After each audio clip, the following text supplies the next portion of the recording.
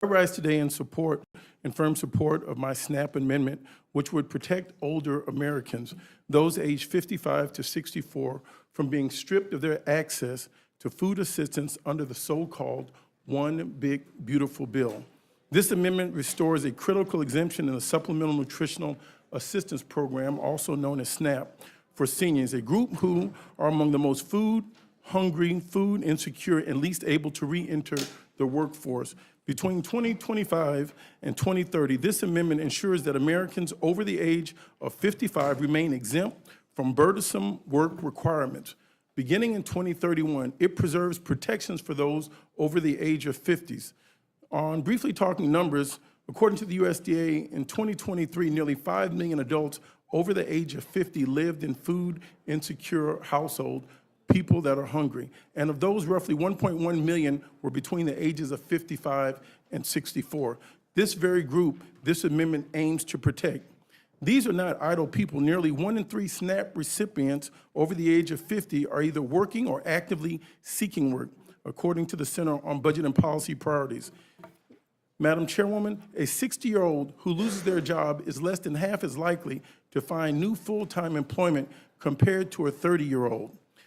I understand the president has asked for one big, beautiful bill, but let me tell you, this bill is brutal. It is not beautiful. This is a monument not to unity, but to disparity. A structural built not on the foundations of justice, but on the shifting sands of privilege. Its architecture is not that of Lincoln's better angels, but of Midas. It's greedy, it's glittering, and it is grotesque. I read this bill, as of all the thinking citizens must, and I find therein not the balm of Gilead, but the cunning draft of a plutocracy and those that try to enshrine those of greater wealth. There are tax benefits for those that are already bloated, regulatory rollbacks for the unshackled corporations, while tightening the manacles on labor requirements, subsidies for oil and wealth, but scarcity for schoolhouses and clinics. Wherein this bill is the struggling mother in Detroit or in Chicago or in Pittsburgh who labors night and day, not for gain, but for survival. Where's the black farmer in Mississippi, still bowed under the yoke of a system that praises liberty, yet denies land and capital? Where is the sick child whose insurance evaporates beneath the ruthless sun of corporate greed? This bill is brutal. This bill is a contradiction, a mockery of our professed ideals. You say it helps families, yet it steals food from their tables. You said it grows the economy, but it shrinks the dignity of work. You say it strengthens America, but it forgets that a nation is only as strong as its poorest citizens is safe, its most vulnerable secure. I ask you to reject this bill, not because it's Trump's bill, but because it is wrong. Replace it with legislation that is rooted in equity and mercy, in the simple, but it might have to be recognized for all men and their women and their wealth and their dignity of work. Remember, ladies and gentlemen, that history is watching us, and history, though patient, is unforgiving. This bill may pass today, and the markets may cheer, but the people will not forget. The people shall remember. They will remember not only what you did, but they will also remember what we failed to do when given the chance to lift rather than to loot. And I say unto you, let it not be written that this house chose beauty over justice, comfort over courage, gilded lies over the golden truth. Madam Chairwoman, I thank you for your time, and I yield back my time. Thank you very much, Mr. Jackson. Mr. Fields, you're recognized for 5 minutes. Thank you, Madam Chair and Ranking Member. I, too, have been here since 1 a.m. in the morning. My office has been flooded with calls, letters, emails from Louisianians worried about losing their Medicaid benefits. These voices come from every corner of the state, proof that the issue hits home for families, seniors, and working people alike. Propose those like monthly work requirement mandates and repeated eligibility requirements is just a bureaucracy trap, not solution. These policies create red tape that disproportionately affect vulnerable citizens, not fraudsters. That is why I'm offering Amendment 205 that modifies Section 44141 of the Budget Reconciliation Bill, specifically targeting language related to Medicare eligibility requirements under the Social Security Act. The key substantive change in adding protection for individuals who are, I'm sorry, is that better? That is why I'm offering Amendment 205 that modifies Section 44141 of the Budget Reconciliation Bill, specifically targeting language related to Medicaid eligibility requirements under the Social Security Act.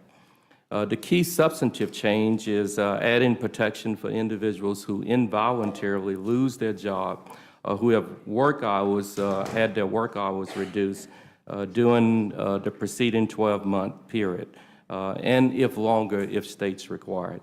This amendment would create a common sense exemption for Medicaid workers, reporting requirements for those who have experienced involuntarily job loss or reduction in work hours that are outside of their control.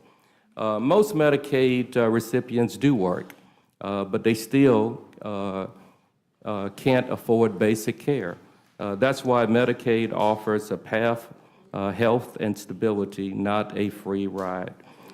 My state specifically stands to lose more than health care. We risk losing the cornerstone of our state economy and stability. Medicaid brings about $15 billion in federal funding to Louisiana. That's over 35% of the entire state budget. Over 1.6 million Louisianians depend on Medicaid, including half of which are children, 2/3 of mothers with newborns, and 3/4 of nursing home residents. According to the nonpartisan Congressional Budget Office, the current proposal would leave at least 8.6 million more people uninsured over the next decade. I support cutting waste, fraud, and abuse, but I will not support it gutting the lifeline of many people. America needs smart, compassionate, fiscally responsible health care policies, but not blunt force cut. This is a catastrophic and unacceptable outcome for Louisiana and for the American people. I thank the chair, and I yield back the balance of my time. Thank you very much, Mr. Fields. Ms. Dean, you're recognized for 5 minutes. I thank you, Madam Chair, and I thank you, Ranking Member McGovern, and my Democratic colleagues for your endurance and for being here, standing watch over this proposed budget, this proposed reconciliation, and the disgraces that are within it that we've really yet to uncover. You know, Madam Chair, I had a very wise and funny godmother. Her name was Joan Casson, and she used to say to me, "Mad, remember, nothing good happens after midnight." So I came here in the middle of the night to see if Joan Casson was correct.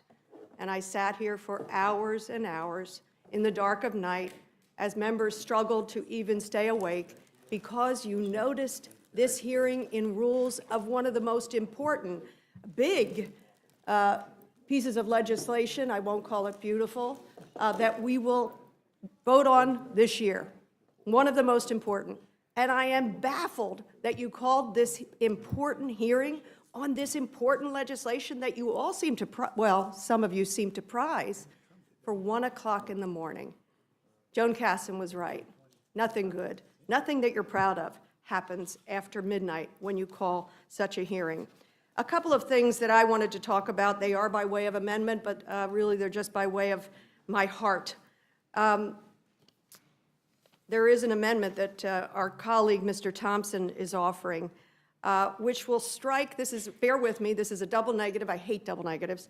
It strikes the removal of the $200 tax on silencers. Right now, and this is since 1934, there has been a $200 tax on silencers, never adjusted for inflation. It's been solid since 1934, but I believe it's Mr. Clyde who wants to die on this hill. Well, others might die on this hill. He wants to remove the tax altogether. Baffling to me. And you know what the dollars are? It's $1.4 billion over 10 years. I did the math. That means something like 700,000 silencers are sold in this country a year. That baffles me. I don't know if that's accurate, but by the numbers and by the math, that's what we're talking about. In 1934, you know what $200 looked like, adjusted for inflation? It's at least $4,600, $4,700, $4,800 would be the tax if we did that today. Why do you think they put such a steep tax on that silencer in 1934? Take a look at the history. The history is the tax was used to try to discourage the purchasing of silencers. Well, this is a committee, this is an amendment, this is an initiative that Mr. Thompson will correct in his amendment, which I'm sure you're all going to go for, that would reduce the revenue, take us down $1.4 billion over 10 years, don't know why, and probably encourage the sale of more. Sounds to me like it is just to appease the NRA and to encourage the industry, all at the cost of our revenues. If we doubled it, if we just went to $400, you could sell only half as many and not lose a penny in revenue. If we tripled it, you might actually discourage some sales of silencers. Wouldn't that be a good thing for us to be doing in this committee? The other thing I want to talk about is substance abuse treatment and substance abuse dollars in Medicaid. In Pennsylvania, in my state, 100,000 Pennsylvanians have access to health care, recovery, treatment, 100,000 in Pennsylvania alone, thanks to Medicaid. What this budget proposes to do, slash that. Let those people go out in the cold. Let them try to find recovery on their own. Let them try to get a life worthy of what they want to become so that they can continue to work, provide for their families. 100,000 people are at risk. So I support an amendment that I know Mr. Tonko is going to be supporting also. He and I are co-chairs on really important committees, caucuses around addiction and mental health and fentanyl poisoning and all the rest. I come at it because I have a son in recovery. I want other families to have children in recovery, not dead. And so this proposed deep cuts to Medicaid make no sense whatsoever, especially at a time, Madam Chair, that I know you care about, at a time when we have reduced the number of overdose deaths in this country last year by 27%. That's something like 30,000 fewer people dead as a result. I implore this committee, make sure you pass this amendment, make sure you pass the Tonko amendment. Let's save lives from these scourges of gun violence and overdose death. I yield back. Thank you, Ms. Dean. Ms. Schulten, you're recognized for 5 minutes.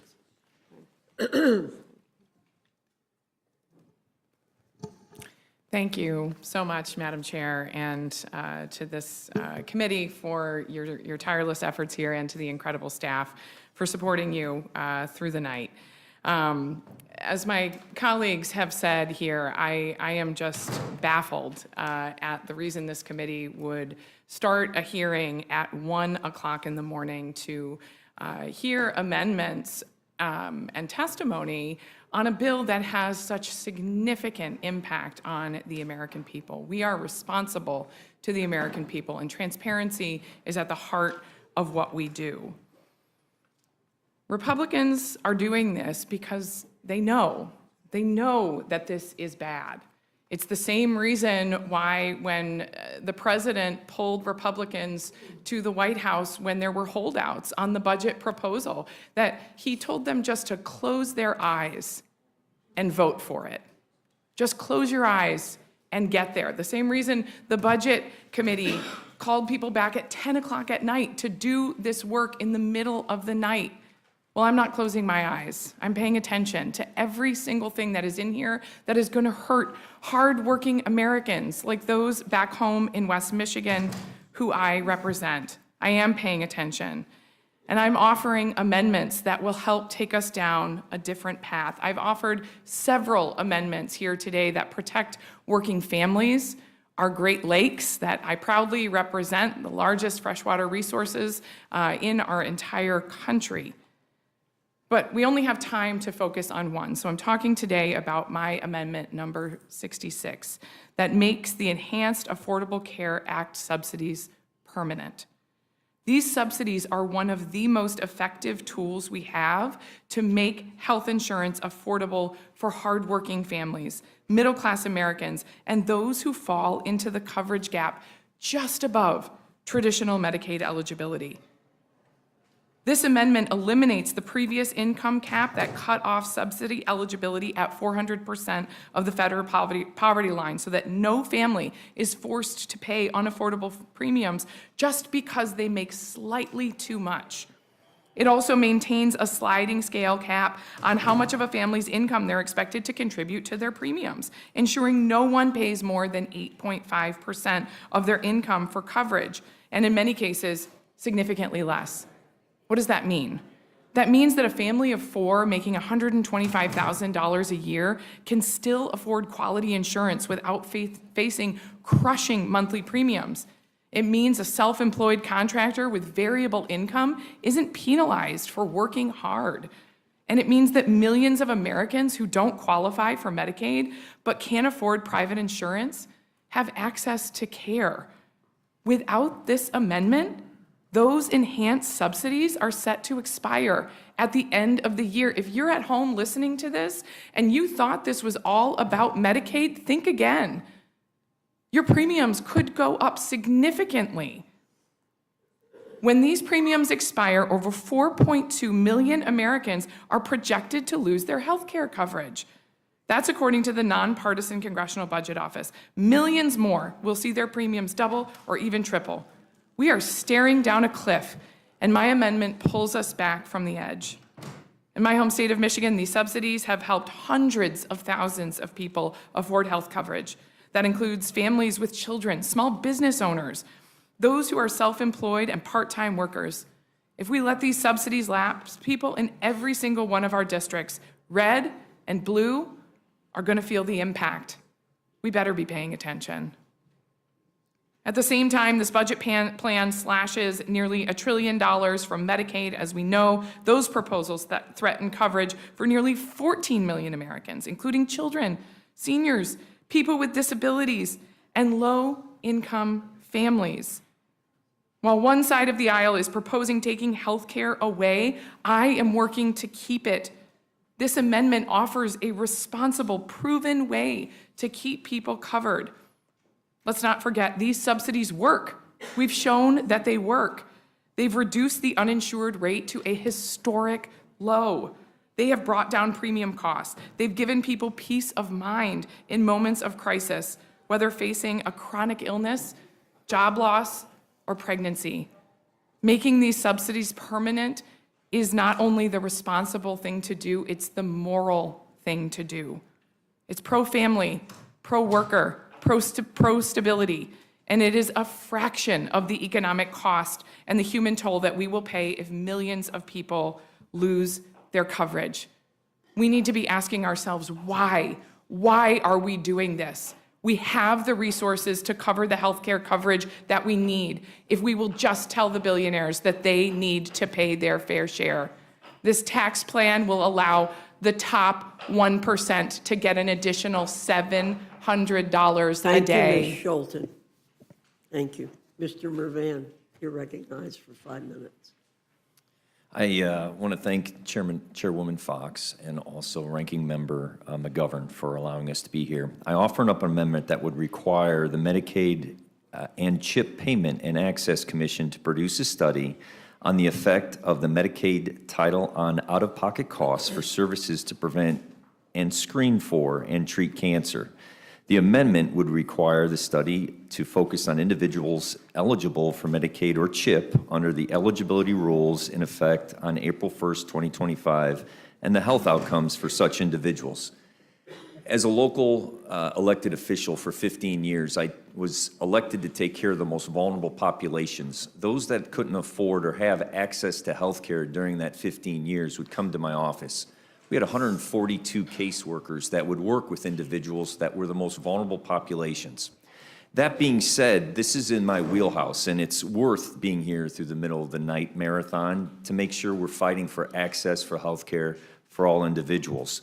I specifically choose this amendment for cancer because each year I meet with NIC, which is Northern Indiana Cancer Children, and what their 300 families that they have provided for are worried about is losing access to health care for their children, losing access, obviously, for individuals with cancer as we reduce the numbers of people who are on Medicaid.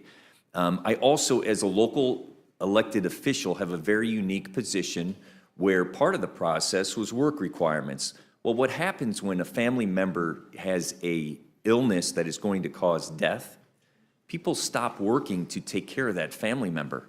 And if you have to provide proof each 6 months while you are facing a crisis in your family, that is going to be the last thing you do, which puts your health care at risk. And so ultimately, why I'm here offering up this amendment is because what my colleagues have talked about, the features and benefits of your bill are ultimately the most wealthy and corporations are going to get tax cuts, where the most vulnerable are going to be punished. And ultimately, I leave with this message. The American Cancer Society, if we can agree upon one aspect of life, Chairwoman, the American Cancer Society has an ad on social media saying just to be specific, 1 in 3 children will have cancer, 1 in 10 adults with a history of cancer have Medicaid for their care. They're advocating against this bill because they know the impact of it. So ultimately, today, what I'm asking for is support of this amendment to make sure that the most vulnerable of populations have access to health care. And with that, I yield back. Thank you, Mr. Mervan. Mr. Tonko, you're recognized for 5 minutes. Thank you, Chair Fox, Ranking Member McGovern, and members of the committee. I appreciate the opportunity to testify on 2 of my proposed amendments. It is said that beauty is in the eye of the beholder, but I just don't see what Republicans find beautiful about this ugly bill. Is it the 13.7 million Americans that will lose their health care, children that will go hungrier, the energy bills that will go higher thanks to repealing critical tax credits? Clearly, Republicans can't be too proud of it. Otherwise, we would not have started this whole process at 1 a.m. in hopes of suppressing debate on its many, many flaws. Given the many problems with this legislation and the fact that it is being changed in the dead of night, I urge you to have an open rule so that all submitted amendments can be properly debated on the House floor. But short of that, I would ask you to make my 2 amendments, numbers 89 and 270, in order. 193,000 people in my district rely on Medicaid.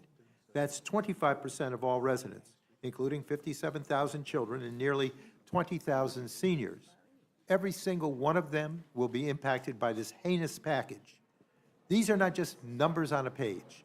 They are deliberate choices with real-world consequences, including real people's lives. And for what? Why are Republicans so hell-bent on cutting Medicaid and forcing people off of their health insurance? So rich people like Elon Musk can get a massive tax handout that they don't need? Amendment 89 supports continued access to behavioral health care through Medicaid. This amendment requires states to stop implementation of the red tape requirements included in the bill if access to substance use disorder treatment services amongst low-income adults decreases. You heard my colleague, Representative Dean, next to me here, speaking in favor of this amendment, and rightfully so. She knows the benefit that this could bring. This would be determined by the number of available SUD providers in the state that participate in Medicaid, the geographical distance for beneficiaries to access a SUD provider that participates in Medicaid, and the rates of SUD treatment amongst low-income residents of the state. Republicans want us to believe that these new paperwork and red tape requirements won't impact treatment for addiction and behavioral health.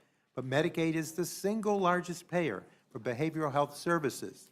These red tape requirements will rip coverage away from millions of individuals struggling with addiction and behavioral health needs.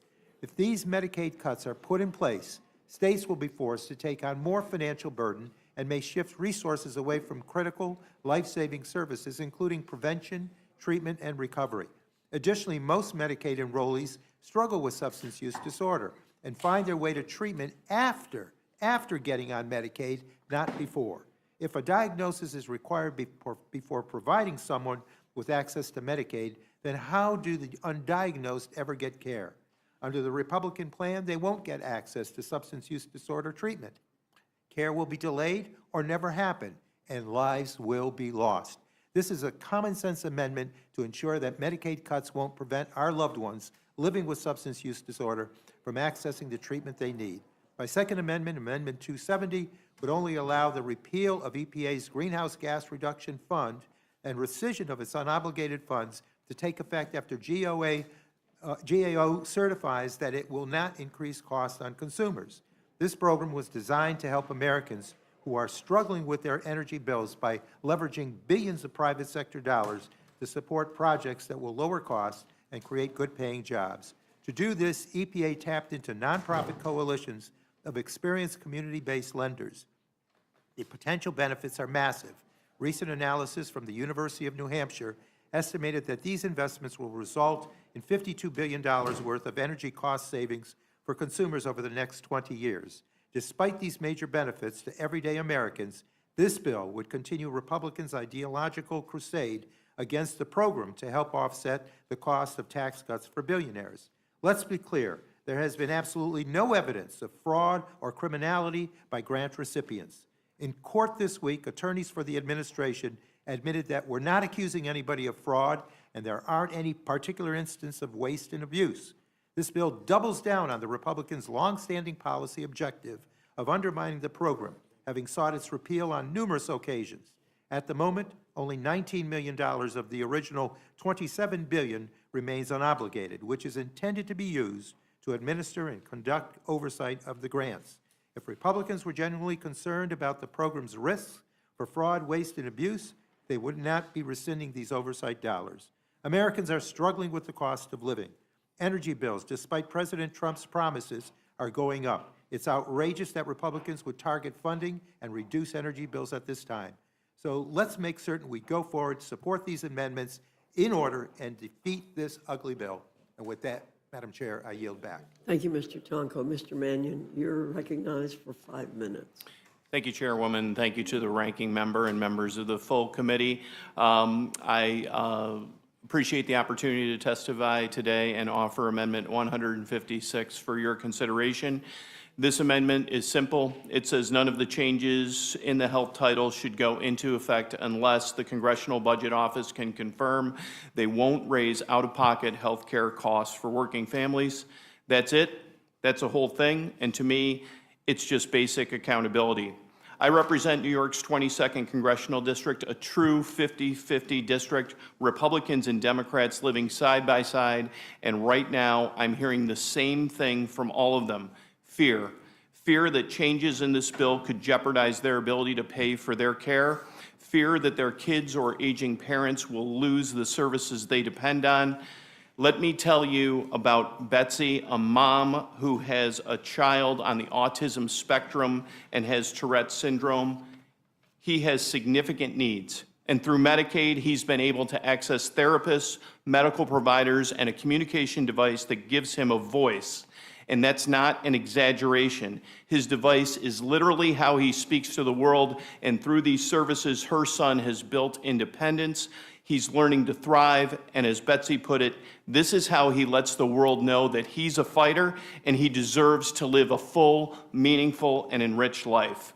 But if we cut Medicaid services, what happens to families like Betsy's? What happens to a child who literally loses their voice? Because we can't take the time to understand the impact of this legislation.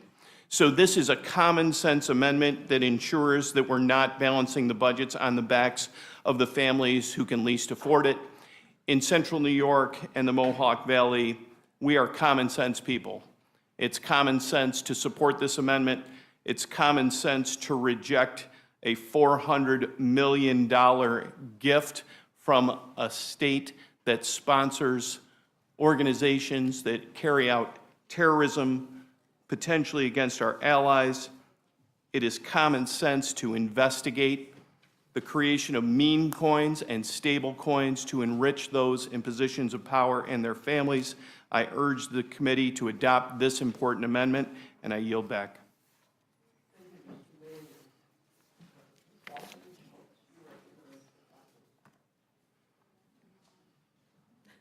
Thank you, Madam Chair, my classmate. It's good to see you, and thank you for the opportunity to present amendments to this bill. For months, Republicans promised repeatedly that their budget would not affect Medicaid, would not make any cuts to Medicaid, and that no one would lose their Medicaid. It's the same promise Donald Trump made on the campaign trail among his countless other lies. Well, here we are about to bring one big, ugly bill to the floor, with this committee hiding behind closed doors in the dead of night when presenting the details of this harmful legislation. Republicans are trying to ram through a slew of dreadful policies that will weaken our country, economy, communities, and families everywhere. This bill is pure cruelty. Republicans and President Trump lied to people all over America, and millions will lose their Medicaid coverage. The CBO confirmed this. It is a fact. Therefore, my First Amendment strikes the provision limiting state-directed payments, which I know worries many of my Democratic and Republican colleagues alike. State-directed payments are a lifeline for hospitals, nursing homes, and other providers in our safety net that treat a high volume of Medicaid beneficiaries. Medicaid often reimburses providers at rates below the actual cost of care. In Florida, Medicaid repays providers at about 48 cents for every dollar spent to provide care. This is why states like Florida have these agreements in place to address the shortfalls for hospitals that operate on razor-thin margins and need help bridging that gap. The Republican bill before us today would hamstring states, ironically, most of them red, by taking away their ability to manage their programs effectively and removing needed flexibility. This will have a cascading effect. Providers will be harmed, then be forced to limit services, which negatively affects Medicaid patients. And where will the Medicaid patients turn? To the emergency room. And that, of course, hurts hospitals even more because it's the costliest point of entry into our healthcare system. This will make healthcare pricier and harder to find. In other words, working families pay for Republican tax cuts to the wealthiest by giving up their own healthcare. That's why my First Amendment strikes this provision so that the safety net hospitals in my community and the people they serve in my district don't suffer needlessly for the benefit of the wealthy. And this affects hospitals across the country, and many will close as a result of this change. Mark my words. Moving on, my Second Amendment is deeply personal to me because many of you know I'm a breast cancer survivor, and we have millions of other cancer survivors in this country. I know what it feels like to wake up every morning not knowing what the next scan will show, not knowing if I'd be there for my children's next birthday, or see them grow up, get married, and maybe have their own kids one day. And it shatters me to know that this bill will harm people who are grasping for hope, desperate to survive this terrible disease. My amendment prevents this horrible, ugly bill from taking effect until the HHS Secretary certifies that not one of its provisions harms cancer patients and their access to care. Over 10% of cancer survivors rely on Medicaid for their care, and more than 1/3 of children newly diagnosed with cancer in our country are enrolled in Medicaid or CHIP. Medicaid is a lifeline to so many cancer survivors, and they don't need any obstacles or uncertainty to accessing their care, nor do they need to struggle just to stay alive. Also, Republicans can stuff more big tax breaks into the pockets of big corporations and the super rich. Survivors who rely on Medicaid will die because of this bill. Full stop. It's shameful. You want to talk about saving taxpayer dollars? Then fund early screening. Fund treatment. Help prevent advanced stage cancer, because we all know that preventing diseases like cancer and catching it early, as I was able to, is far less costly than treating it when it has advanced and spread. Access to insurance saves lives and lowers costs. I know you know that, but you simply don't have the courage to stand up to Donald Trump and defend your constituents for fear he'll tweet a primary opponent for you. And spare me the excuse this bill only kicks off ineligible people from Medicaid. That is false, and you know it. This moment calls for courage, not self-interest. It requires a heart, not a headline. There are 110,000 people in my district who are at risk of losing their Medicaid health care under this terrible bill. A majority of them are children. Nearly 30,000 are seniors. And I'm up here I'm sorry, I've been here since the middle of the night, fighting for them. Why? Because Republicans turned their back on the people that you represent. You have to push this midnight madness because you're putting your constituents in dire situations and you want to block them from defending themselves. And you want to ensure they can't by yanking their health care while they're sleeping. I know how important Medicaid is to so many Floridians and people across the country, and I swear I will defend it to my last breath. So I ask each of you, would you vote for a bill that could take away the care of a loved one facing cancer when they needed it most? Hide in the dark if you want, but history is watching, and the people that we all serve will remember how you answered. I yield back. I'm going to take a point of personal privilege and ask Mr. Jackson if he would, there are 3 of us who attend prayer breakfast regularly with you. Would you like to invite other people to go tomorrow morning, Mr. Jackson? I'll give you a point of personal privilege. Thank you so much. Yes, I am the bipartisan co-chair of the National Prayer Breakfast. I would like to invite all of my colleagues out for friendship, fellowship, and exhibit of faith. Please join us tomorrow morning, 8 a.m. in the here in the members' dining room, and let us pray for the food we're about to receive, not the food that has left our table. Thank you. Mr. Norman, do you have any questions? Mr. McGovern? I don't have any questions. I support all of your amendments. You are like my heroes for lasting as long as you have and being here, because I think it's important to remind the American people that there's a lot in this bill. I mean, everything from the repeal of the tax on silencers to the issue about making sure that people get adequate health care, especially young kids when they're diagnosed with cancer. And again, I just think this is such a profoundly bad bill that is going to hurt so many people. And I think, we just need to make sure that the American people know that we're on their side. And so I thank all of you, and I yield back my time. Thank you, Mr. McGovern. Ms. Scanlon? Thank you. Again, I want to thank you all for your willingness to tough it out here with us as we're now on hour 13, which is so much fun. But I really appreciate the attention and the care you've brought with your amendments, thoughtful amendments to try to improve this bad bill and to highlight the economic, the environmental, and even the existential harms that it's likely to cause the American people. Especially want to thank my sister in service to Southeastern Pennsylvania for the life-saving amendments that she has introduced to reverse cuts to substance use disorder services and to address this tax cut that would make it easier to purchase silencers for firearms. So thank you all. Thank you, Ms. Scanlon. Mr. Scott? Sorry, I yield back. Well, first of all, Madam Chair, Mr. Jackson, I appreciate the invitation and especially the optimism that we may be done by the time the prayer breakfast starts tomorrow. I would just point out that there's a lot that's been said about suppressors with modern printing, 3D technologies, everything else right now. You can go on Amazon and buy all the parts to make anything you want. So I think there's either way, it's unrealistic to think it can be stopped once the technology has reached the level that it has. And in many countries, it actually mandated. Yeah, in many countries, it's my time. In many countries, it's actually mandated that you use a suppressor if you're gonna hunt. And with that, I yield back. Thank you, Mr. Scott. Mr. Neguse, you're recognized. No questions, Madam Chair. Just again, gratitude to our colleagues for being here and for submitting your amendments, all of which, of course, we agree with and support. And I'll yield back. Okay. Thank you, Madam. Go, Mr. Griffith. Oh, sorry about that. That's all right. I actually really love hearing from you. Well, you never know what I'm going to say.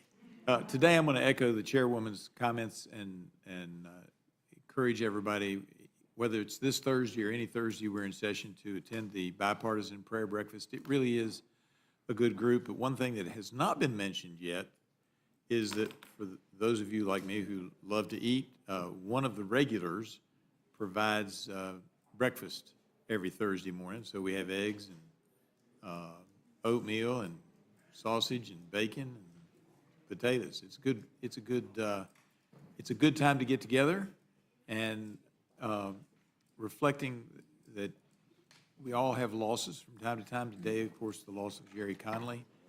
It's sometimes good to get together, not as adversaries, but just getting together as human beings who care for one another. I yield back, Madam Chair. Thank you. Ms. Ledger Fernandez. Thank you, Madam Chair. And I really do want to thank both all the members of this panel, the previous panels, and the people who are waiting to speak. Because I want to point out that because of all of my Democratic colleagues, we did prevent them from passing this bad rule in the dead of night. You have made sure that the sun is shining on this process. And you are, by the way, I think, the third panel, and ABC. There are nothing but great C's that I have heard in this. We have talked about corruption and the need to fight it, about having the courage of standing with your constituents, about cancer. And the fact that we can do something about it because we know what it feels like. Today of all days, we know what it feels like when you lose somebody to cancer. We've talked about the cruelty of the bill and the importance of care, which I think ties into the idea of the prayer breakfast. Care. Care for others, the elderly, those with mental health issues, those who need help with drug addiction. So thank you, this third panel, for enlightening us as to all of these subject areas. Muchísimas gracias. Thank you. Thank you. Thank you, Ms. Ledger Fernandez. And I thank the panel for being with us. And there being no further questions, you're excused. And I will ask Ms. Berrigan, Ms. Randall, Mr. Larson, Mr. Whitesides, Mr. Caston, Mr. McGarvey, Ms. Trahan, and Mr. Danny Davis to come forward.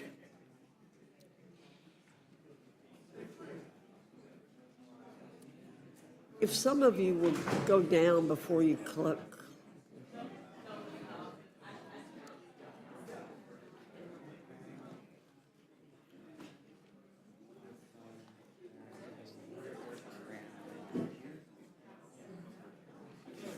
All right, here.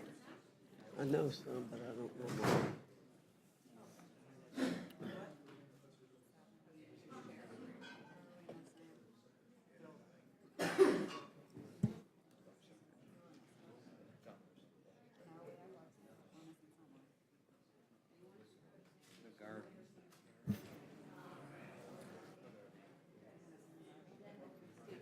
Who are missing?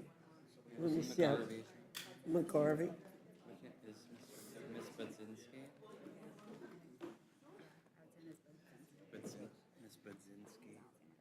Who? Budzinski. Budzinski? Budzinski, if you would come forward. You dropped something.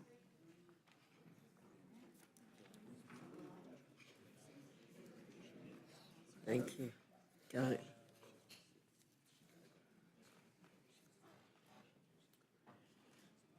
I'll recognize you in the order that I called out your name. Some people want to know what order you're in. So again, we're just doing it by the names that are given to us. Ms. Berrigan, you're recognized for 5 minutes. Thank you, Madam Chair. I have an amendment titled Health FCD AMD 88. My amendment removes red tape and improves access to the Children's Health Insurance Program, also known as CHIP. Let me be clear, this amendment does not expand CHIP eligibility. It simply makes sure that kids who are already qualified can actually get the coverage they need and keep it. That's it. CHIP provides low-cost health coverage to children in families who earn too much to qualify for Medicaid, but not enough to afford private insurance. When kids have health coverage, they do better, not just in childhood, but for life. They're healthier adults. They attend school more regularly, and they succeed more in the classroom. My amendment takes two simple, powerful steps to protect kids. First, my amendment ends waiting periods, because when a child loses coverage, they shouldn't have to sit and wait for care. Right now, 9 states force children to wait up to 90 days before they can enroll in CHIP, even after they lose coverage. 3 months with no access to checkups, a prescription, or a specialist. Imagine being a parent in that position. These gaps can result in delayed treatment and increased financial risk for families. Some of the states that impose waiting periods also have the highest rates of uninsured children in the country. It's cruel and unnecessary. Second, my amendment ends annual and lifetime limits on benefits. In 13 states, kids enrolled in CHIP can face strict limits on the care they receive, including limits for dental care. That means even if a child needs treatment, their plan may stop paying once they hit a cap, not just for the year, but for their entire life. Limits like this are not allowed under most insurance programs, and it shouldn't be allowed for children under CHIP. It's unfair. Let me tell you about Emily Dent, a mother from Cape Coral in Florida's 19th Congressional District. Emily's 8-year-old son, James, was kicked off of Medicaid because their family's income was too high. But leaving James uninsured is not an option. He has a rare genetic disorder. It's called Pulaski-Killen syndrome, and he relies on round-the-clock care from a nurse. Emily, his mother, said he has to have health insurance, but it's going to drain my savings, which was going to be to save for a house one day.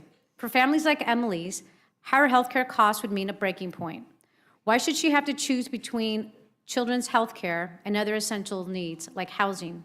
This is why it's so absolutely vital that we take steps to protect CHIP today.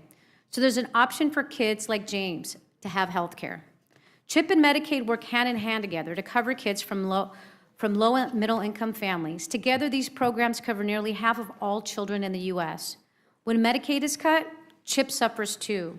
States could impose new or higher CHIP premiums and cut people's access if they failed to pay. States could cut CHIP benefits, eligibility, or outreach to deal with budget shortfalls. Or doctors and hospitals could get paid less, which means longer wait times and fewer available providers for kids. In this budget, Republicans are gutting hundreds of billions of dollars in Medicaid funding, failing to extend enhanced premium tax credits for the ACA marketplace, making it harder for kids to access CHIP coverage. This is a triple blow to working Americans' access to health care, and kids will suffer, all to pay for billionaire tax cuts. No parent should have to choose between paying the bills and getting their child the health care they need. Right now, kids face dangerous and unfair waiting periods and lifetime limits on their care. Why shouldn't we fix this for children? My amendment is simple. It says kids shouldn't be punished with unfair rules just because their families are struggling to make ends meet. Every child deserves a healthy start.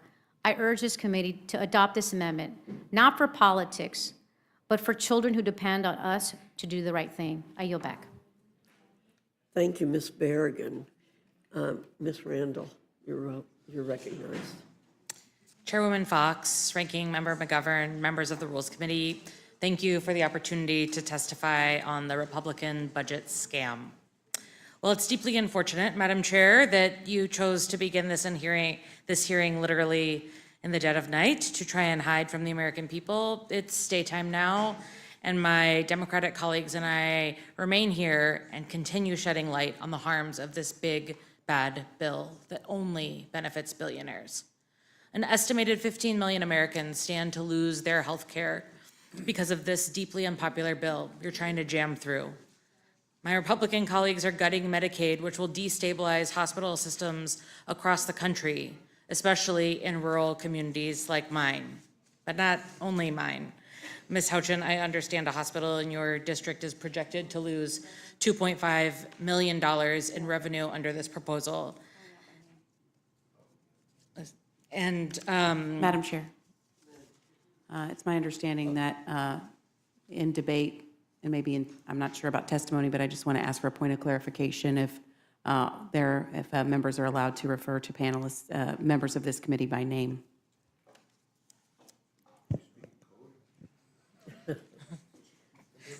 Okay, apologies. It's my first time before the Rules Committee. Yes, right. If Yeah, you that's okay. can do, you can refer to other members by state. Okay. Appreciate the clarification. Thank you. And there are other colleagues on this panel whose hospitals stand to lose $884,000 from this proposal. So many of our hospitals are on the verge of shutting their doors because of this bad bill. Just yesterday, President Trump even told your conference, don't F around with Medicaid.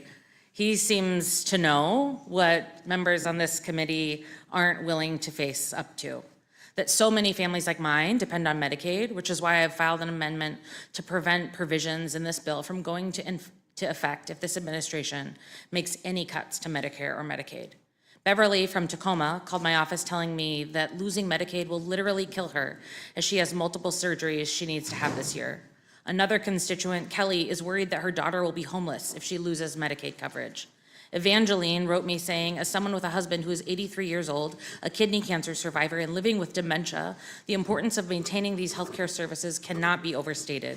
They're vital for seniors and those with chronic conditions to receive necessary medical support and assistance. It's not just Medicaid that's at risk. Millions stand to lose health coverage because the majority is not extending the ACA's enhanced premium tax credits, which my constituent Denise wrote me about, saying she has lupus and she won't be able to afford health insurance and treatment without those benefits. For the American people watching at home, because, Madam Chairwoman, despite your attempts to deceive the American people by beginning this meeting in the middle of the night, know that they are still watching this majority's every single move. And the bottom line is that this bill will make your air dirtier, your water filthy, and dismantle the healthcare system so that when you inevitably have health complications from all this increased pollution, you won't even be able to afford treatment. All so that Republicans can finance trillions of dollars in tax cuts for wealthy and well-connected people. While President Trump and his friends get jets and giveaways, he wants Americans to be forced to choose between feeding their families and paying for prescriptions. I won't stand by and watch it happen.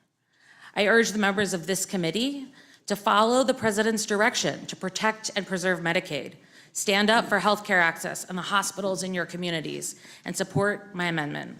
These cuts to Medicaid are just the beginning of harmful provisions in this bill that I'm concerned will hurt my neighbors back home and hurt all of your neighbors. On behalf of the 27,000 federal employees I represent, I'm incredibly concerned that this bill would steal their retirement benefits and strip away other protections. That's why I have also got an amendment to prevent a provision that would chill the reporting and appeal process with the Merit Systems Protection Board by requiring them to spend several hundreds of dollars on fees from going into effect. Our government cannot function without a strong, healthy federal workforce and their ability to approve Social Security benefits, to work in our national forests, to protect against fire, and to protect our national defense is essential. We're seeing already how gutting agencies is harmful to critical infrastructure and tribal priorities in the Pacific Northwest. That's why I'm also offering several additional amendments to ensure proper staffing at NOAA, force the administration to release bipartisan infrastructure law funding appropriated by Congress, require tribal consultation, and increase funding for critical tribal education programs. Unfortunately, in committee, my Republican colleagues seem to be scared to even engage in conversation or debate on this bill or any of my amendments. So that's why I'm back here in front of the Rules Committee asking if any Republicans here are willing to speak up and defend the terrible cuts included in this bill. And if you also aren't able to find it in you to speak up about these cuts, then I urge you to make my amendments in order, and let's take it to the House floor. Thank you. I'm going to take a point of personal privilege here and say, I thought members could see from the last panel and from the way I've conducted this meeting that I'm trying to be very bipartisan and to respect everybody who's here. I generally do that. I hope that's what's coming across, so I ask people to see that we try to be a role model here in being bipartisan and not to attack members personally. We can disagree on policy, but we don't need to attack each other personally.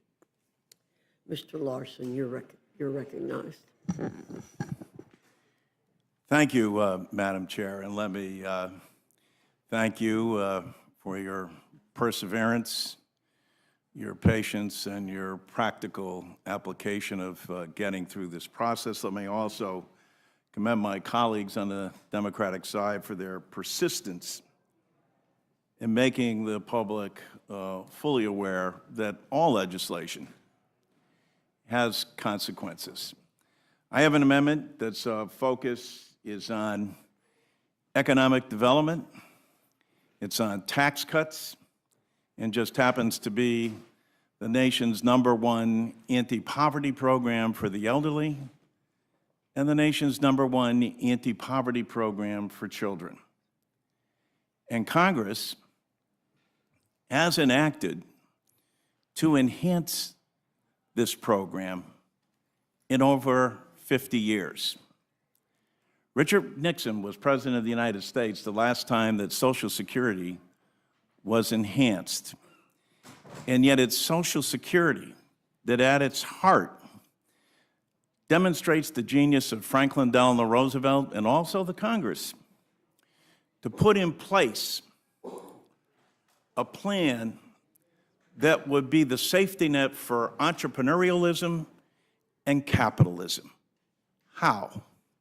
By making sure that every congressional district and the people within those districts in difficult times, whether in retirement or whether through no fault of their own, there were layoffs, that people were able to continue to receive a payment. No one gets wealthy on Social Security, you all know that. But it is able to sustain families during difficult time. And the shame here is that these are very difficult times in post-pandemic and now in this inflationary, global inflationary period that we're going through as well. People's kitchen table discussions are, how are we going to do this? And here's the startling fact, and I think every member probably knows this on both sides of the aisle.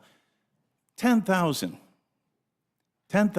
baby boomers a day become eligible for Social Security. On average, and you're blessed here in this committee, and especially on the Republican side, the average Social Security amount of money that goes to every district monthly, is in excess of $200 million. In the case here, it's over $300 million. That's the good news. The bad news is it hasn't been adjusted in more than 50 years. Imagine how the people in all of our districts feel when they get these statistics. Now, I give every member of Congress a little card, and on that card it demonstrates not only how much people get in retirement, but what spouses, what widows, what dependent children, and disability, another thing we don't mention enough about Social Security. I come from an insurance center of the world. And, you know, the administrative costs for insurance companies run anywhere between 16 and 28%. And we have some damn good insurance companies in Hartford, Connecticut. But Social Security manages the largest insurance program in the country, maybe the world. And it does so at under 1% administrative costs. And to see the closing of regional offices, the shutting down of work, so that people aren't able to actually talk to a human being. You're all good people. You all have the same kind of constituents that we have. I know, Madam Chairman, that people like us, or at least my age, want to be able to talk to a human being. Don't want to go through press button number 1, press button number 2, press button number 3, and you're lucky if you ever get to talk to anybody. So here is something that has to be enhanced, that improves the whole economy, gives a tax cut, a real tax cut to more than 23 million Americans. There should be no double taxation of Social Security, and yet there is. So I implore and ask your help to pass this amendment. Thank you, Mr. Larson. Mr. Whiteside, you're recognized for 5 minutes. Thank you, Madam Chair. I'm George Whitesides, a new congressional representative for California's 27th Congressional District. I find it amazing that we are working on what may be the most expensive bill that the nation has ever seen and putting it through Congress in this way, but that's for another time. I'm here because I thought it was important to bring the voices of our district to this debate. I want to start by talking about what would happen if we do not pass this bill. First, for folks in my area, if we don't pass this bill, most people would actually get a tax cut. That's because this bill does not fully fix the state and local tax deduction problem that President Trump created in his first term. If we don't pass this bill, then we won't add $3.8 trillion to our national debt. We won't saddle our children and our grandchildren with our own irresponsibility. If we don't pass this bill, then we won't cause 14 million Americans to lose their health insurance coverage and millions more who will see their health care costs increase. We won't hurt local hospitals like the Antelope Valley Hospital or Palmdale Regional or Henry Mayo Hospital in my district. We won't cause emergency rooms to become even more crowded. If we don't pass this bill, then we won't leave millions of Americans, millions of children, without the ability to put food on the table. The bottom line is that this bill threatens the most basic needs that Americans rely on. People want us to be focused, instead, on lowering their everyday costs and growing jobs. I put forward 2 amendments to this bill that would cut costs and help grow jobs. The first amendment would help folks in my area who've been devastated by the Chiquita Canyon landfill. That's number 214, ma'am. The second, number 218, would preserve the tax incentives for hydrogen, one of the industries of the future that this bill would catastrophically damage if passed. Let's be clear, these clean energy tax credits are not frivolous spending. They are strategic investments that are already yielding tangible benefits across our nation. Since their passage, we've seen roughly $500 billion in new clean energy project announcements and more than 500,000 new jobs created. This isn't not just about environmental policy, it's about turbocharging American manufacturing, creating good-paying jobs, and lowering energy costs for families. In fact, if we repeal all of the clean energy tax credits, the average American family will see their energy bills increase. Every dollar of federal investment is stimulating $5 to $6 in private investment. That's a powerful engine of economic growth, not a drain on our treasury. Hydrogen in particular is not just another fuel, it's a game changer, Madam Chair. It's the critical link to decarbonizing hard-to-abate sectors that traditional renewables struggle to address, like heavy-duty trucking, steel manufacturing, and cement production. These are the industries that employ millions of Americans and are foundational to our economy. Eliminating these hydrogen tax credits would be a catastrophic mistake. It would devastate projects already underway across the country, like the Arches Hydrogen Hub in my district. It would stifle innovation, cede our leadership in this burgeoning global market to competitors like China, Europe, the Middle East, Australia. They're not letting up. They're heavily investing in their own clean hydrogen capabilities. Estimates show that reaching our target of 10 million tons of hydrogen by 2030 could unlock up to $240 billion in investments and create over 200,000 new jobs. These are not mere projections. They are opportunities waiting to be seized. To pull the rug out from under these investments now would be to undermine our future. It would signal to investors that America is not a reliable partner, chilling future domestic and international investment. We'll raise energy costs for American households, stifling innovation, increasing pollution, and putting a meaningful portion of $500 billion of new manufacturing at risk. Let's remember, many of these investments are landing in states represented by both Republicans and Democrats. To your point, Madam Chair, about bipartisanship, demonstrating the widespread economic benefit. This should not be a partisan issue. It is an issue of American competitiveness and prosperity. This bill hurts our future. For folks in my district, it raises their costs, cuts their health care, mortgages the kids' future, kills new jobs, hurts our planet. Thank you. I yield back. Mr. Keston, welcome to the Rules Committee again. Pleasure to be back, Madam Chair, Ranking Member, members. I'm here in support of 4 separate amendments. Number 376 corrects a conflict in this bill between the bill and current law, specifically Section 3 of the Natural Gas Act, which requires that any new natural gas export facility has to be in the public interest. That law is contradicted by the pay-to-play provision in Section 41004, which says that a developer who pays the lesser of $10 million or 1% of construction costs receives automatic approval, their review is not completed in an expedited timeline. My amendment fixes this section by clarifying that the approval of any new LNG facility not associated with an existing free trade agreement has to get a prior determination by the Secretary of Energy that the project is in the public interest, consistent with an analysis that was just done by the DOE on a separate facility last year. That analysis found that new LNG facilities would raise domestic natural gas prices, makes sense, tighten domestic supply, price goes up, would not facilitate national security since new exports flow predominantly to commodity brokers and U.S. adversaries in Asia, and it also quantified the massive climate risks created by those facilities. Now, I realize that some of my Republican colleagues don't believe in climate change, and I also realize that the fossil fuel industry prefers higher fuel prices. But if you hold those views, I'd ask you please to consider our national security. Gas demand has flattened in Europe. It's peaked in Japan. It's expected to flatten in South Korea by 2030. China is now the world's largest importer. It is in China's national interest that we send them our natural gas. It is not in ours. Amendment 380 restores the appropriated funding from the Inflation Reduction Act for electric transmission and offshore wind. This amendment is necessary to ensure that American homeowners and businesses continue to have access to affordable and reliable electricity. Over the last decade, U.S. coal demand has fallen by over 50%, 5-0.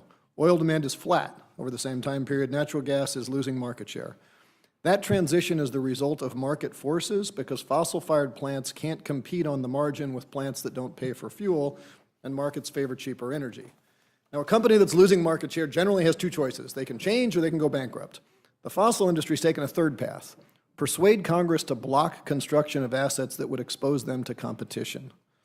So a bill that repeals incentives to build transmission is a bill that sides with the economic losers. And I want to point out, this is not just about markets, because as companies consider whether they're going to build their next factory in the U.S., we don't want them to wonder whether our grid can handle the load. And when extreme weather knocks out the part of the grid that serves your town, I want to make sure that there's a redundant transmission path available to ensure that your family stays safe. So we need those back. Amendment 385 would reinstate incentives for cleaner transportation options and charging facilities. Also includes legislation I've introduced with Representative Matsui to spur innovation in the U.S. automotive sector. Let's talk about global, not U.S., global automotive markets. More than 25% of all cars sold this year are electric. That number is projected to rise to 40% by 2030. China now produces more than 60% of the world's electric cars and 80% of the batteries that power them. The EV demand is not because the world got woke, except in the sense that you've got to be damn close to comatose to prefer a car that costs more to fuel, more to maintain, and has crappier acceleration. This bill is not going to change those trends. It simply determines whether or not we cede control of that growing market to the Chinese. So if you count yourself among the so-called America First movement, this amendment is for you. Finally, Amendment 386 would strike Section 50003 to ensure that the Consumer Financial Protection Bureau, or CFPB, has the funding necessary to do their job. As drafted, that section would cut CFPB's funding by 70%. Now recall that the CFPB was created by the Dodd-Frank Act in response to the 2008 financial crisis. That crisis was driven because we had this financial regulatory system created in the 1930s where financial firms were regulated according to their designations. Are you a bank? Are you a thrift? Are you an insurance company? Et cetera, rather than by their activities. And as financial markets evolved, that left regulators with conflicting and frequently incompatible supervisory responsibilities. That weak supervision caused risk to migrate outside of the traditional banking system, ultimately landing on taxpayers and consumers, and so the 2008 financial crisis came. Congress created the CFPB to ensure that wouldn't happen again, and it has been wildly effective. It has returned more than $21 billion, the B dollars in relief, to 205 million Americans. But even that understates the benefit. because a cop on the corner stops more crime than he catches just by his presence. Defunding the police force will cost us a lot more than the $21 billion that they've already recovered. And the need for this particular cop is growing as the CFPB is the primary regulator of non-bank financial technology companies. That category will soon include Elon Musk's new platform, X Money. Now, I don't know if you know who Elon Musk is, but the more I learn about him, the less I like him. Up until recently, he was a special government employee who embedded people without proper security clearances in our Treasury payment system with read and write access, is now suspected to have private confidential information about the income, expenses, and bank routing numbers of every American taxpayer. He's an active supporter of neo-Nazis in Germany and white supremacists in South Africa, and owns several companies that have economic ties to the Chinese Communist Party. I hope you share my concern that that individual should be closely monitored. Mr. Caston, your time is over. I encourage support for all 4 amendments. Mr. Caston. Ms. Budzinski. Thank you, Madam Chair. I appreciate this opportunity, and thank you to Ranking Member McGovern. I'm here to testify today in support of Amendment Number 216, which is intended to make high-speed internet access more affordable. I want to also just take a moment, though, to say that I'm in part here to stand up for my constituents, that there are some really damaging provisions within this bill that are going to impact them directly. 19,000 of my constituents are going to see over a $1,000 increase in their premiums for health care. 28,000 of my constituents are going to lose health care coverage. And additionally, 15,000 families are going to lose access to SNAP. And many of those families are families that have children in those homes. So I just wanted to say that I'm speaking on behalf of this amendment, which gets to affordability, which I think is a bipartisan issue that we all want to address. But I would be remiss if I didn't stand up and speak out for the constituent impact that's going to be on these health care and SNAP provisions as well. My amendment would lower costs, though, for working families by using a small portion of the revenue from Spectrum auctions to reestablish a broadband affordability program like the Affordable Connectivity Program. Right now, this is what the American people need. This is what rural America needs. But instead of policies to lower costs and make life more affordable, the president has entangled us in expensive trade wars. Moving forward with this bill will raise prices. In fact, these trade games could cost the average American family up to $4,000 more per year. That is $4,000 to many folks that simply just do not have that money in their pocketbooks. My amendment introduces a measure of fairness into this otherwise harmful bill. This simple amendment puts working families first. Spectrum, the invisible radio frequencies that carry our wireless signals, is a limited public resource. The proceeds from auctioning it off should be reinvested in the public good, not to offset tax cuts for billionaires. Let's be clear, broadband is not a luxury, it is a necessity. Families rely on it to pay bills, do homework, and earn a living. Yet the high cost of service remains the #1 barrier to staying connected. A recent survey found that nearly 2/3 of adults saw their internet bills rise over the past year. 1 in 5 said rising prices forced them to downgrade, switch, or cancel service altogether. Every time a family is pushed offline because of cost, we fall behind as a country. The Affordable Connectivity Program, or ACP, was a proven solution that brought millions of Americans online. But despite its success, Republicans allowed its funding to lapse last year. Nearly 23 million households rely on ACP, including 78,000 households in my congressional district in Illinois alone. When the program expired, many saw their internet bills spike overnight, and those who couldn't afford to pay were cut off entirely. This was just the beginning of the wave of Republican-led price hikes that continue to hit working families. Now the president wants to unilaterally repeal the Digital Equity Act, the clawback funding Congress appropriated to implement it. These programs were designed to help seniors, veterans, rural residents, and people with disabilities get the tools and training they need to get online. Republicans are also attempting to eliminate the requirement under the BEAD program that internet service providers offer. affordable plans, despite the fact that these networks are built with taxpayer dollars. Just this month, Senate Republicans voted to permanently repeal an FCC program that would provide Wi-Fi hotspots to school children. We've seen what these choices lead to, kids doing homework in fast food parking lots or outside of libraries, like what we saw during the pandemic, and this is just quite simply unacceptable. We have made progress in closing the digital divide, but it's critical that we finish this job. Study after study confirms that cost is the biggest barrier to broadband access. Any serious solution we must tackle that head on. My amendment does just that. It delivers real relief to working families already struggling under President Trump's price hikes. I urge my colleagues to support this, and I yield back. Thank you very much. Ms. Trahan, you're recognized. Thank you, Madam. Madam Chair, I'm offering Amendment 307 to... Oh, got it. Thank you. Thank you. Madam Chair, I'm offering Amendment 307 to safeguard access to IVF for millions of women who rely on it to start their families. And while I appreciate the opportunity to be here and to offer this amendment, as well as this committee's perseverance, there is nothing bipartisan or transparent about this process when so much of the debate over this bill happened in the middle of the night while most Americans were sleeping. It was a blatant attempt to prevent folks from tuning in, from hearing the contents of this disastrous bill, but people are watching. They're seeing what you're trying to do, and they're going to see how you vote on this amendment, which would simply require that the Secretary of Health and Human Services certifies that the GOP's reconciliation bill does not reduce or restrict state Medicaid programs from covering infertility treatment, because the ability to start a family should never be a privilege reserved only for the wealthy.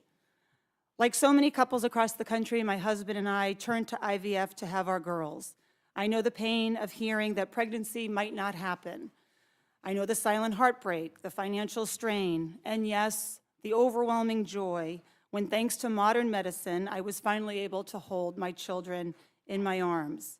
Every woman deserves that chance. President Trump recently called himself the father of IVF and claimed he wants to make it easier for women to have children. But actions speak louder than words. Just last month, this administration eliminated the CDC's reproductive technology surveillance and research team, the very experts who tracked IVF outcomes and access for over 30 years. Without that data, we're flying blind. And now, House Republicans are threatening deep cuts to Medicaid, the very program that could make IVF accessible to working families. Today, most Medicaid programs don't cover IVF. And for the majority of Americans without insurance coverage, IVF, which can cost upwards of $15,000 per cycle, is simply out of reach.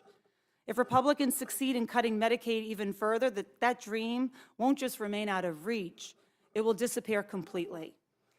It will be women living paycheck to paycheck, women in rural areas, women of color, the very women already facing the steepest barriers to care, who will suffer the most. This amendment is about more than reproductive technology. It's about whether we believe that every woman, no matter her income, her zip code, or insurance status, deserves a fair shot at motherhood. Unfortunately, the consequences of this bill don't stop at IVF. Every one of us here has heard stories from our constituents, mothers, daughters, families, about how hard it is to access the care that they need. And yet, this bill, crafted behind closed doors by Republicans in this chamber and considered here in the dead of night, will only deepen that crisis. At a time when the United States ranks last in maternal mortality among industrialized nations, when hospitals are closing and care is harder to find, this bill pours gasoline on a fire that is already raging. Cutting Medicaid doesn't just mean cutting coverage. It means cutting off care to women when they are most vulnerable. In my district, those failures are real. In 2023, the only maternity ward in the western part of my district closed due to staffing shortages. Then the collapse of Steward Health Care forced 2 more hospitals to shut down, including one that served as the primary provider for thousands of families. These aren't hypotheticals. These are closed doors, darkened hallways, delivery rooms that will never welcome a newborn again. According to the March of Dimes, 1 in 25 obstetric units has closed in just the last 2 years. Over 1,100 counties in America are now maternity care deserts with no hospital, no OB, no place to give birth safely. And now this bill proposes gutting the program that keeps what little is left afloat, Medicaid. If we do that, we won't just lose coverage, we'll lose hospitals, we'll lose doctors, and we'll lose lives. So to my colleagues, especially those who claim to support IVF, who care about mothers and family values, I just ask you to prove it. Support this amendment to protect IVF access. Reject the deep cuts to Medicaid in this bill to protect the hospitals, doctors, and services that make motherhood possible in the first place. Because if you are serious about being pro-family, pro-mother, and pro-life, then you must be serious about protecting Medicaid. And you must be honest about what's at stake. I urge my colleagues to vote yes on this amendment, and I yield back. Thank you. Mr. Davis, you're recognized for 5 minutes. Thank you, Madam Chairman, Ranking Member. The good book teaches us to care for the least among us. My 4 amendments do just that. For parents, child care is the work-related expense. My amendment would reimburse working parents up to $8,000 in child care costs. The meager current maximum of $1,200 was set at the turn of the century. Now the cost of center-based care for 2 children is more than the average rent in all 50 states. Yet the Republican bill fails to directly help struggling parents with the crushing burden of child care. Instead, the bill gives $731 million to businesses and ignores the tens of millions of working parents whose employers will never offer child care. And the small temporary $500 bump in the child tax credit excludes the poorest parents and is dwarfed by the $8,000 in relief offered by my amendment. If Republicans want parents to work, then please accept my amendment. The second amendment would provide life-changing help to hard-working, rent-burdened Americans earning up to $100,000. Rent unaffordability is at an all-time high, with about half of all renters being cost-burdened, especially extremely low-income households, seniors, and rural Americans. My amendment would create a new tax credit for low and middle-income renters that would cover a percentage of the gap between 30% of their adjusted gross income and their actual rent. For renters earning less than $25,000, the credit would cover the entire 30% income to rent gap and then phase out. The Republican bill offers nothing to help struggling renters. Supporting my amendment would provide financial relief to thousands of individuals so that they can thrive without fear of eviction. My third amendment would provide a tax cut to tens of millions of low-income workers by enhancing the Earned Income Tax Credit. The EITC is a powerful tool to reduce poverty. Although the Republican bill gives an increased EITC for some Purple Heart recipients, it ignores the vast majority of individual workers. Workers aged 65 and older represent one of the fastest growing groups in our labor force. Millions of people, of workers, receiving and not receiving. We would also lower the eligibility age to 19 while enhancing the credit for all childless workers. Further, my amendment would include important flexibilities for foster and homeless workers, homeless youth. If the GOP bill can spend $211 billion on tax breaks for wealthy heirs, surely it can help vulnerable workers who are young, old, single, homeless, or foster youth. Finally, my fourth amendment would strike the permanent tax hike on foundations that would rip $15.8 billion in charitable aid from our communities, aid that supports food banks, houses of faith, veterans, disaster relief, rural health care, emergency assistance during economic downturns, and other critical needs. Policies that hurt foundations reduce grant-making to charitable nonprofits across the country. Forefront, the Association of Grant Makers for the state of Illinois, estimates that the proposed tax increase on private foundations would result in $168 million less in grants made to Illinois nonprofits each year. Charitable giving represents the best in American generosity and the exact time when charitable giving and philanthropy are needed the most to offset the cuts in federal investment. Congress must strike this charity-reducing provision. Government should help people, not harm them. My amendments would help lift the burdens of tens of millions of families and workers, as well as promote charitable service. I thank you, Madam Chairman, and yield back. Thank you, Mr. Davis. Mr. Norman, you have any questions? Mr. McGovern. I just want to say to all of you, thank you, thank you, thank you for not giving in and for staying the course and fighting for your constituents, for the people of this country. Those of us on the Democratic side of the Rules Committee are grateful that you're here, and I know the American people are grateful that you are here. So, again, thanks so much. I yield back. Thank you, Mr. McGovern. There being no, any of my colleagues, other colleagues? Okay. Thank you all very much. You're now excused. Okay. Yeah, how to pronounce that one. Mr. Schweikert, Mr. Oshevsky, Mr. Garcia, Ms. Sykes, Mr. Thompson, Ms. Simon, Mr. McGarvey, Ms. Gillen. And if you all would come down this way so we can spread out, if you don't mind.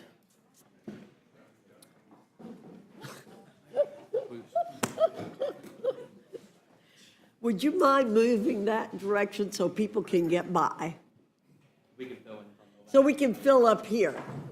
Yeah, just go down, Dave, go down to the end, okay? It makes it a little bit easier to fill in. Get over that way. You're going to be first, so it doesn't matter where you sit. Just trying to get you all the way to the right. Yeah, no, thank you. And I think you're one of my lights. And that way you don't have room for your charts. There we go, there you go.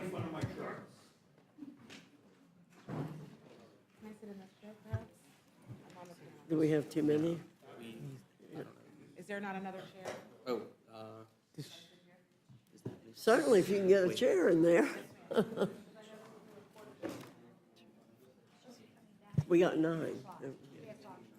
we didn't call Mr. Johnson, you will be in the next group. not mine. You're not in this group, Mr. Johnson. Okay?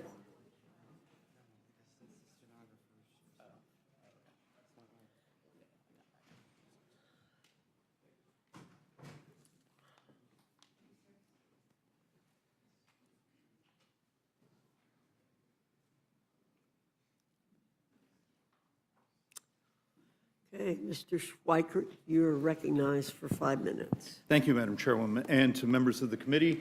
I'm really impressed. I hope you're all very well caffeinated. Madam Chair, members, I'm actually trying to do something honest and unique here. The 2 pieces of legislation I have preliminary CBO scores that reach $2 trillion.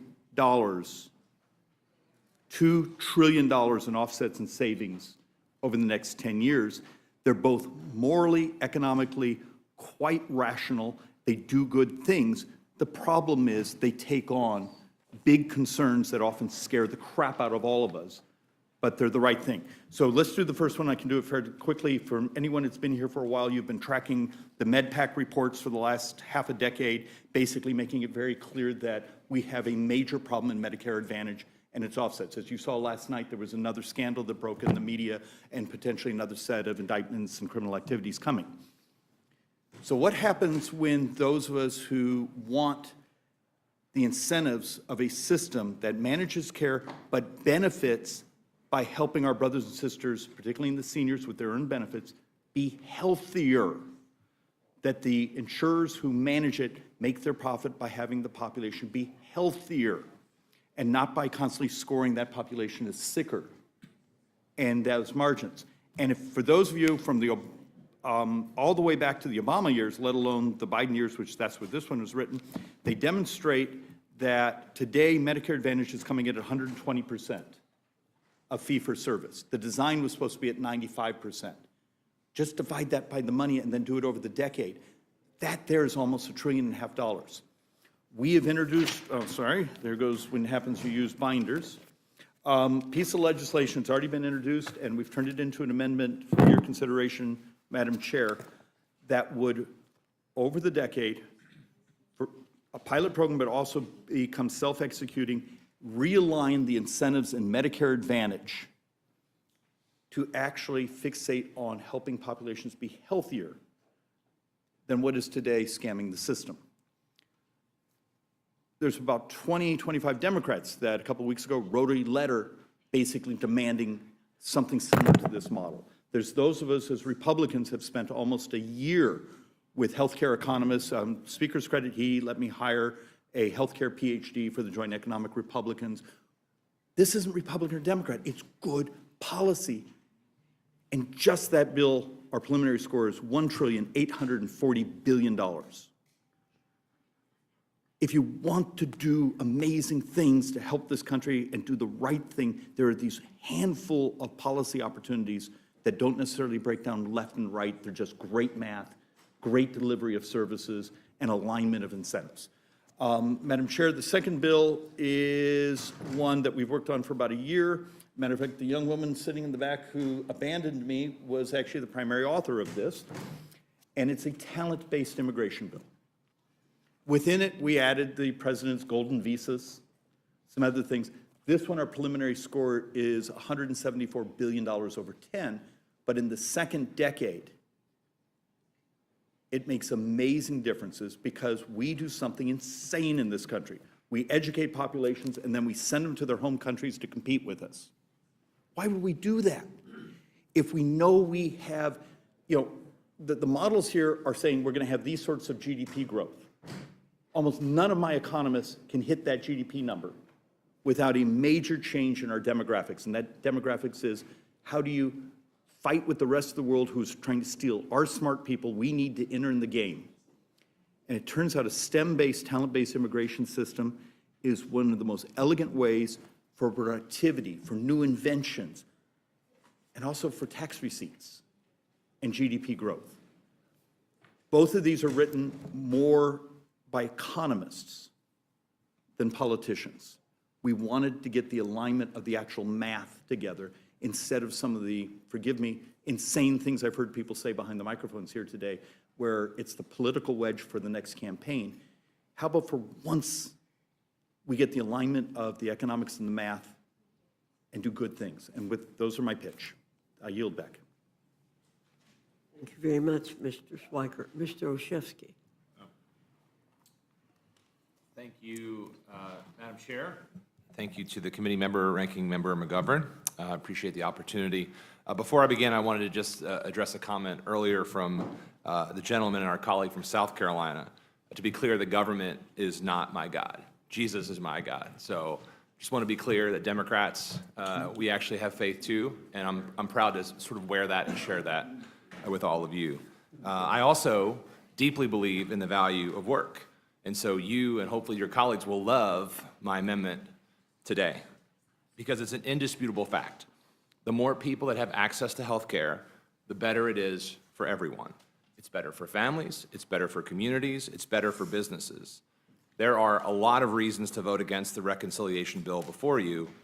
It adds trillions to the federal deficit to fund tax breaks for Americans who need them least. It does nothing for working class Americans to lower costs in any real way. It will increase healthcare costs for millions of Americans, for those lucky enough to still have health care coverage. The bill proposes sweeping changes to Medicaid to help offset these tax breaks for wealthy individuals and large corporations. One such change is new work requirements that would result in millions of Americans losing their health coverage entirely. Hundreds of millions of Americans are set to hundreds of Americans will literally lose their lives, according to the Center for American Progress. These changes won't even achieve the savings that we believe our Republican colleagues think they will. That's because nearly everyone with Medicaid coverage who's able to work already is. 92% of adult Medicaid enrollees are either already working, in school, or serving as a caretaker, or unable to work due to illness or disability. Most are working low-wage, hourly, or seasonal jobs in vital industries, including healthcare, manufacturing, or agriculture that don't offer employer-sponsored healthcare. So it was no surprise that when states began implementing work requirements, employment did not go up. Instead, the arduous paperwork meant that even more who were working or should have been exempt lost their coverage anyways. These are not people who are gaming the system. These are honest, hardworking people just trying to get by. But if our Republican colleagues insist on implementing new work requirements, we should also insist that work is actually available. Anyone who needs a job to satisfy these misguided work requirements should be able to find one. So I want to connect Americans to work. I know that you all do too. For that reason, I'm introducing Amendment 151. My amendment requires the Secretary of Labor to establish a national employment placement program that provides a broad range of public and private employment opportunities. And under the amendment, anyone seeking employment within the job program will be exempt from Medicaid work requirements. Americans who are seeking work in good faith will keep their health care coverage. The amendment empowers the Secretary to create the program and its operation, to define acting in good faith, to determine the scope of the placement program, and all other relevant details. The amendment is reasonable. It simply says, before you take health care away from able-bodied constituents, let's make sure they actually have access to a job. Madam Chair, I've been here since early this morning, and I want to commend you for the respect and the decorum that you are keeping in this meeting, and I mean that sincerely, so thank you for the ways in which you're conducting this meeting. I also heard you mention, though, that you want to operate in a bipartisan fashion. Bipartisanship requires consensus and agreement. So, in that spirit, I will say that I offer one of over 500 amendments that this committee can adopt, can take up. I challenge the committee to consider a dozen or two really good ideas that have been presented to at least truly move forward in that spirit of bipartisanship. And with that, I thank you for the opportunity, and I yield back.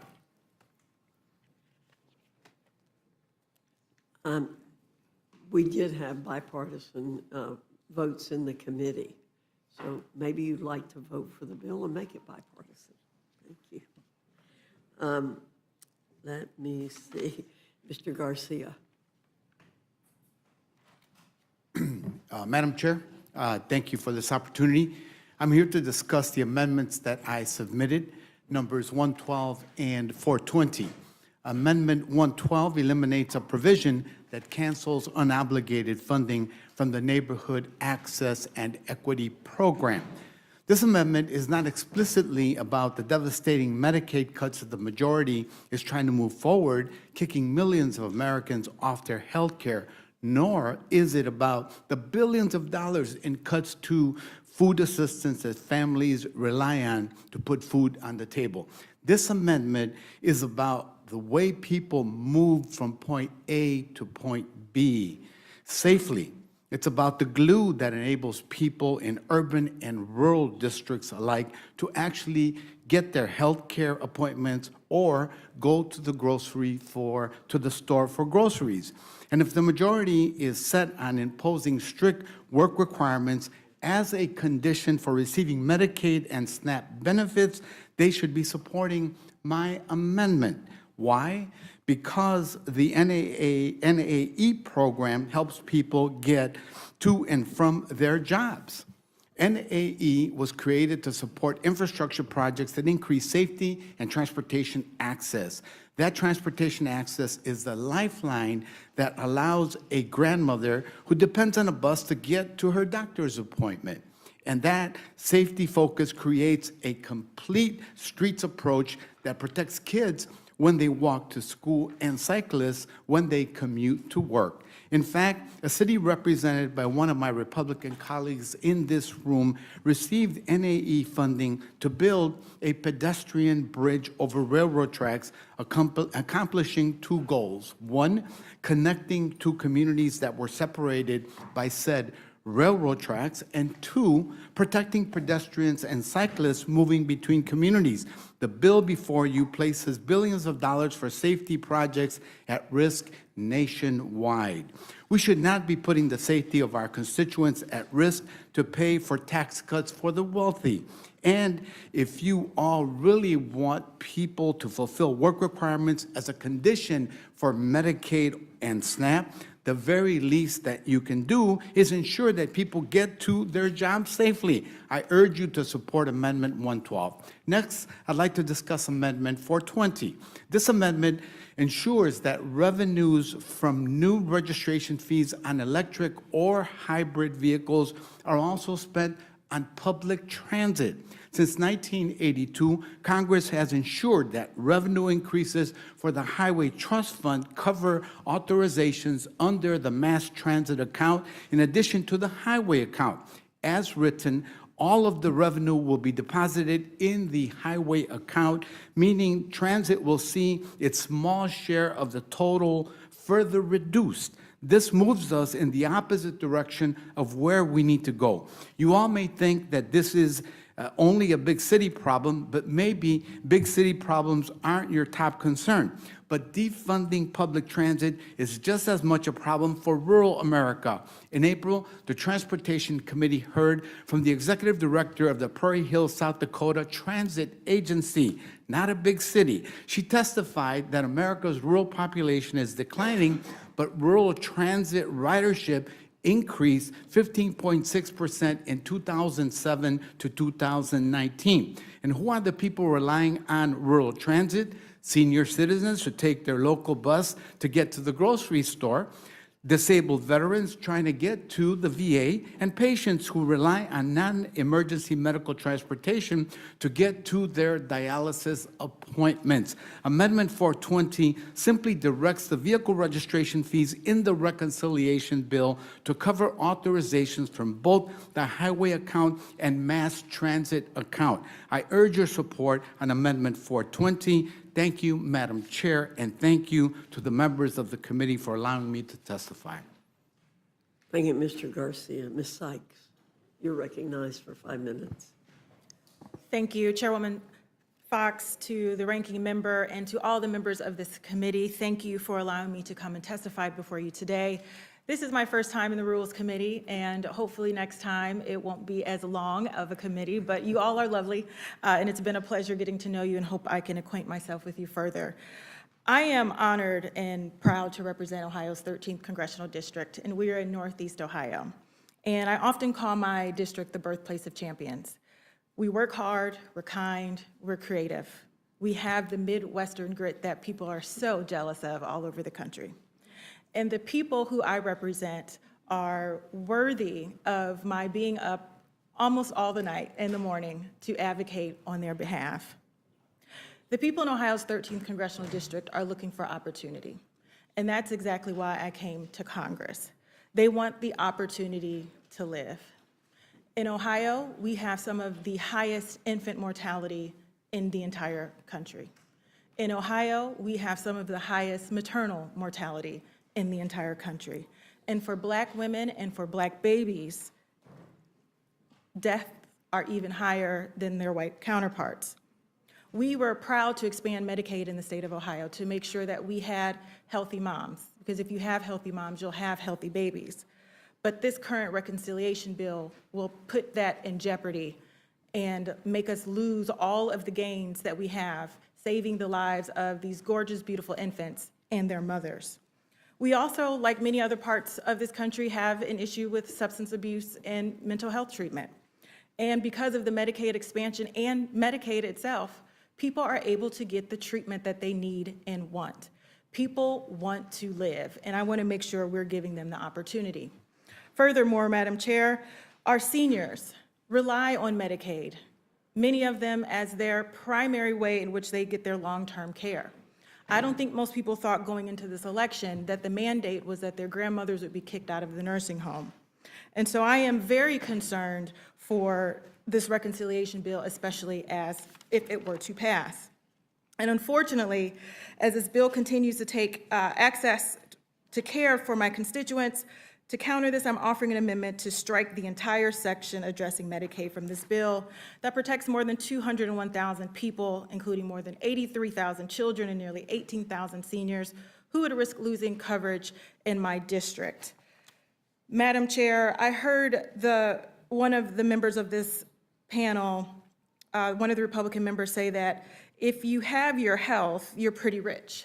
Unfortunately, this bill will bankrupt people all over the country in more ways than one. And I also heard some Republican members on this committee talk about the value of work. Well, here's an interesting fact for all of you. The #1 employer in Ohio's 13th congressional district, our #1 employers are healthcare systems.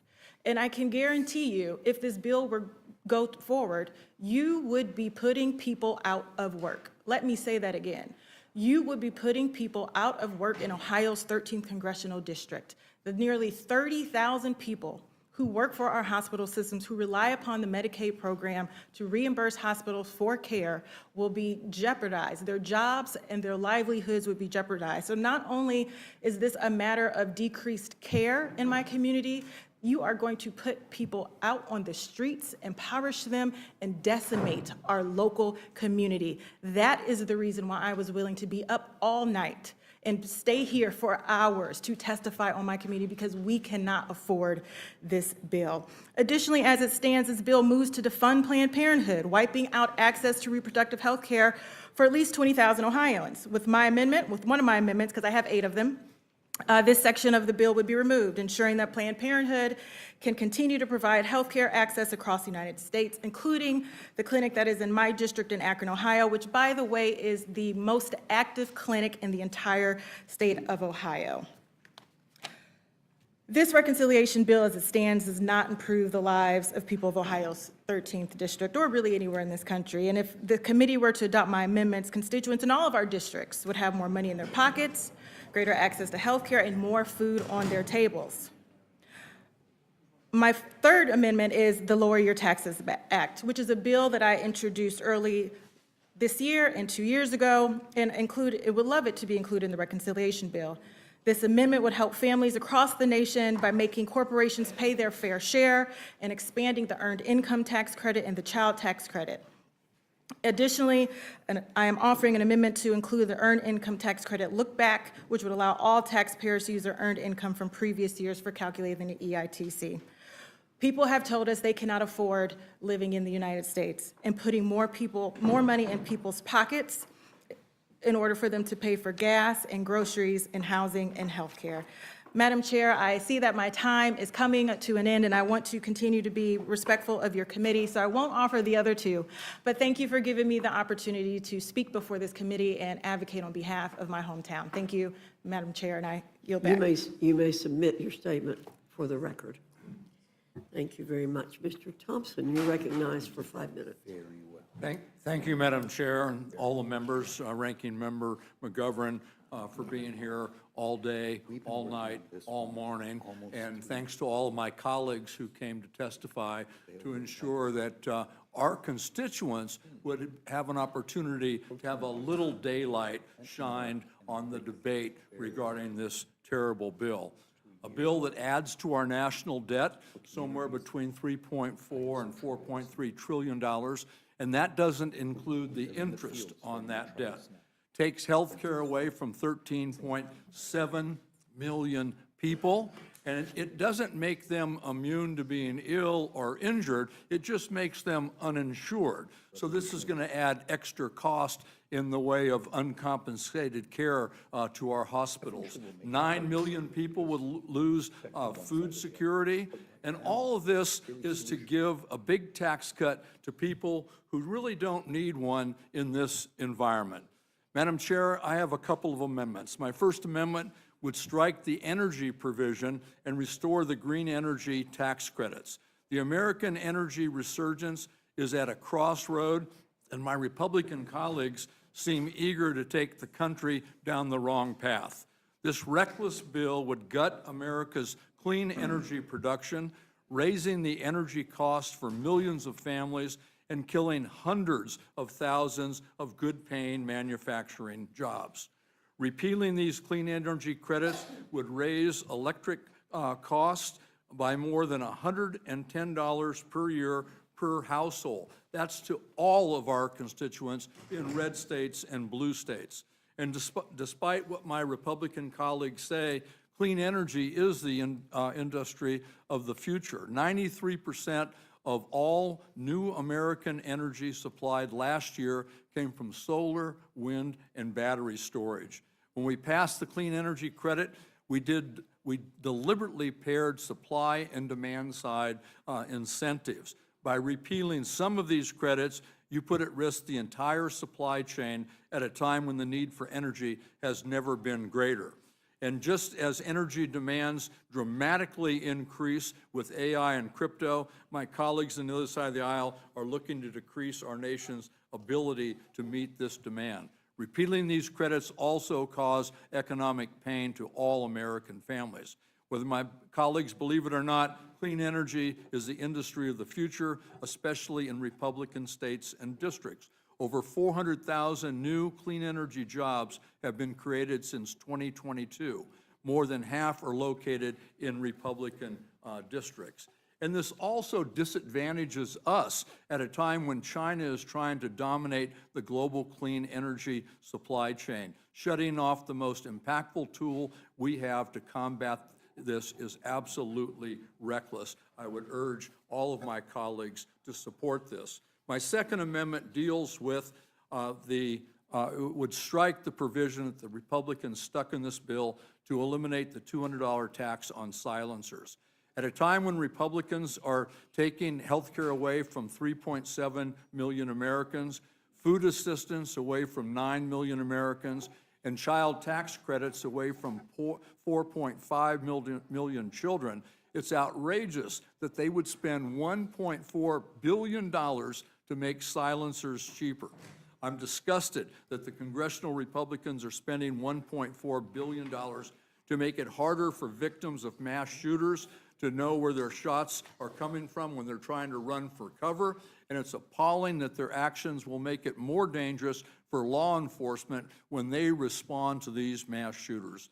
Madam Chair, silencers kill cops and make it easier for criminals to evade capture, but they do nothing to muffle the devastation that family members feel when they lose a loved one. As a combat veteran, a lifelong hunter and gun owner, I can tell you this provision has nothing at all to do with hearing protection, but it has everything to do with making money for a certain segment of the gun industry. If you're concerned about protecting hearing from gunfire, buy and use earplugs. I urge members to support these two amendments, and this one in particular to restore the tax on silencers and to promote public safety. And I'd like to submit for the record, Madam Chair, a list of data showing where silencers were used in mass shootings to kill cops, to kill kids, to make it more difficult for police to respond and to make our communities less safe. Thank you, Mr. Thompson. Without objection. Thank you. It will be done. Ms. Simon, you're recognized for 5 minutes. Thank you, ma'am. I really do appreciate the opportunity to speak to you all today. And what a day it's been. Madam Chair and Ranking Member, allowing me to speak on behalf of my constituents is one of the great honors of my life as a new member of the United States Congress, so thank you. And as you've heard from my Democratic colleagues today, the consequences, the deep, profound consequences of this bill and what the real life consequences will have on families in my district and across this great nation are devastating.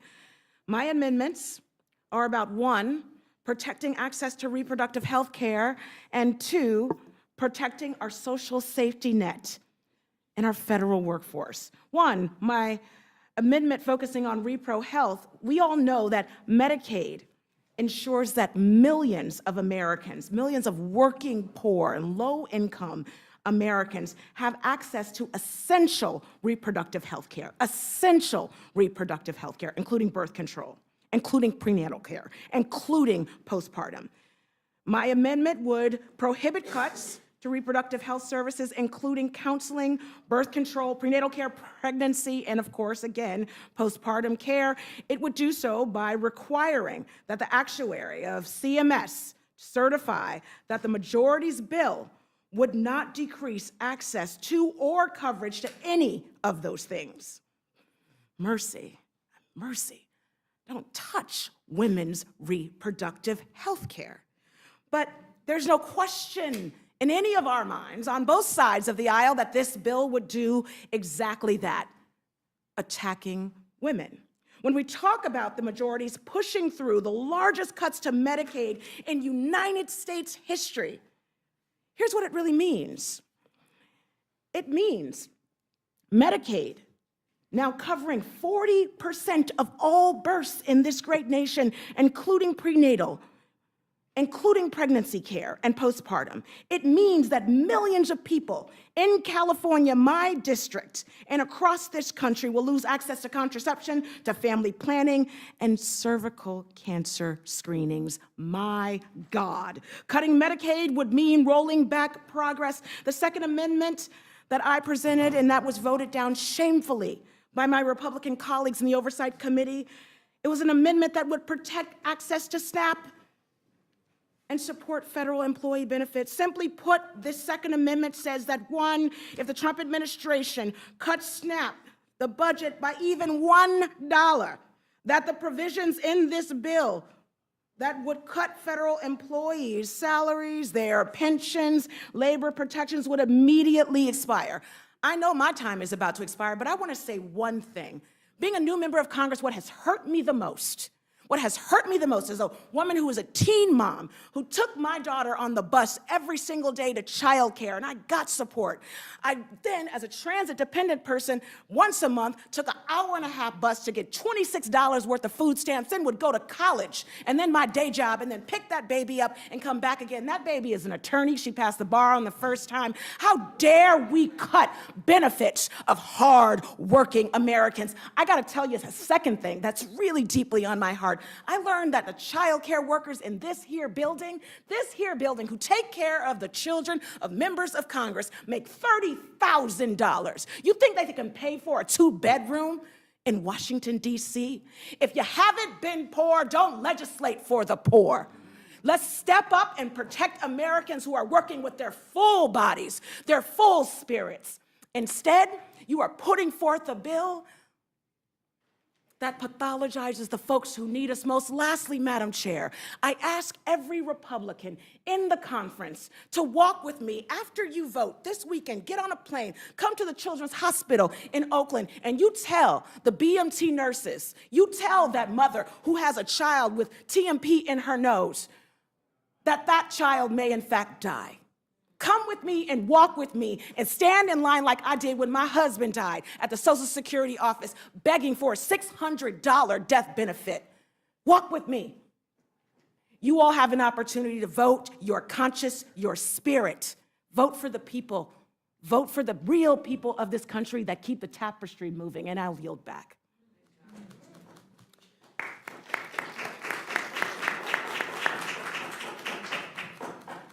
Thank you, Ms. Simon. Thank you, ma'am. Mr. McGarvey, you're recognized for 5 minutes. Thank you, Madam Chair and Ranking Member. The Congressional Budget Office and every single credible expert who has looked at this proposal says that this bill cuts Medicaid. It takes health insurance away from millions of Americans. But despite that, Republicans insist that this doesn't cut Medicaid. Okay, fine. Great. If that's the case, then my amendment should be the least controversial and most bipartisan thing we've heard today. This amendment, Amendment 224, merely states that every child and disabled veteran who gets their health care through Medicaid gets to keep it. The bill doesn't go forward unless children and disabled veterans are guaranteed to keep their health care. And this is incredibly important because 40% of Medicaid recipients nationwide are children. In my state of Kentucky, it's over 40% of our kids rely on Medicaid for their health care. Veterans, 10% of our veterans use Medicaid to get health care. So for our children who need us, for our disabled veterans who have served us, let's protect their health care. The numbers don't lie about how important it is, but the numbers don't tell a story. I had a Medicaid roundtable in my hometown of Louisville, Kentucky. And June, her mom, Meg, showed up. June's a little girl. She has quadriplegic cerebral palsy. She relies on PT, OT, speech therapists, so she can stay at home with her two brothers, her dogs, Vinny and Pepper, and her mom, who's the only caretaker who can make her smile. She can't be at home getting the care and the love she needs without Medicaid. Do her parents work? Of course they do. Her mom works multiple jobs. But a couple of weeks ago, June had 3 spine surgeries in a week. Medicaid paid for that. No family can cover these types of costs. And June wouldn't have them if it weren't for Medicaid and the Medicaid waiver she's on. Madam Chairwoman, we simply cannot deprive June or any other child or any other family in this country of the health care that they need. This should not be controversial. It should be guaranteed. And my amendment does that. And the only way this bill should go forward is if we know that our kids will not lose their health care. Thank you, and I yield back. Thank you, Mr. McGarvey. Ms. Gillen, you're recognized for 5 minutes. Well, good afternoon, everyone. It's a pleasure to be before the Rules Committee again. Thank you, Madam Chair. Thank you, Ranking Member McGovern. I'm testifying today to speak in support of my amendment number 2, which will eliminate the SALT cap and restore the full state and local tax deduction to cut taxes for my constituents and millions of American families who are being hurt by this unfair cap. My amendment will deliver on the promise that President Trump made when he campaigned in my district on Long Island and said he would get SALT back. Madam Chair, state and local taxes were made deductible from federal income tax in 1913 based on the fundamental principle that Americans should not be double taxed on the same income. Double taxing Americans is simply unfair. And this principle held firm for over 100 years. My constituents pay some of the highest taxes in the country and send far more to Washington than we get back. Many of them are facing a cost of living crisis right now, and they're counting on all of us to lower their taxes and bring their costs down. I came to Congress to try to make their life more affordable. However, despite 100 years of precedent, for the past 8 years, Long Islanders have been crushed by double taxation of the SALT cap. Right now, Congress has the opportunity to correct this wrong and ease my constituents' burden by eliminating the SALT cap that's making it so hard for families and small businesses in my district get by.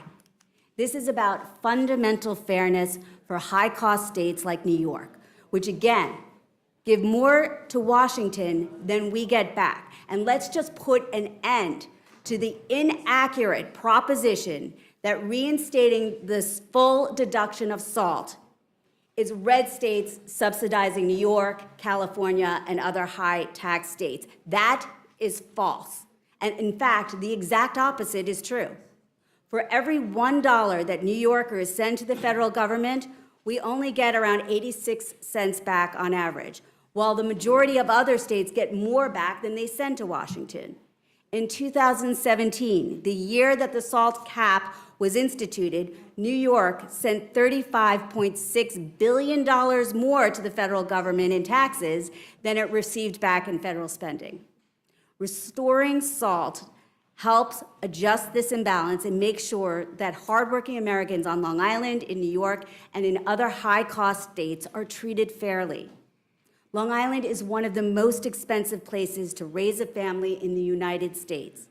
Having a cap on the SALT deduction has hit everyone's pocketbooks. The president has talked about red versus blue, but I assure you this double taxation hurts Republicans and Democrats alike in my district.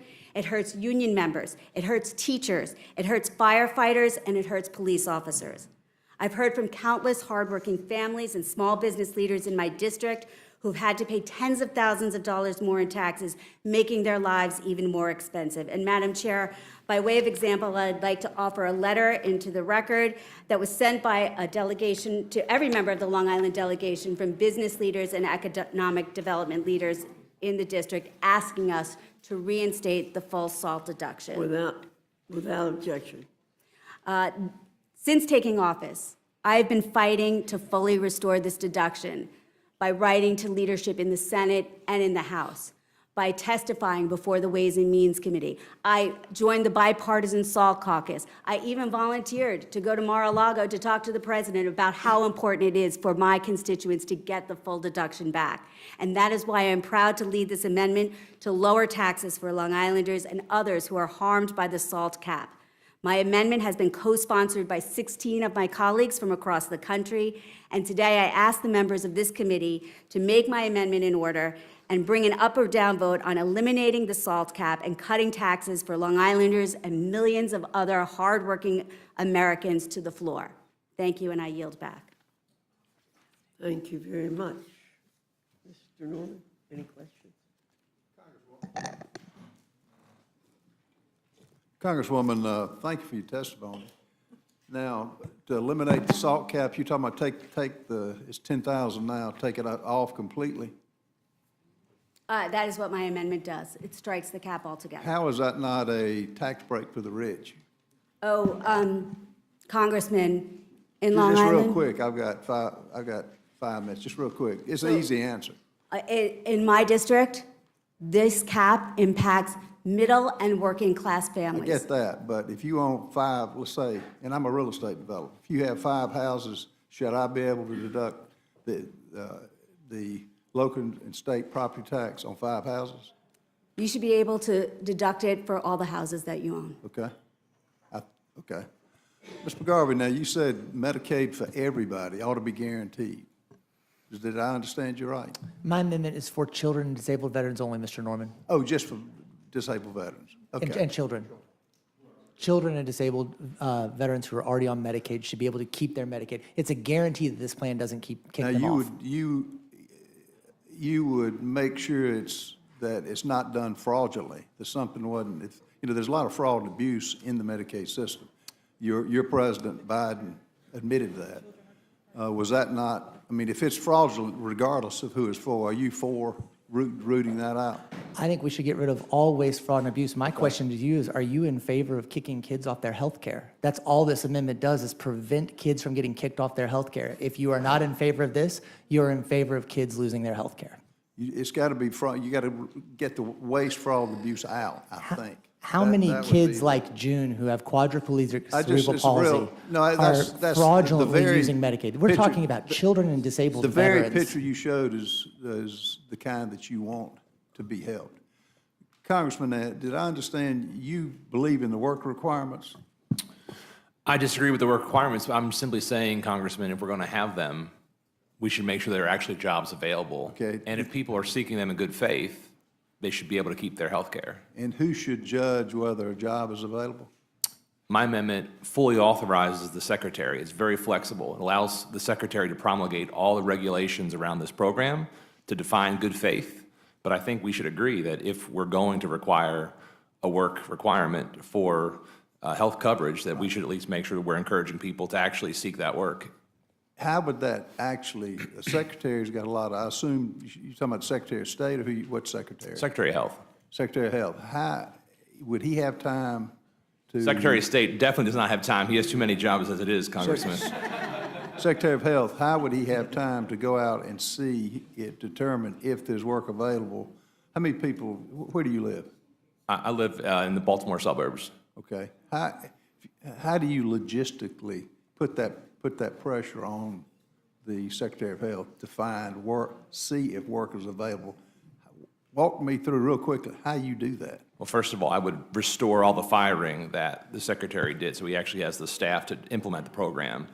But following that, this is what I said in testimony. We know that we actually have not seen the savings in states that have implemented these work requirements. But if we're going to, let's provide the Secretary with the supports and allow, again, this is why the amendment's flexible, allows the Secretary to define what that job placement program looks like and what acting in good faith looks like. What if it doesn't fit what the particular person wants?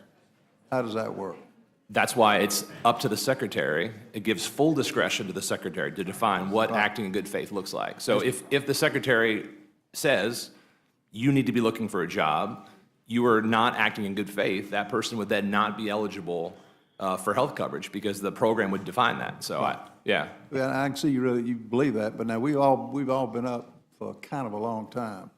It would take a Secretary of Health living, not sleeping at all to try to handle all that if he has to be the arbiter of finding whether you've got a job available. With all that due would be hard, I would think. Sure, but then with all due respect, just imagine how hard it's going to be to prove that people aren't seeking work. You have the same problem by putting this requirement in the bill. What they do is... How is the Secretary going to do that with this requirement, without the staff, et cetera? I mean, they're the same logistical challenges of actually requiring proof of work. Yeah. Well, what you normally do is you have them go in, sign a piece of paper that you interviewed at a particular job, and the employer has to sign it. So that's the only way. I don't know how one man would be able to do that. Well, then if they're going to do that, you got the foundation for a job program that allows people to be connected to those job opportunities. And ma'am, thank you. This is your first time. Welcome here. Thank you. You did a good job on presenting your amendment. I've done it before. Thank you, sir. Y'all, I'll just tell you, I think sleep is overrated. Mike, we don't need sleep. We can do this. Thank all of you for coming. I yield back. Thank you, Ray. Mr. McGovern. You know, I think one of the problems in this Congress is that there is a disconnect, I think, between a lot of people who serve here, who live pretty privileged lives, and the reality of millions of people in this country who are struggling to get by. I mean, the idea that somehow people just want to be poor, that people want to be on SNAP, that people, you know, want to be on Medicaid, that that's their life goal, is just so absurd. It's beyond words. And I support making all of your amendments in order. I'm not sure I support all of Mr. Schweikens' ideas, but I know... You'll eventually love them. I know he's a thoughtful member, and he should be able to make his case on the floor. You know, I am somebody who has been advocating that our healthcare system be more oriented toward keeping people healthy. And I authored legislation that produced the second ever White House Conference on Hunger, Nutrition, and Health that we did during the Biden administration. And you might want to read that report. I mean, it has a plan to eliminate hunger, but also has a plan on how to change our healthcare system, focus more on keeping people healthy as a way, you know, not only for good healthcare, but for controlling costs. And I think we had to figure out a way, maybe that's a bipartisan area where we can work together. But that's precisely one of the reasons why you have been hearing me scream about not cutting programs like SNAP. Because if you want people to make healthy choices, they have to be able to afford to make those choices when they go to a grocery store, or sometimes don't even have access to a grocery store, right? I mean, and the average benefit is about $2 per person per meal. I mean, you can't even buy a cup of coffee in the Capitol complex for that. So, I mean, so let's not undercut programs that give people the ability. In the case of SNAP, they have the Double Up Bucks program, which enables people to buy, you know, fresh produce from local farmers in their areas, and they get double the value if they make those healthy choices. I think all of that is good, because if not, if we start to continue to erode these programs, the cost is going to be incredible. You know, hungry kids don't learn in school. There's a cost to that. senior citizens who take their medication on an empty stomach. When they're told to take it with a meal, they end up in an emergency room. People develop chronic illnesses that last a lifetime. So, you know, I'd love to talk to you about that. You also said that all your ideas came from economists, not politicians, but correct me if I'm wrong. I think the golden visa idea came from a politician, Donald Trump. Okay. Mr. Ranking Member, we wove that in as a sweetener, but we actually did a modeling with a couple economists that the total number was like 800 a year, so. Yeah, and I have another question, which is just pretty straightforward, and I hope you can answer yes or no. I mean, do you support adding trillions of dollars to the national debt as this bill does? And I know you know it does. Mr. Ranking Member, that's actually why I just gave you a solution to that. That's why you give me what? Right, I know, but, yeah, I know, but I mean, I'm assuming that you may not have, your solution may not make it to the House floor. Well, I'm not the chair of the Rules Committee. But I mean, it's a serious question. I mean, there's no doubt that this bill as written adds trillions of dollars to the debt, and so so all the deficit hawks out there who say that they want to do something about the debt and they just kind of go along to get along, I don't really think that helps very much. But I mean, and Ms. Simon, whatever you're taking and drinking, I want to do that too. I want some passion. I'm out of steam, and but I appreciate everybody's passion here. Sir, can I say one thing? And I want to say, as I said to every panel, thank you for being here, for presenting your ideas. I think it means a lot to people who are observing this process, and I think it's reassuring to the American people that, you know, people get it and people are fighting for them. So I yield back. Oh, hold on. What am I doing? What am I? Just very briefly, with all the love and all the respect, why I did call folks in. I ran an organization, the Young Women's Freedom Center, for over a decade. I got my MacArthur Genius Fellowship for doing that work, because what we found and what we knew, young parents don't want to be poor. Right. They want good work. Work requirements require something on the other side. An employer who wants to give the job and provide a prevailing wage and provide the health care and the skill building and the opportunity. You don't put wealth development on the poor. And so I would love to work with you and every member of this committee moving forward, of running organizations, running reentry programs, creating jobs, lifting folks out of poverty. We can't legislate from ideology. We need practitioners to tell folks how to do it. That is how we create real sustainable opportunities for folks to get out of poverty. And I'll just say one last thing. I mean, I don't know when it became okay to stigmatize people who are struggling in poverty, kind of generalize in a way that they all fit into this category, that none of them want to work. That's just not true. That's just not accurate in any way, shape, or form. And maybe, you know, if some of the committees of jurisdiction that came up with some of these ideas to go after programs like SNAP and Medicaid or whatever, maybe if they actually talk to real people, you know, I mean, not, you know, individuals from some right-wing think tank, but real people, I mean, we might have a different outcome. Thank you. Thank you, Mr. McGovern. Ms. Scanlon, you're recognized. Thank you. And I just want to, reiterate the ranking member's thanks to everyone who's been here for so many hours with us. We really do appreciate it.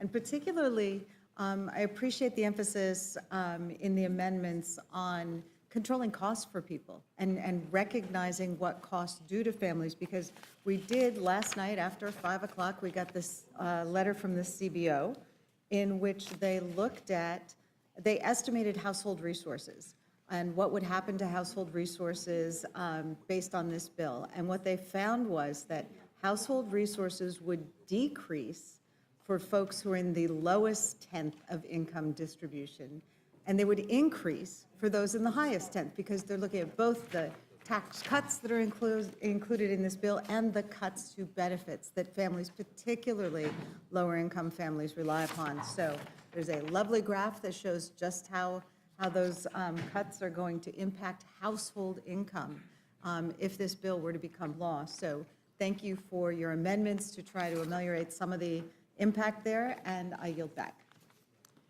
Thank you, Ms. Scanlon. Mr. Scott, you have no questions. Mr. Neguse. I thank the chairwoman and thank all the witnesses for their testimony and their thoughtful presentations to this committee.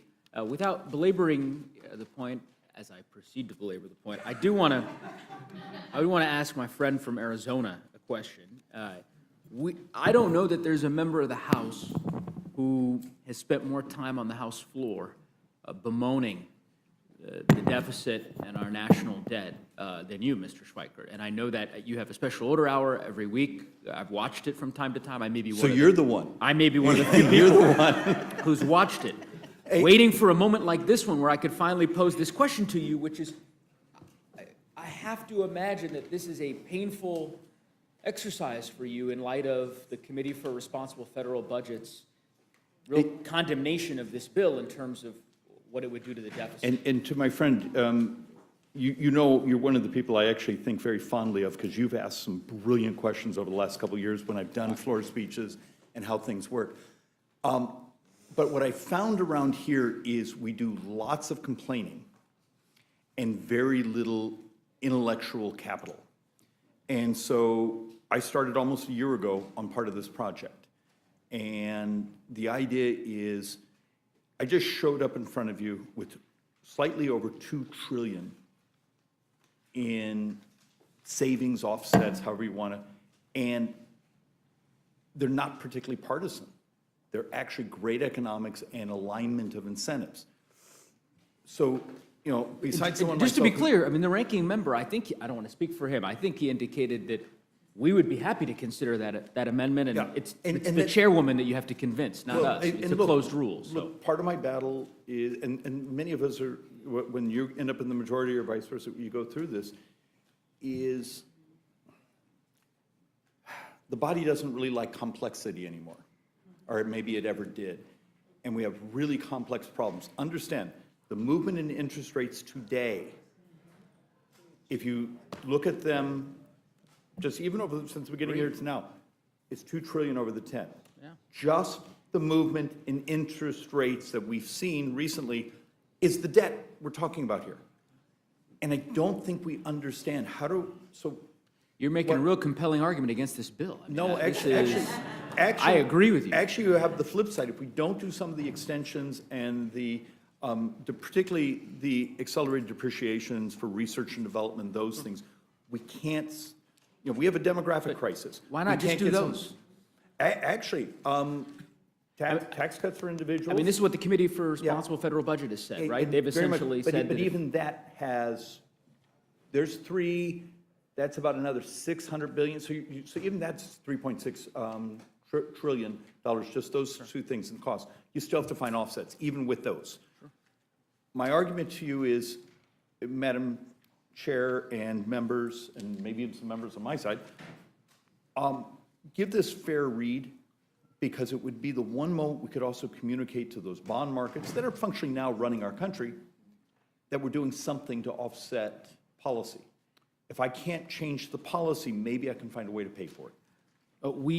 I know we've got a lot of members who've been really patient about presenting their amendments. So I'll just ask you this last question. Is I struggled to get some of your colleagues to provide what I would deem to be an intellectually honest answer, just again, in terms of the impact of this bill on the deficit. So the Committee for Responsible Federal Budget, they put out a press release yesterday, or I guess it's May 20th. I don't know if that's today or yesterday. It all It's blurs. blended through multiple days. The title is House Bill Would Put 3% Deficit Far Out of Reach. And I'll just read from it. It simply says, Treasury Secretary Scott Bessent has frequently discussed the importance of reducing annual deficits to 3% of GDP, which would be enough to stabilize and reduce the debt relative to the economy. Unfortunately, the House Reconciliation Bill, the One Big Beautiful Bill Act, would increase deficits significantly and put the 3% deficit target further out of reach. You don't disagree with that, right? Oh, no, the math is, look, this year. No, I'm just asking if you agree with that or not, if they're right or wrong. Let's get this in. This year, we're going to borrow 7.33. Sure. Every tax hike proposed by the left is 1.5% of GDP. All the austerity is 1% of GDP. The fact of the matter is, we're not telling the truth. None of us are here telling the truth, that all the tax hikes and all the spending cuts, I can get 2.5, we're borrowing 7.3. Moody's says, and now a couple others, in 9 budget years, we're borrowing 9% of GDP. Now, we can't tell our voters that because they'll lose their minds if we tell them the truth, that interest and demographics are the driver of debt. So unless we do the revolution. Is the Committee for Responsible Federal Budget right? I guess I don't, Oh, no, what I just read is wrong? Or? But in some ways, that's the same numbers just came up from CBO. Correct, that this bill would increase the deficit Oh, yeah. significantly, right? No. You concede that. This bill will increase the debt by about 2.3. Okay. I would add another 400, and I can do the math off the top of my head because, that's my parlor trick. I would add another 400 in interest. I just gave you 2 trillion in savings. Please vote for it. I hope the chairwoman gives you a chance to consider it. I'll yield back. Ms. Leisure Fernandez. Thank you very much. And thank you, Mr. Stryker, for suggesting a lot of amendments that we know are not going to go into this bill, right? So in the end, there can be a lot of proposals and suggestions, but in the end, our job is to vote. And you have acknowledged that this bill will increase the deficit. And so the question then that the ranking member asked you is you stand up week after week, and I've sat as the presiding speaker, that's how I first got to know this man with the graphs, and said this is the wrong thing to do. But what will your vote be? If you are so against increasing deficits, will you be as principled as Tom Massey, who says, I am not going to vote for this bill because it will increase deficit? It's a yes or no answer. Are you going to vote this bill? Are you going to vote for this bill with deficits? It's actually not a yes or no answer, because your baseline, no, let's do intellectually capital for them, just a second. Baseline borrowing is 22 trillion over the next 10. Okay, this is adding 2 1/3. But if you don't do a series of things to actually start to promote growth and the technology savings, I'm sorry, the differential between being at 8.8 in 10 years percent of GDP to debt, that's our baseline. The question to going is, to 9. Mr. Stryker, so, we are not in the special order hour. So let's Mr. actually, Mr. Stryker, we are not in the special order hour. We are here to ask you this. Y'all are talking fast. So if you're going to allow, Madam if you're going to Chair. allow me as a member One to at a respond, time. I'll give you a simple answer. Leadership doesn't have my vote yet. I have whipped no at this point. Would they come to me and say, David, this is too big to go in this bill, but I will guarantee you an opportunity to get a fair hearing on it? You got to run with that. Because you got to run with that because the fact of the matter is your side does the same thing, and there's very few of us who are willing to take both the political risk and the mathematical risk to do it. So are you going to come to me and say, look, you're a conservative, I'm a leftist, I'm going to stand with you if you get a chance, okay, libertarian, whatever you want to be called, an opportunity to have a fair hearing, both from the Democrats and the Republicans, on things that I believe disrupt the cost curve in the future. This is only one of a handful of things I've tried to bring. I've never been able to get a vote on them.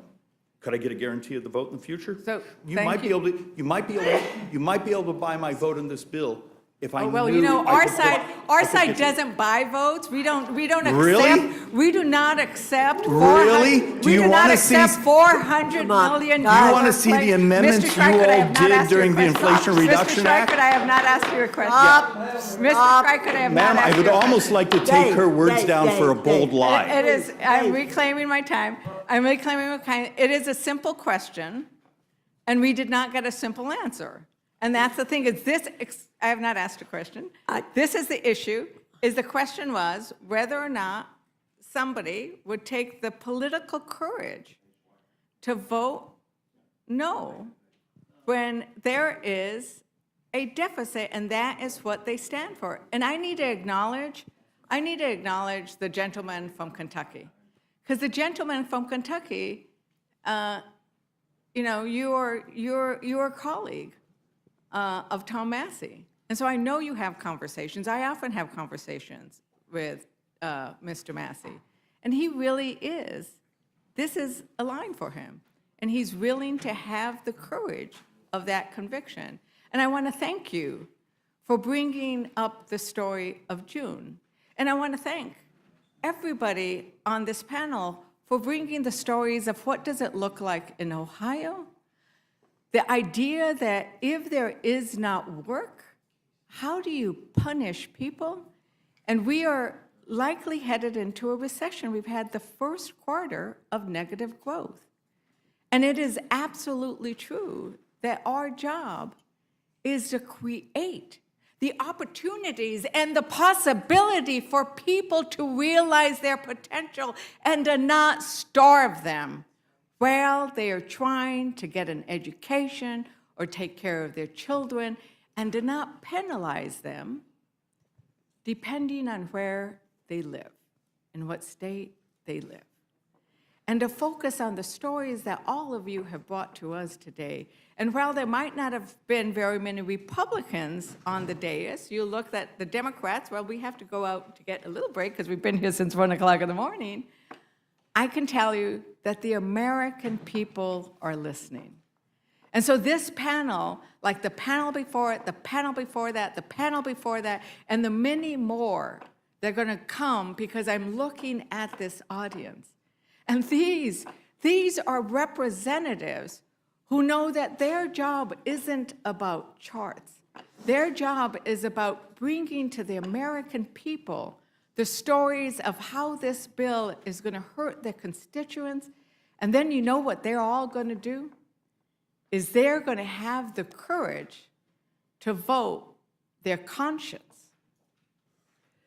whenever this bill makes it out of this committee.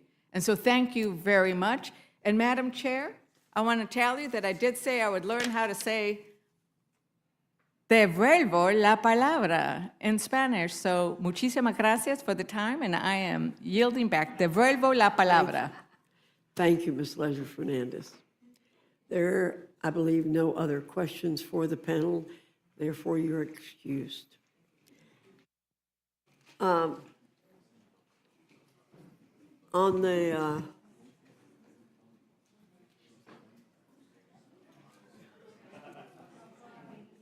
I'm going to announce the next panel, and what I'd like you all to do is to move down this way to leave the places in the middle so people can move.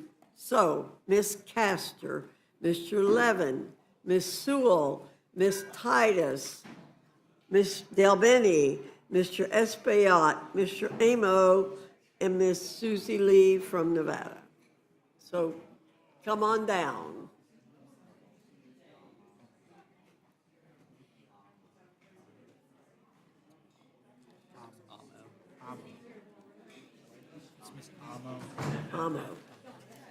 Amo, sorry. Oh, yeah. Here, I know some, but I don't know them all. I know most of these.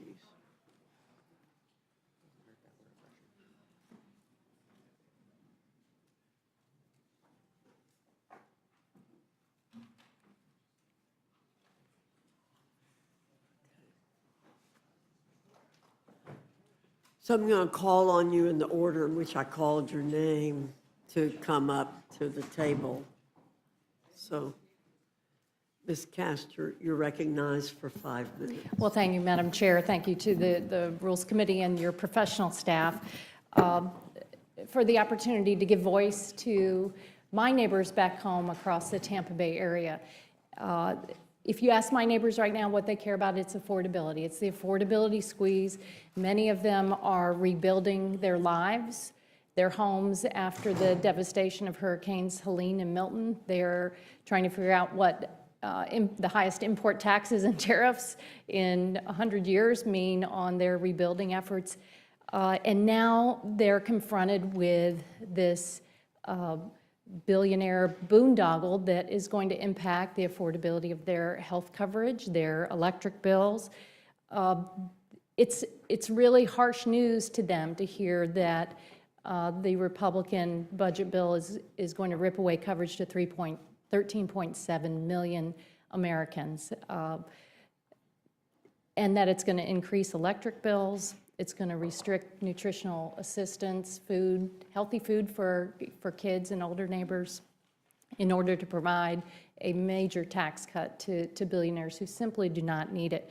And then on top of all of that, this last discussion was very illuminating. Let's not forget, this will add about $3 trillion to the debt. So that's going to weigh down their purchasing ability. It's going to weigh down their lives. Everyone who has kids, you're looking at this huge weight around their necks going forward.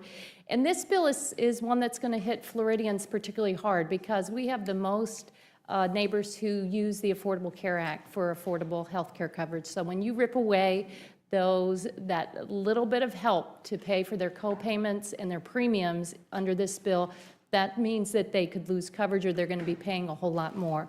For the 3.9 million Floridians who rely on Medicaid, which is really a lot of children, it's the people we love the most, our parents and grandparents in long-term care. It's 40% of every birth in the state of Florida. They just look at this and they say, what a contrast to what Democrats focus on. We focus on making sure people have affordable health care coverage. That's what the Affordable Care Act was all about.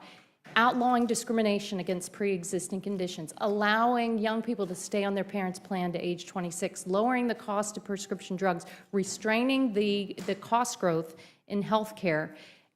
That's why it's been so difficult to listen, and we've done some myth busting here. It's been difficult to listen to, okay, no one's going to lose health coverage under the billionaire tax giveaway, but we know what the CBO has said. And that's why I'm offering a couple of amendments. One with Representative Gray that says none of the provisions of this bill will have the effect of increasing the number of uninsured individuals. And then another that's focused truly on Medicaid fraud. If you all haven't followed this story out of Florida on Medicaid fraud, I encourage you to do so. And we can do that by passing my amendment here.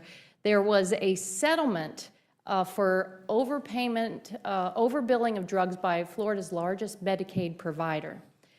They entered into a settlement agreement, but the governor took $10 million out of the $67 million settlement and funneled it to political action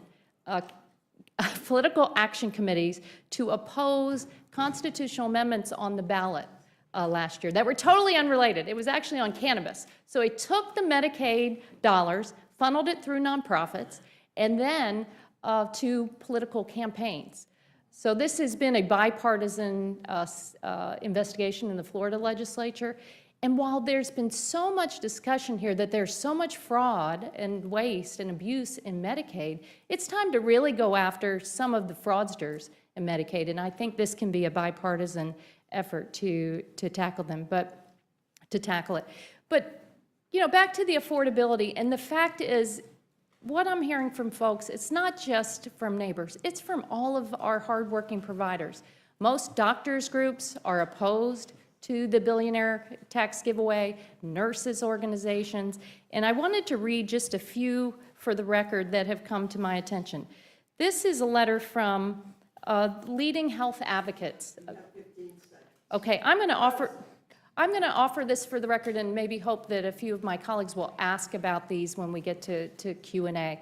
But this isn't right. Let's put the people's interests first over the special interests. Thank you. I yield back. Without objection, they'll be put into the record. Mr. Levin.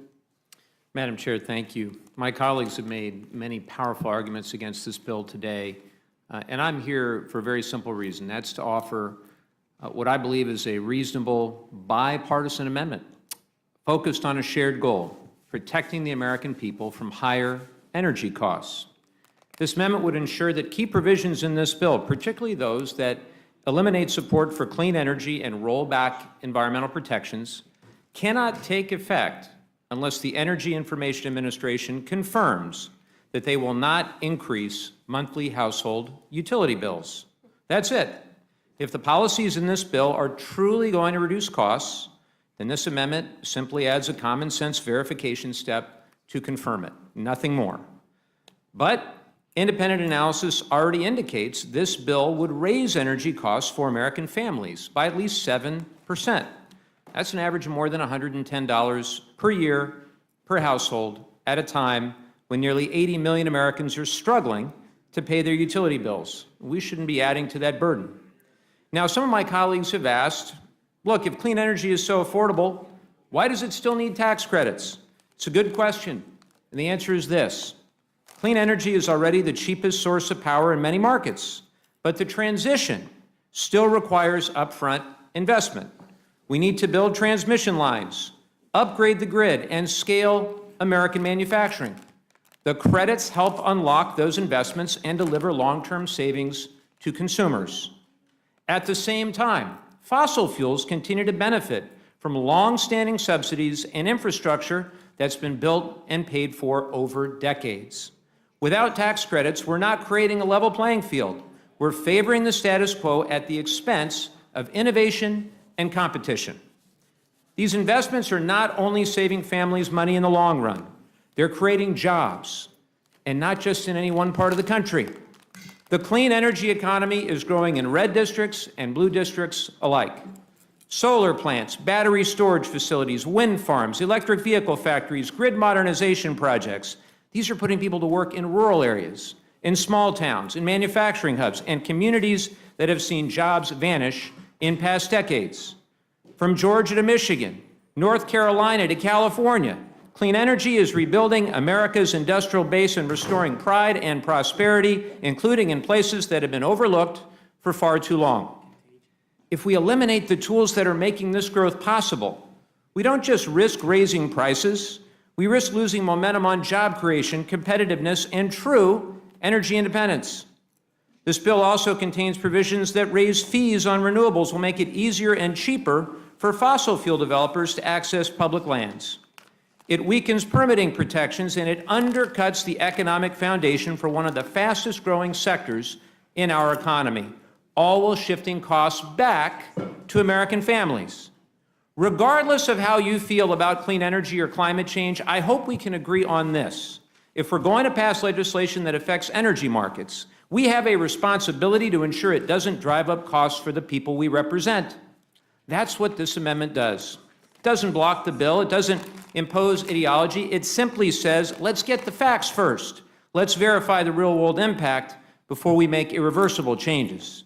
Our constituents expect us to be responsible stewards, not just of the environment, but of their hard-earned money.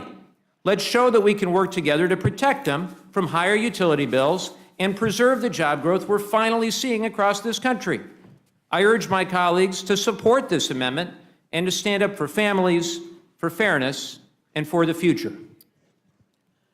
Thank you, Mr. Levin. Ms. Sewell, you're recognized for 5 minutes. Thank you, Madam Chairman, Madam Chair, for the opportunity for me to give a voice to the great people of Alabama's 7th Congressional District on this debate. I have 2 amendments. My first amendment, Amendment number 209, would extend the Affordable Care Act's premium tax credits to Americans in non-Medicaid expansion states like Alabama who are caught in this coverage gap, as well as Americans who have lost Medicaid coverage as a result of the Republicans' cut in this bill. 1.5 million Americans are in the Medicaid coverage gap. These are the working poor. They work every day, many minimum wage jobs, and they make too much money to be on Medicaid, but they don't make enough money to be able to afford health insurance. They are truly the working poor. We must not let the ACA enhanced premium tax credits expire December 31st, 2025. And we must expand the premium tax credit for low-income citizens below 138% of the poverty line. I have heard from countless constituents who fall in this Medicaid coverage gap and are desperate to get health care. I spoke recently with one of my constituents, Kiana, who is caught in this gap. She lost her health care, her Medicaid coverage, following the end of the COVID public policy emergency exemption. When she tried to qualify for Medicaid again, she was told that she made more than the $295 a month that would make her qualify. This was no help to her, and you know what? The big billionaire boondoggle bill won't be of any help to her either. In my state, Medicaid is a bare bone minimum program. You have to be really, really poor. Back home in Alabama, we call it being po. You can't afford the O or the R in order to get Medicaid in my state. So instead of giving handouts to the billionaires, I would say let us use this opportunity to increase the number of Americans who have health care coverage. This amendment would jumpstart coverage for people who have been left out for far too long. These are parents, they are people with disabilities, individuals who work but can't afford and don't have jobs that have health care benefits. Simply put, as 10 states seem committed to denying benefits for Medicaid expansion, I want my residents in the state of Alabama who fall in this Medicaid gap to get coverage. So I'd ask you to consider that amendment. My second amendment is amendment number 139. It strikes the $5 billion worth of private school voucher schemes that are in this bill. Under the Republican plan, donors who contribute money or stock to these voucher plans will receive a tax credit of 100% contribution back in the form of a discount on their tax bill. It really is outrageous that we would actually help the wealthy and well-off pay for private schools for their own children. There's nothing in this bill that stops them from making their own children eligible to receive this private voucher. I know this issue way too well. My home state of Alabama has adopted a dollar-for-dollar tax shelter for donations to voucher schemes, and Alabama's public school children and teachers are paying the price. The private school voucher scheme is modeled after states like Alabama. Many Southern private schools were established during and after integration. Today, these same schools are benefiting from taxpayer dollars flowing rapidly expanding voucher programs that are rampant with waste, fraud, and abuse. Instead of tackling the fraud in these programs, Republicans are hell-bent and overdrive giving tax shelters in the form of a federal level. There's nothing in this bill that stops Alabama's wealthiest from being able to take a tax credit on the state level and now on the federal level. These academies do not have to live by the same standards as public schools. You know, in the state of Alabama, school choice doesn't really mean a choice. When you live in small rural communities that only have two schools, one that is public and all black, and one that is private and all white. That's in 2025, not in 1965. We should not be promulgating these opportunities. Public schools don't have the same benefits. And I know that my colleagues will probably ask me about these private schools in the state of Alabama, and I look forward to that robust discussion. But I ask Madam Chair for unanimous consent to put into the record these articles about segregated academies across the South that are getting millions in taxpayer dollars. Without objection, Ms. Thank you so much, and I ask for support of both of these amendments. Thank you. Ms. Titus, you're recognized for 5 minutes. Thank you, Madam Chairman, members of the committee. I agree with many of the things that have been said so eloquently before me about the cuts to SNAP and Medicaid. And I have several amendments offered. They range from helicopter roundups of horses to saving the National Endowment for the Humanities. But I'm here now to advocate for an amendment that would strike a provision in the reconciliation bill that allows for the sale of at least 65,000 acres in Clark County, Nevada. Now, my amendment doesn't impact northern Nevada, nor does it impact Utah, where the representatives there agree with those sales. I'm talking about my district in Clark County, Nevada. About 2 weeks ago, during the 11th hour of the House Natural Resources Committee meeting, Representative Amadei introduced an amendment to sell off public lands in southern Nevada. Again, this is an area that he does not represent. He snuck this provision in during the middle of the night without consulting with me, any members of the Nevada delegation, or the Clark County Commission. If he had of, he would have known there was not support for this, and this was not a responsible way to accommodate growth or manage our natural resources. So I'm here to defend the public lands in my district and stop them from just being auctioned off by the GOP and have the money used from the auction to pay down the tax breaks for the wealthy. Decisions to sell public land should not be made on a whim. They deserve careful consideration with input from the public and collaboration with the stakeholders who will be impacted by the sales. I know this because I've worked on this issue for decades as a member of Congress and as a state legislator. In fact, I had a bill that came to be known as Ring Around the Valley when I was in the state legislature that looked at growth boundaries. It encouraged high-density development, rewarded infill over sprawl, and required developers to contribute to the cost of infrastructure.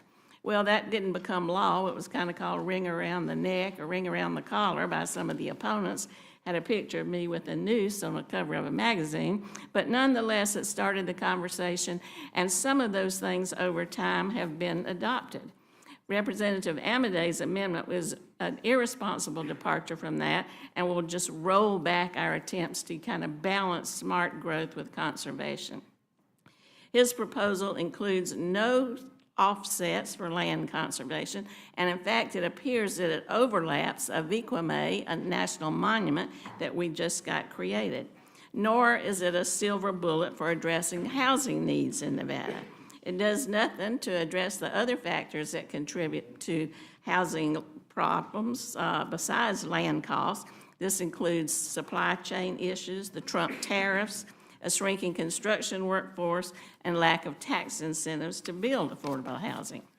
What's more, it does nothing to address the infrastructure that will need to be built to accommodate far-flung developments caused by sprawl, and it ignores the drain on our very valuable resource of water because there are no built-in guide rails or guardrails.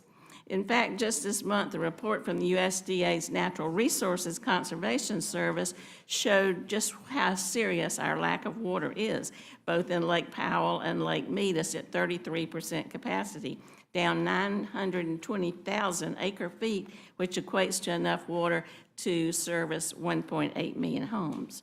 Furthermore, the U.S. Drought Monitor shows that areas in Clark County slated for land sales in this amendment to the reconciliation bill are in conditions that range from severe to exceptional drought, that being the most extreme.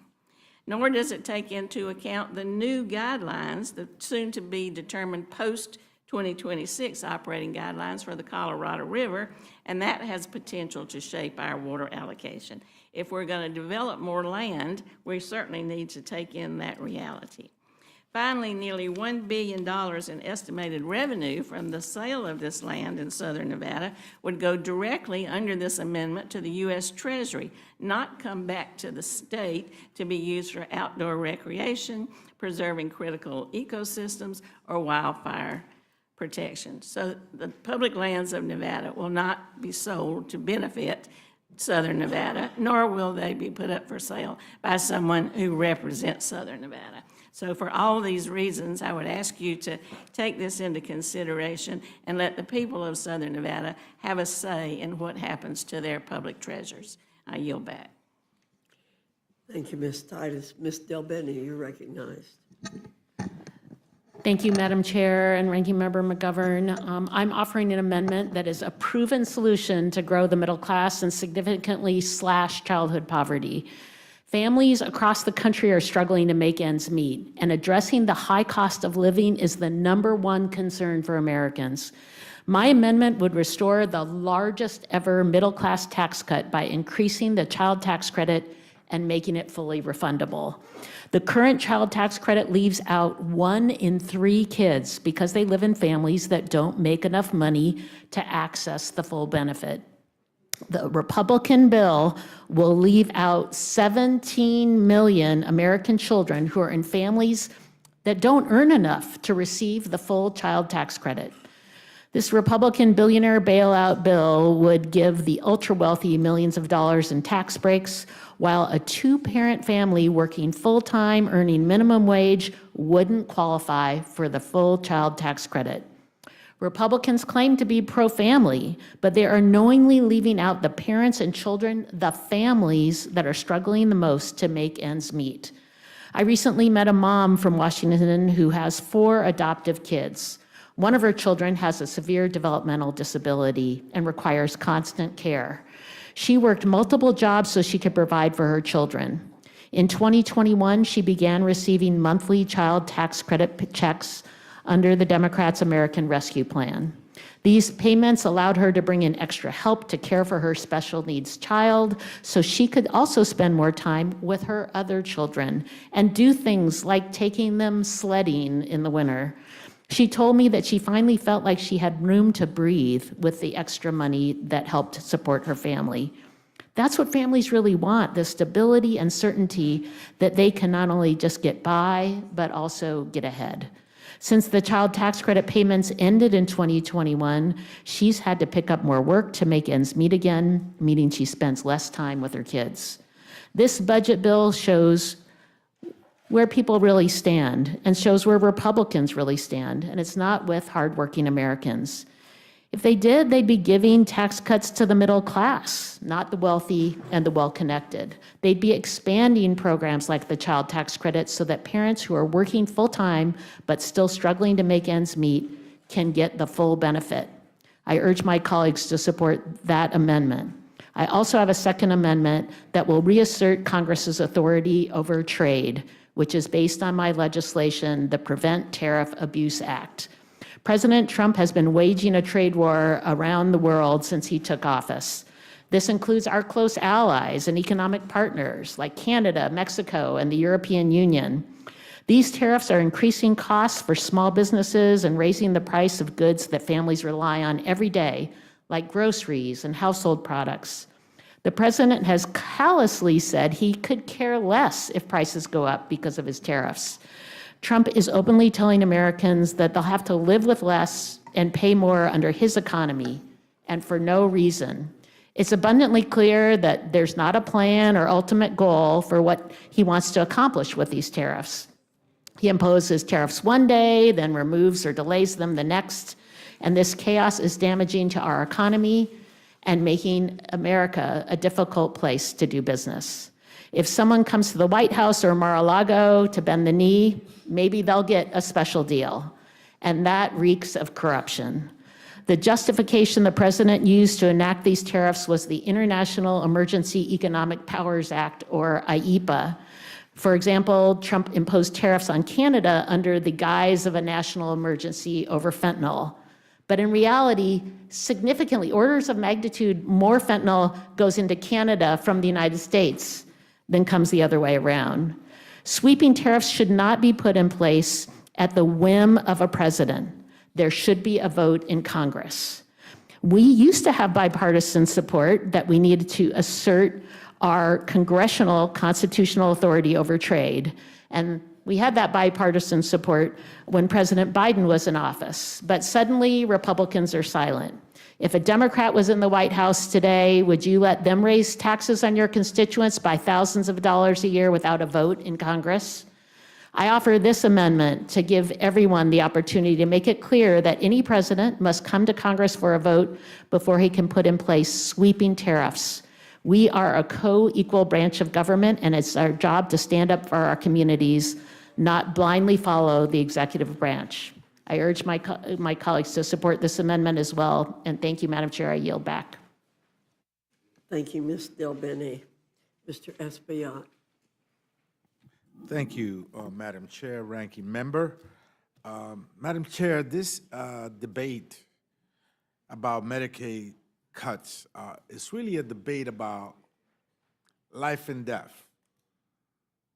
The Medicaid program is not a Democratic program. It is not a Republican program.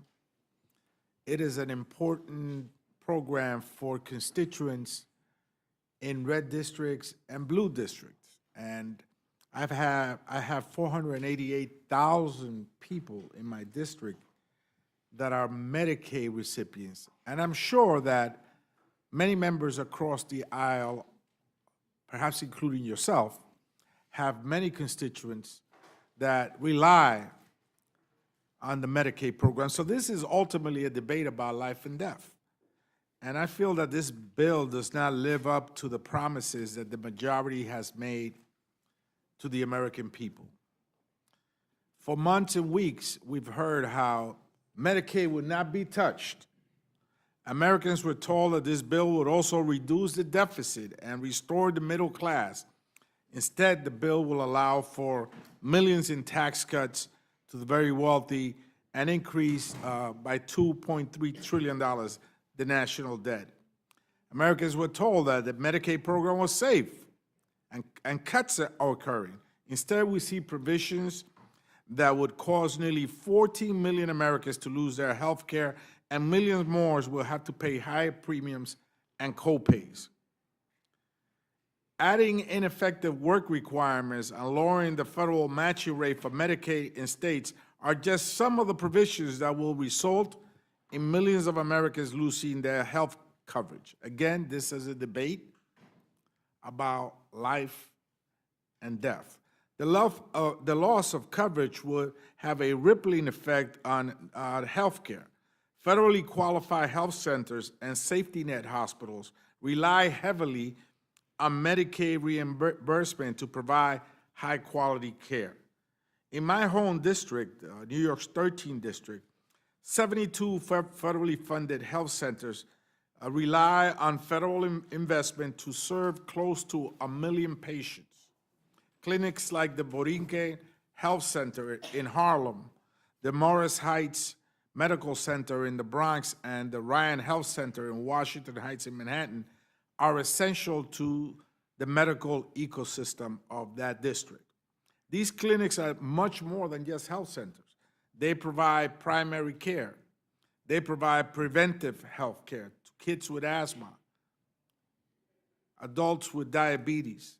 They host food pantries. The ranking member was in my district to see one of those at a school because they understand that food is medicine. Because this is a debate ultimately about life and death. This is not a comfortable debate. This is not an easy one. This is not one that we can laugh about. This is about life or death.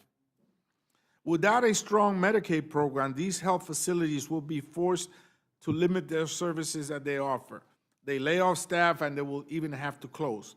That is why I've introduced Amendment 309, which will require the Health and Human Services Secretary to conduct a study and report to Congress the effects of Medicaid cuts and the reduction in services of federally qualified health centers, like the ones I described, community health centers, and safety net hospitals. These safety net hospitals are the last resort for working families that are sick, that cannot provide or have the money to pay for a Cadillac health plan, a private health plan that is so expensive. That's why I have 488,000 patients. Cuts to Medicaid will increase the uninsured rates and will dismantle health care. We must protect safety net programs. I urge the adoption of this amendment. And I yield back. Thank you, Mr. Espeon. Mr. Amo, you're recognized for 5 minutes. Thank you, Madam Chair. Thank you, Ranking Member, and thank you to the members of the Rules Committee who have been out, been here from darkness to light, and hopefully not to darkness again. But I've got to be clear that the moral darkness of this plan remains. There is a clear contrast in values here.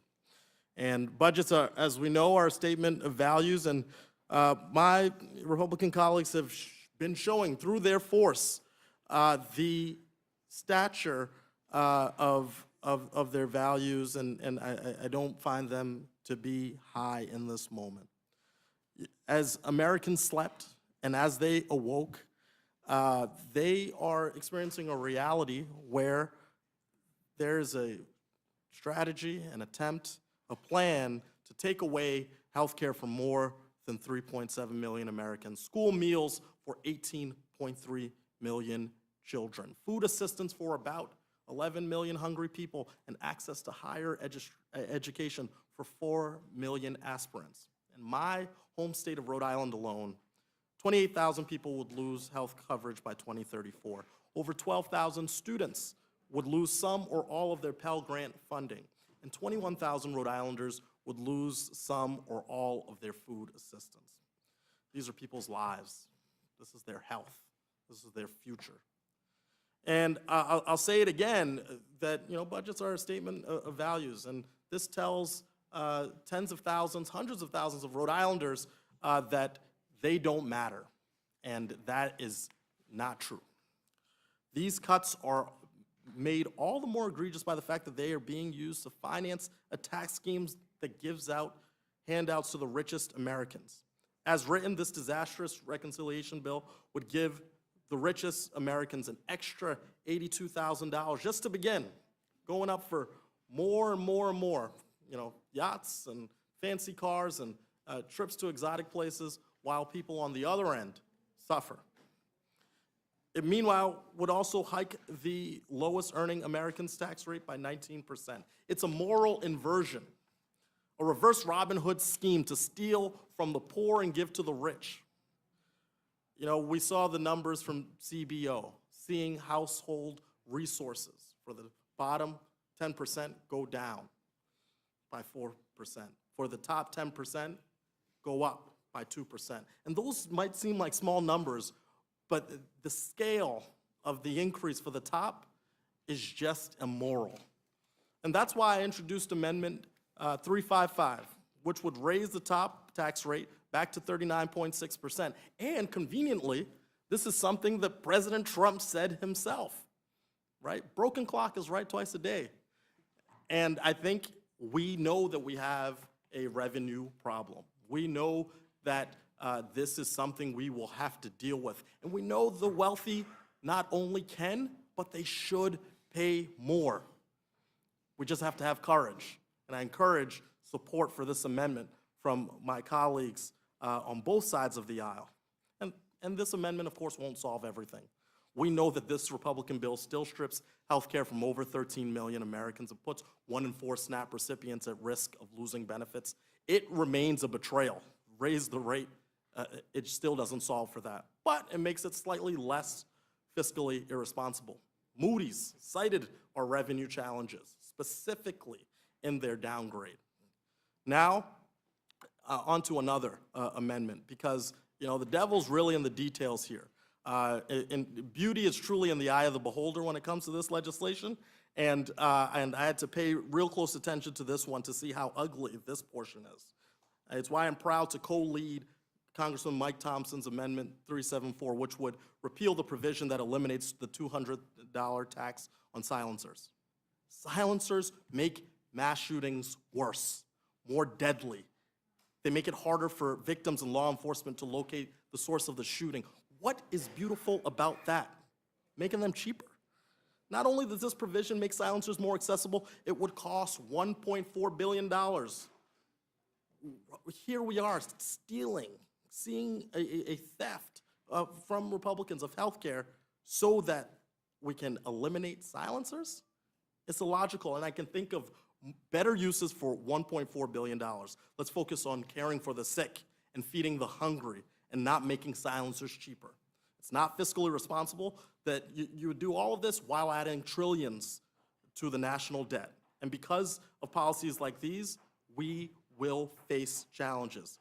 So with that, I encourage support for these two amendments, and let's get our house in order and focus on the people who need our support. Thank you. I yield back. Thank you. Ms. Lee, you're recognized for 5 minutes. Thank you, Madam Speaker. I'm here to ask for support to my amendment to this big, bad billionaire bill, or whatever it's called. It's not about the nearly 100,000 Nevadans who will be left without health care. It's not about the thousands of homebound seniors who will no longer receive Meals on Wheels. It's not about the trillions that will be added to our national deficit. It's about water, something so precious and important to my home district of Southern Nevada. My amendment aims to stop Congressman Mark Amodei and the House Republicans from moving forward with the Trojan horse Utah land grab that jeopardizes Nevada's water security and could very well derail sensitive and complicated negotiations about the future of the Colorado River. I'm here because 2 weeks ago, literally in the middle of the night, seems to be a recurring theme for how Republicans legislate, Rep. Amodei advanced legislation in the Natural Resources Committee to sell off hundreds of thousands of acres of federal land in Nevada and Utah. The proceeds from those sales would go to Washington to pay for billionaire tax breaks in the budget bill.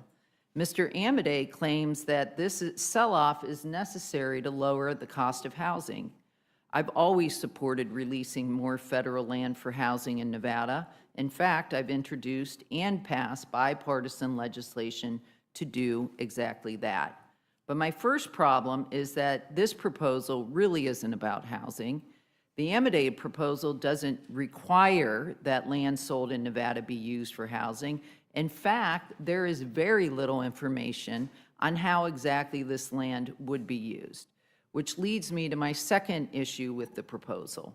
For decades, the law has ensured that proceeds from federal land sales in southern Nevada, which, as Congresswoman Titus has said, have been negotiated and supported by local government, but that those proceeds stay in Nevada. This proposal from Amodei would instead send these proceeds to the federal government, and Nevada would lose billions of dollars. This would mean less money to build more schools, water infrastructure, parks, and so much more. In fact, federal land sales in southern Nevada have generated about $500 million to date to invest directly in southern Nevada water priorities. Under Rep. Amodei's own projection, this move could divert nearly $8 billion over 10 years from Nevada. Think about it. Who would then pay for things like water and parks and schools? Nevada homeowners. So Amodei's move actually increases housing costs for Nevadans, not decreases them. And let me remind you that Rep. Amodei does not represent any part of Clark County, and his proposal is not supported by the county government or any member of Nevada's federal delegation elected by voters of Clark County. I would never introduce a bill to sell off land in another congressperson's district without consulting with them. Congresswoman Titus just proposed an amendment which I support, but I finally want to talk about the third issue with this proposal and the purpose of my amendment, which relates to Nevada and the Southwest's water security. Arizona Congressman Greg Stanton and I have been alerted by water officials in Nevada and Arizona that the public land that Amodei wants to sell off in Utah could be used for a controversial water pipeline. The parcels of land marked for sale in this proposal, coincidentally, line up with the land in Utah that has been targeted for the so-called Lake Powell pipeline. This proposed pipeline has greatly concerned water managers in Nevada, Arizona, California, Colorado, New Mexico, and Wyoming. These are 6 of the 7 states that depend on the Colorado River, every one except Utah. If this land is sold and the pipeline is built, this could divert 28 billion gallons of water each year from Lake Powell and the Colorado River to communities in southern Utah, away from Nevada, Arizona, and other basin states. Look, Amodei did not consult local authorities in southern Nevada, and it shows because he clearly doesn't understand the relationship between water and development and housing costs. I support the Titus Amendment. I'm asking you to advance my amendment to repeal the Amodei land sale in Utah so we can stop this Trojan horse to steal Nevada's water. Thank you. Thank you. Mr. Langworthy, you have any questions? No. Mr. McGovern? Ms. Sewell, I don't know, did you have anything else you wanted to add? Yes, you know, I was starting to talk about the effects of this horrible bill on public schools and the fact that the school vouchers are now being federalized. I mean, there are lots of states, including my own state, that gives tax credit to parents who put their money in a, foundation. They call it a foundation. There are no requirements as to who's eligible. So what happens is that lots of parents who already have their kids in private school now will have an opportunity, one for one, to get those, to get that a tax credit for that. And in my state of Alabama, a lot of those private schools popped up as a way of avoiding all deliberate speed in Brown versus Board of Education and created these segregated academies. And so I don't want this bill to give further credence to these vouchers being about choice when there are very little choices when you have small communities that are made up of 5,000 people and there's one public school and there's only one academy, and that academy is still all white in 2025. And, as a public school kid and parents who grew up, parents who were public school teachers, and my mom was a librarian and my dad was a high school basketball coach, I can tell you that in Selma, when I was growing up, the best school was Selma High School. It was Selma High School that sent kids off full scholarships to Duke and to other places.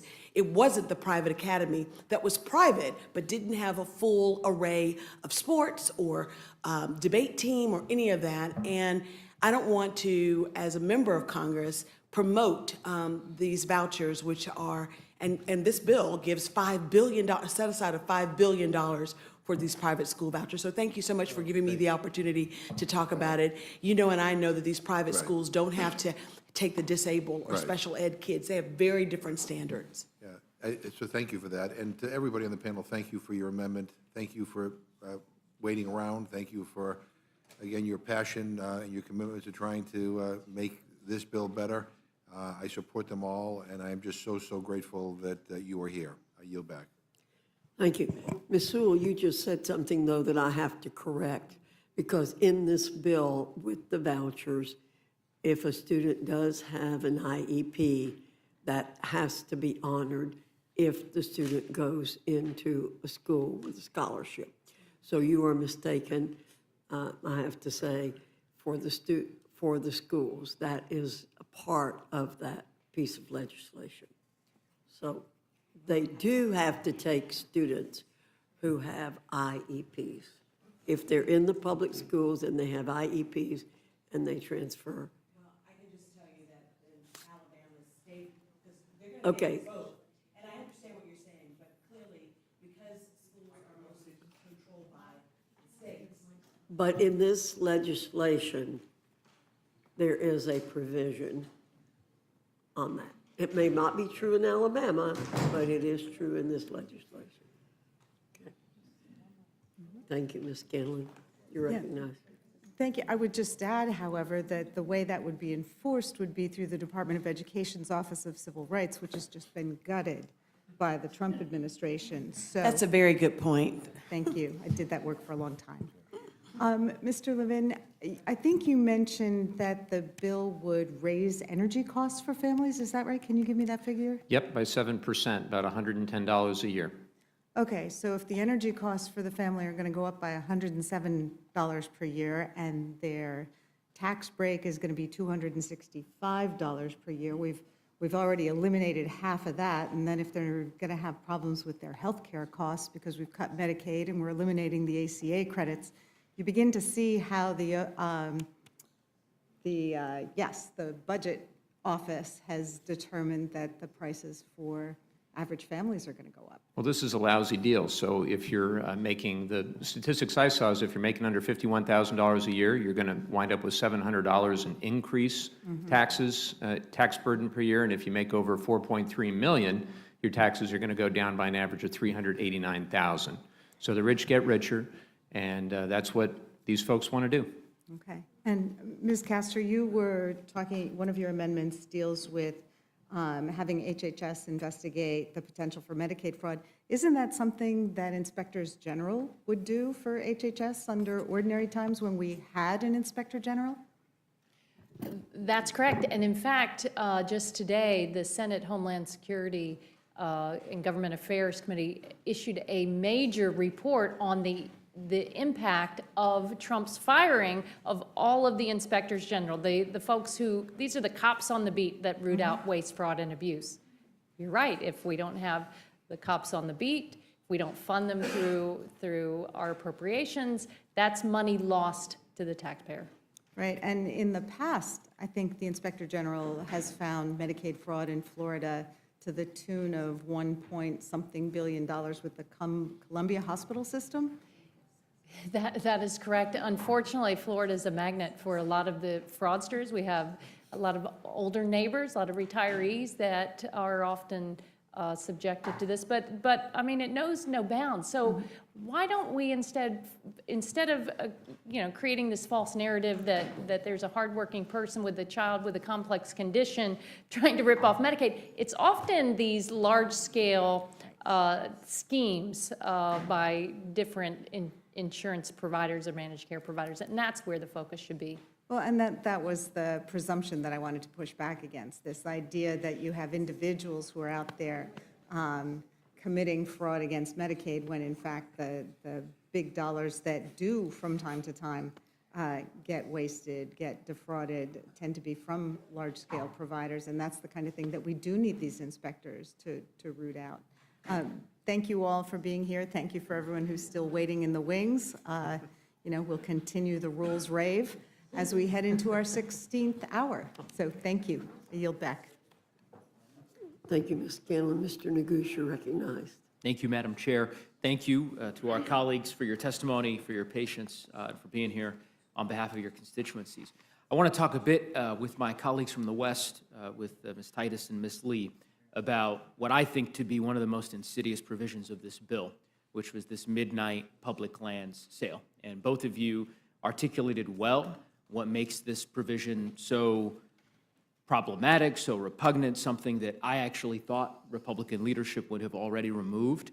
Perhaps we'll see that in the manager's amendment. Time will tell. But I think insofar as neither of your amendments are accepted in order and this language isn't removed from the bill, I think it would be violative of a core norm that has governed land conveyances and the consideration of land conveyances by this body for a long time. So just to kind of unpack that, as you know, I serve as the ranking member on the Federal Land Subcommittee. One of the most bipartisan subcommittees in the Congress. It was the most productive subcommittee in the last Congress. We marked up more bills than any other subcommittee in the House. The vast majority of them are bipartisan, mostly on suspension, most regarding land conveyances. Those typically are done through regular order, a legislative hearing. Were these land sales considered as a part of a legislative hearing? Ms. Lee?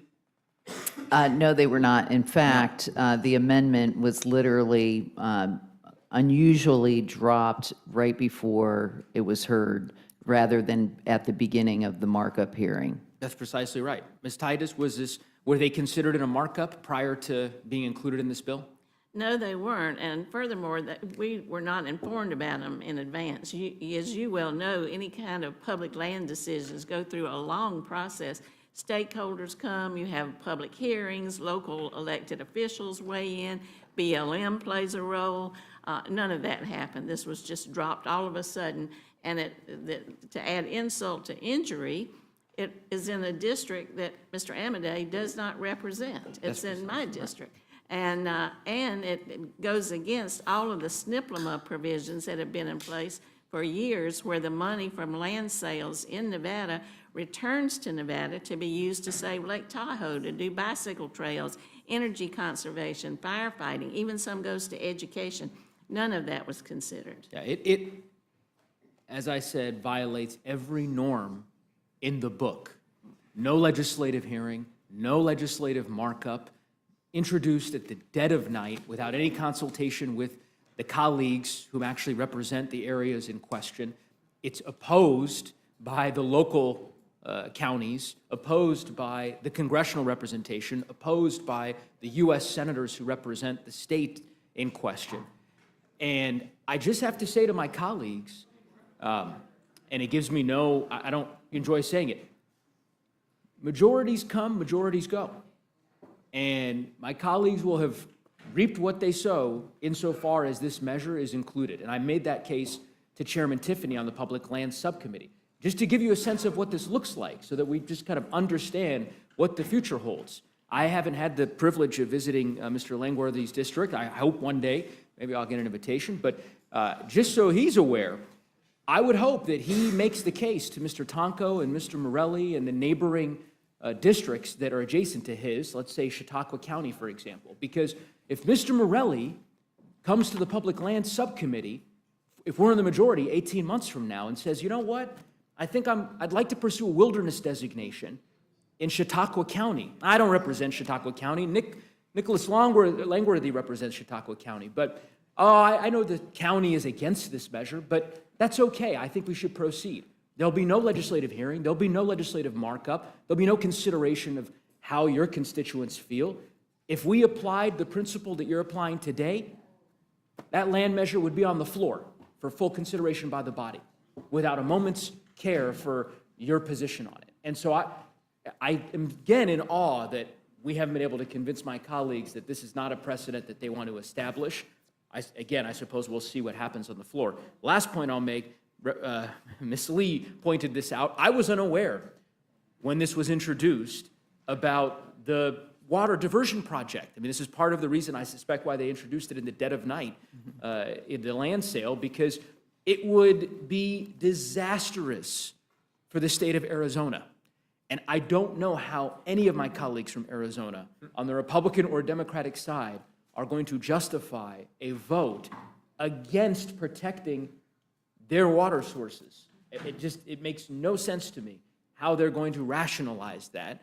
Had this been vetted in a legislative hearing, we would have had an opportunity to hear from the Bureau of Reclamation and the various water authorities and have the necessary sunlight to expose this. We were deprived of that opportunity. And now you have 6 basin states, all including the state of Colorado, the headwaters of the Colorado River, as Ms. Lee knows, are in my district, opposing this effort. And I hope we'll hear, I certainly plan on spending some time on the floor on this issue, and I would welcome my colleagues from Arizona, my Republican colleagues, if Mr. Gosar is watching somewhere in the building, I would welcome him to the floor, because I'd love to hear what his response would be. Ms. Lee? And for that matter, any colleague from the West who has a large percentage of federally controlled land in their state, who traditionally this type of move would never be made, one, without any input from a representative from the district in which the land is, which is mine, and or any county official. So I know that Representative Zinke has led an effort to withdraw this amendment, and I hope that other Republicans join him. Yeah, I couldn't say it better, and I appreciated Mr. Zinke's leadership, frankly, in pushing that forward. I support his effort, and we'll just have to see. But in the interim, if folks have ideas about, potential wilderness designations in Western Virginia, or perhaps parts of northern Minnesota, or Chautauqua County in New York, we're taking ideas, and we've got 17 months, I guess, to do that. So anyway, I'll yield back the balance of my time. Gentleman yields back. Now recognize Ms. Ledger Fernandez. Thank you. Oh, I'm supposed to use this one. Thank you very much. And, I think that this testimony that we've heard today and all day long really talks about that there are a lot of transfers going on in this bill, right? Transfers from working families to the wealthy. Transfers, in your instance, I think you wanted to talk a little bit more about the idea that we're transferring resources from public schools. And what does that then mean for the children of those public schools? The transfer of wealth away from the children who need it most with the child tax credit to those who need it the least, right? It would be my guess that my kids are too old now, but I could make do without that child tax credit. But somebody who's making $15,000 could really use it. And Representative Del Bene, and I think this education piece to the both of you goes to what does it mean for a child to have the right kind of education, but also the child tax credit removes the stress that is in a household that has high poverty. And Republicans refuse to continue the expanded child tax credit they have. Could you just real quickly, maybe the two of you, just some quick thoughts on that impact on the children's education? Well, we know when we had the expanded child tax credit in place, we cut childhood poverty across the country almost in half in just a year. Childhood poverty costs us $1 trillion a year in the United States. So not only is this important policy because it supports families, helps our kids get off to a great start, it also is fiscally responsible policy and actually saves us money. So the challenge that we face in this bill is that 17 million kids across the country are left out because their parents don't make enough money to have the tax burden to get the full credit. And what we did previously with the expanded child tax credit is we said we are going to make sure that the families who need the most, the lowest income families, they may not make enough to have a huge tax burden. We're going to make sure they get the full benefit. And when what did people spend that money on?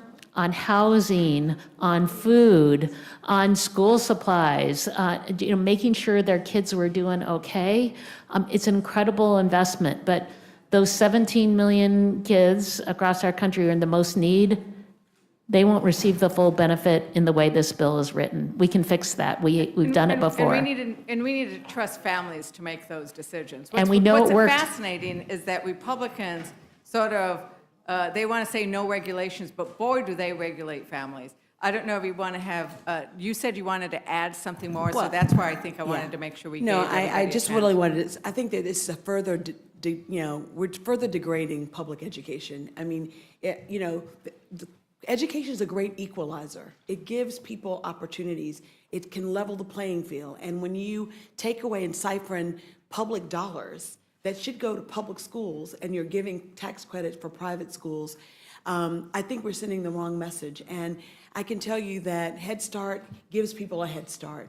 And when you are taking money away from public education, you're decreasing the amount of chemistry labs we have, better libraries that we have, books and teachers for that matter. And I just think that it is a transfer of wealth and of dollars from one to another.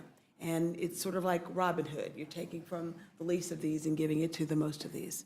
Thank you. And of course, we have let's tax the billionaires. That would be the right way to do the transfer. And thank you very much for bringing that amendment, right? Like if you don't want to benefit, if you want to make sure that there isn't the transfer of wealth going the wrong way, that's what your amendment does. And I thank you very much for it. And then finally, there we are on, making sure that we are losing the battle for renewable energy.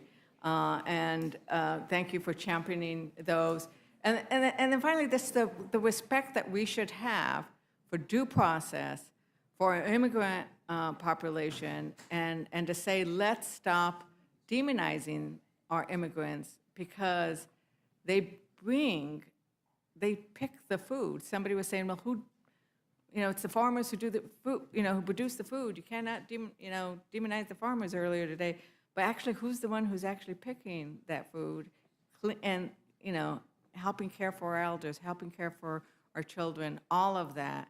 And I think that what you all did today on this panel was bring all those many aspects of this bill to light. And so I'm very grateful that you did that. And once again, we have a room full of colleagues who are bringing some other great amendments to bear here.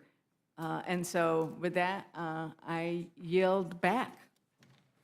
Gentlelady yields back, and that concludes this panel. Thank you all for being here. And we're going to look forward to the next panel stepping forward as we let those get out first before we have a big shift.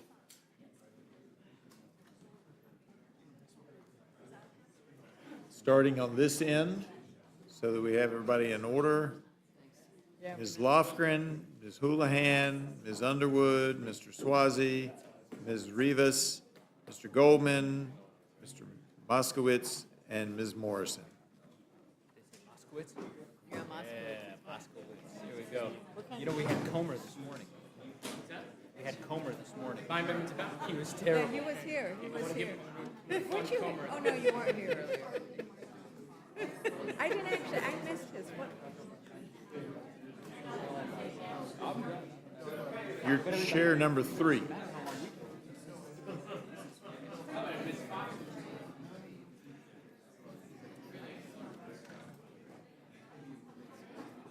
No, I hear you. Yeah, I only. All right. People didn't get to ask them questions. I know some of you all have been here for some time. We've still got at least 1 or 2 more panels to go after this. So, Ms. Lofgren, I'm going to recognize you to go ahead and get started, and hopefully everybody will settle down here real quick. The floor is yours. Thank you have 5 very minutes. much, Mr. Chairman and committee. There's a lot to dislike in this big, bad bill, but many of my colleagues have addressed some of the most pernicious elements, reducing health care for Americans, increasing costs for Americans, nutrition cuts for Americans. I want to address something else with my amendments. We need to grow our economy if we want to have a prosperous country.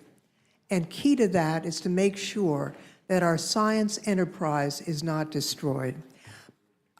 My first 3 amendments deal with the Trump administration's threats to significantly cut indirect cost funding provided to universities and other research partners by the National Institutes of Health, Department of Energy, the National Science Foundation, and other federal agencies. The administration has proposed capping those costs at 15%. That is ill-informed and completely arbitrary. These indirect costs are not unnecessary. They're the funds that are used to pay the electricity for labs, to feed the lab animals, to make sure that the research can be done. And they are carefully negotiated in each case with the grantees. To cap them is just to cut the science, and it's a big problem for America's future. Many of these research universities are not just in blue states, they're in Republican-led districts and states, and it's going to hurt not only science in the country, but your districts as well as all of ours. You know, the Idaho National Labs posted something recently indicating that up to 85% of GDP growth in America is directly connected with science. And so the science reductions that we are seeing that are being undertaken are going to have a direct adverse impact to our economy and to our future prosperity.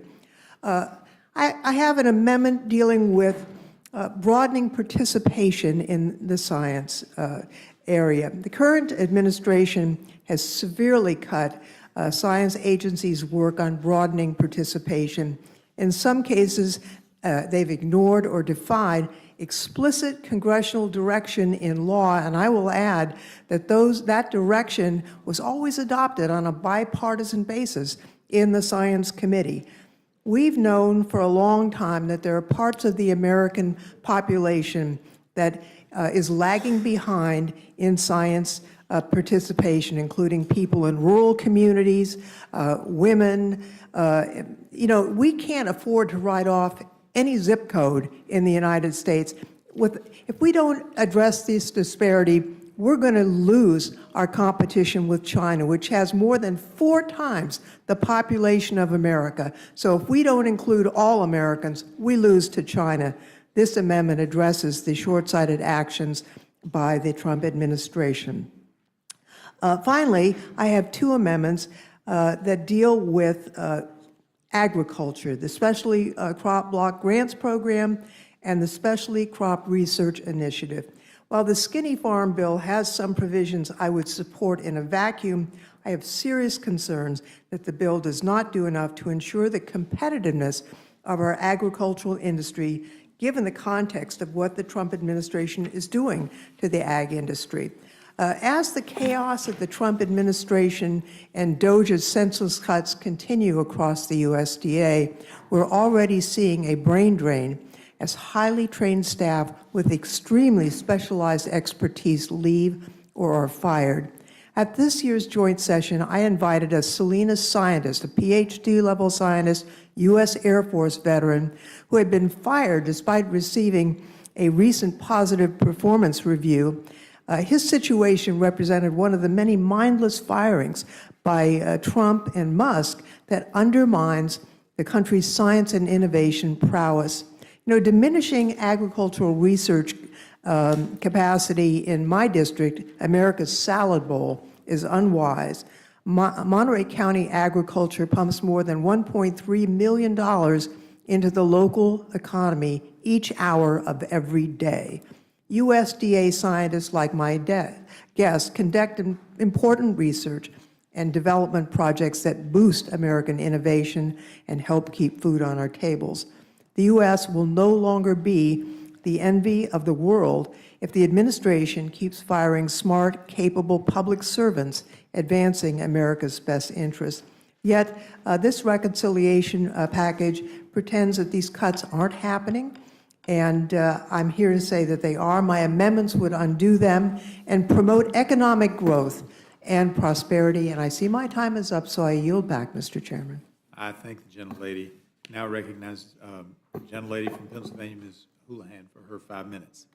Thank you, Mr. Chair, and I'm here to speak on behalf of the close to 750,000 members of my community, as well as the military in this conversation here. This bill is simply a slapshot and irresponsible bill. In many cases, it's quite hateful.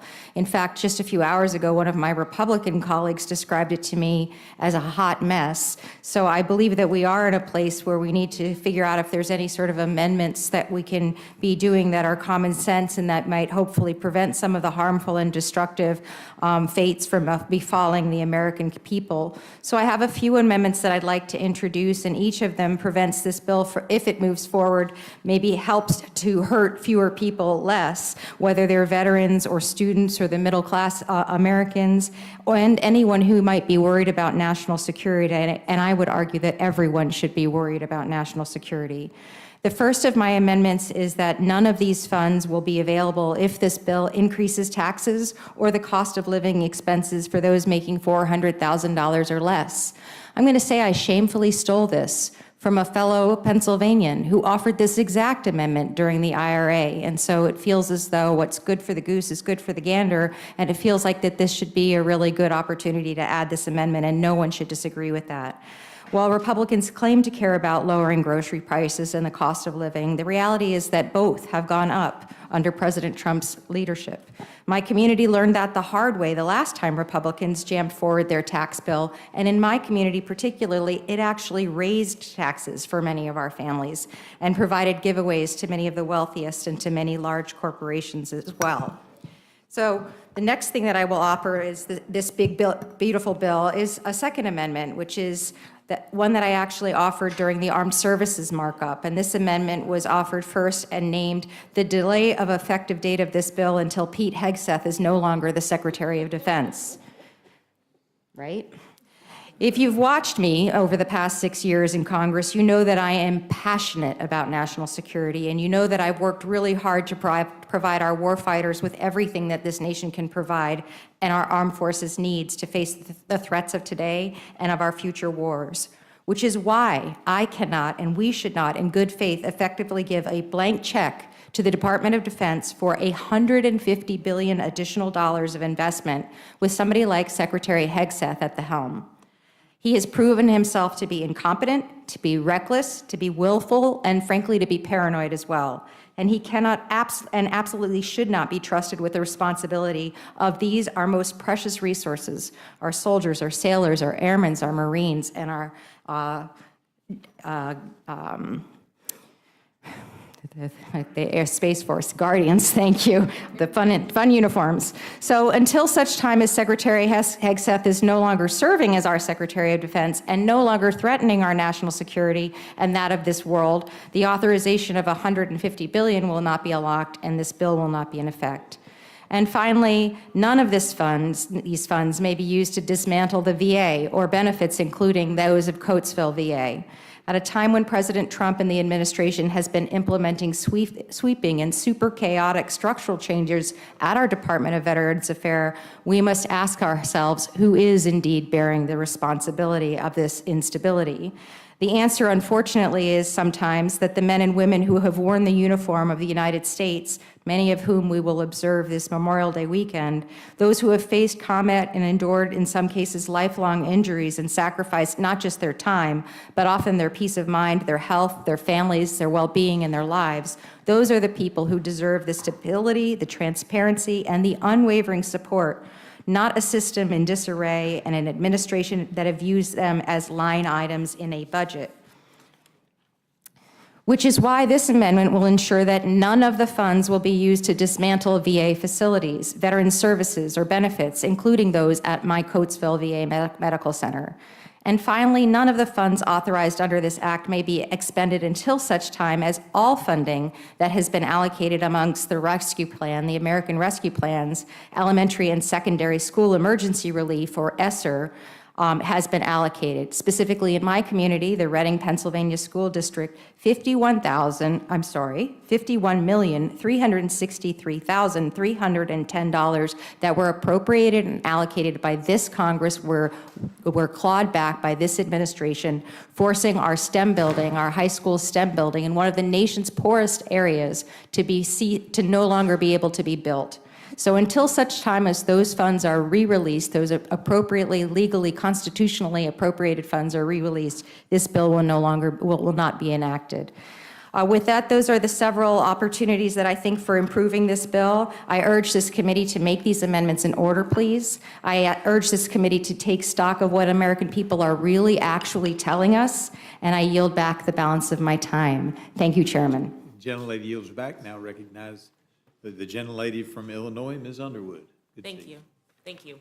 I join you today to speak on behalf of the millions of Americans who stand to lose their health care based on which amendments this committee decides to move forward with today. While most of the country was asleep, the Republican majority on this committee has been working to rush this legislation through the night to please Donald Trump and hand a massive tax cut to all those billionaires that were in the front row of the inauguration. And if that wasn't enough, you're making American families pay for it by kicking Americans off of health care coverage, closing nursing homes and rural hospitals, and taking no action to protect critical resources like the enhanced premium tax credits that keep families afloat. So I, alongside my colleague, Representative Horsford, am here to offer our Republican colleagues an opportunity to do the right thing, to put American families first and lower health care costs. Our amendment, Amendment 245, would make permanent the expiring enhanced premium tax credits that have already delivered historic savings for millions of Americans. This amendment is based on my Health Care Affordability Act, which I first introduced in 2019 and fought so hard to get a short-term version signed into law in the American Rescue Plan and then later extended through the Inflation Reduction Act. Because of this legislation, more Americans than ever before have access to quality, affordable health care through marketplace plans. This year, we once again have a record-breaking enrollment with more than 24 million Americans enrolling in coverage, 22 million of whom will receive tax credits to lower their out-of-pocket costs. Families of four who get their health care through the Affordable Care Act are saving an average of $2,400 per year on their annual premiums thanks to these tax credits. 4 out of 5 customers can get a plan for $10 or less per month. Let me be clear. These tax credits benefit and are favored by Americans across the country on both sides of the aisle. In farm country, these tax credits save family farmers an average of $506 per month, over $6,000 a year for farmers. In the chair's own district, not you, Mr. Chairman, but in Chair Fox's own district, this policy saved constituents an estimated average of $696 on their premiums in 2024. Across the district of every one of my Republican colleagues on this Rules Committee, these tax credits delivered at least an estimated $468 in annual savings to constituents and as high as $804 in Indiana. It's no surprise that Donald Trump's own pollster, Mr. Fabrizio, found that these tax credits are popular and highly supported by swing and Trump voters.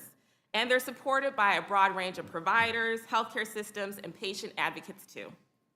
Because these tax credits don't just work, they provide an essential lifeline for families across the country, and we cannot let them expire. This tax package is already a disaster for working families, and without this amendment, it's catastrophic. Without it, healthcare costs will skyrocket, and over 4 million people will be priced out of healthcare. That's on top of the 8.6 million people that are already being kicked off of Medicaid by this tax bill. I urge my colleagues across the aisle to stand in solidarity with the American families instead of billionaires by supporting this amendment. Thank you, and I yield back. Thank you. Gentlelady yields back.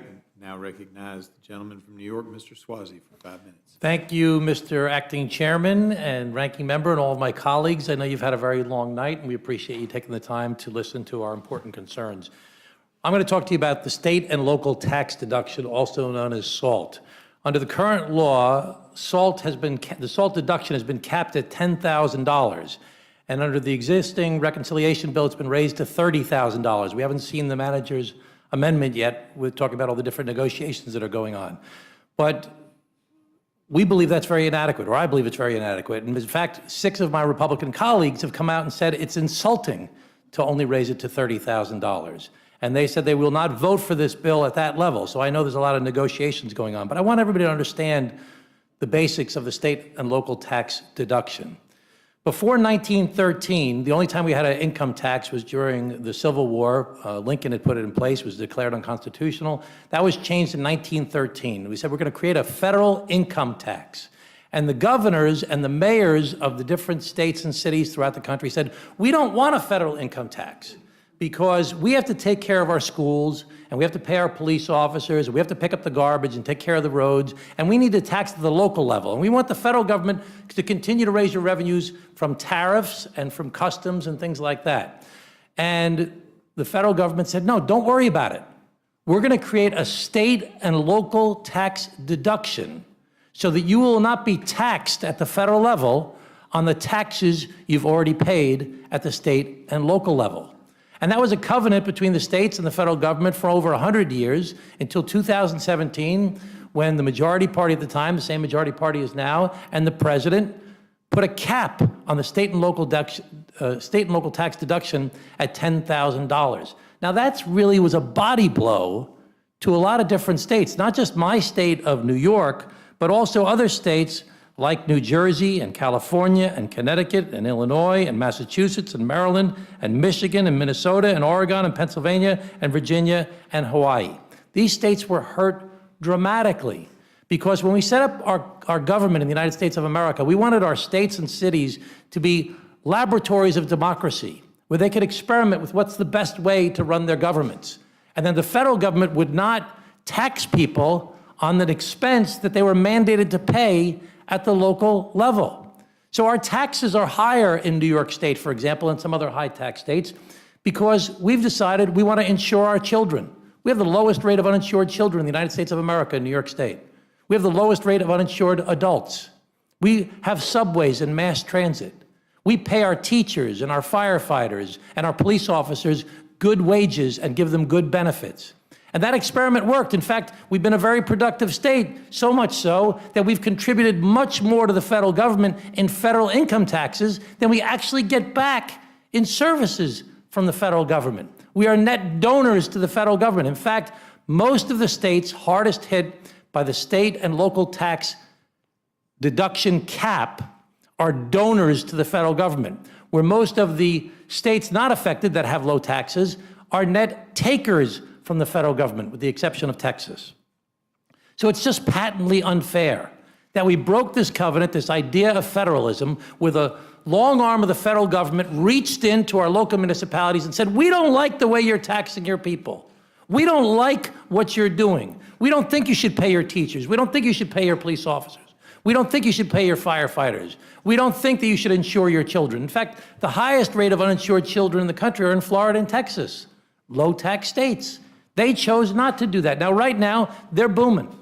And we're in trouble in some of our higher tax states. People are leaving our states and going to these other states. And you know what happens when people leave our states and go to the lower tax states?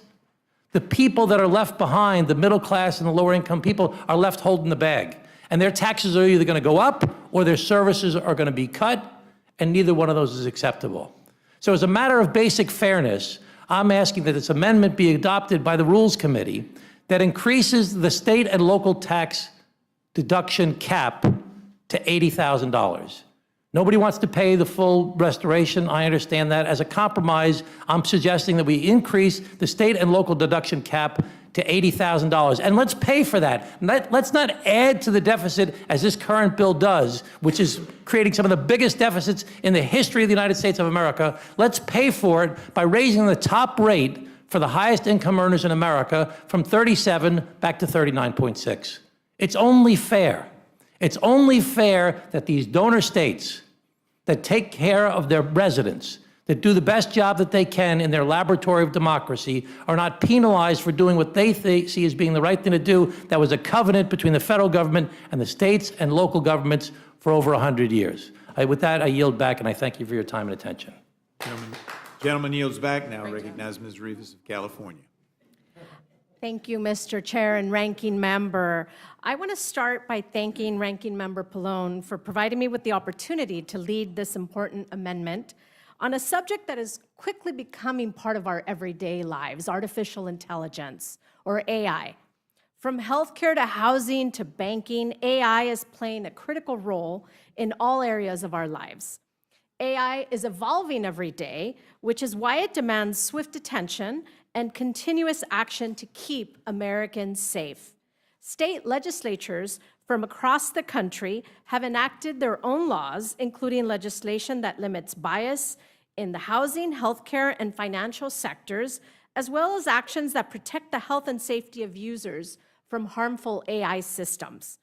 Despite all these positive developments, there's currently a provision in this Republicans' big bill that would issue a 10-year moratorium on states' ability to enforce AI laws. My amendment strikes this moratorium.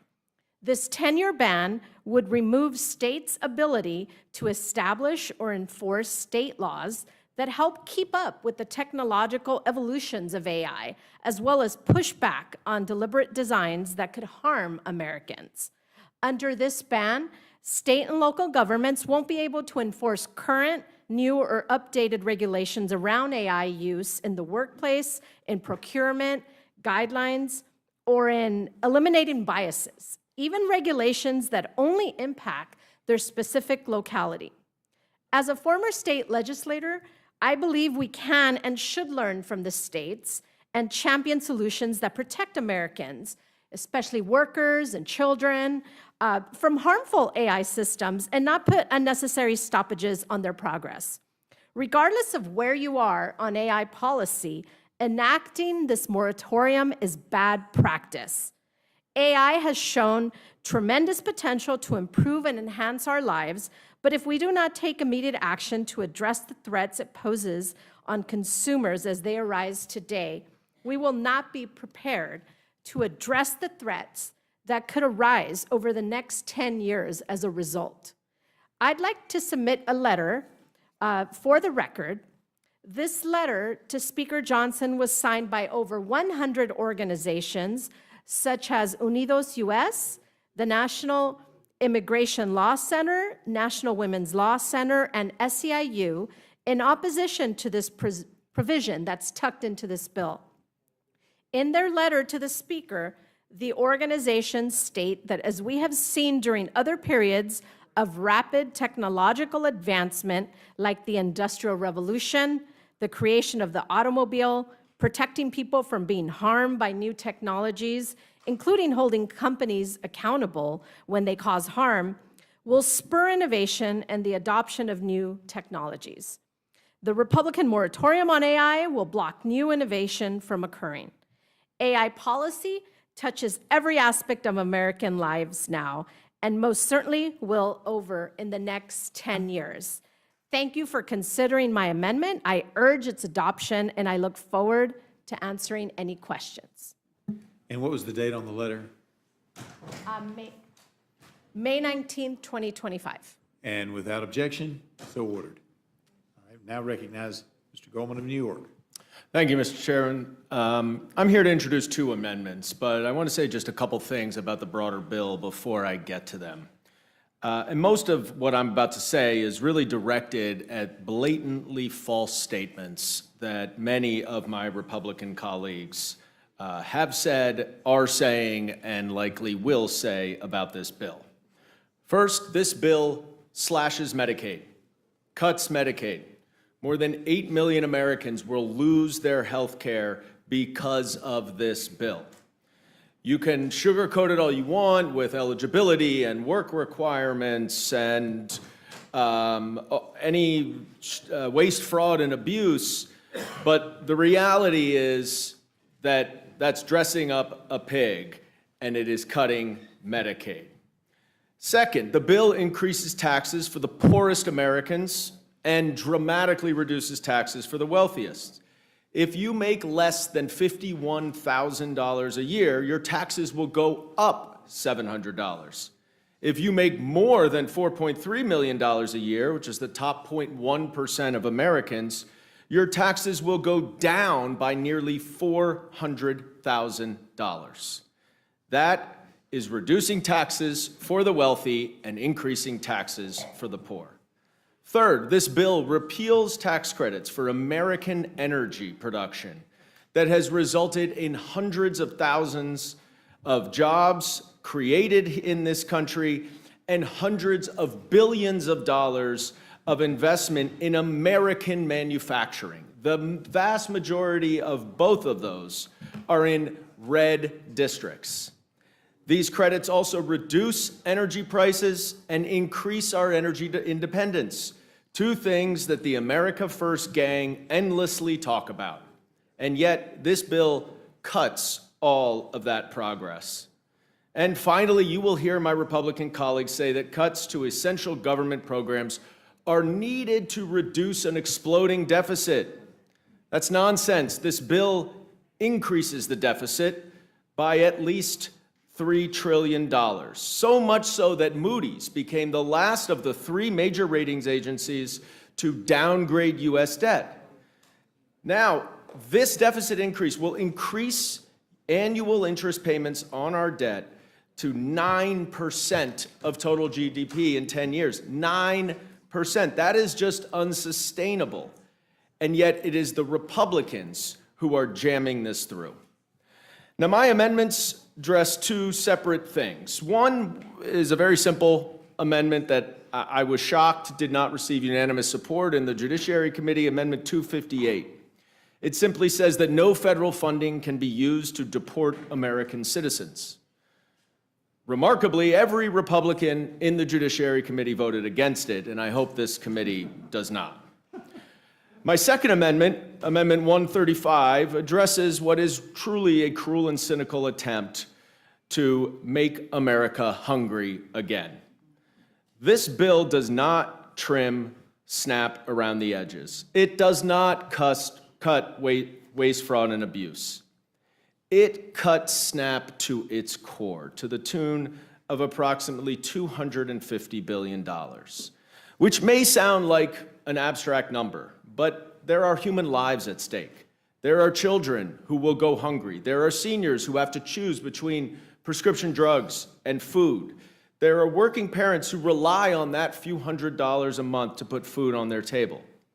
My amendment would strike one of the most damaging provisions of this bill, a provision that would shift 75% of the administrative costs onto the states, up from current 50% split. In my district in New York City, more than 118,000 of my constituents use SNAP to put food on the table. And across New York State, 1 in 7 residents depend on it. This bill wouldn't just cut the benefits, it would starve the program. The GOP's proposed changes to SNAP would create a new burden on New York State of over $2.1 billion. And let's be real, what happens when administrative costs shoot up like that? The states can't backfill that amount of money. It's just not feasible. So what happens, of course, is benefits are cut. It's incredibly cynical because you will hear Republicans, and New York Republicans in particular, my colleagues, who have nearly as many SNAP beneficiaries as I do, and they will say, oh, well, it's just putting it on the local officials, on the state. But make no mistake, it increases administrative costs, which is just cutting benefits by another name. This program averages $6 per person per day. And the work requirements that we hear so much about would actually cause 300,000 New Yorkers to lose some or all of their SNAP benefits. That is what this bill is doing, and my amendment would fix that. I urge the committee to support it and rule it in order. Gentleman yields back. Now recognize the gentleman from Florida, Mr. Moskowitz. For 5 minutes. Thank you, Mr. Chairman. My amendment today would prohibit the executive branch from using federal funds to eliminate FEMA, transfer its responsibilities to another agency, or reduce its staffing or funding in a way that impairs its ability to fulfill its statutory functions unless expressly authorized by Congress. In fact, my amendment today just says again what's in the Stafford Act and what's in the Homeland Security Act, which was passed after Katrina. The president was right that FEMA needs reform. Let me say this again. The president was right that FEMA needs reform, as the chairwoman knows from her experiences in North Carolina after Hurricane Helene. But the Secretary of Homeland Security is dead wrong that FEMA should be deleted. First of all, the Secretary is in violation right now of the Stafford Act and in violation of the Homeland Security Act. The Secretary has no ability to pause all grants, which she has done. She has no ability to transfer any of the appropriations or restructure FEMA as she's done. Both of those are in direct violation of the Stafford Act and the Homeland Security Act that was passed after Katrina. So grants are paused. What does that mean, that all grants are paused? That means states right now that are going into hurricane season don't know whether or not they're going to get a declaration, which this administration is holding back. What happens if you don't get a declaration? Just go ask the governor of Arkansas, Governor Huckabee, who worked for the president. It took her weeks to get a declaration. You can't move, you can't respond, you can't spend money because you don't know that you're going to get reimbursed. Fiscally constrained cities and counties don't make decisions. It's analysis paralysis. It's actually in direct contradiction with what we're trying to do. We're trying to speed up FEMA. We're trying to make it faster, right? Which is why I have a bill with Byron Donalds to get FEMA out of Homeland Security. Homeland is disabusing FEMA. They're using FEMA to do grants for the other 22 agencies. That's why we got to get FEMA away from Homeland Security. They're not paying vendors. You know what happens when you don't pay vendors? They can't pay subcontractors. They're not going to be ready to perform in hurricane season. They fired 30% or got them to retire of the workforce in FEMA. Most of the senior people with that experience. You got regional offices in FEMA now that are half empty. By the way, remember that DOGE, remember the E at the end of DOGE, the word efficiency? Nothing at FEMA has been made more efficient. In fact, I would tell you that the Secretary of Homeland Security has turned FEMA into the Newark airport, okay? It is going to fail this summer. And so look, there's no doubt that FEMA needed reform, but what they've done at Homeland is they've taken something that needed help and they broke it further. Do you know what happens if there's no FEMA to the state that the Speaker represents or Steve Scalise represents? Louisiana goes bankrupt without FEMA when there's a hurricane that comes in from the Gulf of Mexico or the Gulf of America, comes right into Louisiana. They're bankrupt. Alabama's bankrupt. Mississippi's bankrupt. You get an F5, F4 tornado in Tornado Alley. Those states go bankrupt without FEMA. And yet, I don't see my Republican colleagues calling out the administration on how we're going to save FEMA and reform it. Let me say this. I think the Secretary of Homeland Security has exposed the president in significant ways. And I'm not in the business of protecting the president, but I am in the business of protecting the American people and the country. I don't think the president is aware of the current condition of FEMA and its potential inability to perform. We may get lucky, and hopefully we do. Hopefully we don't have a bad hurricane this season. Hopefully we don't have some unforeseen disaster like an earthquake that hasn't happened since the 90s. Lord knows we had a 1 in 100-year pandemic in the first term of the Trump administration. Hopefully we don't have anything like that, because they have decimated FEMA in ways that we won't know until it happens. And listen, I know the chairwoman represents an area that didn't have the best experience after Helene. There's no question about that. There's dramatic improvement that needs to be done at FEMA. But I'm deeply concerned what's happened at Homeland, and I don't think the president is aware the current condition that the secretary has put him and the men and women that work there and the states that are going to go to FEMA and rely on them to help them in their time of need. And those resources are going to come slower. Think about it. You don't get to move your logistics. You don't get to move your water, your ice, your power generation, any of your stuff. And let me remind you, I did this for a living. For a Republican governor, I worked for Ron DeSantis for 2.5 years, took my political hat off. So I'm not giving you partisan coverage. I'm giving you the current state of affairs in an agency that has been absolutely destroyed. And with that, Madam Chairwoman, I yield back. Thank you, Mr. Moskowitz. Ms. Morrison, you're recognized for 5 minutes. Thank you, Madam Chair, Ranking Member McGovern. My amendment today is simple. Before the House advances the largest Medicaid cut in program history, Congress needs to review how this bill will impact hospitals and Americans' access to services. My amendment simply says that the bill cannot take effect until an independent study confirms that these proposed Medicaid cuts will not result in hospital closures or reductions in service, including obstetric services. The Medicaid policies in this bill will strip healthcare coverage from millions of Americans and put essential labor and delivery services on the chopping block. Our country is already facing a worsening maternal health crisis and carelessly ripping away women's access to care without any consideration, and it's just plain cruel. We're already dead last in maternal mortality compared to our peer nations, and instead of putting forward a bill that will actually improve women's health and support moms and babies, my Republican colleagues have chosen to gut the program that covers more than 50% of births in many areas of Minnesota.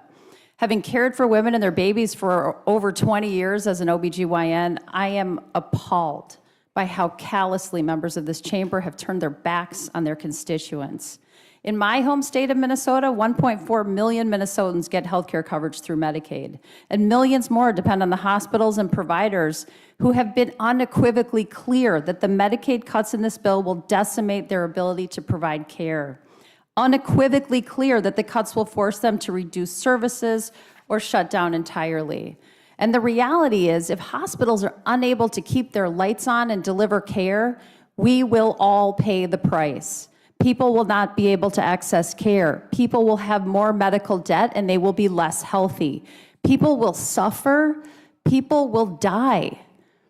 I would encourage my Republican colleagues to believe the words of the hospitals that serve their constituents, the patients that live in their districts, and analysis after analysis that confirms that these cuts will cost millions of Americans their access to care.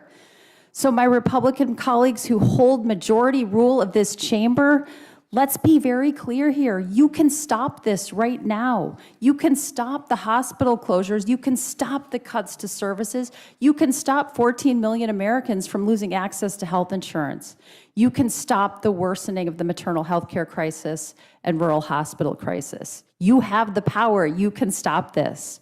More than a dozen of our Republican colleagues here in the House have spoken out and said they cannot support deep cuts to Medicaid. Other Republicans have called these massive cuts morally wrong. And more than a dozen state legislators from my home state of Minnesota wrote our Republican delegation and the president making a very clear case about how this would be a disaster and begged them not to go through with these cuts. I have a copy with me here, Madam Chair, and I request consent for this letter to be entered into the record. Without objection. Thank you, Madam Chair. And I'd like to highlight just a couple of their points. The Minnesota Republican legislators wrote, and I quote, "Too deep of a cut is unmanageable in any instance. Massive Medicaid reductions could punish Minnesota for being such a strong leader in greater efficiencies and better outcomes. Drastic reductions to Medicaid funding have the potential to impact the 1.4 million people we serve and place incredible pressure on our overall state budget." And they closed with, "Please remind our good leaders in Washington that simply cutting the budget is not going to take away our responsibilities to the aged, those with disabilities, mental health needs, children, and the poor," end quote. So to my Republican colleagues, please hear the pleas of your state counterparts as you consider this bill today. I also have with me here a letter from Minnesota's nonprofit hospitals, and Madam Chair, I would request consent for this letter to be entered into the record. Without objection. Thank you, Madam Chair. And I'd like to highlight just a couple of their points. They wrote, and I quote, "Any reduction in federal support would trigger immediate consequences. Patients will lose access, hospitals will be forced to reduce services and will face impossible choices. And communities across our state will feel the effects whether they are covered by Medicaid or not. We know these are difficult budget discussions, but cutting Medicaid doesn't erase the need for care. It simply shifts the burden to states, to hospitals, and ultimately to the very people the program is meant to protect," end quote. Their pleas are clear, their threats are real, the facts are undeniable. So please, on behalf of all Americans, I implore you to do the right thing, rule this amendment in order, and stop these cuts. I yield, Madam Chair. Thank you. Thank you very much. Ms. Fishbach, do you have any questions? Mr. McGovern? Again, I want to thank all of you for your patience and for being here. And you remind all of us of the fact that the underlying bill, the reconciliation bill, is a lousy piece of legislation. I mean, the attacks on health care, attacks on food assistance, the attacks on public lands, the attacks on FEMA, the attacks, and the indifference on AI, which is a very dangerous thing that we're about to do. I mean, basically saying we're not going to do our job in the Congress, but we're going to prevent states from doing anything to protect the citizens. I mean, just so many things. I mean, this bill should not be coming to the floor. Your amendments are all good, and we're going to make the case that they should be made in order when we get to the point of actually reporting out a rule. But again, I think it is so important that you stayed here and that you made the case as to how we could improve the bill. Did you have? Yeah, go ahead. I was just going to add something that I know is near and dear to your heart because you're such a leader on food insecurity and it's done such incredible work. These so-called work requirements are such a fig leaf. They're such a pretext when in reality, the census data shows that 82% of households with working age adults who do not live with minor children and did not receive disability benefits had earnings during the year 2023. Right, yeah. This is not an issue that needs to be addressed. It is an issue that is being created so that poor Americans can struggle even more. Yeah. Again, we had this discussion in the Ag Committee. I mean, of a single mother with a 7-year-old child, who loses her job, and she has 90 days to get another job. Otherwise, she loses her benefit. And the back and forth in the Ag Committee was like, well, the 7 years old, the child's at school. I mean, like, do people realize what time school gets out? I mean, if people are working, I mean, what happens during the summer? What happens during vacations? I mean, again, many people are able to juggle all this stuff. And the majority of people who are able-bodied, who are on SNAP, actually do work. And there are work requirements, especially for those who are able-bodied adults without dependents. But to be totally indifferent to what life is like for a single parent with a 7 or 8 or 9-year-old child, and to just say, oh, one glove fits all, it's just a cruel and rotten thing to do. And we're talking about food assistance and a really, meager food benefit. On average, $2 per person per meal. And by the way, with the state cost shares, that requirement now, many states won't be able to meet that cost share, and so that $2 benefit will get even less. I mean, you can't buy a cup of coffee in the Capitol for $2. And it's like this is where you're going to try to get money to offset tax cuts for billionaires? Like, who does this? I mean, who thought this brilliant idea up? I mean, it's just such a terrible thing to do. I mean, there are other things we could do to improve programs. Every program can be improved. But this is not it. And I appreciate your amendment. I appreciate all your amendments and look forward to working with you. I yield back. Thank you. I just, again, wanted to, we'll just wave at this point. I want to thank you all for your amendments and for sticking around so long. Representative Lofgren, I really appreciated your bringing attention to the fact that when cuts are made to scientific research, medical research, it doesn't just harm that research. And of course, we've heard about ovarian cancer trials being paused, people not being able to get treatment that they were hoping would impact their issues. But we then know there's job loss when that happens. We're hearing from universities in my district that students who thought they had internships, which would make them the researchers of tomorrow, are losing those internships. And then we're hearing from contractors and tradespeople that universities, in order to try to preserve some of the research, are diverting funding from capital projects. And then we have contractors losing those jobs and tradespeople being laid off because those things are happening. And Rep. Houlihan, we have so many veterans in southeastern Pennsylvania. I think you and I, we each have about 28,000 veterans in our districts. You've got the Coatesville facility in your district. The Philadelphia VA is adjacent to my district.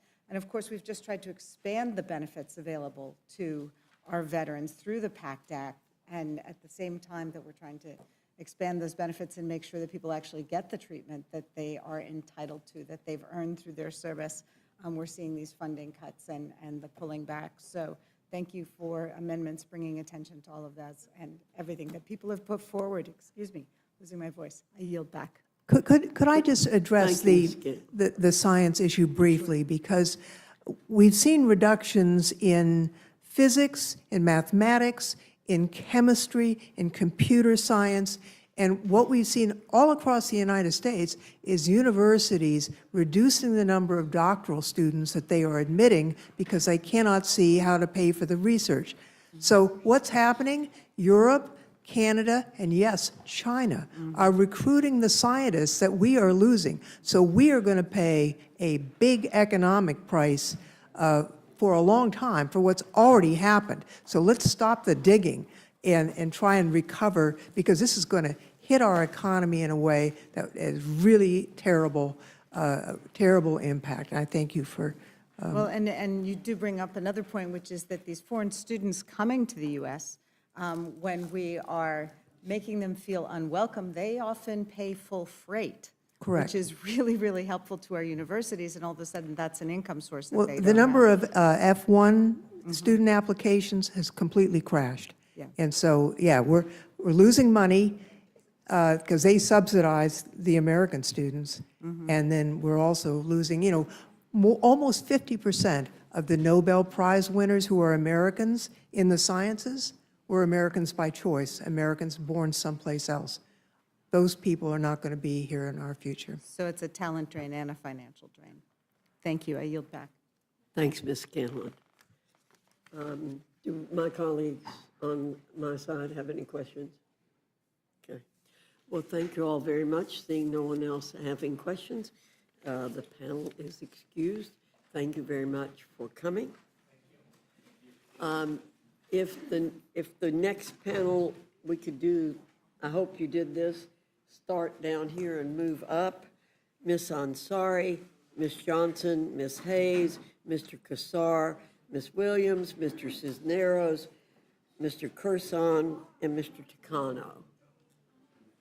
doesn't really matter which seat you sit in. I'll call you by the way you were on this list.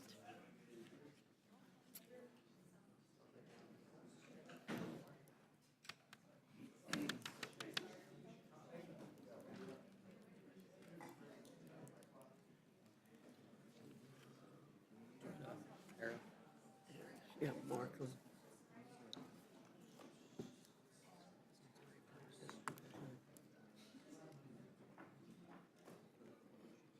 No, Miss Hayes. I know Qatar. This is Neros.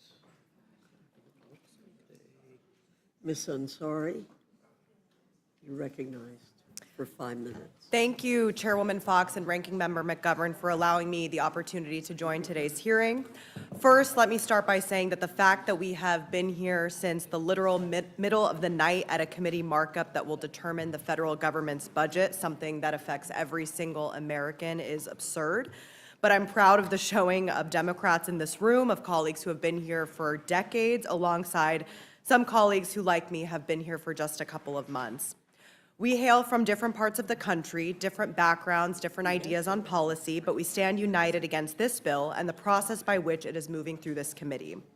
I urge you to support my amendment that would strike the text of the bill and replace it with the Stock Act 2.0. This would prevent government officials and their immediate family members from being able to trade individual stocks. The original Stock Act barred members of Congress, the president, vice president, and high-level staff from engaging in insider trading or otherwise using non-public information for their own benefit. It also included important updates to financial transparency by requiring these high-ranking government officials to disclose financial transactions to the public. It is because of this latter provision that we discovered earlier this month that the chairman of the committee with jurisdiction over oil and gas, as well as mining lease sales, bought up to $150,000 in stock throughout the month of March. Those stocks included shares of oil companies like ExxonMobil, Chevron, BP, ConocoPhillips, Suncor, and Canadian Natural Resources. They also included mining companies like BHP, Freeport-McMoRan, and Rio Tinto, for whom the largest shareholder is a Chinese state-owned corporation. These oil and mining stock trades took place while the chairman was writing a major portion of this very bill, the portion that is an unprecedented multi-billion-dollar giveaway to oil and mining companies. Now, so many of these CEOs are set to directly benefit from this partisan budget that makes draconian cuts to the programs on which my constituents and my Republican colleagues' constituents rely on. This is bigger than any one member benefiting from a stock trade. It's about this legislation as a whole, a budget that endorses this kind of behavior, uplifts it, and makes it into real policy that benefits the ultra-rich getting richer over everything else. Let's be clear, this so-called big, beautiful bill is not in the interest of the American people. It includes billions of dollars in cuts from critical programs such as SNAP and Medicaid. Over 7.6 million Americans would lose their health insurance just from these cuts. And that doesn't include the millions of Americans that would lose access to health care when hospitals that rely on Medicaid are forced to shut down, all while giving trillions of dollars in handouts to mega corporations and the ultra-wealthy. And now we also know that at least one member of Congress could personally and directly enrich himself from these provisions. This is corruption, plain and simple. My amendment would strike the text of this bill and replace it with legislation that would prevent this sort of corruption from public officials. This is not a partisan issue, it is common sense. Members of Congress should not be able to use their positions of power for personal financial gain, nor should there be a perception of such. We should not have to rely on the self-restraint of members of Congress to resist the temptation of self-dealing and insider trading. It just should not be allowed.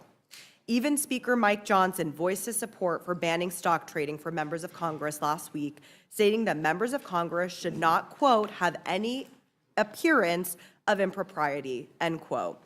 The oil and mining stock trade that happened while the chair was writing this bill to give away unprecedented sums to oil and mining industries most certainly has the appearance of impropriety. I sincerely hope that it is just an appearance. At a time when public trust in Congress is abysmal, we have to work harder to rebuild it. Banning stock trades by members of Congress is the first step.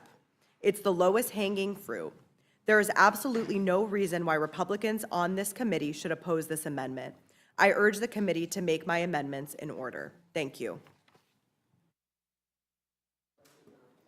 Thank you so very much, Madam Chairman, Ranking Member McGovern. There's so much to talk about in this bill, and I have several amendments, and I want to highlight two of them. But before I do that, I wanted to make some general comments on behalf of the residents of Texas 32 and the great state of Texas. Our deficit is at catastrophic levels.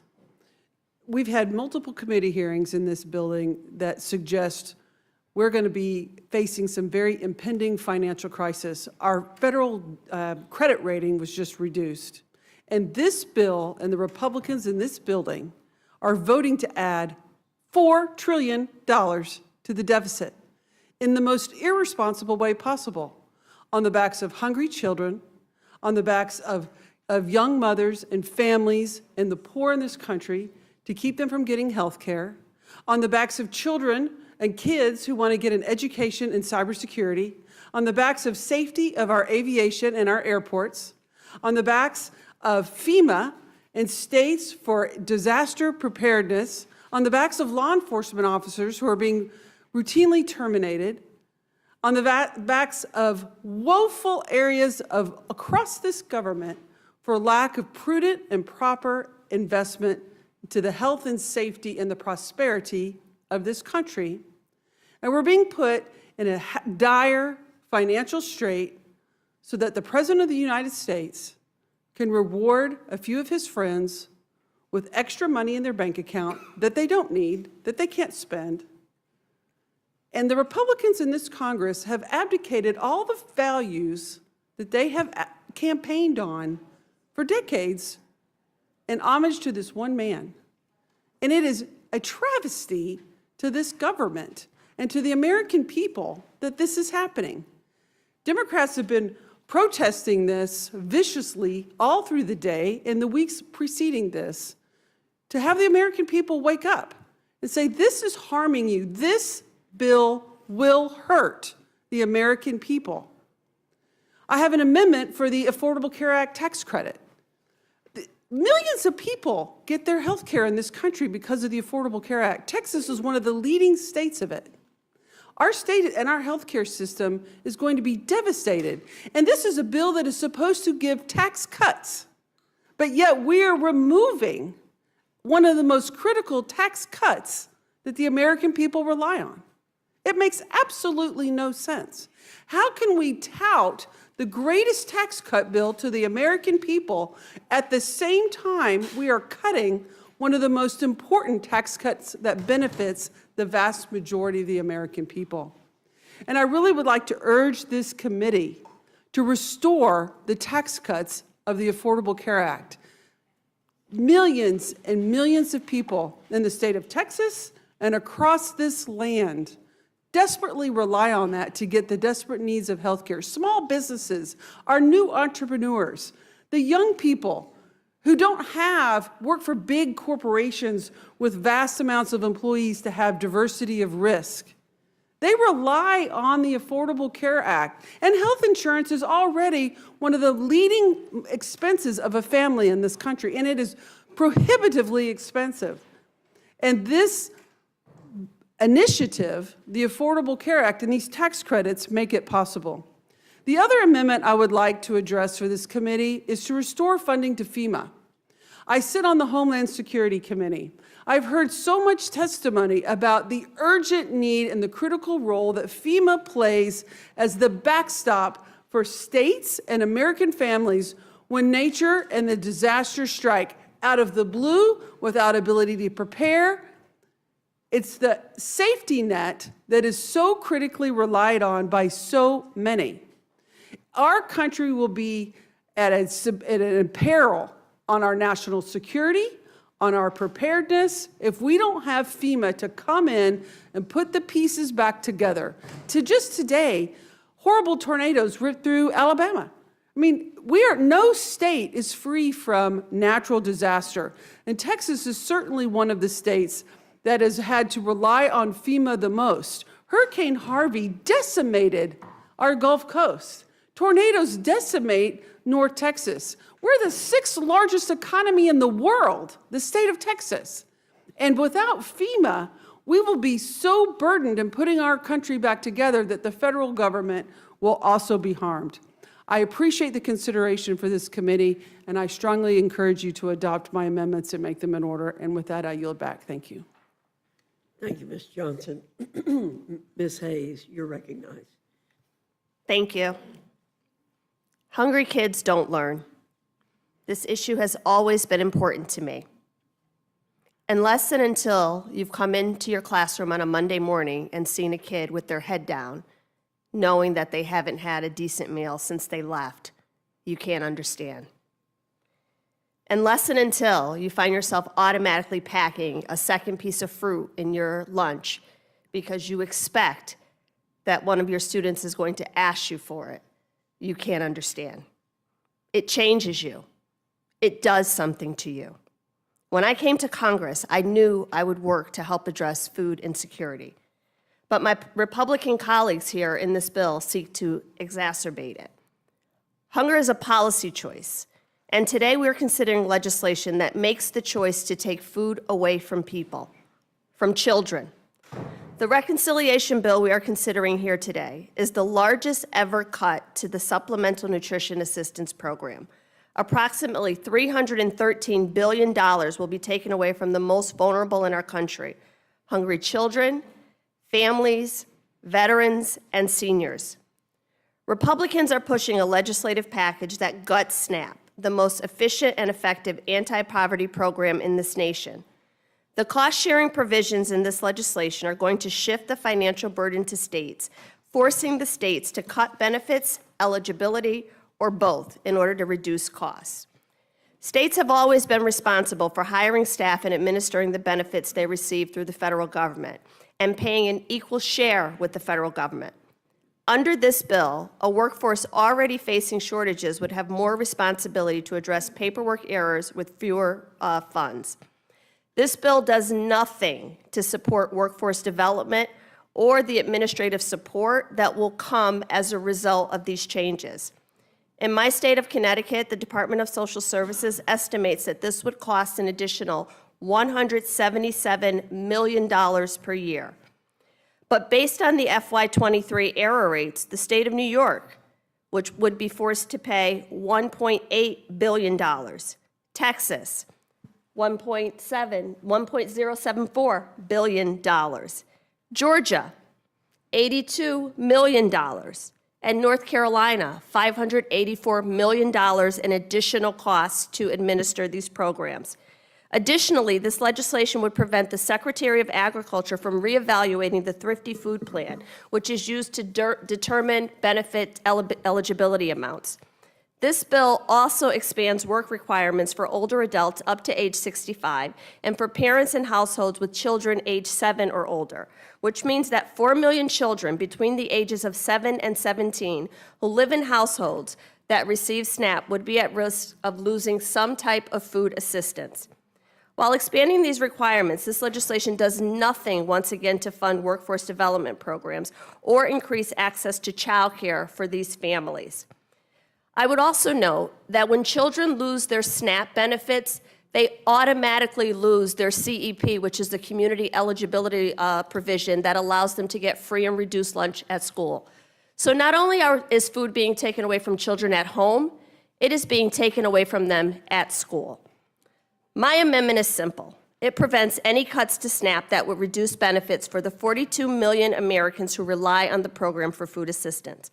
My amendment says that this legislation can only take effect once the USDA and all state agencies issue reports evaluating and certifying that any changes made to SNAP would not result in a reduction of benefits to eligible individuals or decrease in population.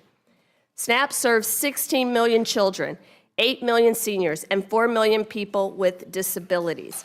I've heard over and over and over that the target is able-bodied adults without dependents who have the ability to work.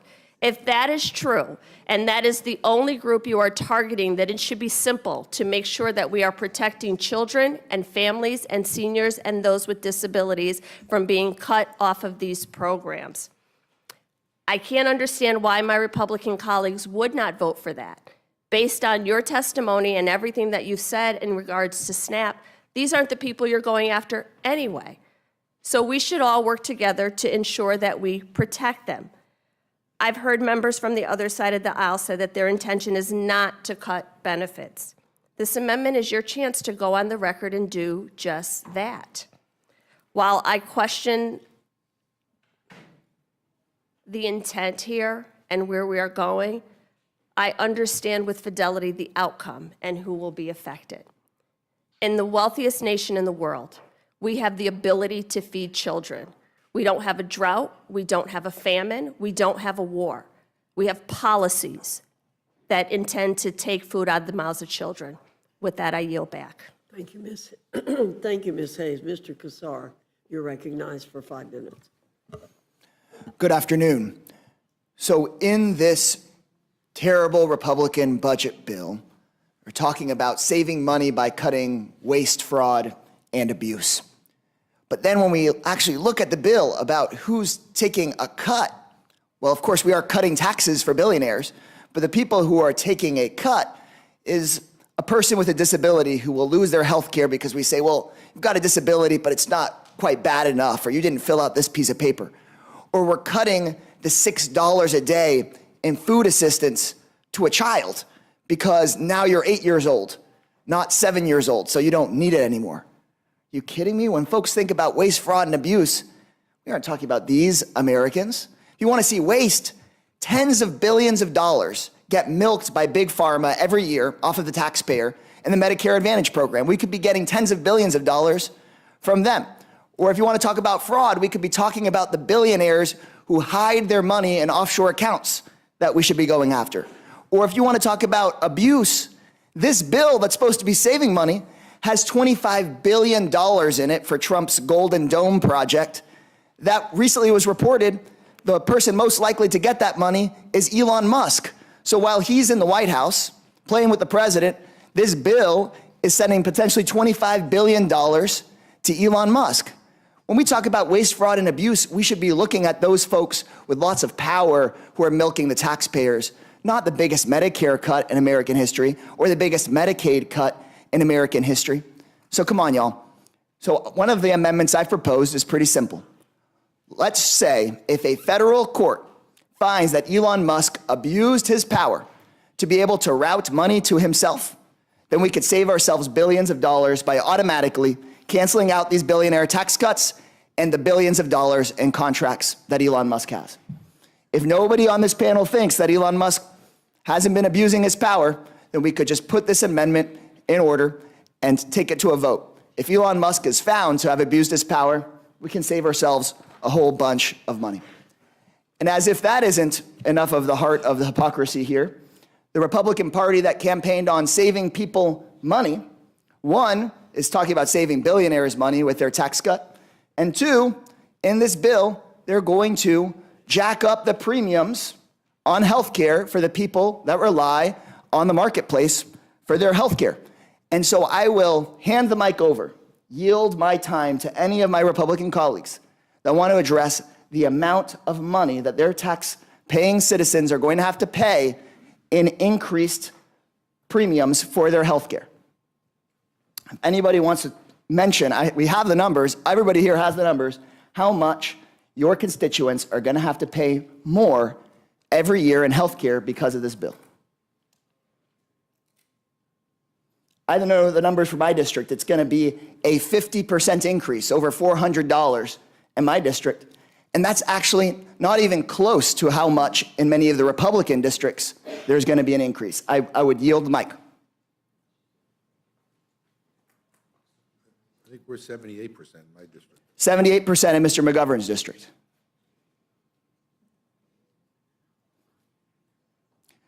Maybe none of the Republican members want to mention it, but the Republican gentleman from New York, there would be a 44% increase, $2,000 a year hit to his constituents in their health care costs. The distinguished gentleman from Virginia, his constituents would face an increase in $770 a year in their health care premiums. The distinguished Republican chairwoman of this committee, a 60% increase in health care premiums, and that's on average. The distinguished Republican congresswoman here from Minnesota was recently told here by the committee on the budget that a 60-year-old couple with a joint income of $85,000 a year in her district would see an $11,000 a year increase in their costs while we're giving tax cuts to billionaires. And what bothers me the most is that we want to hide it. Nobody wants here to talk about the fact that they're jacking up insurance costs on their own constituents while giving a billionaire a tax break. Nobody on the Republican side pushing this bill wants to have an in-person town hall and look their constituents in the face and explain to them why they want to hand Elon Musk another $25 billion contract while jacking up your health insurance costs, not just by hundreds, but by thousands of dollars. I yield back. Thank you, Mr. Kassar. Ms. Williams, you're recognized for 5 Thank you, minutes. Chairwoman Fox, Ranking Member McGovern. Y'all, this meeting started at 1 a.m. and has been going through the entire night, morning, and now day. We're considering one of the most harmful bills to ever come before the House, cutting health care from 14 million Americans, taking food from the mouths of hungry children, seniors, and veterans. My Republican colleagues were hoping that my Democratic colleagues and I would sleep through the night as the American people slept. But what's done in the dark, y'all, comes to the light, and I'm here to shed the light. That's why I stayed up all night, and that's why I'm here right now as the voice of Georgia's fighting 5th Congressional District. I follow in the footsteps of the late Congressman John Lewis, known as the conscience of the Congress. And if there's anything Republicans need more of these days, it's a conscience. Because who with a conscience would rip health care away from 14 million people in this country?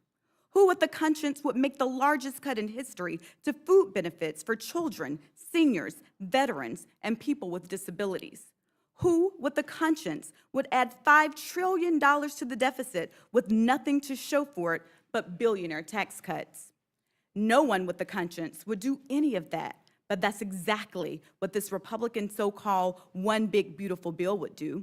Congressman John Lewis would be ashamed of y'all. I know that I am. But you know what?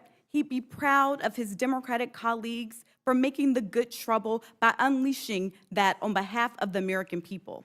House Democrats wrote 537 amendments to your so-called one big beautiful bill.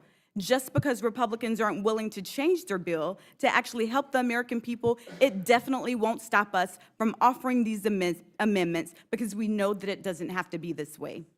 I have 16 amendments myself. One, to invest in programs to increase our housing supply and lower housing costs. Another, to stop taxpayer funding for anti-abortion clinics that spread disinformation about women's health care. Another, to stop Trump from cutting essential federal workers without at least getting a report from Congress on how it'll harm government services. Another, to stop Trump from profiting off funding for presidential security. An additional one, to increase nutrition benefits and eligibility for students.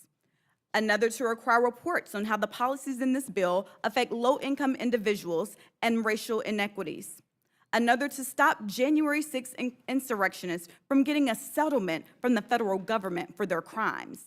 And yet another, to ensure that members of Congress can continue conducting lawful oversight in ICE facilities. Another one, to make maternal medical care, menstrual products, and broadband costs covered expenses for determining people's eligibility for food assistance. Another, to stop Elon Musk from selling the federal government AI systems while he's employed by our federal government. And yet another, to stop any funds in this bill from being used to unconstitutionally remove a United States citizen from this country. Another, to require the Consumer Financial Protection Bureau to remain independent of whoever is president, Democratic or Republican. and yet another to keep the funding for sustainable aviation fuel, which supports our aviation industry to be cleaner and more environmentally friendly. If my Republican colleagues really want to do right by the American people, you'd approve all of these amendments. I can't fix everything in this horrible bill, even with the 16 amendments that I'm offering, but these would definitely be a start. And next time, maybe open up this big, beautiful bill to some big, beautiful debate in the light of day, because it doesn't matter what your ideas are if you can't defend them in broad daylight for the American people. You must be hiding something from the American people. The children, seniors, and veterans in my district that will lose health care and SNAP benefits, y'all, they are more than a line item in a budget. They are real people simply trying to survive. So don't turn your back on them to give tax cuts to billionaires. I yield back. Thank you, Ms. Williams. Mr. Cisneros, you're recognized for 5 minutes. Thank you, Chairwoman Fox, Ranking Member McGovern, and members of the Rules Committee. I am deeply disappointed with how this hearing came about. The majority scheduled a hearing in the middle of the night to further their agenda without debate or scrutiny. But the timing of the hearing cannot hide the fact this legislation rips off the American people. It increases tax breaks for the wealthiest Americans, paid for by nearly $700 billion in cuts to Medicaid and $267 billion cuts to SNAP. I'm here to offer 4 amendments to this flawed legislation and urge the committee to make them in order. My first amendment seeks to ensure Congress is authorizing the funds needed to pay our child care workers and maintain our modernized and the facilities where they work in the Department of Defense. My amendment would increase child care fee assistance to $200 million, add $1.3 billion for Army, Navy, Air Force, Marine Corps, and Space Force Child Development Center facility maintenance, and include $1 billion for child care provider compensation under the Department of Defense's modernization of the Child Development Program staffing model passed in the fiscal year 25 NDAA. I want to be clear, my amendment does not raise the top line. Instead, it will take from an expensive and unnecessary program and instead support our service members' family needs. My next amendment seeks to reassert congressional oversight into the activities of the Department of Defense.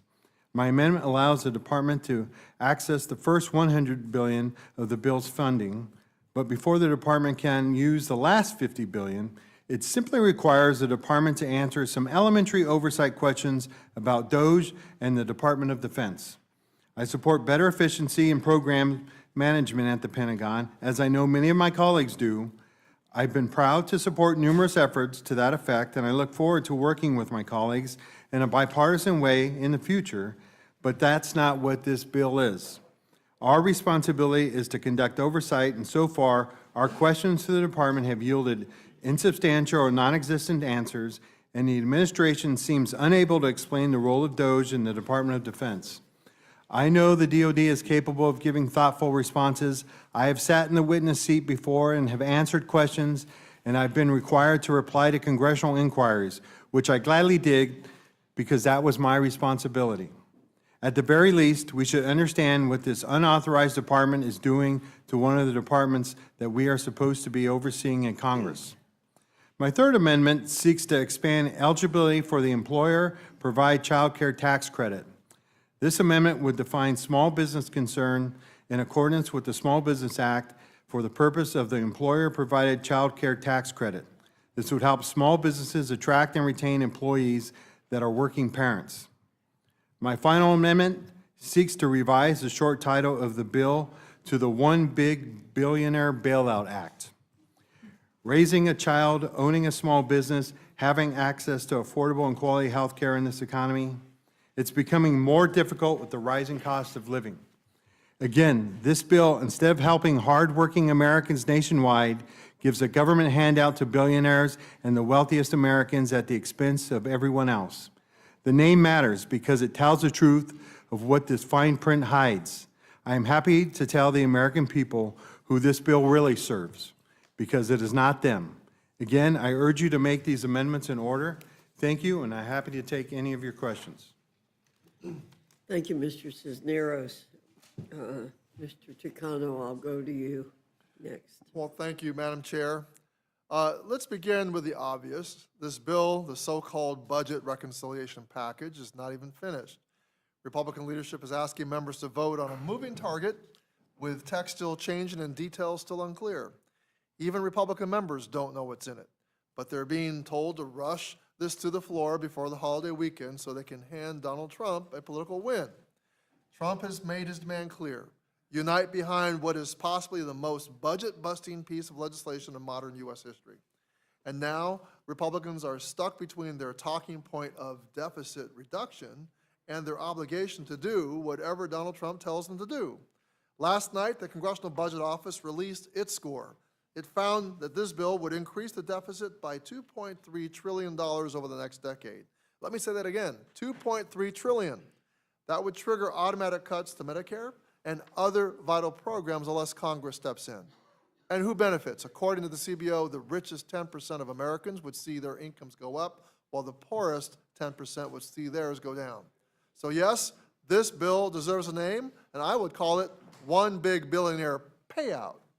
And while billionaires and corporations are poised to win big, the people I serve, veterans, students, and working families are set to lose.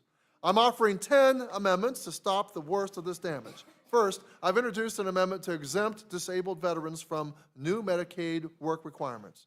Now, not all veterans are eligible to receive their health care from VA, and currently 1.6 million veterans rely on Medicaid. This bill would subject as many as 1 million of them to bureaucratic red tape just to keep their health care. Many veterans with service-connected disabilities fall below the disability rating that makes them eligible for VA care, and significant barriers to employment. Punishing them for that is not reform, it's cruelty. Now, second, if you're going to rip away veterans' health care, the least you can do is tell them. My amendment would require CMS to notify veterans who are losing Medicaid coverage. Third, I've offered a similar amendment requiring USDA to notify veterans and service members if they're kicked off SNAP. Over 1 million veterans rely on food assistance, and this bill, again, takes from those who served and gives to those who stockpile wealth without sacrifice. Fourth and fifth, I propose creating websites through HHS and USDA to help veterans navigate the fallout, healthcare and nutrition resources for those losing coverage. It's a modest effort to clean up the mess this bill creates. Sixth, I'm offering an amendment to preserve nursing home staffing reforms. In 2024, CMS finalized a rule to address dangerous understaffing. This bill delays that and could cost lives. University of Pennsylvania research estimates 13,000 lives would be saved annually under that rule. Who exactly are we protecting by delaying that? Certainly not the seniors living in those homes. My seventh amendment strikes the repeal of the 2023 Borrower Defense Rule, a protection for student borrowers defrauded by predatory colleges. In just 1 year, over 770,000 students filed claims. This bill would make it nearly impossible for future victims to get relief. Eighth, I strike the repeal of the 90-10 rule fix, a bipartisan protection that keeps for-profit colleges from targeting veterans as dollar signs. Without it, GI Bill recipients become cash cows for worthless diploma mills, and taxpayers foot the bill when these shady schools collapse. Ninth, I proposed a certify no harm amendment which would simply require federal agencies to confirm that these provisions won't increase fraud against student veterans before they take effect. If Republicans are so confident this bill won't hurt anyone, this should be an easy yes. And finally, my 10th amendment includes the Protect Students Act, codifying essential safeguards against deceptive marketing, inflated job placement claims, and outright fraud by for-profit colleges and loan servicers. And let me close by reminding my colleagues that this isn't some routine budget bill. This is reverse Robin Hood. It steals health care from veterans, it steals food from hungry families, it steals loan protections from students, and it steals safety from nursing home residents. And it does all that to give billionaires a payday with a price tag of $2.3 trillion in new debt. This isn't about values, it's about vanity, trying to give a twice-impeached former president a talking point for his next rally. I urge my colleagues to support these amendments and reject this sham of a bill. And I yield back. Thank you, Mr. Takano. Mr. Carson. Thank you very much, Madam Chair, and thank you, Ranking Member. Thank you for providing me the time to testify this afternoon. I have 4 amendments to this reconciliation bill. My amendments protect Medicaid, passenger rail, our environment, and would protect the middle class. I first want to speak on Amendment 428 to conduct a comprehensive audit within 180 days to assess the impact of this bill's impact on income inequality in our country. The GOP claims their tax policies will benefit the middle class. I say prove it. Prove to the American people that the tax policies in this bill will help the middle class, not the ultra-wealthy. Next, my Amendment 168 addresses one of the most urgent, life-threatening issues in this bill, which is that this bill would slash health care for 14 million Americans. Just this afternoon, an Indianapolis woman named Joan contacted our office.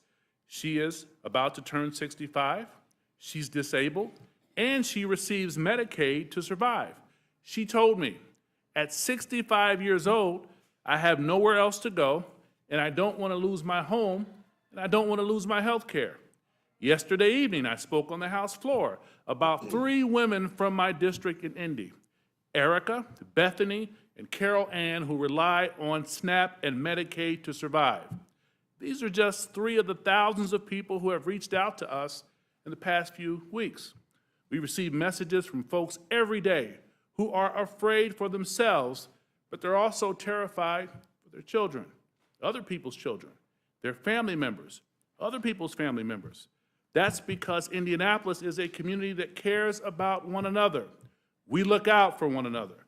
It's what we do. It's who we are.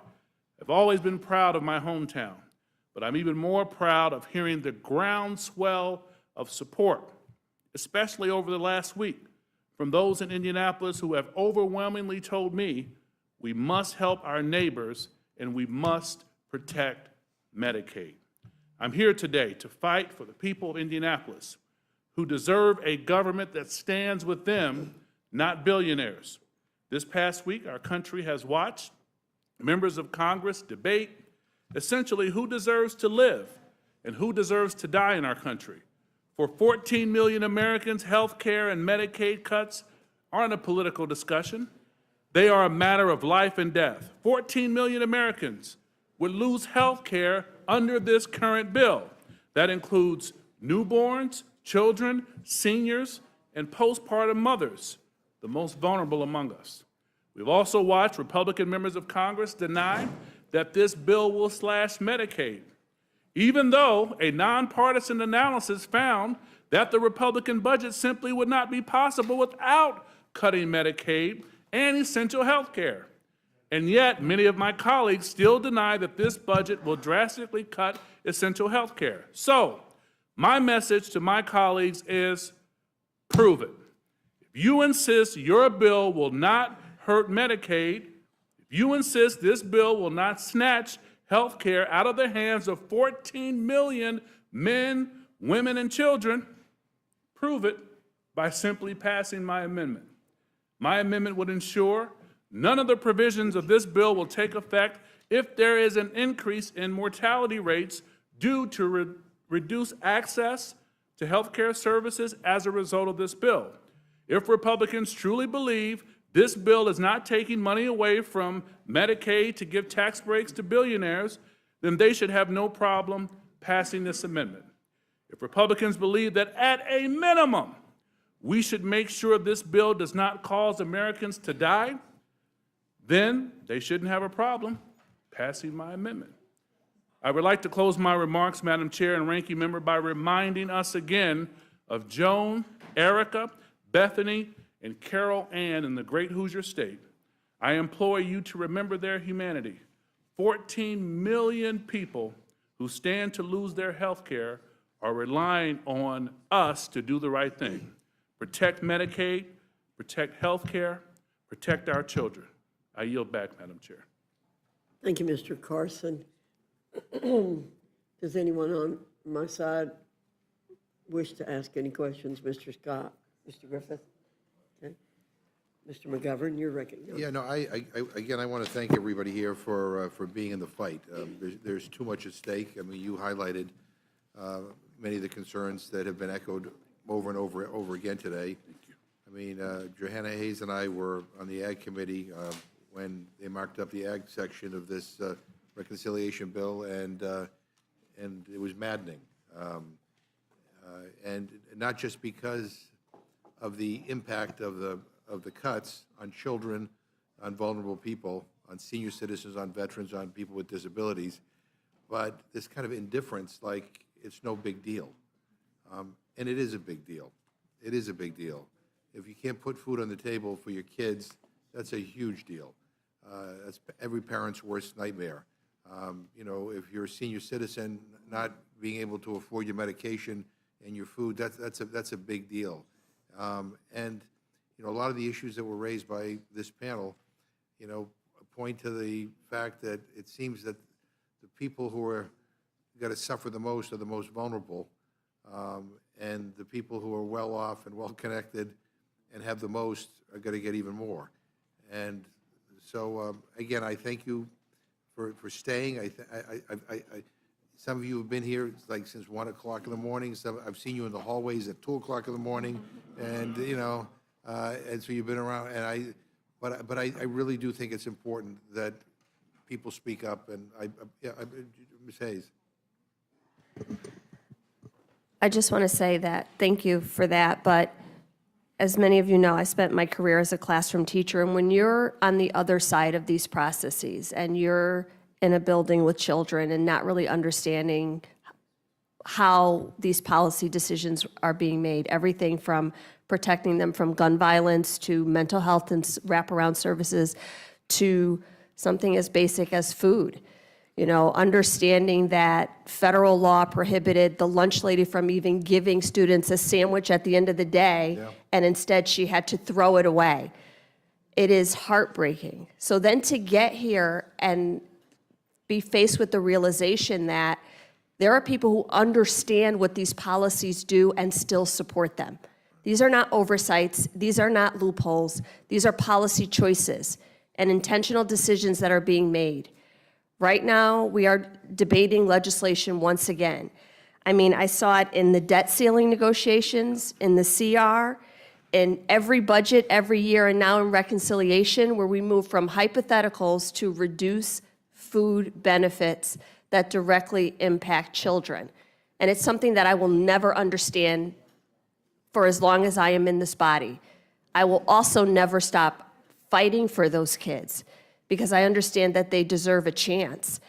And in the same breath where we are talking about subsidies and tax cuts and corporations and tax breaks and even deductions, something as basic as food should just not be an issue.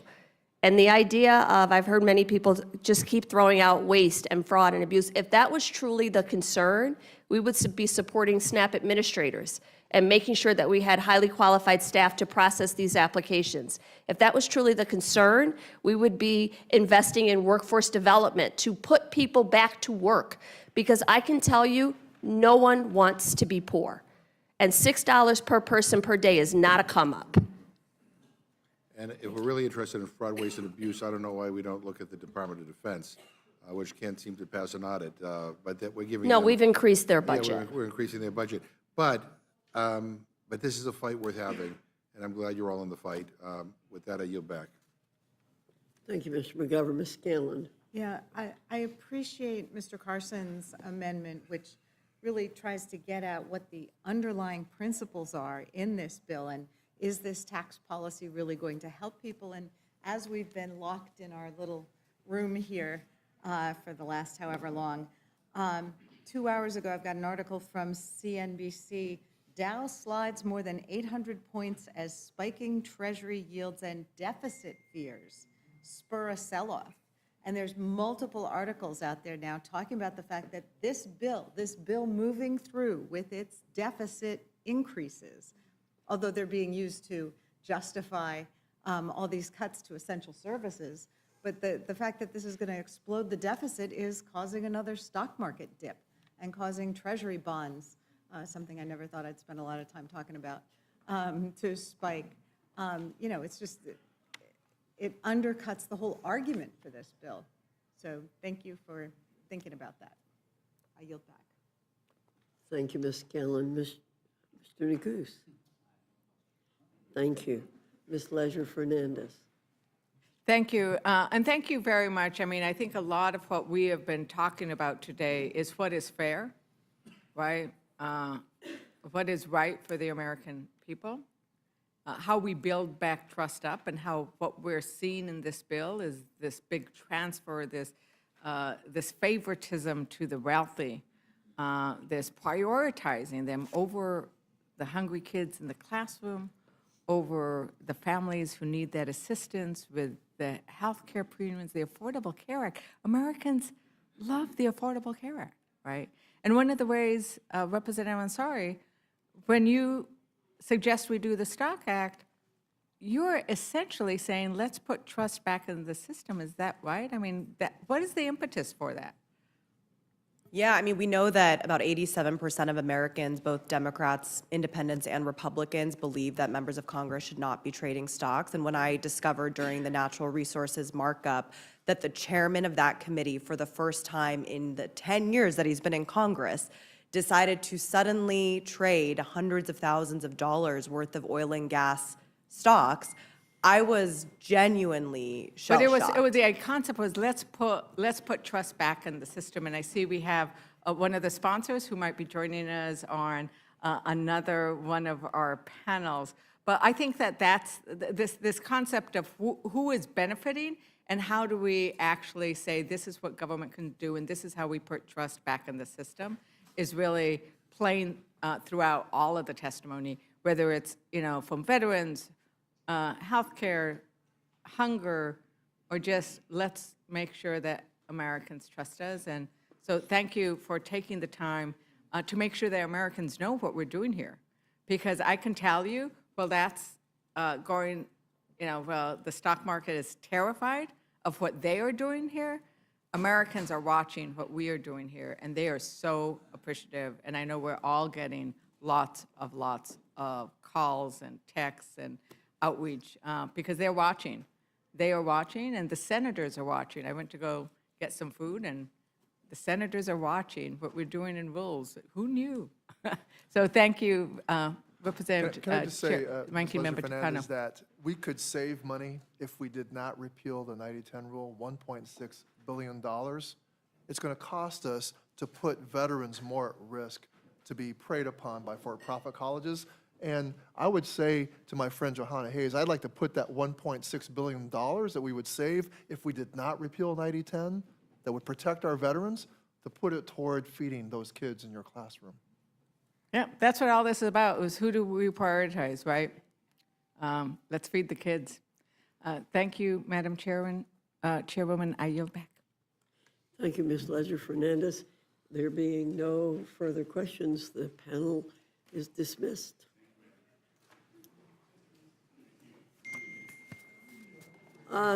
Let me announce the next panel, and if you all could go down to the end again.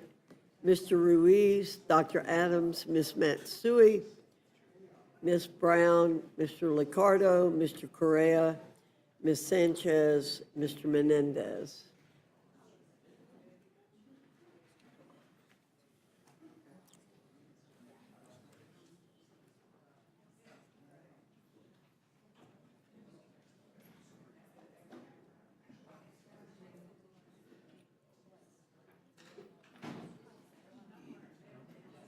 One more, yeah, there you go. Did you call Ms. McLeod?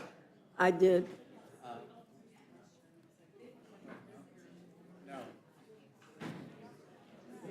What was it? Ms. Liccardo. Liccardo. Liccardo. Mr. Liccardo, pardon me.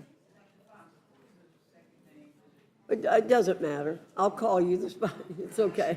You can sit either place. Thank you, Dr. Adams. I'll call you number 2, even if you're the third chair.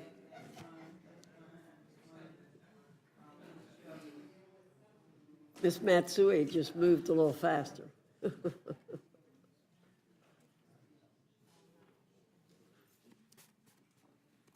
Well, thank you all very much for being here this afternoon. And I will start with Mr. Ruiz. You're recognized for 5 minutes. Thank you, Madam Chairwoman, and thank you, Ranking Member, for letting us offer amendments to this big, ugly bill. We all know that taking health insurance away from 13.7 million people, 12.4 million U.S. citizens is going to cause an increase in those that are uninsured. And we all know that when they get sick, their only place for care is going to be in the emergency departments, because our EMTALA laws mandate that emergency care physicians like myself will need to take care of patients if their life, sight, or limbs are threatened. And that uncompensated care is going to increase costs, and it's going to affect everybody, whether or not you have Medicaid or private insurance. So my amendment would require states to produce an assessment of the effects of the coverage losses from this Medicaid title on rates of uncompensated care and emergency department wait times for each hospital that receives a disproportionate share hospital payments. We know that the increase in the population that goes into the hospitals that are uncompensated, that goes into the emergency department, will result in longer wait times to see a physician. There will be increase in overcrowdedness in the hospitals. The hospitals would bear a larger burden of those costs, and hospitals will do several things to make up for that. One is they will increase their own costs, and two, they will fire healthcare providers, and three, the other thing they will do is they will start to eliminate the services that don't bring a lot of revenue into the hospital. And those services usually are pediatrics and they're labor and delivery.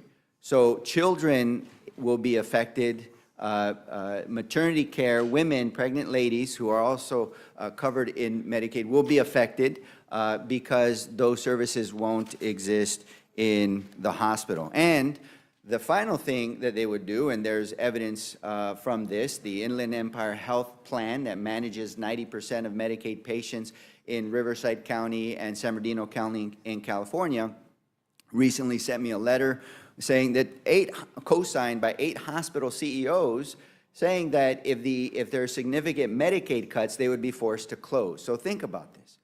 If you're having an emergency, a stroke, or cardiac ischemia, or heart attack, and that hospital is no longer in your community, where are you going to go for emergency care? And this is those that are on private health insurance too. This is how cutting Medicaid is going to affect everybody. The second amendment that I co-introduced with Alexandria Ocasio-Cortez will go after fraud and reinvest in Medicaid Advantage by going after the overcoding problem that exists and take those monies that are saved and reinvest in Medicare. And the reason why we want to invest in Medicare is to help provide the resources for providers to actually pay for the cost of care. You see, providers have not had their reimbursements from Medicare commensurate increase with the cost of providing care, and therefore, since 2001 to about 2023, there's been a 26% cut in the reimbursements for providers. If this continues, providers are going to take less Medicare patients in order to make sure they're able to pay their bills.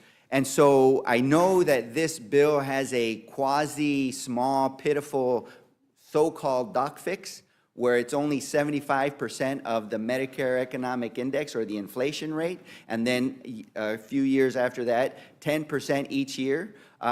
I want to insert my piece of legislation as through this amendment that would provide the full doc fix, which would tie the Medicare physician reimbursement to 100% of the Medicare Economic Index.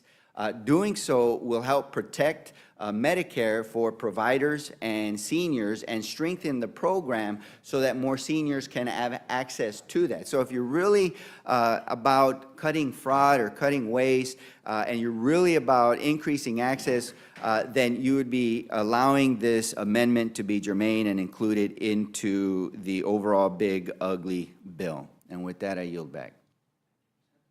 Thank you, Mr. Ruiz. Dr. Adams, you're recognized.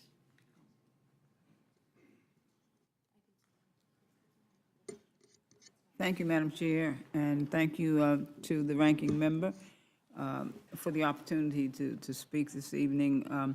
Today, I'm offering two amendments, both rooted in things that I thought we all supported, helping families and helping students. But let me start by saying that absolutely there's nothing about this bill that's beautiful. It's actually a big, ugly bill, and probably one of the ugliest that I've seen from this chamber. It's ugly because it hurts people. It's ugly because it punishes children. It punishes students and working families, and it's ugly because it tries to disguise cruelty as reform. Now, my First Amendment is about SNAP. We've heard a lot about that. It is the largest and it is the most successful food security program in the nation. It's a lifeline for 49,000 citizens in my district in North Carolina.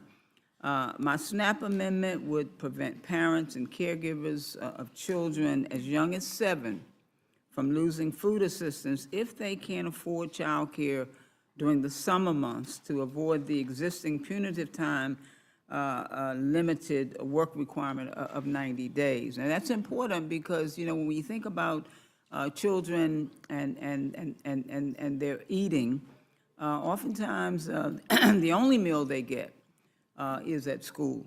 And so, and when we think about the summer, this becomes a real critical problem. And of course, children as young as 7 should not be losing food assistance because we won't provide SNAP for their parents. And some of my Republican colleagues believe that 7 years old is some magical age in which households are not able to list them as dependents when applying for SNAP benefits. So what my amendment would do would correct this so that households with children age 7 can be granted this protection rather than starting at 8 years old. And the goal of the amendment, of course, is to feed more children, to make sure that children can eat. Children should not go hungry anytime. They shouldn't go to bed hungry. They shouldn't go, food is an absolute necessity. And Madam Chair, you know, to take food away from children, it's unconscionable. It's just downright shameful. And so this big, beautiful, bad, ugly bill is set to cut over $300 billion from SNAP. And that's a program that, as we've heard already, helped cut child poverty in half. And so it's a program that helps millions of Americans feed their families, and a program that saves lives. I mean, the bottom line is it's a lifeline. It saves lives. And so this big, ugly bill is, as you've heard, it's Robin Hood in reverse, plain and simple. It's poor form. It's terrible policy. And it's bad politics. It's taken from the poor, given to the rich. But let me just turn briefly to my Second Amendment, which strikes the provision in this bill that would cap federal student aid at the national median cost of attendance. This is another example of gatekeeping disguised as reform. The median cost of college for programs of study, that's traditional. But because this cap would take away financial aid from low-income students and students of color based upon an unknown calculations from our colleagues that will dictate the future of our students. It punishes students for failing and daring to dream bigger. It says if you want to be a doctor, if you want to be an engineer, if you want to be a teacher, and your program costs more than average, well, too bad. Well, that's not reform. I've spent my life in education, and I've taught students who benefited from SNAP as well. I've monitored students who rely on Pell, and I've watched both succeed when we choose to invest in them. And these amendments are about those choices. Do we choose to support parents, or do we punish them? Do we choose to lift students up, or do we pull the ladder up behind us? I do want to urge my colleagues to support these amendments for the sake of our Americans, for the sake of our families, for the sake of children, for the sake of students. We need to feed families, and we need to make education accessible by funding students. Thank you for this time, and Madam Chair, I yield back. Thank you, Dr. Adams. Ms. Matsui, you're recognized.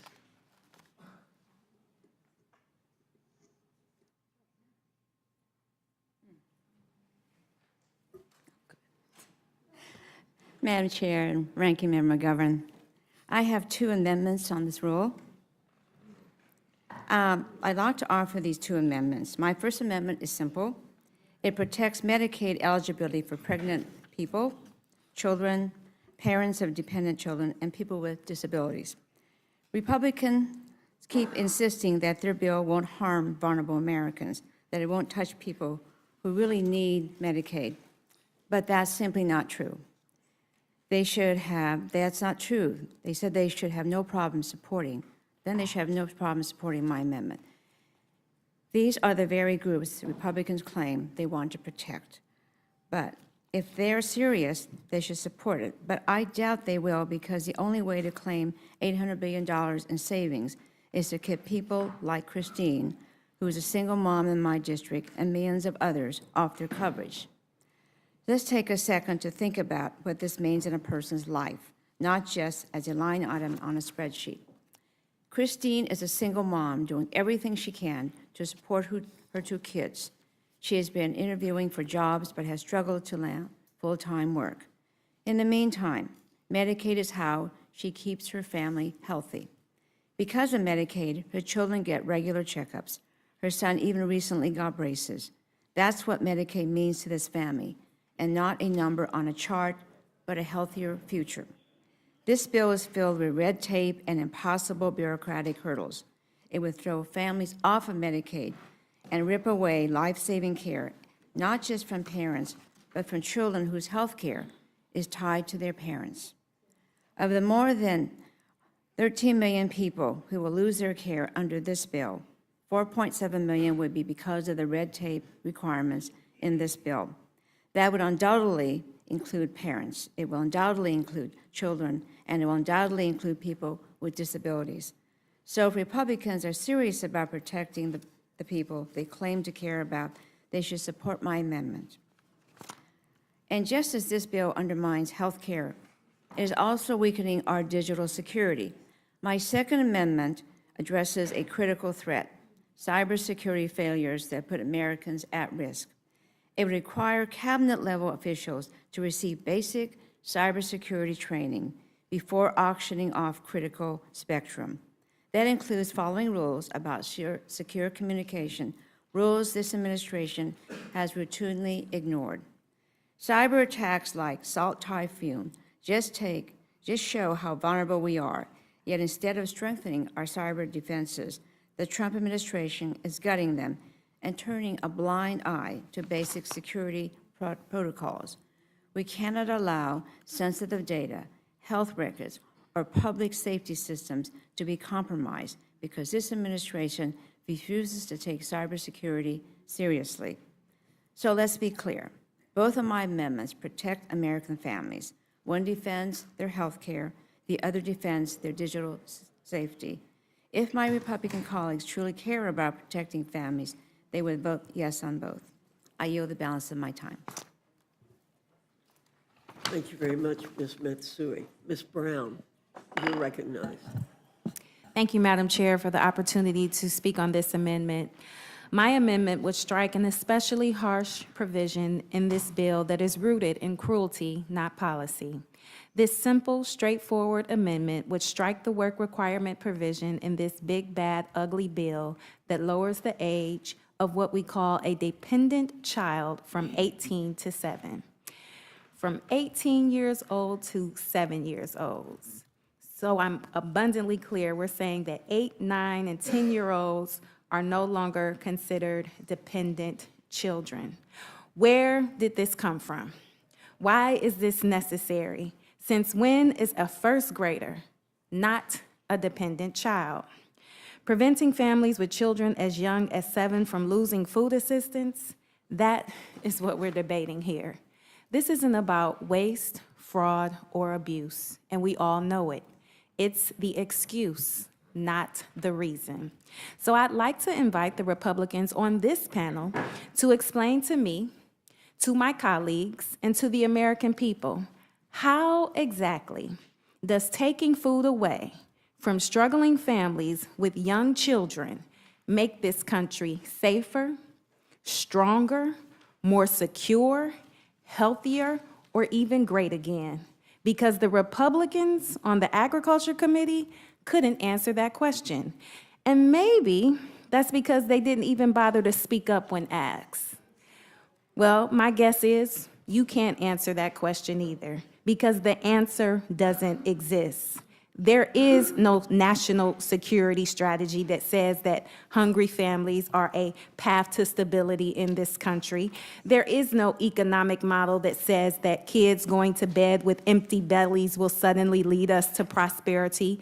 The only reason this provision is, well, the only reason for this provision is to put some cash in the bank so Republicans can turn around and hand out tax cuts for the wealthiest in this country. Right now, SNAP rules allow parents and caregivers with kids under the age of 18 some flexibility. If they can't meet the 80-hour-a-month work requirement because they are raising a kid, caring for family, or stuck in a job with unpredictable hours, they don't lose access to food.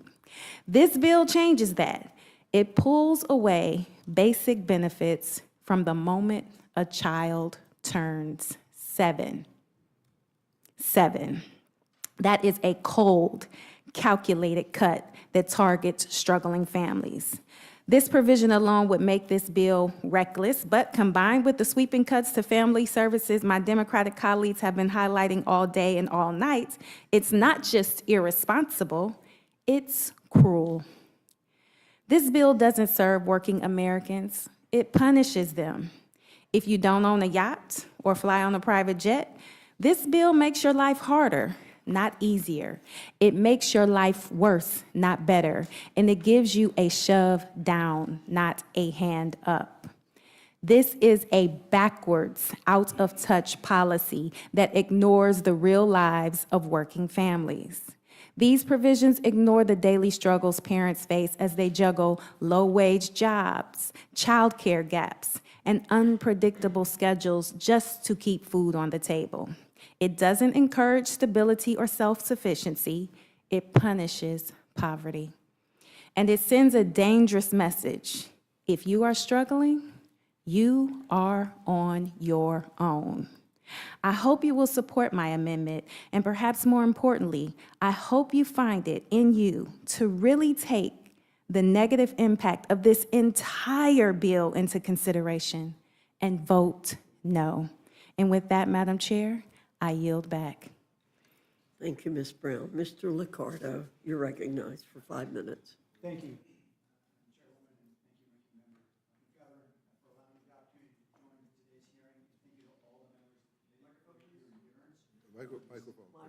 Okay, thank you very much. I'll try that again. Thank you, Madam Chairwoman and Ranking Member, and thank you to all the members of this committee for your endurance over these last 17 hours. I urge the committee to make my amendments in order to take those amendments, amendments 50, 51, and 166, but rather than delving into the details of those amendments, I'd like to express a larger concern about what I call the big bloated borrowing bill. I'd like to talk about what this budget and its borrowing does to our children. In March, I visited Meadows Elementary in East San Jose, where I read a favorite book, The Giving Tree, to a group of 4th graders in a high-need neighborhood in East San Jose. And afterward, a tall girl sitting in the front asked me what it is that we do in Congress to help kids like them. And I talked to her about school lunches. I talked to her about helping her and her mom when they go to the doctor. And I talked to her about how when she has dreams to go to college, we can help her with what we call Pell Grants. No longer, not if this budget is approved.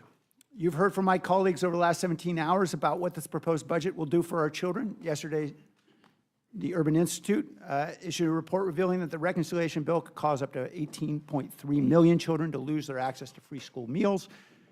We know many of those children will rely on that meal as their only and their best source of nutrition. We also know that children comprise 40% of the estimated 9.7 to 14 million Americans who will lose their health insurance because of these cuts. Packard Foundation report just revealed that 914,000 children alone will lose their health insurance because the parents getting knocked out as a result of the work requirement, or at least not being able to complete the laborious paperwork for that. I know you've heard all of this in one form or another from my Democratic colleagues over the last 17 hours, but I want to actually talk about what you're hearing from your Republican colleagues. When I'm told you've heard from some of your colleagues, quietly in caucus meetings, of course, only a few of them have spoken in public, that this is the most fiscally irresponsible budget in U.S. history. It will add, according to the CBO, $479 billion to next year's deficit, and it will add as well another $3 trillion, of course, to our debt over the next 10 years, accelerating a prodigious rate of accumulating debt. That's not just, of course, their opinion or my opinion. It's the opinion of the market, which has told us clearly. Last week, Moody's downgraded U.S. Treasuries for the first time in my lifetime based on its assessment of, quote, current fiscal proposals.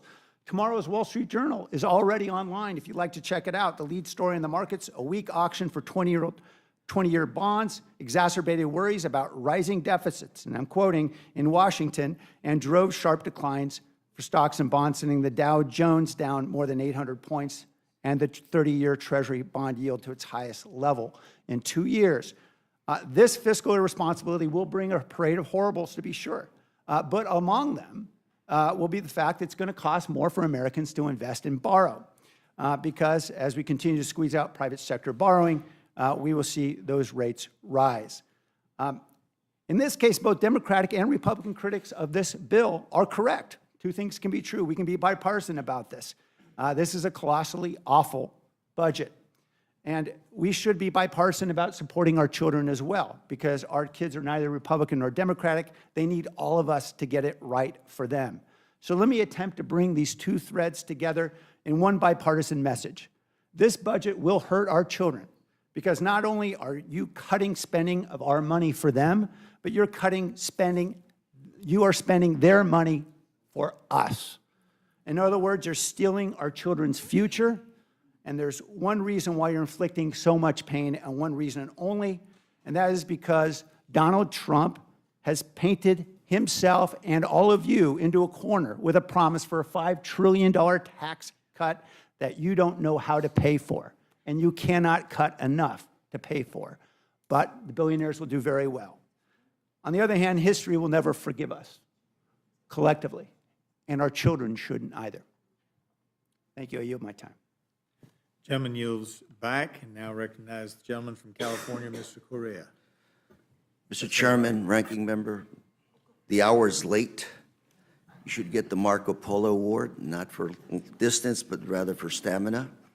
17 hours. I do have 5 amendments. I'm going to be brief, but these amendments are very important. These deal with a very important American issue, which is immigration. First Amendment, number 59, will deal with our men and women in uniform.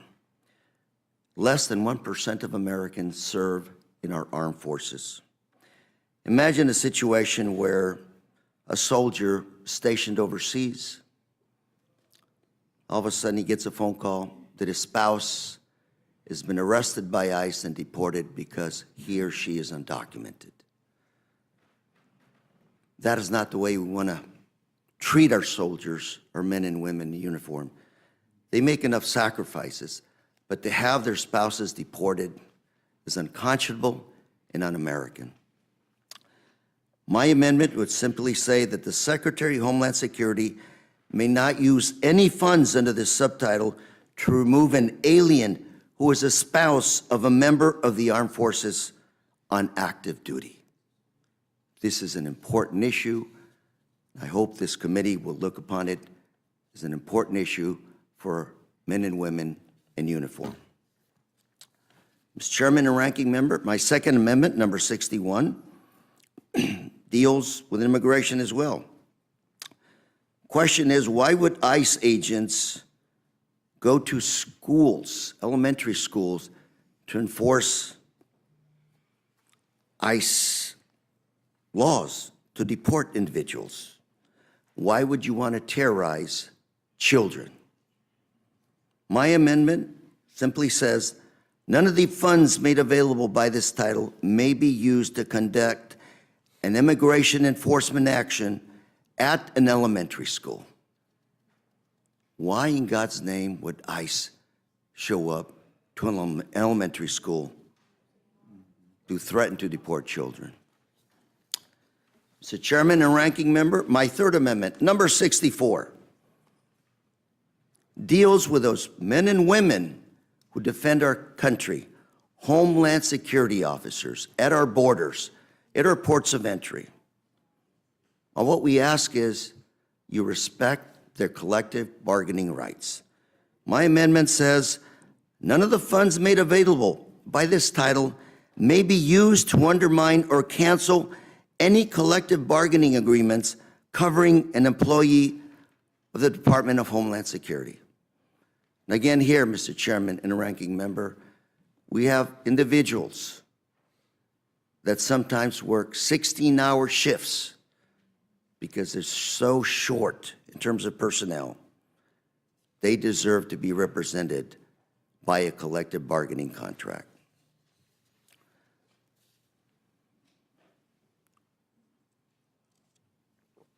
Mr. Chairman and Ranking Member, my next amendment, number 230. We often say in this country, all gave some, and many made the ultimate sacrifice when we are honoring our veterans. Again, less than 1% of Americans actually serve our nation. A lot of our veterans go off and fight, come back with invisible wounds that later on turn into PTSD, and they get into trouble with the law. A lot of these veterans, green card holders, when they join the military, are promised that they will be American citizens when they are honorably discharged. Such is not the case. Veterans that take an oath to the United States of America, veterans that are ready to lay it all down, make the ultimate sacrifice for our country, and then they're deported because they're found guilty of a crime involving moral turpitude.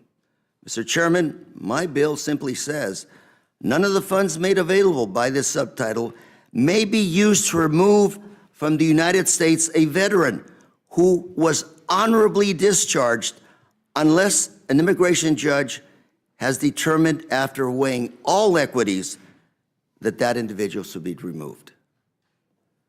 All what I'm asking is, before you deport this veteran, look at his whole history of service to our country.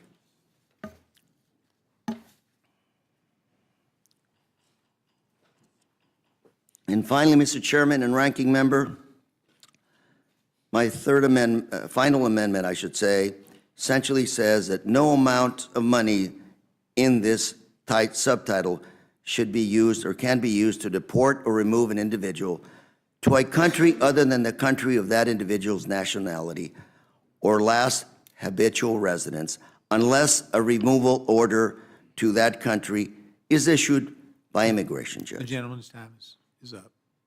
Gentleman's time is up. Thank you, Mr. Chairman. Thank the gentleman. Recognize Ms. Sanchez of California.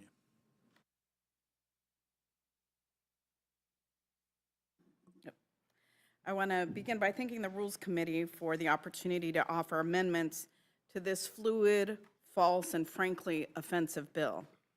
Our tax code should create opportunity and fairness, but this bill does the exact opposite. It bottoms out the middle class and it strangles working families. It cruelly targets immigrants that are lawfully present in the United States and have been working here for years. It targets children simply because of their parents' immigration status. And this isn't just misguided, it is cruel. The first provision I want to discuss is a promise to preserve taxpayer dollars from going towards undocumented immigrants. The Joint Committee on Taxation said on the record that this bill does nothing to quote unquote remove taxpayer benefits for illegal immigrants, rendering the title of this section patently false and misleading. And that is why I submitted an amendment striking these sections.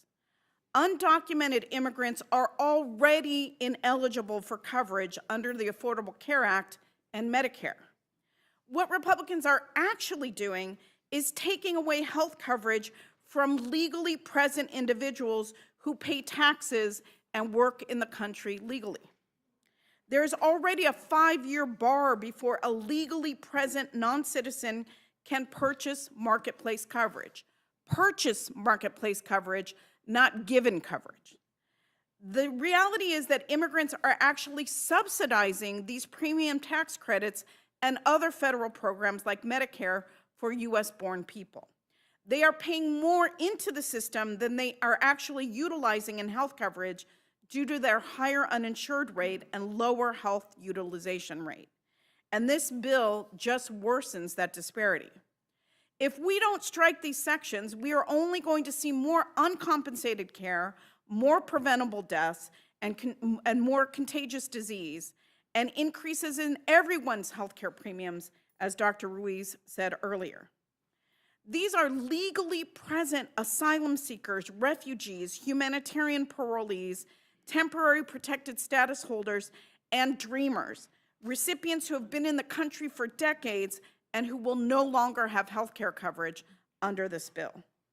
In California alone, temporary protected status holders contribute $235 million in federal taxes and $170 million in state and local taxes. In Florida, temporary protected status holders contribute $198 million in federal taxes and $113 million in state and local taxes. And if my Republican colleagues are so concerned about government handouts, I want to point to them the newly established expedited resettlement pathway for South Africans, because that immigration pathway grants them access up to 12 months of health insurance if they don't qualify for Medicaid. Talk about a handout. And if Republicans are going to prohibit legally present individuals who have been contributing to our economy for years and even decades from purchasing marketplace coverage, buying it with their own money out of their own pocket, and you guys are going to prohibit that. The hypocrisy of the Republicans never fails to surprise me. My second amendment addresses the denial of the child tax credit for U.S. citizen children if one parent does not have a Social Security number. The child tax credit was created to help children, providing essential support for food, clothing, shelter, and childcare. It has been one of the most effective tools in reducing child poverty in the United States. But this bill will strip that support away from 2 million U.S. citizen children simply because one of their parents isn't a citizen. This provision disproportionately harms Hispanic children, many in my district who already face higher poverty rates. Nearly 1 in 4 Hispanic children lives in poverty, and that is 3 times the rate of white children. Why are we denying these children a shot at a better life to give tax credits to billionaires who don't need it? This provision is cruel and unconstitutional. Punishing U.S. children for their parents' immigration status violates the Equal Protection Clause of the 14th Amendment. And my amendment would fix this by ensuring that those 2 million children still receive the benefits of the child tax credit they deserve and that their parents have paid into. Republicans love to say promises made, promises kept. Well, this does nothing to lower health care costs. A 65-year-old mother and grandmother from Santa Fe Springs in my district is a survivor of triple-negative breast cancer. Medicaid helped her cover every surgery, every hospital stay, every medication. She told me that she could have died without Medicaid coverage.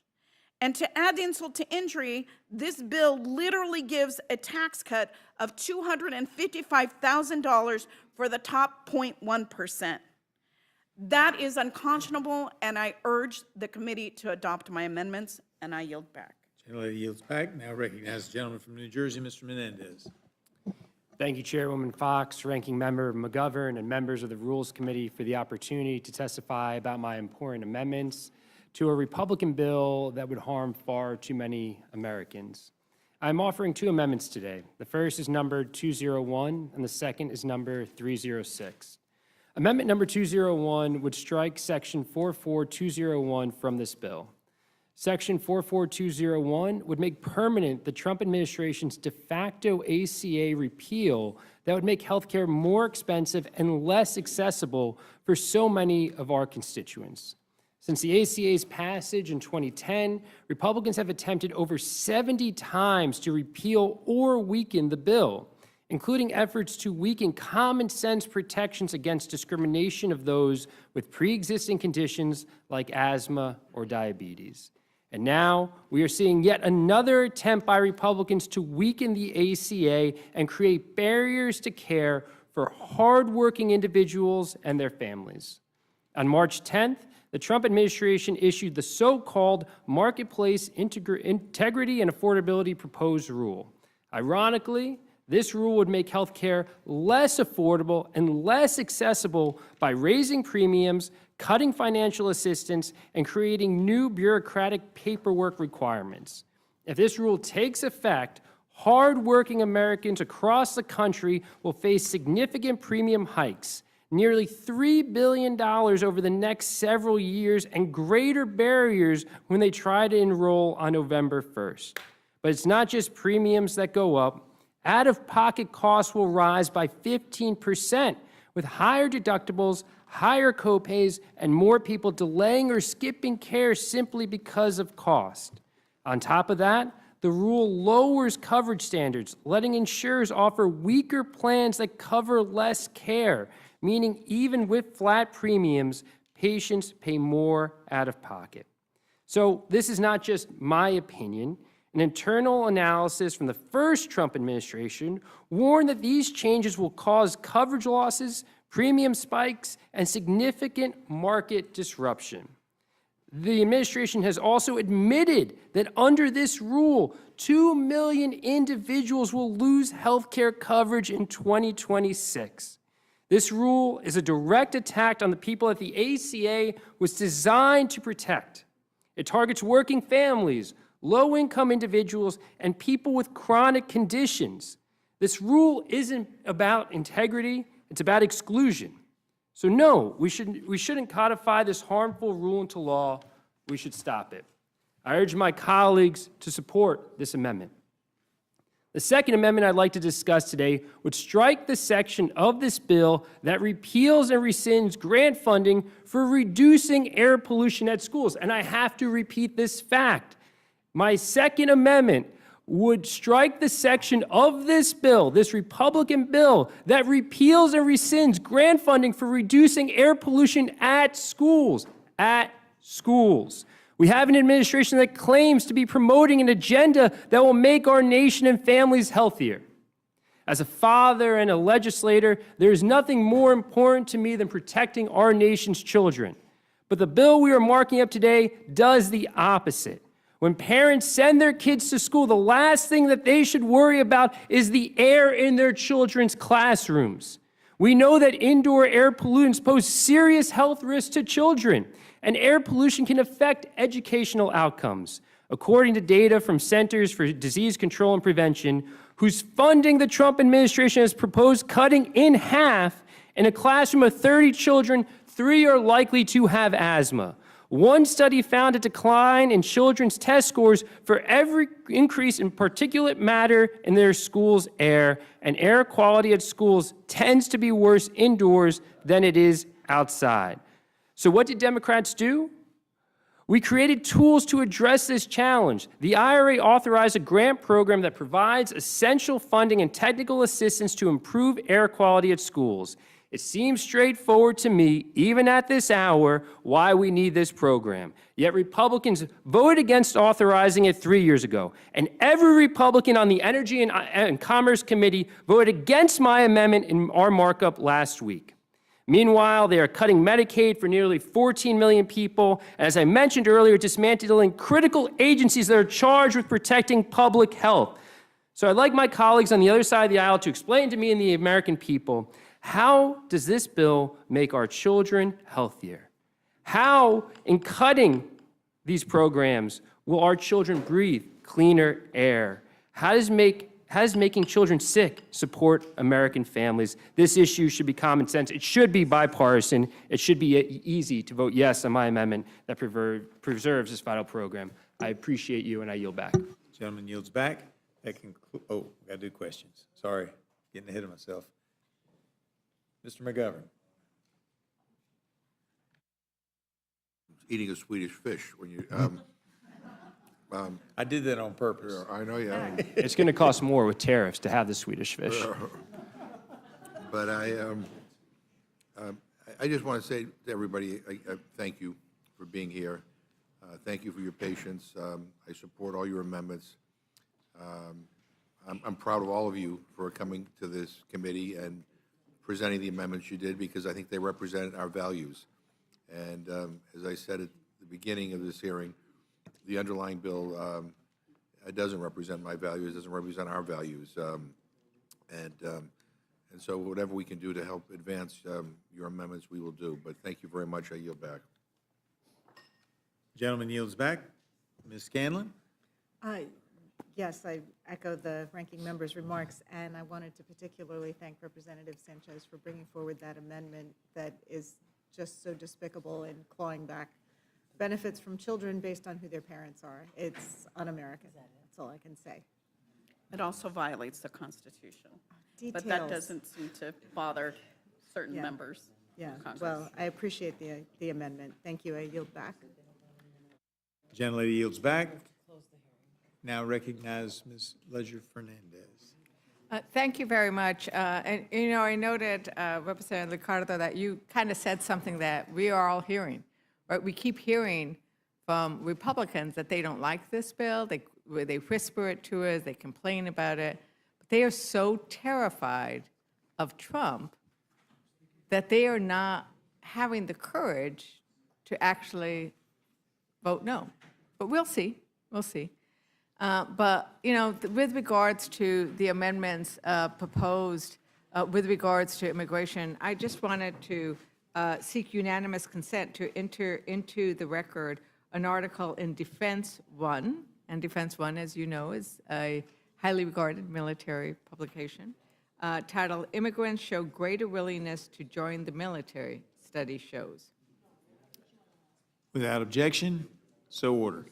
And another article, I think that goes to Representative Sanchez's point. So there's lots of these different articles, but really the point was made by you. It's been made in some of the earlier panels, but we haven't talked enough about it. And so that's why I wanted to, I know we're trying to move on, but I wanted to take some time to acknowledge that this idea that immigrants are the reason you have to cut Medicaid for everybody because they are somehow gaming the system when they do not receive any federal dollars. And indeed, the article that I would seek unanimous consent to, it's just one of many that center on budget and policy priorities. Immigrants contribute greatly to the Social Security Trust Fund solvency, which demonstrates, Mr. Chairman, I seek unanimous consent. What was the date? I'm sorry. I'm sorry. The date on the article? The date of the article on April 23, 2025. Without objection, so ordered. Thank you. And thank you for helping clarify that, because I think it's really important that these are recent articles, because they are showing that immigrants' contributions are key. And this one shows that if it weren't for immigrants who pay taxes but often don't receive any of the benefits, our Social Security would be in deeper trouble than it already is. And you look at that across the board over and over. And so I'm going to introduce these articles, and I know we want to move forward because we have all these wonderful members who are coming here to tell us all the other new things. This is the great thing about these hearings is we're hearing all of these unique factors that you are all bringing to the fact that we are ignoring our cybersecurity. He got rid of Trump. Trump got rid of, right? I mean, you're laughing because I don't even have to say it, right? Because it's shameful that we have made ourselves more at risk because of what he has done in terms of opening up our vulnerabilities to Russia. That's one of your concerns, correct, Representative Matsui? Yeah. So thank you very much for raising those. I didn't know if you wanted to do anything else quickly on either of those. If I could just respond, it is the biggest lie in the world that immigrants take more from the system than they pay in. Immigrants pay into the system, they work hard, they pay taxes, they're not even eligible for those benefits. And yet other Americans are told the reason why there's waste, fraud, and abuse is because of immigrants. It's patently false. It's lies, and it's meant to divide our country. And so the amendments that I'm introducing are trying to strike those provisions that treat immigrants unfairly, immigrants who pay into the system and are not eligible for the benefits. Yeah, and in this article from Defense One, it's interesting, the articles you start reading, once you get to Congress, like who knew I would start reading military articles? But, that U.S. are more willing to fight for their country. And what they're fighting for, as it goes in to discuss, is the ideals of the country, the ideals of the Constitution. And that is something that I think we need to remember, that we're dealing with a tax bill and cutting essential benefits, but they are wrapping it around elements that are undermining the ideals of this country as a place where we create opportunity for everybody, whether you're native born from West Virginia or you're an immigrant or married in. I would only suggest that, and maybe I could discuss it with you later, the idea that it should be any family who is not just the spouse, but also the children who are married into the military. But with that, you wanted to say something? I just want to just join my colleague, Congressman Matsui, to your point about cybersecurity. I mean, this is, when I was on Homeland Security on the cybersecurity subcommittee, this was something that had bipartisan support.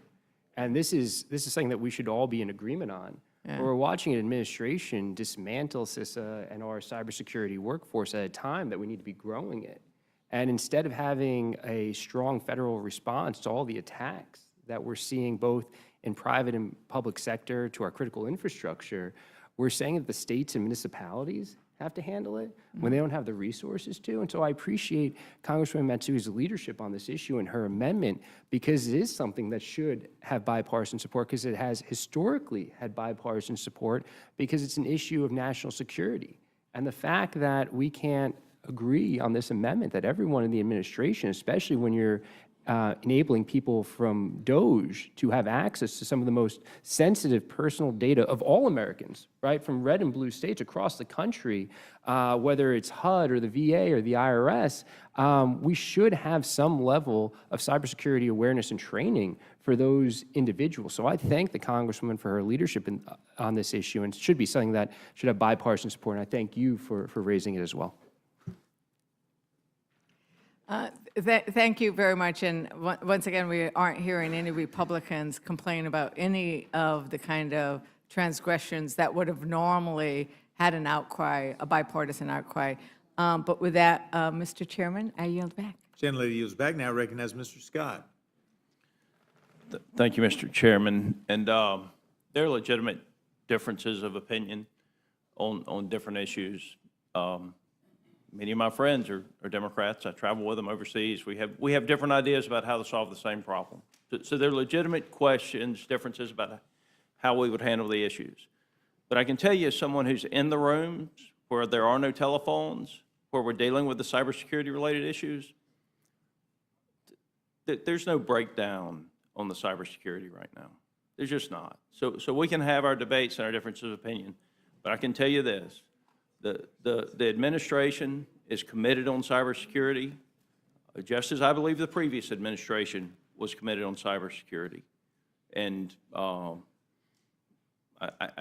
it's just we have differences of agreements on other things, but that's the one that I've listened to that I think that accusation is just, as someone who's in the room, I very much think that's a false accusation.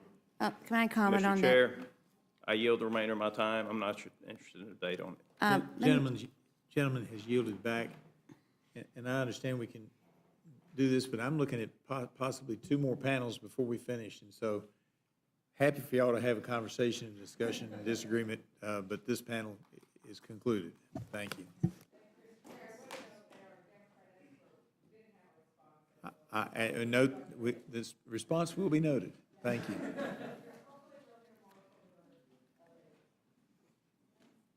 Now, what we've been trying to do is when I start calling off the names for the next panel, it'll be starting on this end with chair number 1, Mr. Khanna, Ms. McClellan, Mr. Courtney, Mr. Frost, Ms. Brownley, Mr. Magaziner, Mr. Garamendi, and Ms. Elfrith.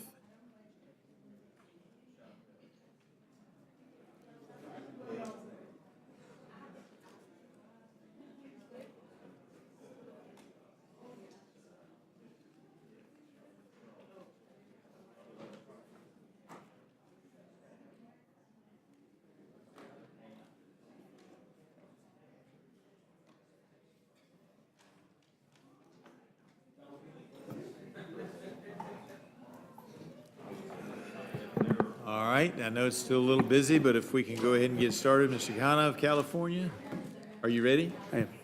He's recognized for 5 minutes. Thank you, Mr. Chair. I have a common sense bipartisan amendment. No American child under the age of 18 should lose their health care because of this bill.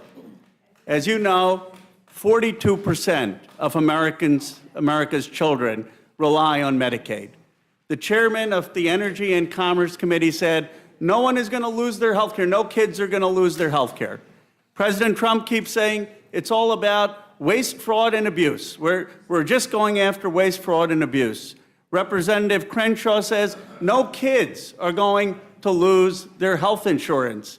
And a number of Republicans wrote in a letter to the Speaker that they should make sure no kids lose their health insurance. But the reality is, independent estimates are that 800,000 kids in this country are going to lose their health care. I think we can all agree that any child born in America should have health care. So if the Republicans agree that kids shouldn't lose health care, why not just have a simple amendment in this bill saying we guarantee that no kid is going to lose health care? Now you ask, why is it that kids are going to lose health care? Why the estimates of 800,000? The reality is that the work requirements were tried in Arkansas. And what they saw is when parents were kicked off health care because of bureaucratic reasons, the kids lost the health care too. It's not theoretical. Thousands of kids in Arkansas lost their health care. And this to me seems like the easiest way that we can answer this question. Just guarantee to the American public that not a single American kid is going to lose health care with this bill. And that would answer the question. It would make good on all of the promises. It would make good on the promise that Trump is saying it's only waste, fraud, and abuse. He certainly doesn't want to deprive American kids born here of health care. Let me end with this point. I was in Allentown. There was a 6th grader. She stood up and she said her name was Sophia. I won't say her last name, but her name was Sophia. And she said, I'm scared. I'm scared. Can you assure me that I won't be afraid? And she said she's afraid because her grandmother is on Medicare. And she said she's afraid because she's a single mother is raising her. And she was concerned about her own health care. I want this amendment to pass so I can tell Sophia she doesn't have to be afraid about losing her own health care. And kids like Sophia should not be afraid of losing their health care across this country. Gentleman yields back. Gentleman yields back, and now recognize the gentlelady from Virginia, Ms. McClellan. Thank you, Mr. Chair, and Ranking Member McGovern for allowing further amendments to this bill. I think so. Okay.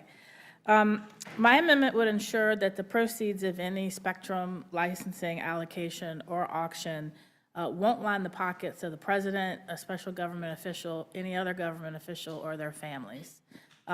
It would also ensure that the FCC does not collude with the president or any other government official or their family to influence the outcomes of their personal legal battles. But spoiler alert, this amendment's probably not going to pass. So I want to take the rest of my time to talk about this big bad billionaire bonus that benefits the wealthiest 10% of Americans at the expense of the poorest 10%. It shifts costs to states that are already struggling to fill massive holes that they are seeing from the Trump administration's funding freezes. They are trying to take on the burden of more responsibility shifted to them, whether from the Department of Education or these new work requirements, or now to pay for nutrition benefits for the first time ever. States are going to be left in the untenable position of having to raise their own taxes or gutting even more services as a result. This bill does nothing to address the underlying costs of health care, child care, groceries, energy bills, or anything else. And why are we rushing through this bill to the point where the bulk of it is being discussed in the middle of the night while everybody else is sleeping? What is the rush? Are the wealthiest few in that big of a hurry to get richer? Is there a flash sale on yachts that I don't know about? We've had these markups in the middle of the night that include provisions that Republicans didn't even know about. Like the Republicans on the Energy and Commerce Committee who were caught off guard by the Medicaid provisions imposing copays of up to $35 on an individual who earns up to $300 a week. They didn't know that if somebody was kicked off of Medicaid because they couldn't meet burdensome work paper requirements to prove that they're working, like the 18,000 Arkansas individuals who were kicked off when they couldn't meet work requirements even though they were working, these folks that get kicked off wouldn't be eligible for subsidies to purchase marketplace plans that they otherwise couldn't afford. And that came as a surprise to my colleagues in the E&C committee in the middle of the night. And somewhere between the E&C marathon markup and here, a provision was added that would cut the federal match for Medicaid in states that dare to provide health care to lawfully present immigrants. That means that Virginia, that covers lawfully present pregnant women and children, could face a cut in the federal match that would trigger an unwinding of Medicaid expansion that would cost hundreds of thousands of Virginians their health insurance, put our providers, especially our rural hospitals, at risk of closing their doors. Now I heard there'll be at least one manager's amendment that might fix that. But who knows? Who knows what will happen once the Freedom Caucus, I think they've already returned from the White House, but who knows what they've demanded and what they've gotten. And they want to kick even more people off of their health insurance. But what else is buried in this bill? What's going to be buried in the manager's amendment? What's going to be buried in the bill that we see for the first time on the floor that we won't have time to take back to stakeholders or the American people? And will this be another one of those moments where we rush through a big, massive bill and then hope that the Senate saves the House from its worst impulse? Plain and simple, I ask again, what's the rush? What is the rush of a bill that will harm children? That will say to a family, now you, even though you legally cannot leave your child at home when they're 7, 8, 9, 10, we're going to assume that you can go to work once they reach 7. Even though I can tell you when my son was 7, if left at home to take care of himself, he probably would have burned the house down. Have we thought through Have we thought through the unintended consequences of some of the provisions that are buried in this bill, surprising even Republicans that don't like them? I hope we take our time, we do this right, because if we mess it up, the harm is not going to be to us. It's going to be to the most vulnerable that we represent. And with that, I yield back. Gentlelady yields back. Now recognize Mr. Courtney of Connecticut for 5 minutes. Thank you, Mr. Chairman and Ranking Member McGovern and all the members of the panel. I have a simple, straightforward amendment focused on the Air Force One program, which falls under the jurisdiction of the Sea Power and Projection Forces Subcommittee of the House Armed Services, on which I serve as ranking member. This amendment would prohibit funds made available by this act from being used for the purpose of modifying an aircraft acquired from a foreign source for use as executive airlift aircraft or for transferring such aircraft to a non-governmental entity such as a museum. This provision is in response to the President's sudden decision to accept a Boeing 747 from Qatar to serve as a so-called bridge replacement for the current Air Force One aircraft. The White House has portrayed this idea as a free Air Force One plane. Nothing could be further from the truth. I can say this with complete certainty because in 2018, during the first Trump administration, Congress authorized the purchase of 2 Boeing 747 aircraft that Boeing had originally built as commercial passenger planes for an airline that went bankrupt. The cost of upgrades and retrofitting for these 2 planes to replace the Air Force One fleet totaled $3.9 billion. The work included stripping the plane's interior down to the studs, hardening the plane's defenses, installing encrypted communications technology, and building out space for what is essentially a flying command and control center, not just for our nation's military and intelligence agency, but for the entire federal government. Earlier this month, Acting Assistant Secretary of the Air Force, Darlene Costello, testified before our subcommittee that Boeing has a workable plan for the Air Force to deliver these 2 planes by 2027. It's important to note that the final cost at this point has already exceeded $3.9 billion to the tune of millions of dollars, hundreds of millions of dollars of cost overruns. A few hours ago, the White House confirmed that the President has unilaterally accepted a 3rd plane. We've all seen the pictures of this aircraft that is not even close to being ready to fly as Air Force One. And clearly, it's going to require much of the same time and expense to be stripped down and upgraded as the 2 jets already under contract with the Air Force, which are on track for delivery during the President's current term. This scheme was not free, and the new scheme is not going to be free either. It's going to cost the taxpayers a lot of money. The relevance to this reconciliation package is that the armed services provisions, the $150 billion for the Department of Defense, was allocated under Title II of the U.S. Code, which has little or no controls on how funds are going to be used across programs, unlike Title 31, which safeguards the execution of congressional appropriations. And again, during the markup, we had a lot of back and forth with committee staff about the fact that the Office of Management and Budget is going to be basically free to spend that $150 billion with little or no controls or restraint. And we know that this budget director from the first Trump administration was brazenly reprogramming money with no congressional authorization over and over again. Madam Chair, there are a host of other reasons for Congress to approve this amendment, particularly the constitutional prohibition in Article 1, Section 9, Clause 8, that bars any official from accepting gifts or emoluments from another government without approval of Congress. Obviously, Congress has not even come close to approving this gift. That prohibition, as well as the significant cost of retrofitting a 3rd Air Force One, screams out for Congress to exercise its constitutional duty and put the brakes on this scheme. My amendment will do that, and I respectfully ask my colleagues to make it in order. And Madam Chair, I have an article from Forbes magazine, hardly a Democratic media outlet, titled "Why the Qataris Are Happy to Dump Their 747 on Trump," dated May 15th. Without objection. Thank you. I It'll be yield made a back. part of the record.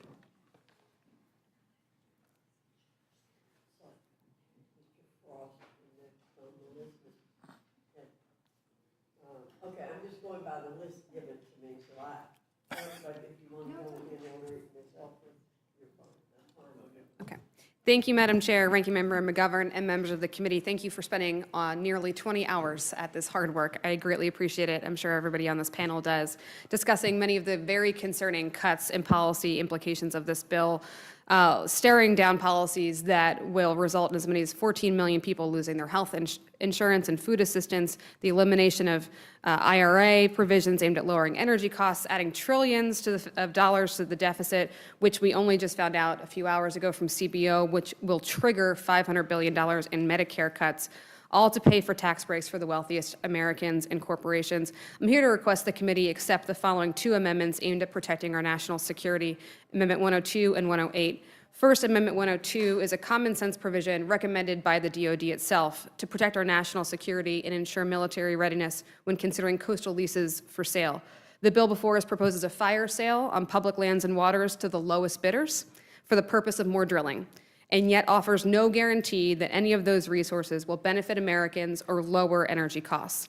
On the House Natural Resources Committee, we often talk about national security and how our ability to produce our own energy allows us not to rely on foreign adversaries, but selling off our coastal waters surrounding our military installations directly contradicts these efforts and instead endangers our national security by prohibiting the military's ability to train and navigate freely. And here's how I know this, because in 2015, the DoD analyzed every offshore drilling block in their roles and activities critical for military readiness and national security, and they determined that what, if any, level of drilling activity can be done without impeding their critical work. My amendment would require the federal government to implement the findings of this DoD report when selling offshore drilling leases for coastal waters. Due to the sensitive training and work of it at our installations, all of these blocks on the east and west coasts were classified by DoD as requiring either a total prohibition or very specific conditions for leasing. But even if everything on these drilling sites were to go exactly as planned, the mere presence of these rigs would cause immediate threats to our military readiness and national security, and that's just not a risk we should be willing to take. I implore this committee to address the very real threat by supporting this amendment. My second amendment before you, Amendment 180, as was just discussed by my colleague, we understand the bill provides extra $150 billion to the DoD, and frankly, I don't trust the secretary with $150, let alone $150 billion.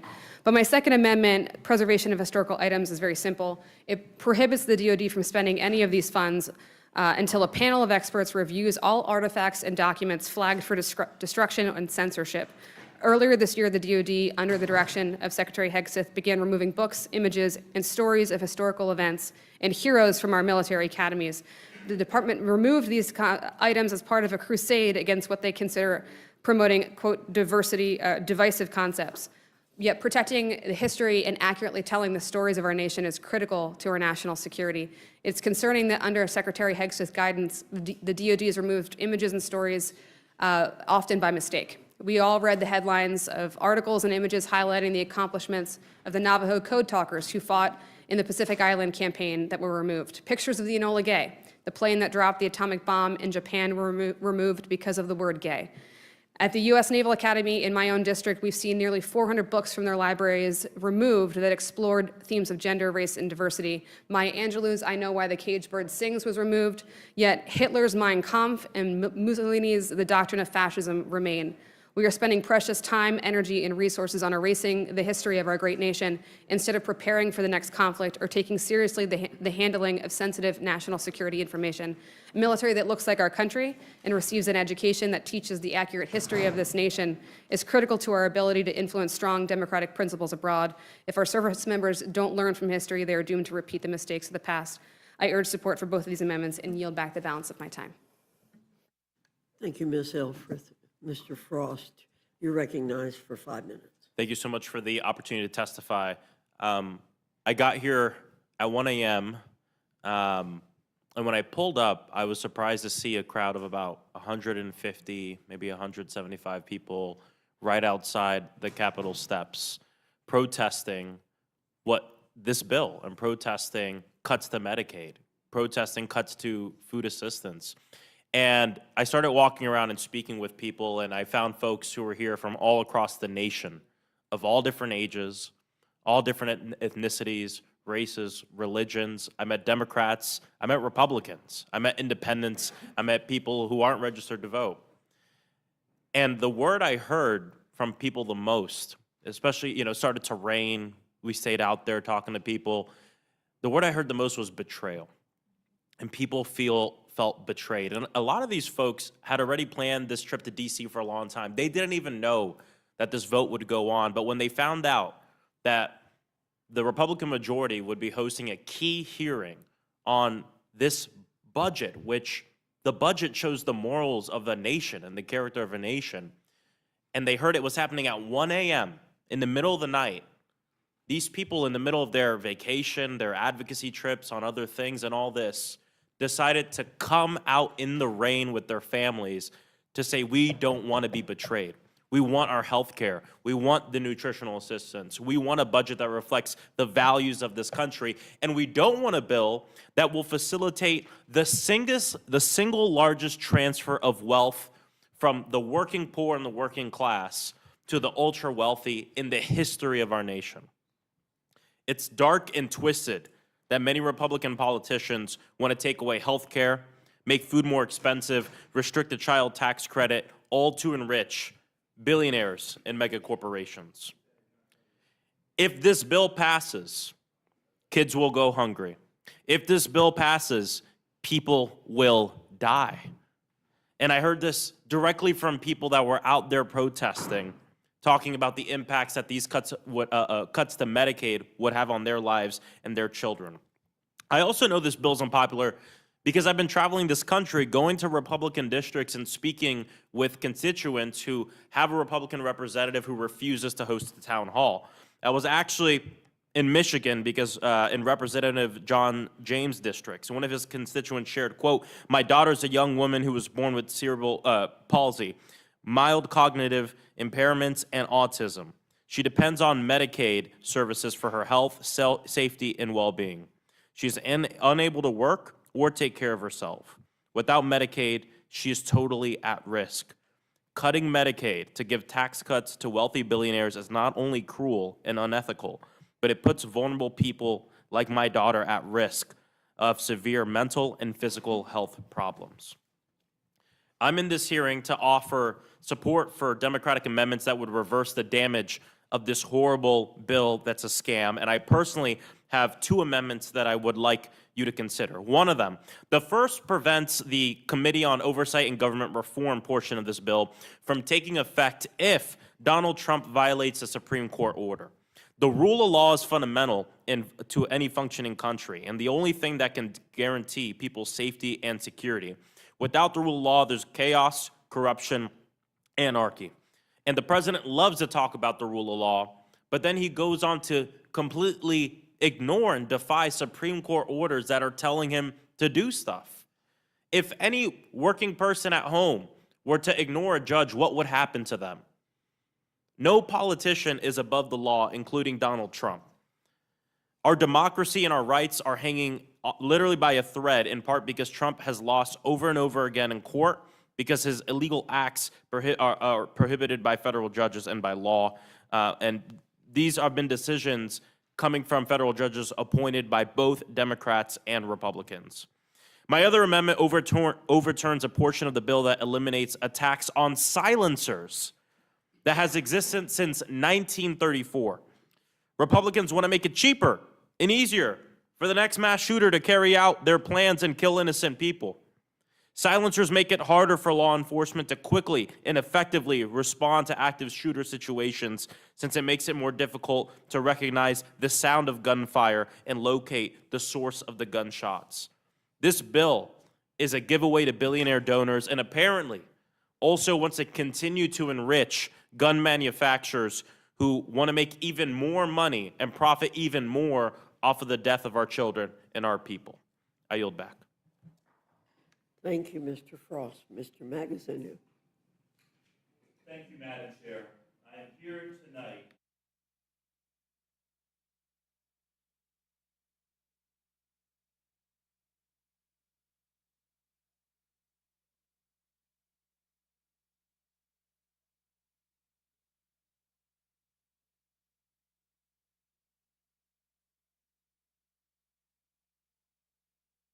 to make ends meet. High costs are impacting everybody. The cost of food, the cost of medicine, the cost of rent.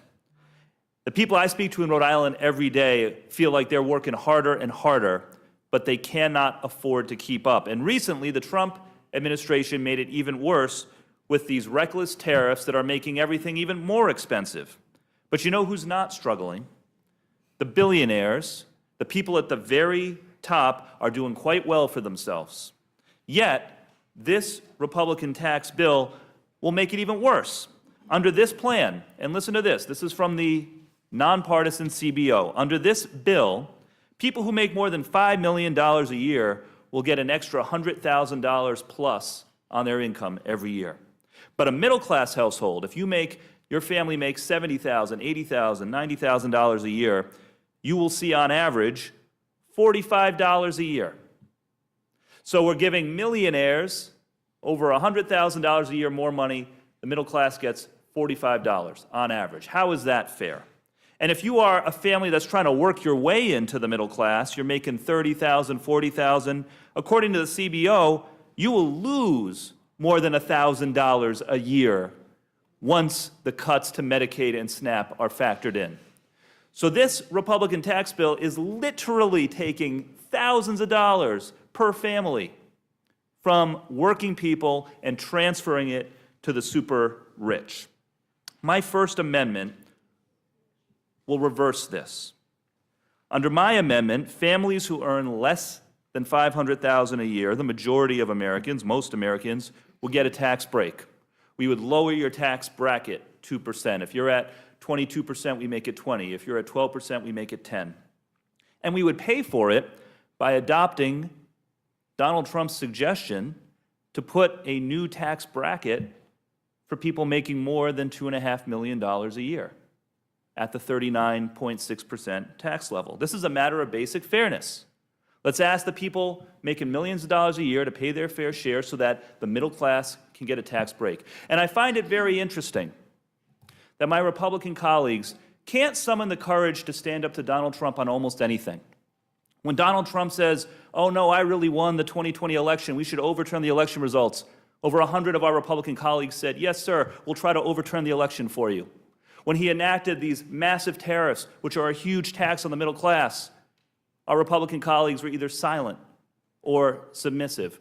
When he cozies up to dictators like Vladimir Putin and throws our allies under the bus, crickets from our Republican colleagues. But when he suggested, hey, let's increase taxes on the millionaires to help pay for this bill, well, that was too much for our Republican colleagues. That was the first time that they said, oh no, Mr. President, you've gone too far. Really? So look, I'm going to agree with the president on this one. Let's put that tax bracket, that higher tax bracket on people making more than $2.5 million a year, and instead give real tax relief to the middle class. My second amendment addresses another unfairness in this bill. Understand this. This bill is an across-the-board cut to SNAP benefits, to food aid. Our Republican colleagues like to say it's just waste and fraud, or it's just going after people who are bilking the system. False. There is a 5% cut across the board for every state, regardless of error rate. My second amendment would eliminate that across-the-board 5% cut for every state and pay for that by eliminating the provision that gives an exemption on inheritances over up to $30 million on the inheritance tax. How about, instead of cutting food for hungry families, for working people, we say to the children of millionaires, you know what? You don't need a tax exemption up to $30 million of your inheritance. Let's go back to the $5 million exemption that existed before 2016. We'll let those children of millionaires still get the $5 million tax-free inheritance that they used to get, but not 30. Instead, we're going to feed hungry families by canceling these SNAP cuts. I urge adoption of these amendments to make this a fairer bill, and I yield back. Thank you very much. Mr. Garamendi, you're recognized. Thank you, Madam Chair. You've heard hours and hours of amendments, all of which in one way or another would improve a terrible piece of legislation. It's been said by others way back when I was in the California legislature, if it's a bad piece of legislation, don't amend it, just kill it. This bill deserves to be killed.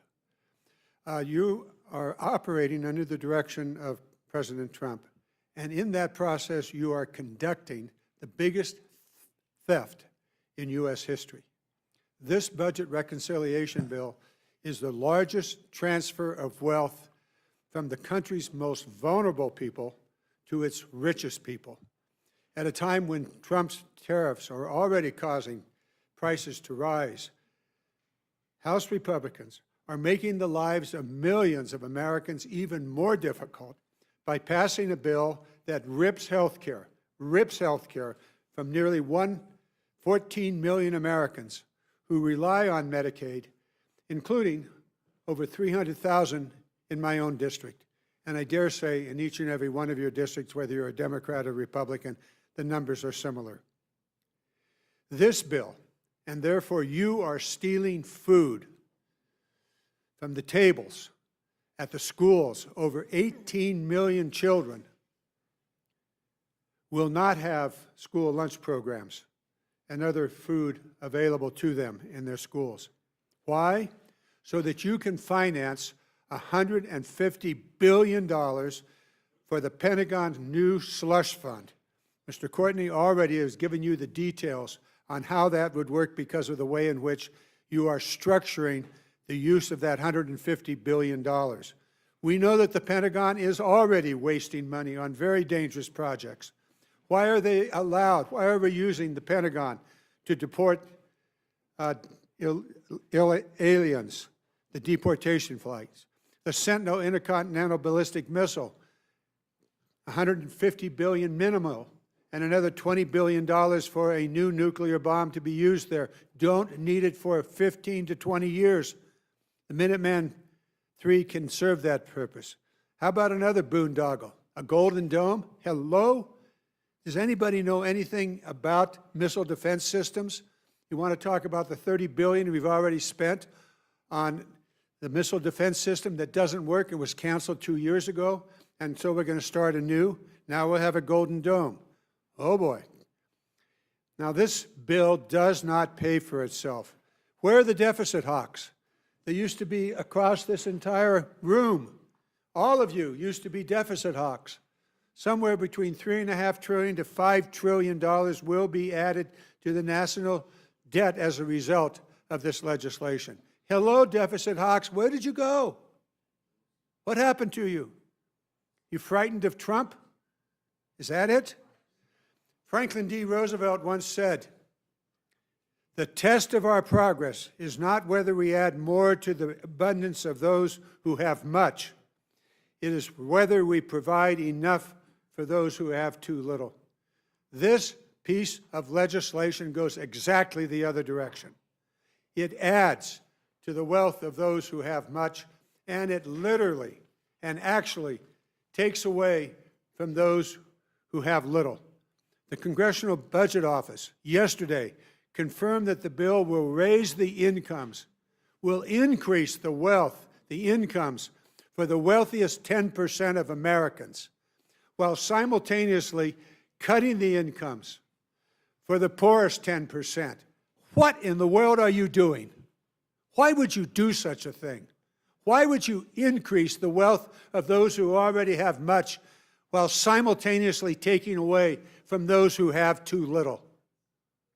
How do you do it? You gut Medicare. You heard from my colleagues. The SNAP program used to call it food stamps. That's real food.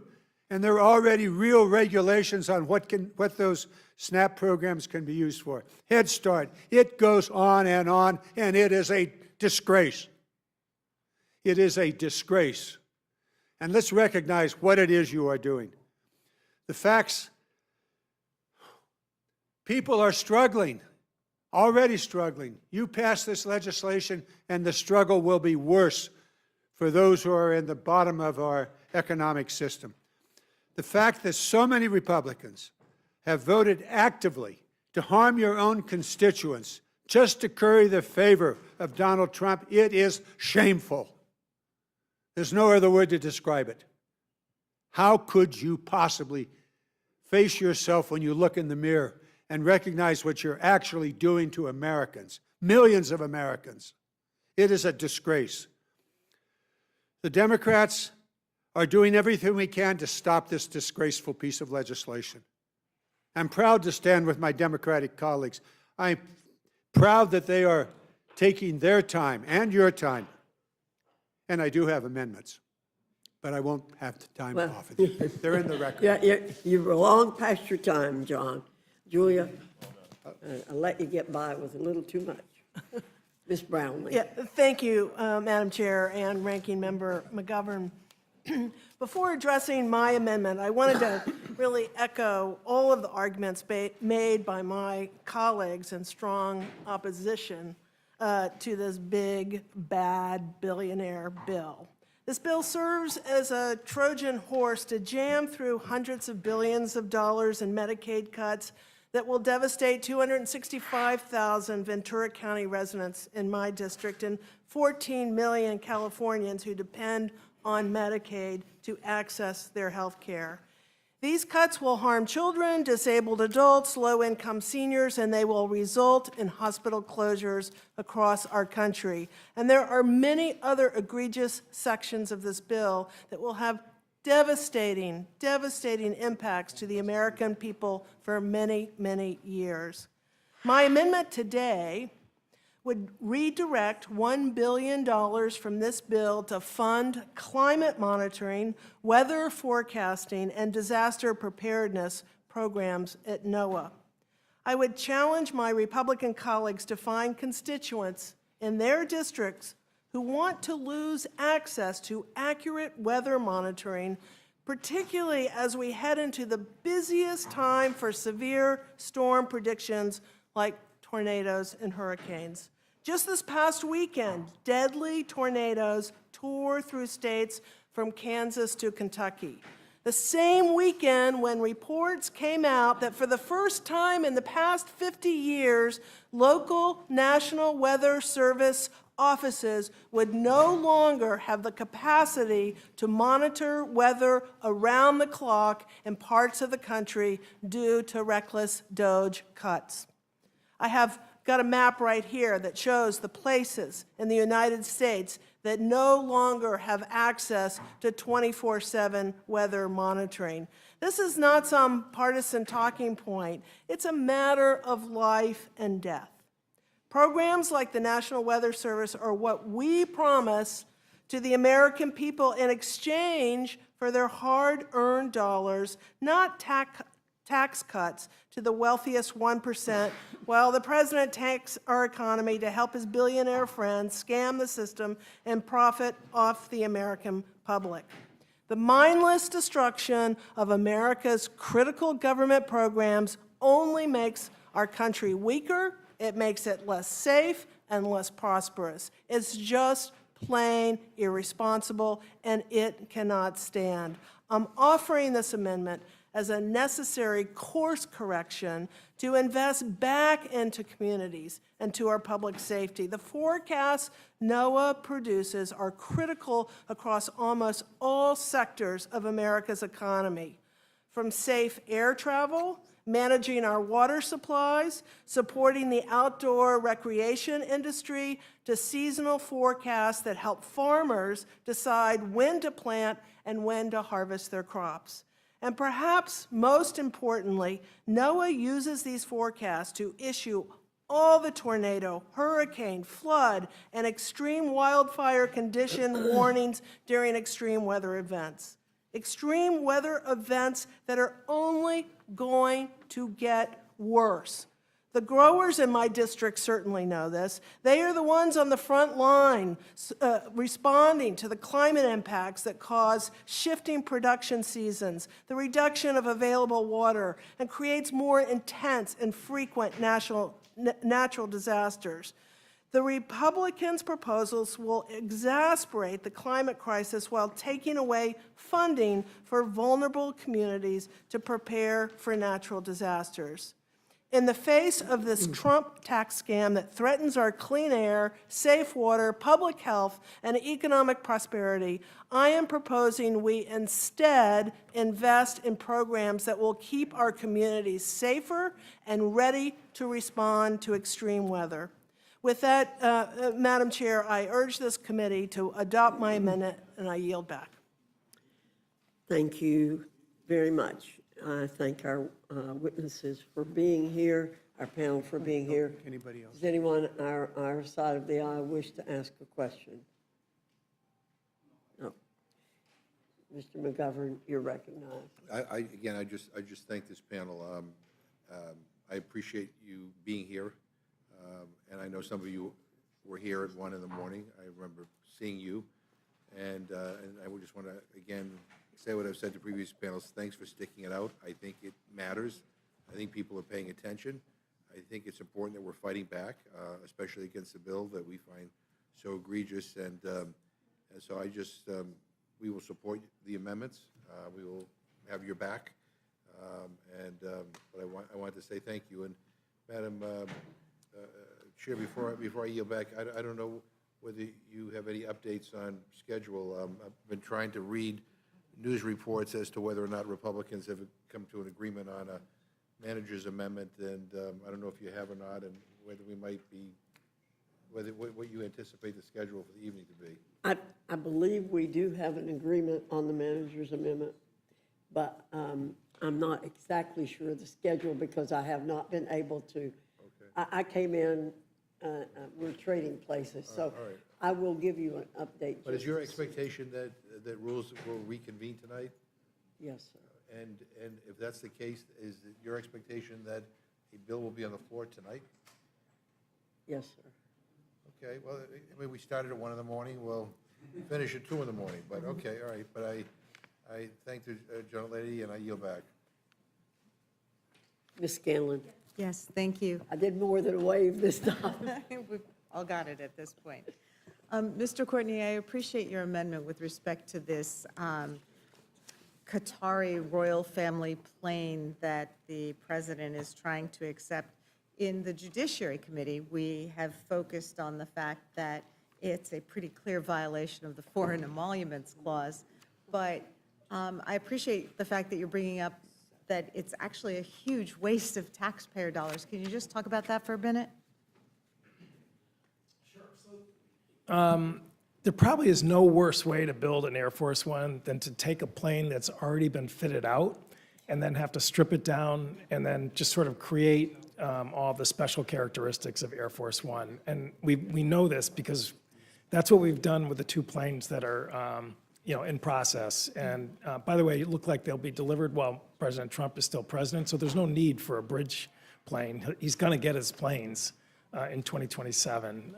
So yeah, just building a 3rd Air Force One is a complete waste of money.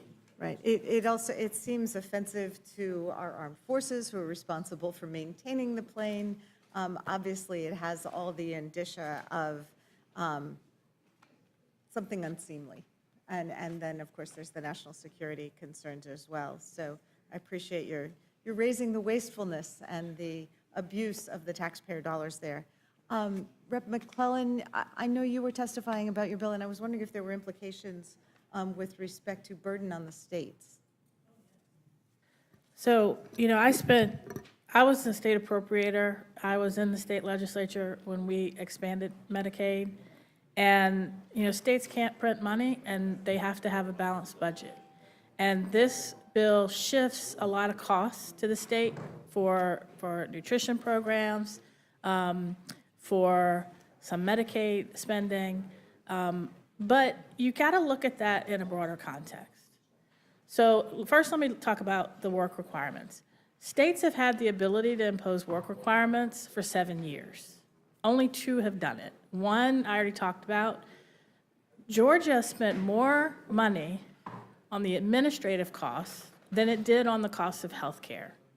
And as a matter of fact, ProPublica and Current did an analysis that showed that 3/4 of the nearly $87 million they spent on the program went to consultants.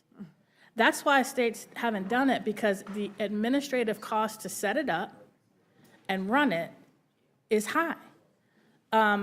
But now you have EPA grants that have been, categorical EPA grants that are being cut.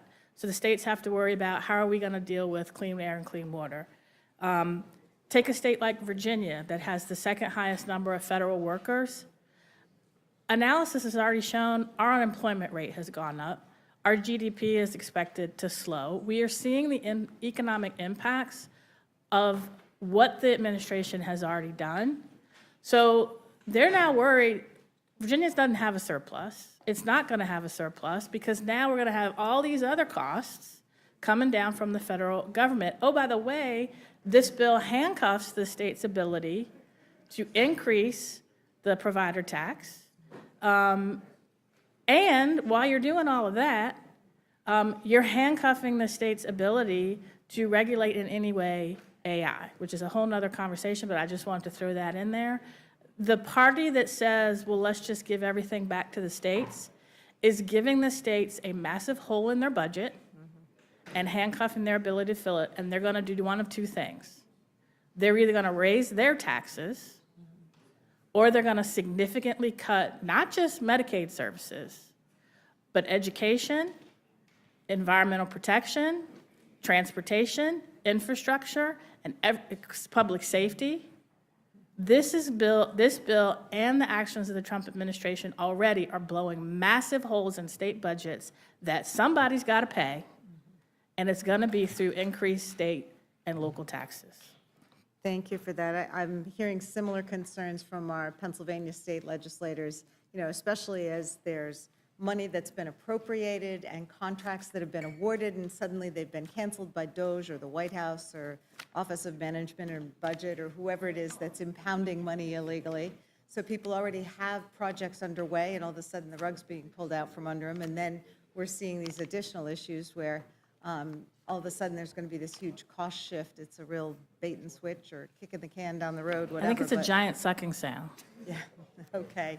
Well, thank you, and thank all of you for being here and bearing with us tonight. Okay, I yield back. Thank you, Ms. Scanlon. Mr. Neguse, you're recognized.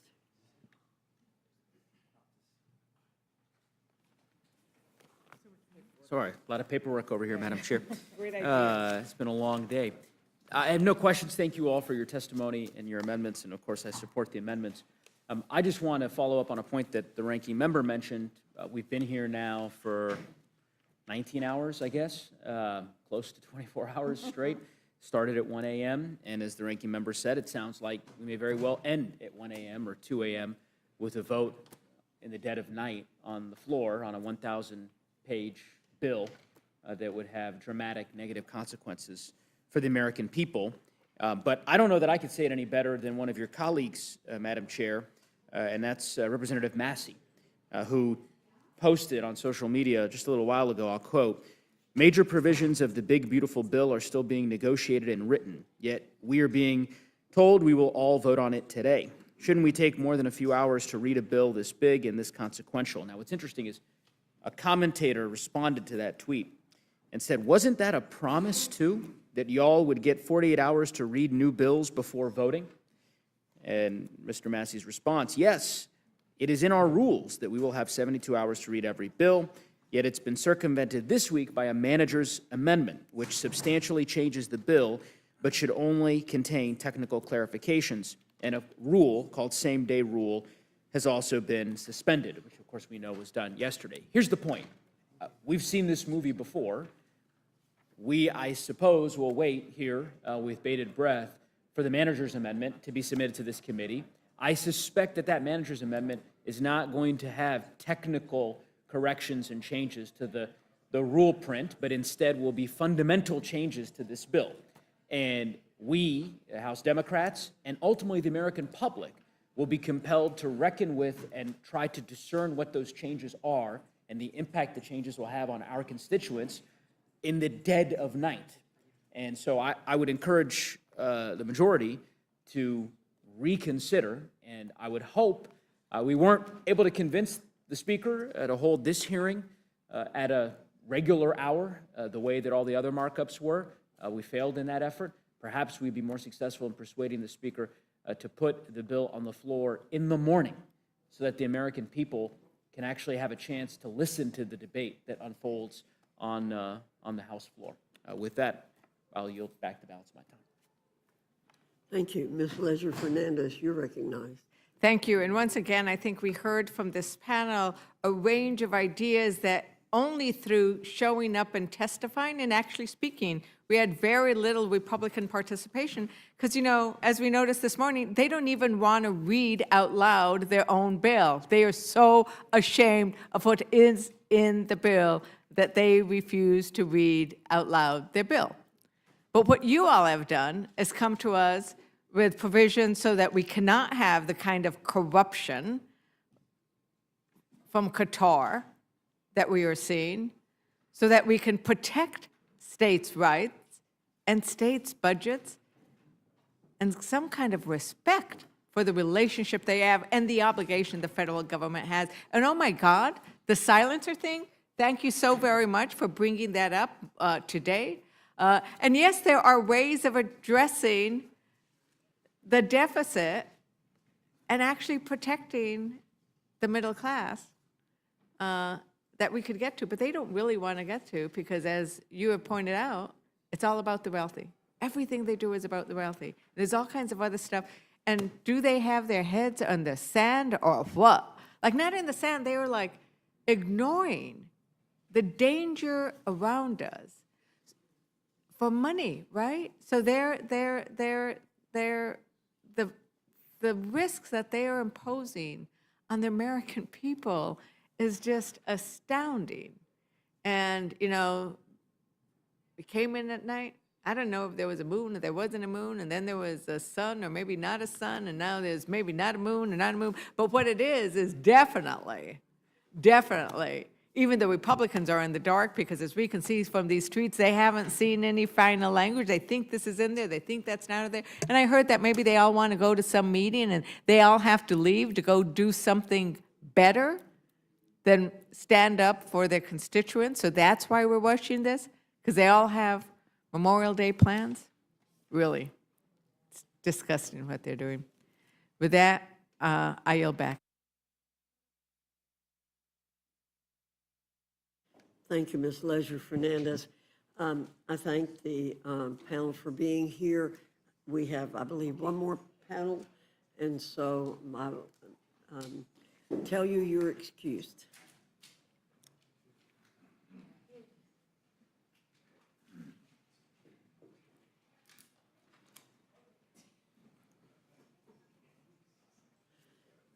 If I could ask you all to do the same thing the last panel did, we have 7, I believe, not counting Mr. McGovern, or he's going to stay here.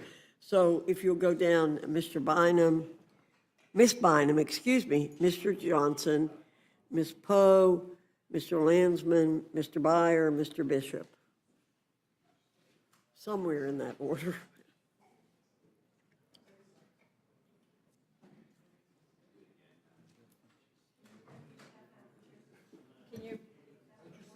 It's okay. It's okay. It's okay. We were just, before, people would bunch up here, and folks couldn't get down that way. And so we were just trying to get people balanced down just a little bit. Okay. Madam Chair and Mr. Ranking Member and members of the committee, I want to start off by saying just how laughable it is to be calling this bill beautiful. And I'd like to replace that word with trash. It's a trash bill, and here's why. It's a bill that threatens $300 billion in cuts to food assistance. It's a bill that puts health care further and further out of reach for nearly 14 million people. It's a bill that will make it so that families have to choose between putting food on the table or filling a prescription. It's a bill that does nothing to lower costs or address the housing crisis. Madam Chair, I came here today to try and make this trash bill just a little bit better, to try and protect my constituents from its harmful cuts. But I have little faith that the authors of this trash care enough about the American people to do it, especially since this committee tried to do it in the middle of the night. And as my Democratic colleagues have shown us today, sunlight is the best disinfectant. You see, this isn't the first time I've tried to make this bill better, and it wouldn't be the first time that my Republican colleagues chose to put billionaires over their constituents and mine. I first introduced these amendments in the House Financial Services Committee, and they were voted down by my Republican colleagues. My amendments are aimed at protecting Americans and making life more affordable. And you would think members on the Financial Services Committee would be down for that. You would think all members would be down for that, Madam Chair. So now I ask my Republican colleagues on this committee, are you? Are you willing to protect our students and our families? Are you willing to make health care more affordable and more accessible? Are you willing to lower costs for your constituents? And if so, I look forward to you supporting my amendments. Instead of cutting food assistance for students and families, I'm trying to make sure that when they take out loans, they will be protected from predatory lending and unfair practices. Instead of ripping away access to health care, I'm trying to lower health care costs by capping out-of-pocket costs. Instead of taking seniors and taking food off of their tables, I'm supporting an effort from my colleague, Congressman Jonathan Jackson, to strike the section of the bill that would expand work requirements for seniors on SNAP. And instead of increasing costs on those struggling the most in an effort to make the rich richer, I'm fighting to lower costs for my constituents and all Americans. Madam Chair, I brought the data. Let me tell you what the numbers look like. In your district, 201,000 people will lose health care because of this bill. That's 27% of your constituents. In Rep. Fishbach's district, it's over 165. Rep. Norman, 148,000 people will lose health care in his district. Rep. Roy, 56,000 people use SNAP to feed their families. And in Rep. Houchin, it's 54,000. Over 83,000 kids get health care through Medicaid in Rep. Langworthy's district.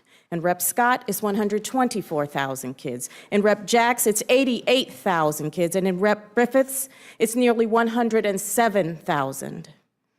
I know where my priorities are. It's with my constituents. And I'll be voting against this trash bill because I stand with America's children and America's families. Madam Chair, I respectfully urge you to do the same and get your colleagues focused on serving the American people. I yield back. Thank you, Ms. Bynum. Mr. Johnson, you're recognized for 5 minutes. Thank you, Madam Chair, Ranking Member. I know that meteorologically speaking, we are in springtime, but legislatively speaking, a dark, ice-cold winter has descended upon America. The biting, cold winds of MAGA are frozen hearts that shut off warmth and sustenance for the needy, the working poor and the poor, while they consort with the billionaires and millionaires who frolic in their warm mansions and on their luxury yachts in warm seas, never satisfied with the luxuries they enjoy for ease and comfort. The cold winds howl as MAGA rams through the House what Trump has commanded to be named the Big Beautiful Bill. It's the big, ugly GOP tax scam, which rips away health care from 14 million Americans, takes food away from 3 million people every month, and drives up the cost of everyday essentials with its tariffs, which is a tax paid by those same folks who are losing their health care and food stamps. All to hand massive tax breaks to billionaires like Elon Musk. With this bill, billionaires win and working families lose. And as House MAGA Republicans move to snatch food and health care from those in need just to pay for tax cuts for the wealthy, billionaire Donald Trump today accepted an obscenely expensive emolument, a $400 million luxury jet paid for by corrupt Middle Eastern sheiks. Madam Chairman, my first amendment would strike Section 70302 and restore federal courts' ability, when necessary, to hold government officials in contempt in cases where they violate a person's constitutional rights. We all know the reason Republicans added this section. Federal judges have issued over 150 court orders that block or pause the Trump administration's lawless and unconstitutional actions. Trump keeps losing in court, so Republicans want to rig the system so that Trump can ignore judges' orders against him. Without my amendment, this bill prohibits a court from enforcing the orders that it issues, turning courts into paper tigers. This bill says that unless you hand over a lot of money when Donald Trump and his administration violate your rights, they can just keep on violating them. It's one more way Republicans and the Trump administration want to trample on the rights of ordinary people who are not wealthy and do so with impunity. This country is built on the rule of law. The judicial branch is essential to ensuring that the violation of one's constitutional rights can be vindicated by the courts. That is why we need my amendment, so that anytime Trump or a future president violates the law, Americans can go to court and stop it before any more harm is done. Because this country is about we the people, not about Donald Trump the king. And I also offer a second amendment which would allow funds to be used to provide lawyers for unaccompanied immigrant children. Picture this: a 2-year-old sucking her thumb while clutching a teddy bear, standing in front of the immigration judge, sitting high and looking down from the bench, while a seasoned lawyer working for the government argues that the unaccompanied child should be sent back to El Salvador, where the dictator holds her parents in a hellhole prison for being politically incorrect. This amendment just makes sense. It would allow legal representation for unaccompanied children. We do not allow children to represent themselves in any other legal proceedings, and immigration court should be no different. In these cases, the government is represented by a lawyer, so how can we expect kids without lawyers to assess their own eligibility for humanitarian relief, prepare their own cases, and advocate for themselves during adversarial hearings? Do we expect that toddler sucking her thumb and clutching her worn and tattered teddy bear to represent herself? Really? There have been long-standing bipartisan support efforts to provide counsel to unaccompanied children because Congress has realized for years that legal representation is essential to ensure that children have meaningful access to asylum and other protections. And with that, Madam Chair and Mr. Ranking Member, I yield back. Thank you, Mr. Johnson. Ms. Poe, you're recognized.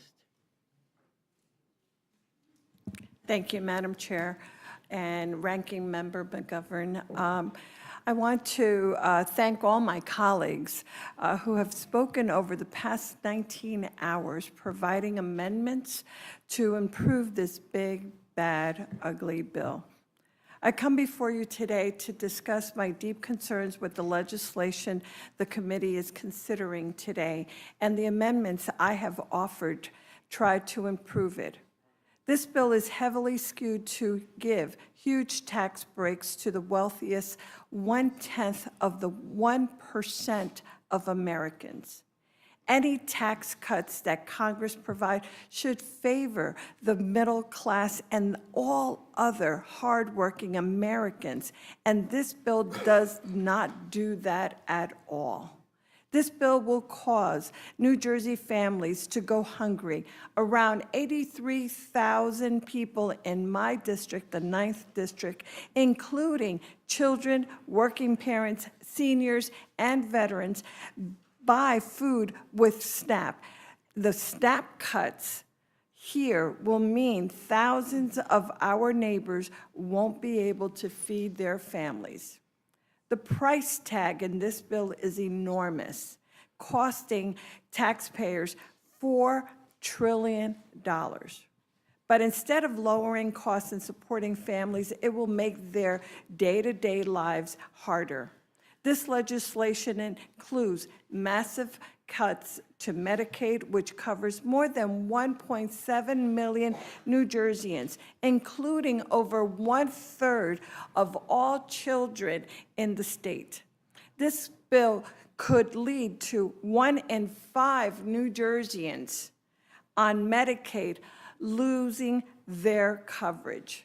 This means losing checkups, treatments for chronic diseases like diabetes, access to life-saving medication. Cuts to Medicaid will hit particularly hard mothers and families in our poorest communities. That is why I've offered an amendment to require states to provide 12 months of continuous health care coverage for pregnant and postpartum women who qualify for Medicaid and CHIP. My state, New Jersey, already provides this coverage. 2 out of 3 maternal deaths in America happens in the days following childbirth. Health care at this time means the difference between life and death. My amendment number 84 builds on the work of my colleagues, including Representative Robin Kelly and the Black Maternal Health Caucus. I am grateful for their leadership. This is a common sense provision. If you support women and working families, there is no reason to oppose this. I have offered 5 additional amendments to this legislation that will make air traffic safer and more reliable by preventing mass layoffs at FAA and NTSB, reduce flooding by increasing funding for clean water grants, ensure transportation improvements continue progressing by preventing funding cuts, improve public safety by making sure that FEMA grants continue without delays and unnecessary red tape.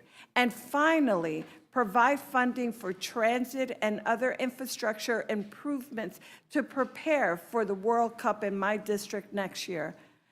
Madam Chairwoman, I encourage the entire committee to rule these amendments in order. Thank you, and I yield back. Thank you very much, Mr. Landsman. You're recognized for 5 minutes. Thank you, Madam Chair and Ranking Member, all of you. This is a terrible bill. It's so terrible that I have amendments that will attempt to protect children's hospitals, rural hospitals, and Americans with cancer. That's how bad the bill is, that all 3 need protection. The bill, as you all know, would gut Medicaid by anywhere between $700 to $900 billion. That's 9 million Americans who will lose their health insurance. On top of that, another $360 billion in affordable care subsidies.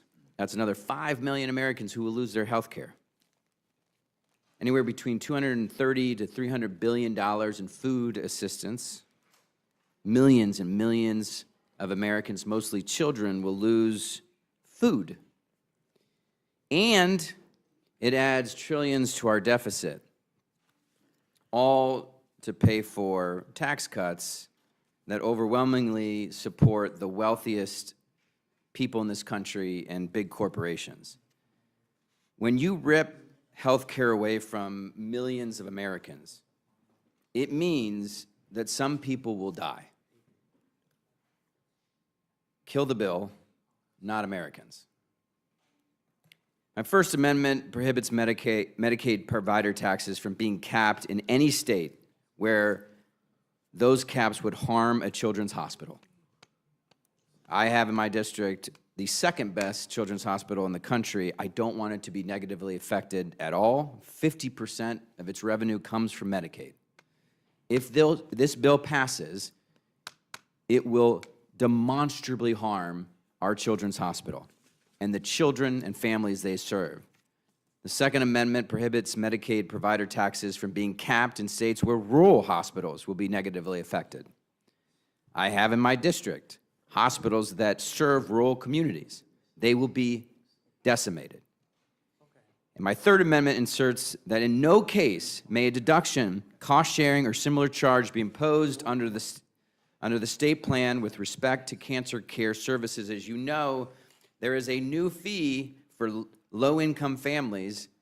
When they get treatment, they have to pay more money. This says if it's cancer treatment, they shouldn't have to pay.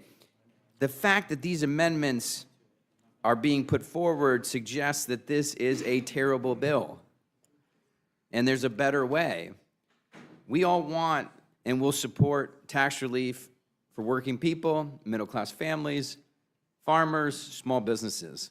All that can be paid for by simply adjusting just a little bit the tax code for the wealthiest in this country and big corporations. A minimum billionaire tax alone, call it the Elon tax, would generate over $500 billion.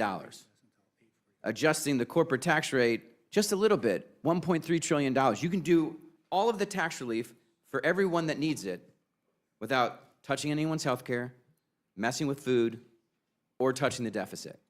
And we get a bipartisan agreement on waste, fraud, and abuse, the border, and this thing gets 350 votes. On the other hand, if you all move forward with this bill, as Senator Hawley said, it will be devastating to people, it will hurt people, some will die, and it is political suicide. Kill the bill. That I yield back. Landsman, Mr. Byer, you're recognized. Madam Chair and Ranking Member McGovern, all the committee members, first of all, thank you for being here. 19 hours and 20 minutes already. It's incredibly generous of you to do that.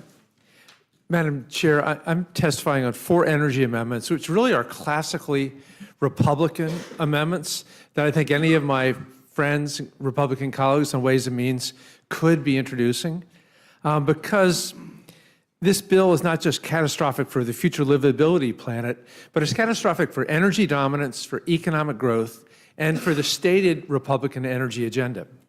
This bill is much worse on energy than I thought it was going to be because it doesn't recognize the energy realities on the ground, because it's not a serious bill. My first amendment is to protect the consumer energy tax credits. These are the tax credits for 3 million American families took advantage of in 2023. And every homeowner knows the cost to replace an HVAC or the water heater or the windows. And these are the very credits that make these home improvements affordable. Well, many Americans are struggling with the cost of living. I think one of the big reasons why Donald Trump won in November. This bill actually steals away the very credits that make the things more affordable, all for tax cuts for billionaires who won't even notice the change to their balance sheets. My second amendment restores the energy investment tax credit and the production tax credits, the ITC and the PTC. It's confusing to me because these have been long-held tax credits that were passed in a bipartisan way. Republicans have always supported them. They weren't part of the IRA. They existed long before the IRA, and it doesn't make any sense they're being attacked. And the average American residential consumer is going to see their electricity bill by way more than $100 next year. And then the business community is a lot higher increases, all the small businesses. Not only did these tax credits help keep the energy prices low, but they also increased the capacity of the energy grid. So they estimate that between now and 2035, our energy capacity will shrink the potential by as much as 72%. I co-chair the bipartisan AI caucus with Mike McCall, Jay Obernolte, and eliminating the ITC and the PTC is going to be the biggest threat to AI growth. We all know in all the AI meetings we have right now that the big thing that holds it back right now is the energy needed to drive all those data centers. But it's just basic math. The energy capacity is not going to be there unless we have the ITC and the PTC. All the other things, the renewables, they're bringing LNG online, that's not going to do it in time. My third amendment prevents the nuclear, hydrogen, and domestic manufacturing tax credits from being eliminated. These are Republican priorities. I knew the Ways and Means markup was unserious when I saw these provisions in the bill.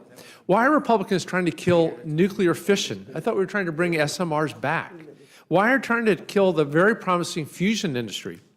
Again, we have a huge bipartisan fusion caucus led by Chuck Fleischman and Jay Obernolte, and this will kill that. And then hydrogen. Hydrogen is a critical part of the oil and gas industry. And then finally, why do Republicans want to kill domestic manufacturing? I know this is what President Trump says he wants, to bring the manufacturing jobs back. But between tariffs and this reconciliation bill, 50,000 energy jobs have already been lost, or delayed, or canceled, and $56 billion of energy investments have been stalled or canceled. At the end of 2024, we had annual investment in American factories hit nearly $150 billion. But when we try to kill these energy jobs in this manufacturing, why do we do this when the president says it's his priority? And by the way, most of these are in Republican congressional districts. They're helping the people who voted for Donald Trump. It doesn't make any sense. Instead, these actions are going to kill hundreds of thousands of good-paying jobs. They're going to send U.S. manufacturing overseas by eliminating the landscape that made domestic investment attractive. And not to mention the 45X tax credit, which is the bill that kills, that has been so supportive of the mining industry. And again, I can't understand why Republican friends are attacking the mining industry. Finally, my last amendment is to protect traditional Republican priorities that my friends on Ways and Means couldn't do behind the scenes, but I know that they were offering it. The first was to restore the transferability provisions. That was a Republican-led priority. The second is changing placed in service to the beginning of construction. Again, very business-friendly. Republicans tried to do it. And the third was to use an existing Republican proposal to amend the FEOC to make it more workable.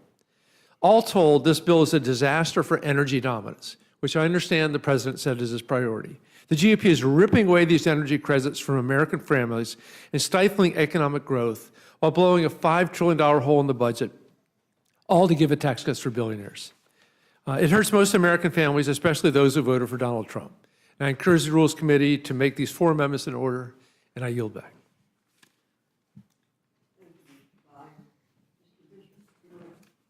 Sorry, Mr. Bishop, you're recognized for 5 minutes. Thank you, Chairwoman Fox, Ranking Member McGovern, members of the committee. This is not a big, beautiful bill. It's a big, fat, ugly bill. It has wrinkles, warts, festering sores, and scars. And while Republicans are trying to put makeup and lipstick on this ugly creature to enhance its appearance, it's still ugly. And I'm here this evening to try and remove just a couple of warts with 2 amendments. The first is an amendment that addresses food insecurity experienced by military families by removing the barriers they face in applying for SNAP benefits. According to the most recent estimates by the Department of Defense, 28%, or nearly 1 in 3 of U.S. military families face food insecurity. Junior enlisted and military families of color struggle to put food on the table. This phenomenon even affects double military families, young couples just starting out where both spouses are enlisted. Experts believe that many families suffer in silence due to the stigma surrounding hunger and receiving nutrition benefits. Meanwhile, food pantries and food banks operate on or near every single military base in the United States. Military spouse unemployment is 7 times the national average as well. Frequent moves associated with the military lifestyle and the lack of affordable child care also strain household finances for low-ranking, low-pay military families. My amendment would address food insecurity among active duty service members by excluding the basic allowance for housing from SNAP income eligibility. These men and women of the armed forces cannot use the basic allowance for housing to feed themselves or their families. It can only be used for housing. Makes no sense that we're including the BAH as proof that junior service members make too much. They were making minimum wage before this latest NDAA raised their pay. Even with the recent pay increase, our troops are using that increase for the exorbitant cost of child care, not for food. It's a tragedy that many of our nation's military can't afford to put food on the table and face serious barriers to assistance. Those who fight for our freedom should not have to fight for food. My second amendment will right a wrong that the Republican leadership in the House of Representatives has been dragging its feet to correct. This amendment would simply insert the language of Senate Bill 1077, which would allow the District of Columbia to keep its budget intact rather than impounding local revenue that was collected by the city to fund its police officers, firefighters, teachers, medical services, and all the essential services the city provides for its residents and visitors. As you all know, the measure passed the Senate unanimously by voice vote, but House Republicans have refused to consider it, despite President Trump strongly supporting the measure. I'm not suggesting that my colleagues should support it simply because President Trump does, but I say this to point out the overwhelming support this provision enjoys. It's time to stop playing politics with the citizens of our nation's capital. This is the seat of our federal government, housing our three co-equal branches, the Congress, the executive branch, and the judiciary, and it should be given the equal dignity and respect that any other political jurisdiction in our country enjoys. It is their local tax dollars, and they should be allowed to use them as Congress has authorized in the D.C. Home Rule Act. Remove this wart, remove these two warts, and pass a bill that takes care of the American people. I urge the adoption of these two amendments to remove these two warts on an ugly, ugly bill. I yield back. Thank you, Mr. Bishop. Mr. McGovern, you're recognized. Thank you, Madam Chair. So over 100 members have testified today on this bill, and I'll be 101. We have testified, we've come to the Rules Committee to testify, not to hear our voices, but because we all profoundly disagree with this bill.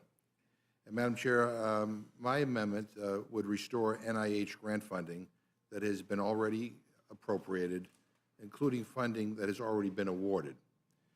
This is not some hypothetical issue. This is real. Over 1,000 NIH scientists have been fired. Billions and billions of dollars worth of research has been canceled. This is NIH research into cancer, Alzheimer's, Parkinson's, all cut off. Canceled by this administration, canceled by DOJ.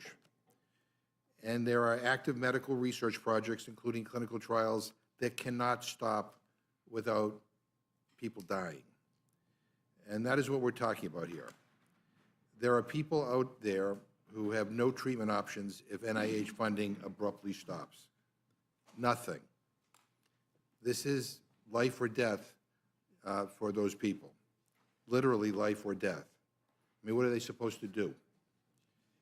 Trump's cuts to NIH mean cures and breakthroughs are already slipping further and further out of our reach. These scientists can't just stop research and pick it back up in a few years like nothing happened. This sets us back decades and decades. I've talked to researchers in my district who have already said that they're considering leaving the country because of how unpredictable funding might be going forward. And if they can't even be sure that the grant that they've been awarded will be fulfilled, then why would they try to keep pursuing those research opportunities in the United States? I've been around Congress a long time, and I can tell you that no matter who is in the majority, who the president is, supporting medical research has always been a bipartisan effort, because diseases like cancer don't care about political affiliation. NIH is not just some line item. I mean, there are real people behind the work that they do, and there are people whose lives are prolonged and saved because of the work that they do. This is personal to me. 5 years ago, my daughter Molly was diagnosed with a rare cancer, and there was no surefire treatment, but she was accepted into an NIH clinical trial, and she received excellent care. As all of you know, a few weeks ago, she passed away due to complications from her cancer at the age of 23. And we are so devastated by her loss. But we are so grateful that we got to spend more time with her because of the NIH clinical trial that she was in. A clinical trial made possible because for decades, Congress has provided funding to the NIH in a bipartisan way. And how can anyone justify firing NIH doctors and scientists? How can they look our family and other families in the eye and justify these cynical, cruel NIH cuts? I mean, this is about our priorities as a nation. And this Congress is cutting taxes for billionaires. This Republican Congress is cutting taxes for billionaires. At the same time, this president is gutting NIH And this Congress, this Republican Congress, is cutting health care. And I just find that totally wrong. So approving this amendment won't fix this disaster of a bill, but it will at the very least address Trump's cuts to life-saving medical research that I find unconscionable and immoral. And for the countless other people out there, the moms and dads and kids who rely on clinical trials for the hope of just one more month, just one more day, this amendment one day could save their life. And I would urge my colleagues to support this amendment. I yield back my time. Thank you, Mr. McGovern. Anybody over here have anything? No? Ms. Scanlon? I just want to once again thank all of our colleagues for coming in, for bearing with us, for helping us approach the 24-hour mark, and thank you for your testimony. And Mr. Johnson, I think I'm a co-sponsor with you on your amendment. Sorry. I think I'm a co-sponsor with you on your amendment with respect to the Judiciary Committee amendments that you offered. So thank you for bringing them forward again. I yield back. Ms. Leisure Fernandez? Thank you, Madam Chair. Thank you, everybody, for presenting your amendments. Thank you, Ranking Member. You know, it's really hard to have the courage to ask your colleagues to do not only what is right, but things that arise that are so personal and raise the vulnerabilities that we all know. And today,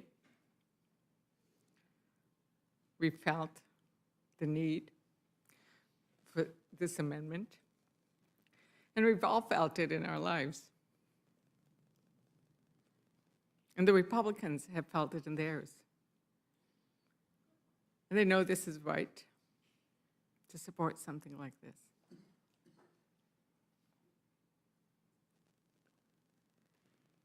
Thank you, Ranking Member.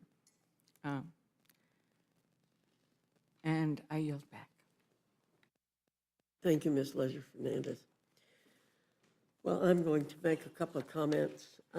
First, Mr. McGovern, one of my first jobs was working in Chapel Hill in the pathology department, where I learned where the clotting factor for hemophilia was found. And much of the money for that research came from the NIH, along with foundations. And so I'm very, very supportive of funding for the NIH and the work that it does. And I know that it does life-saving things.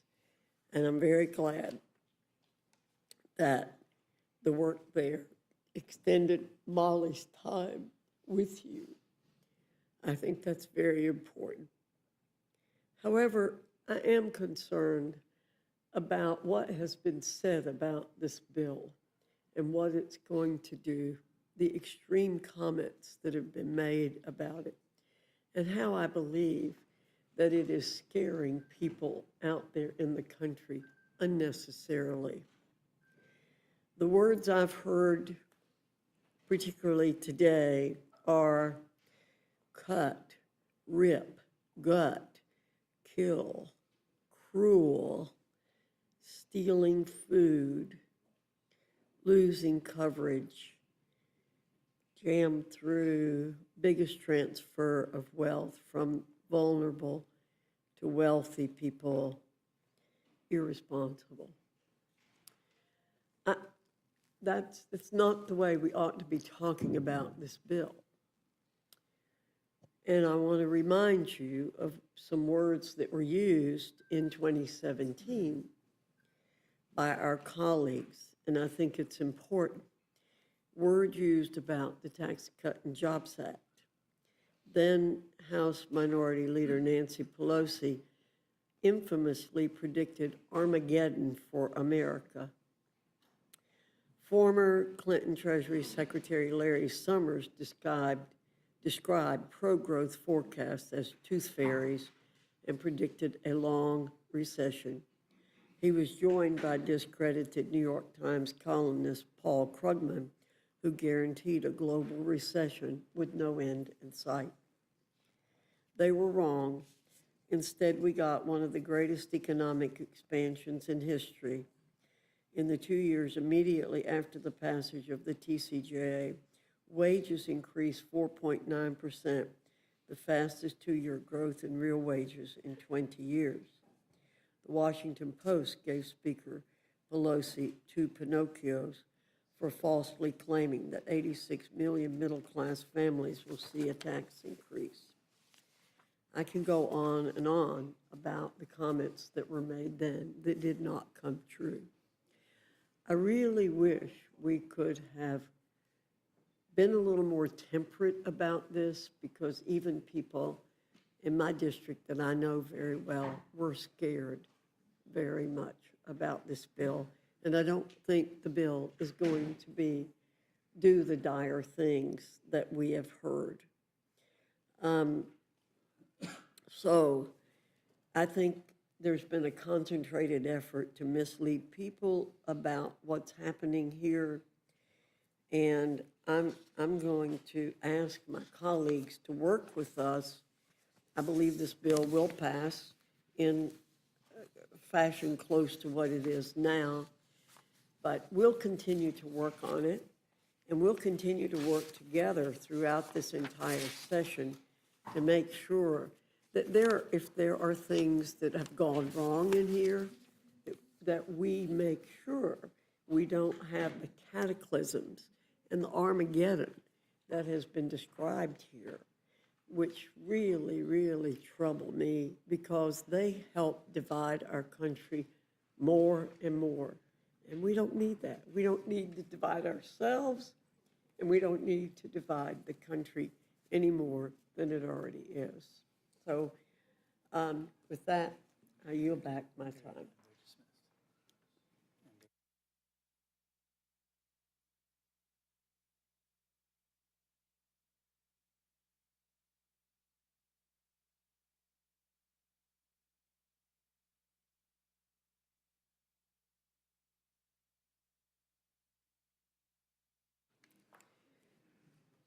Seeing none, this closes the hearing portion of our meeting. And our panel is relieved. The chair, the committee stands in recess until 8:50 p.m.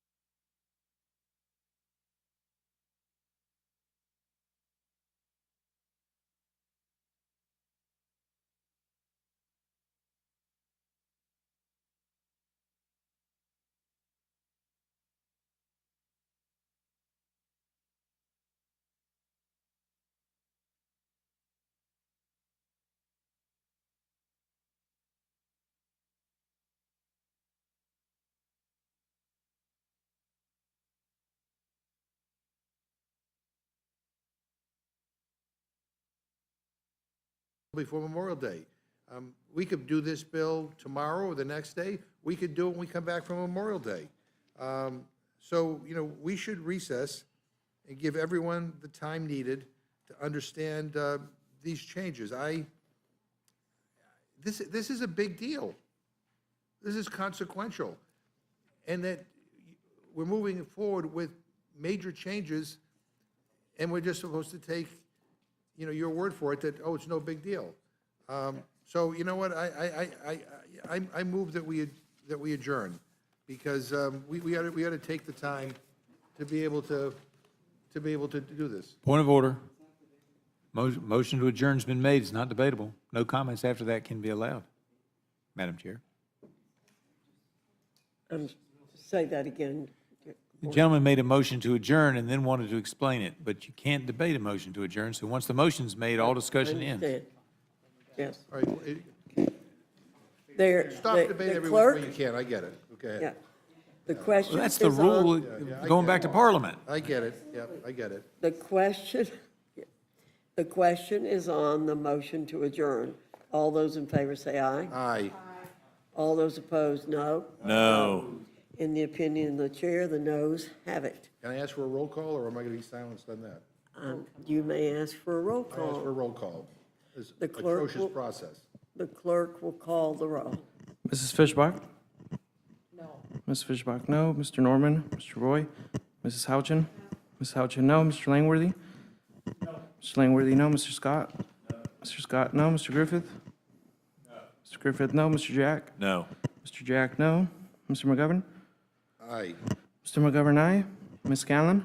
Aye. Ms. Scanlon, aye. Mr. Neguse? Aye. Mr. Neguse, aye. Ms. Ledger Fernandez? Ms. Ledger Fernandez, aye. Madam Chair? No. Madam Chair, no. Clerk will report the tally. 4 yeas, 7 nays. The amendment is not, the motion is not agreed to.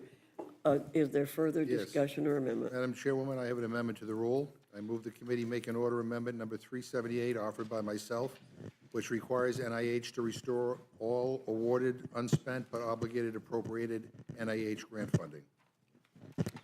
You've heard the motion from the ranking member. Is there further discussion?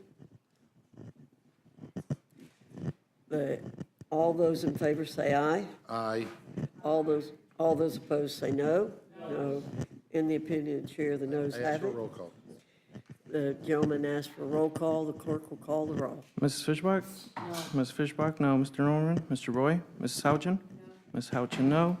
Mr. Langworthy? No. Mr. Langworthy, no. Mr. Scott? No. Mr. Scott, no. Mr. Griffith? Mr. Griffith, no. Mr. Jack? No. Mr. Jack, no. Mr. McGovern? Aye. Mr. McGovern, aye. Ms. Scanlon? Aye. Ms. Scanlon, aye. Mr. Neguse? Aye. Mr. Neguse, aye. Ms. Ledger Fernandez? Ms. Ledger Fernandez, aye. Madam Chair? No. Madam Chair, no. Clerk will report the tally. 4 yeas, 7 nays. The noes have it. The amendment is not agreed to. Is there further discussion Yes. on the, Yeah. I have an amendment to the rule, Madam Chair. Mr. McGovern, your I move the recommendation? committee strike the final sentence of the rule, which states that Clause 5B of Rule 21, the House rule requiring a supermajority vote to increase income taxes, does not apply to this bill. I mean, we have just spent hours and hours showing that this tax scam will mostly benefit the ultra-wealthy, while it will hurt the lowest earners. We have presented unbiased, nonpartisan analysis from the Joint Committee on Taxation, from the Congressional Budget Office, and from outside experts. And here's one final piece of proof. Republicans have to rig the rules to move their bill forward, even though it increases taxes for many families. And I'll try to explain in plain English. The House rules require a supermajority vote, 3/5, for any bill that increases income taxes. And guess what? Republicans are turning that rule off for this bill. You are turning it off. Not as part of a standard waiver of all points of order, but specifically and intentionally. And why do they have to do that? Because they know that this bill will increase taxes on those families who are struggling the most to put food on the table. And they want to rig the rules so they can pass it with a party line vote anyway, despite the House rule against it. This bill is a Republican scam, and the American people aren't going to fall for it. So I urge a yes vote on my amendment to ensure that we follow the House rules, and I yield back. The gentleman yields back. Any further discussion? Mr. Neguse? Thank you, Madam Chair. I'd like to be heard on the amendment. I support the gentleman's amendment, and I think it begs a larger question with reference to the manager's amendment that we're considering. We've had a very fulsome discussion over the course of the last 20 hours on the bill that was before this committee. We now have, I believe, a 40-some-odd page manager's amendment that's been submitted. Here it is. We just got it. And I know my colleagues seemed very willing to explain the various provisions of the underlying bill. And so I wonder if any of them would be willing to help explain to me the changes in the manager's amendment. If Mr. Scott or Mr. Norman could perhaps give us some clarity about what this manager's amendment attempts to do to the underlying bill. I mean, we just got it, so we're being asked to vote on it. I assume you all, and maybe who we need to have come in to explain it is Mr. Roy. I mean, Mr. Roy has not been in this hearing, I think, for the vast majority of it, the last 20 hours that we've been sitting here. I assume he's negotiating this. So I assume he explained to you what he's now asking you all to vote for. Can someone explain to us what this manager's amendment attempts to do? Mr. Neguse? Yes. I gave you the summary. There's been a lot of discussion about it being a 1,000-page bill, but we all know all of those components were out there for a long time. And so I want to look at a 40-page bill. We all know that that's not 40 pages, 8.5, not a large amount. So much of it is technical. Mr. McGovern said there's not a lot that's technical. I've given you what are the major substantive changes in the bill. We're happy to give you a copy of that. But Is that a summary document that you have that you're, yeah, if you could provide that to us, that would be helpful. I guess I'm just trying to get a sense of, and maybe my colleagues on the other side of the aisle already know, where did this bill end up on SALT? Where did it end up with the IRA phase-outs? Where all of the variety of issues that have been, been debated the last couple of days? I just think it's unfortunate that members would have to, find out from online on Twitter. I can read this to you. I'm just trying to understand, well, what does it mean to, to strike MAGA and insert Trump? I mean, what's that about in the manager's amendment? I can answer that question, Madam Chair. Yeah, I mean, this is why you don't, hand something like this to people and then rush into a markup. But anyways, if people could explain some of this stuff, that would be helpful. Who was it that said they could explain the? Mr. Griffith. Sure, Mr. Griffith. If the chairwoman wants me to. I'm happy to yield a moment from my time. I'm happy to recognize you, Mr. Griffith. Yeah, so It was my time, but I don't. all of that language was in the original bill, and they were creating this new trust that you would, for a child born in, I think, 4 or 5 year period, I don't remember now if it was a 4-year period or a 5-year period, you could set up a trust. There was all kinds of rules about the qualifications of the trustee. It had to be a bank, et cetera, and the name of the trust originally was going to be the MAGA trust that you set up for the child, and the government was going to put in, I believe, if I remember correctly, it was $1,000 for each child where the family set this up, and they were going to call them MAGA trusts. And why the name change? The wisdom was to change that to the Trump trusts. Oh, hell no. You're going to name these accounts? Why? So the Cory Booker idea, this was Cory Booker's idea, it's his baby bonds. Now, he was willing to call it baby, but Trump didn't call it Can we Trump. do this one person at a time, please? Sorry. No, you're right. Thank you. Sorry. Thank you. Thank you, Mr. Griffith, for that explanation. It's nice to have that clarity, and I suspect those who might be watching online can now understand. Wow.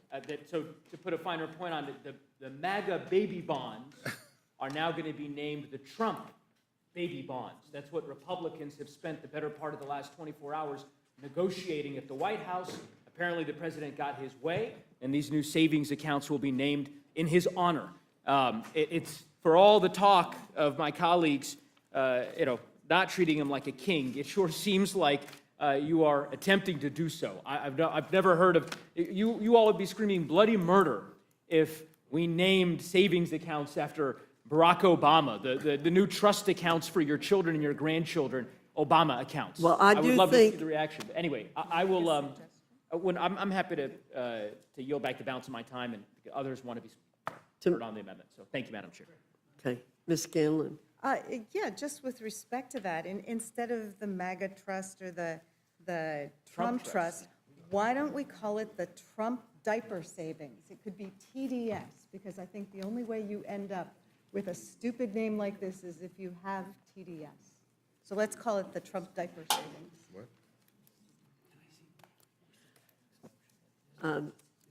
Well, you'd need to offer an amendment to do that, I I don't think believe, it's worth any Ms. Scanlon. It's not going anywhere. Do we have a pending Do you- amendment? No, I believe you, We're on his amendment. Right, and I'd like to speak to his amendment. yes. So, I mean, I think the reason we're talking about the amendment is that Republicans are going to raise taxes, right?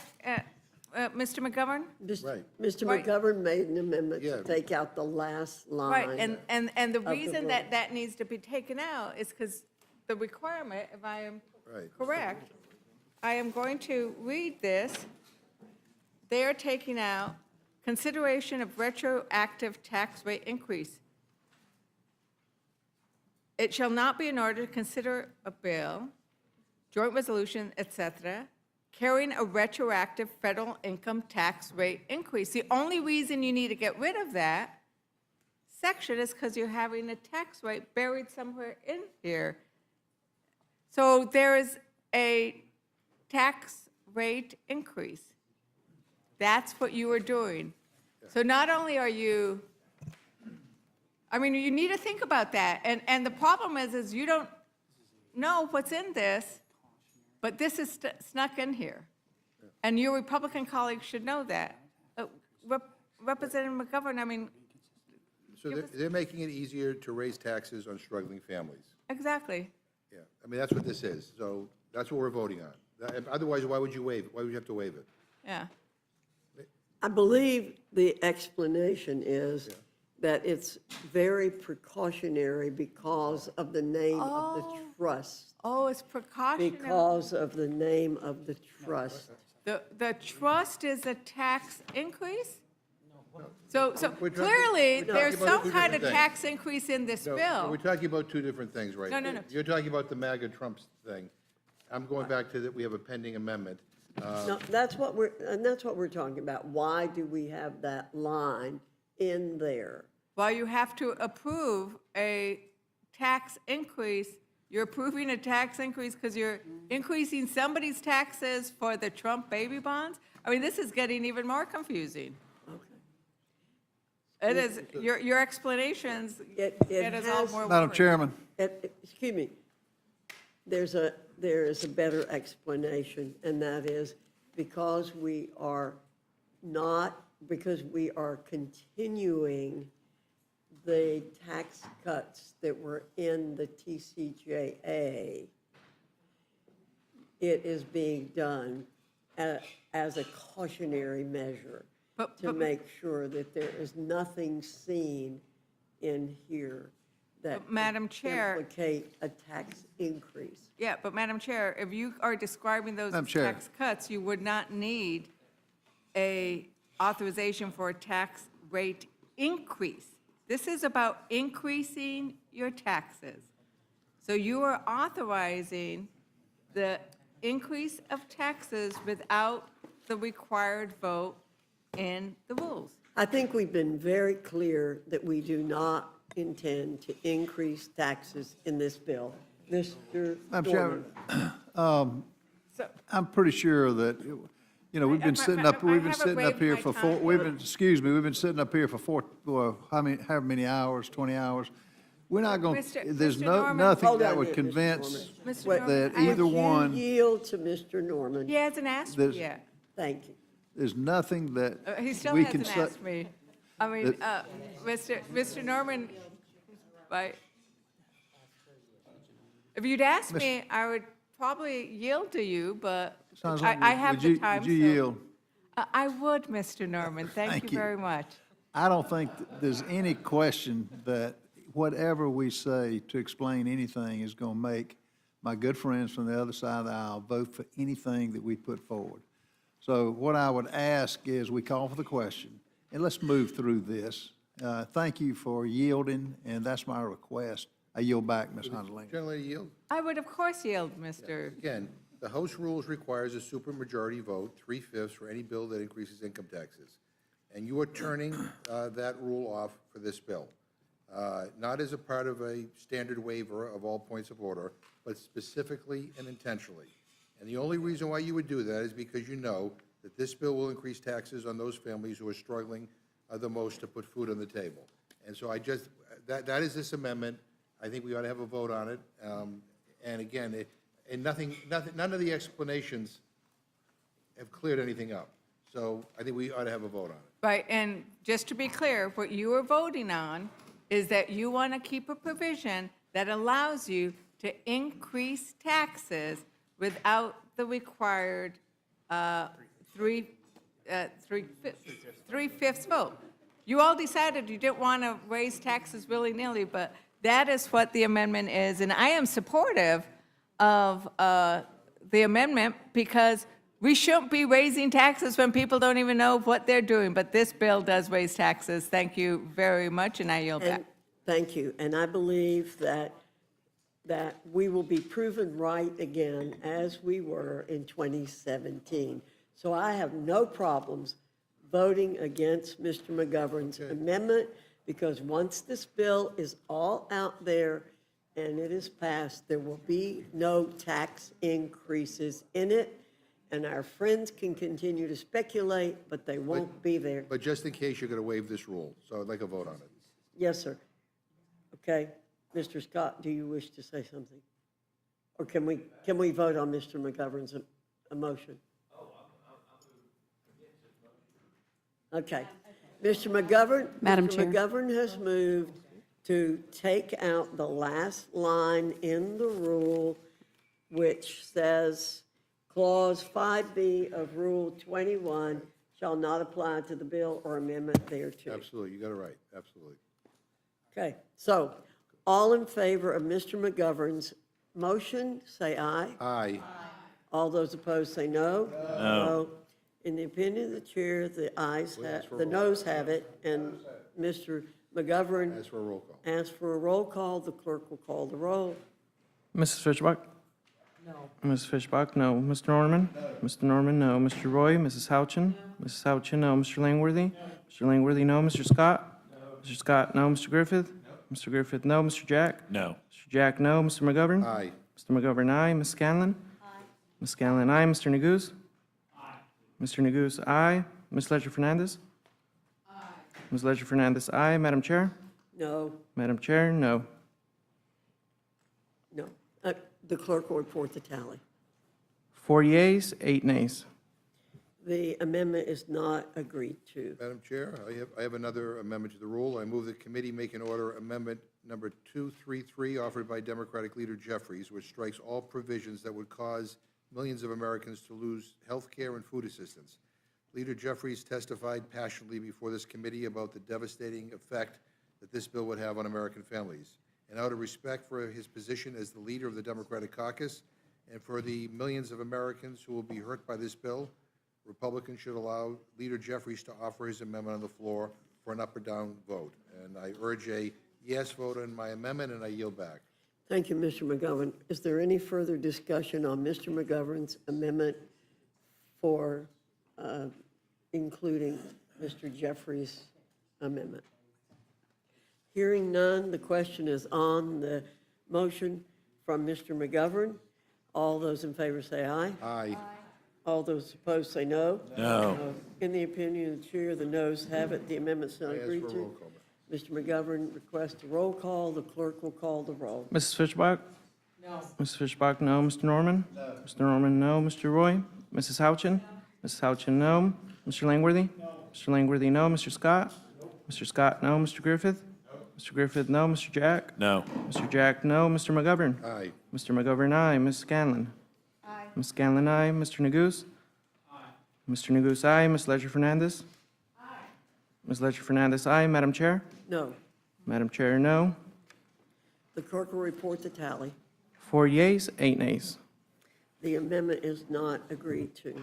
Mr. McGovern, you're recognized. I have an amendment to the rule. I move the committee make an order amendment number 245 offered by Representative Underwood, which makes the enhanced premium tax credits that lower the cost of health insurance plans offered on the ACA marketplace permanent.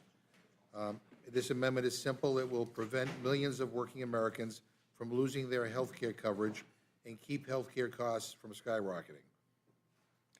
Thank you, Mr. McGovern. Is there any further discussion on Mr. McGovern's amendment? Hearing none, the question is on the amendment. All those in favor signify by saying aye. Aye. All those opposed, no. No. In the opinion of the chair, the noes have it. The noes have it. The amendment's not agreed to. I ask for a recorded vote. Mr. McGovern asked for a recorded vote. Clerk will call the vote. Mrs. Roll. Fishbach? No. Mrs. Fishbach, no. Mr. Norman? No. Mr. Norman, no. Mr. Roy? Mrs. Houchin? No. Mrs. Houchin, no. Mr. Langworthy? No. Mr. Langworthy, no. Mr. Scott? No. Mr. Scott, no. Mr. Griffith? No. Mr. Griffith, no. Mr. Jack? No. Mr. Jack, no. Mr. McGovern? Aye. Mr. McGovern, aye. Ms. Scanlon? Aye. Ms. Scanlon, aye. Mr. Neguse? Aye. Mr. Neguse, aye. Ms. Ledger Fernandez? Aye. Ms. Ledger Fernandez, aye. Madam Chair? No. Madam Chair, no. The clerk will report the tally. 4 yeas, 8 nays. The amendment is not agreed to. Madam Chair. Mr. McGovern, you're recognized. I have an amendment to the rule. I move the committee make an order amendment number 267 offered by Representative Del Bene, which makes the child tax credit fully refundable and increases the credit amount from $2,000 per child to $6,360 for newborns, $4,320 for children ages 1 through 6, and $3,600 for children aged 6 through 17. The Democrats passed an historic change to the child tax credit in 2021, cutting child poverty in half. Under the Republican bill today, families making $400,000 a year get the full child tax credit, but lower income families may get nothing or just a fraction of that due to how the Republicans structured the credit. The official nonpartisan Joint Committee on Taxation estimated that next year, if the Republican bill were to pass, 17 million children who are American citizens would be blocked from getting the full value of the child tax credit. So I urge a yes vote on my amendment, and I yield back. Is there any further discussion on the amendment? Hearing none, I call for the vote. All those in favor say aye. Aye. Those opposed say no. No. In the opinion of the chair, the noes have it. As for roll call. Mr. McGovern requests the roll call. The clerk will call the roll. Mrs. Fishbach? No. Mrs. Fishbach, no. Mr. Norman? No. Mr. Norman, no. Mr. Roy? Mrs. Houchin? No. Mrs. Houchin, no. Mr. Langworthy? No. Mr. Langworthy, no. Mr. Scott? No. Mr. Scott, no. Mr. Griffith? No. Mr. Griffith, no. Mr. Jack? No. Mr. Jack, no. Mr. McGovern? Aye. Mr. McGovern, aye. Ms. Scanlon? Aye. Ms. Scanlon, aye. Mr. Neguse? Aye. Mr. Neguse, aye. Ms. Ledger Fernandez? Aye. Ms. Ledger Fernandez, aye. Madam Chair? No. Madam Chair, no. Clerk will report the tally. 4 yeas, 8 nays. The amendment is not agreed to. Is there further discussion or amendment? Madam Chair, I have Mr. an amendment to McGovern. the rule. I move the committee make an order amendment number 250 offered by Representative Doggett, which reduces the cost of the bill by about half by ensuring only the 98% of taxpayers earning $400,000 or less each year receive a tax break, and the 2% of taxpayers earning over $400,000 do not receive any new tax breaks. Madam Chair, if Republicans want to put their money where their mouth is and provide tax relief for working families, not the millionaires or billionaires, they should support this amendment. This amendment would allow taxpayers earning $400,000 or less to receive the tax relief under the Republican proposal, but block the 2% of earners in America from receiving another tax break. This alone would save American taxpayers trillions of dollars. But I fear Republicans are too beholden to their wealthy donor class to go for it. But nonetheless, I urge a yes vote on this. Is there any further discussion on the amendment? Hearing none, the question's on the amendment. All those in favor signify by saying aye. Aye. Those opposed say no. No. In the opinion of the chair, the noes have it. The amendment is not Ask for a agreed to. roll call, members. Mr. McGovern requests a roll call. The clerk will call the roll. Mrs. Fishbach? No. Mrs. Fishbach, no. Mr. Norman? No. Mr. Norman, no. Mr. Roy? Mrs. Houchin? No. Mrs. Houchin, no. Mr. Langworthy? No. Mr. Langworthy, no. Mr. Scott? No. Mr. Scott, no. Mr. Griffith? No. Mr. Griffith, no. Mr. Jack? No. Mr. Jack, no. Mr. McGovern? Aye. Mr. McGovern, aye. Ms. Scanlon? Aye. Ms. Scanlon, aye. Mr. Neguse? Aye. Mr. Neguse, aye. Ms. Ledger Fernandez? Aye. Ms. Ledger Fernandez, aye. Madam Chair? No. Madam Chair, no. The clerk will report the total. 4 yeas, 8 nays. The amendment is not agreed to. Madam Chair? The noes have it. Mr. McGovern. Madam Chair, so we got the manager's amendment, about a half an hour ago, and we're still trying to, comb through it to see, what the changes are and what the impacts are going to be. But there seems to be tens of billions of additional health care cuts in this manager's amendment. So you're rushing it in the dark of night, and it'll kick people off their health care. And I find that, not only concerning, quite frankly, I find that disgusting. Again, all to give tax breaks to billionaires. So I have another amendment to the rule. I move the committee make an order amendment number 40, offered by Representative Chu, which ensures that no one earning more than $10 million per year receives a tax cut. So Republicans just voted down a motion to protect tax relief for families making under $400,000 a year. This new amendment would ensure that those making over $10 million per year would not get a tax cut. So under this bill, people making over $1 million a year would get an average $82,000 tax cut compared to those making less than $50,000 who will get less than $1 per day. So the Republicans want to spend hundreds of billions of dollars on tax giveaways to those making over $10 million a year. I think we'll just wait and see. So I urge a yes vote on this. Is there any further discussion on the amendment? I will just point out that, Mr. McGovern, in a similar situation, we have a 40-page manager's amendment. The Democrats dumped on us a 309-page manager's amendment, and we voted on it immediately. Yeah, I don't think that had anything to do with tax cuts for millionaires and billionaires, but. Well, it was a 309-page manager's amendment. Any further discussion? Okay. All those in favor of Mr. McGovern's amendment, say aye. Aye. All those opposed, say no. No. In the opinion of the chair, the noes have it. Yes, for a roll call. Mr. McGovern requests a roll call. The clerk will call the roll. Mrs. Fishbach? No. Mrs. Fishbach, no. Mr. Norman? No. Mr. Norman, no. Mr. Roy? No. Mrs. Houchin? No. Mrs. Houchin, no. Mr. Langworthy? No. Mr. Langworthy, no. Mr. Scott? No. Mr. Scott, no. Mr. Griffith? No. Mr. Griffith, no. Mr. Jack? No. Mr. Jack, no. Mr. McGovern? Aye. Mr. McGovern, aye. Ms. Scanlon? Aye. Ms. Scanlon, aye. Mr. Neguse? Aye. Mr. Neguse, aye. Ms. Ledger Fernandez? Aye. Ms. Ledger Fernandez, aye. Madam Chair? No. Madam Chair, no. The clerk will report the total. 4 yeas, 8 nays. The noes have it. The amendment is not agreed to. Madam Chair, Mr. McGovern, you're recognized. I have an amendment to the rule. I move the committee make an order amendment number 283, offered by Representative Gomez, which establishes a 39.6% tax bracket for income over $1 million. So for those following along at home, Republicans have just voted down our amendment to limit tax cuts to those making under $400,000 per year. And they blocked another amendment to ensure people making over $10 million a year won't get a tax cut.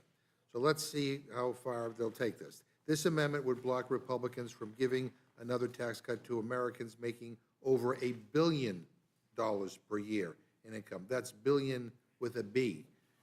Republicans are kicking millions of Americans off their health care and SNAP benefits in order to finance tax cuts, not for, in order to finance tax cuts that will help billionaires. So I'm giving Republicans one last chance to redeem themselves by voting in favor of this amendment. Any further discussion? But I will point out, Mr. McGovern, this is the only, you're the only one who's pushing for a tax increase in this Billionaires, yeah. piece of legislation. We will be voting no, you will be voting yes on a tax increase. So the, I think is Trump in favor of giving billionaires a tax cut? I don't know. the motion, He went to be heard. Madam Chair. I'm sorry, Mr. English. Thank you. Thank you, Madam Chair. Just with respect to the ranking member's amendment, and certainly something I support. But again, just to clarify, and we had this discussion previously, the ranking member proposed an amendment that would have deleted the exemption to the 3/5 rule that you all defeated. So if you did not intend to increase income taxes, then you would not have needed to include a waiver of that rule. The House rules are very clear that any income tax increase requires 3/5 support of the full House. So if you want to increase income taxes, you have to get 3/5 of the House to support it.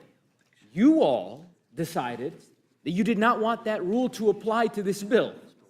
And the only reason why you would do so is because you know that your bill does in fact increase income taxes. Otherwise, there would be no point in seeking that waiver. So yes, Mr. McGovern's amendment seeks to increase taxes on billionaires, and that is very different than the middle income tax increases that you all have, or at least are concerned about in being embedded within your bill, given the pursuit of the exemption to that rule that you pursued. Mr. McGovern, I'm happy to yield to you. Yeah, no, and I would just say, as we pointed out multiple times, the CBO letter that we all received showing how this bill would impact the bottom 10% and the top 10%.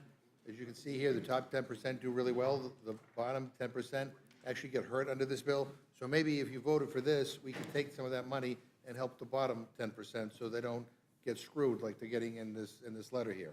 So I'd urge a yes vote on this. Yeah. And I would just simply conclude by saying, we didn't have enough time to go through the historical record, but I actually do think that vote y'all took a few minutes ago was unprecedented. I don't know that Mr. Norman has ever voted to waive the income tax 3/5 vote requirement in this House. I mean, I don't, and I certainly know Mr. Roy has not done that, which I suspect is why he's not here right now, because he didn't want to be on record on that particular vote, and I understand why. But in any event, I digress. I'll yield back. You all digress a lot, and you're supposing something. We're voting on facts. Okay. So I'd like to be heard on the Ms. amendment. Ledger Fernandez, are you seeking recognition? Yes, Madam Chair, I'd like to be heard on Mr. You're O'Brien. recognized. Thank you so very much. I think that a really key thing is, one is, you just voted to allow you to increase taxes with a simple majority. And unlike what you are doing, Mr. McGovern is being very clear, Mr. Gomez is being very clear about who he thinks should pay a teeny bit more in taxes. And that is the ultra wealthy. So it's a very clear vote. I mean, if you want to argue, because we've heard Republicans argue that this does not benefit the wealthy more than others, well, this is a way to actually allow it to go to a vote. It's very clear, very transparent. I have a similar amendment, and I'm going to yield some time to my ranking member. We're looking at this print. I mean, Does Ms. Ledger Fernandez yield? I just yielded some time right. to my ranking I member. mean, Yes, thank at you. the bottom of page 16, the manager's amendment strikes 10 pages from your bill that was the REINS Act. And if I remember correctly, Mr. Norman, as I recall, you said that that was the most important bill to curtail federal regulations. And that's your quote. And I don't know whether you know this or not, but the REINS Act was stricken from the bill.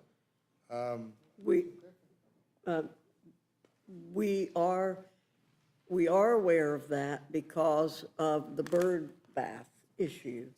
It has been not completely stricken, but redone I think it has. I can't, it has been redone in order to survive a bird bath.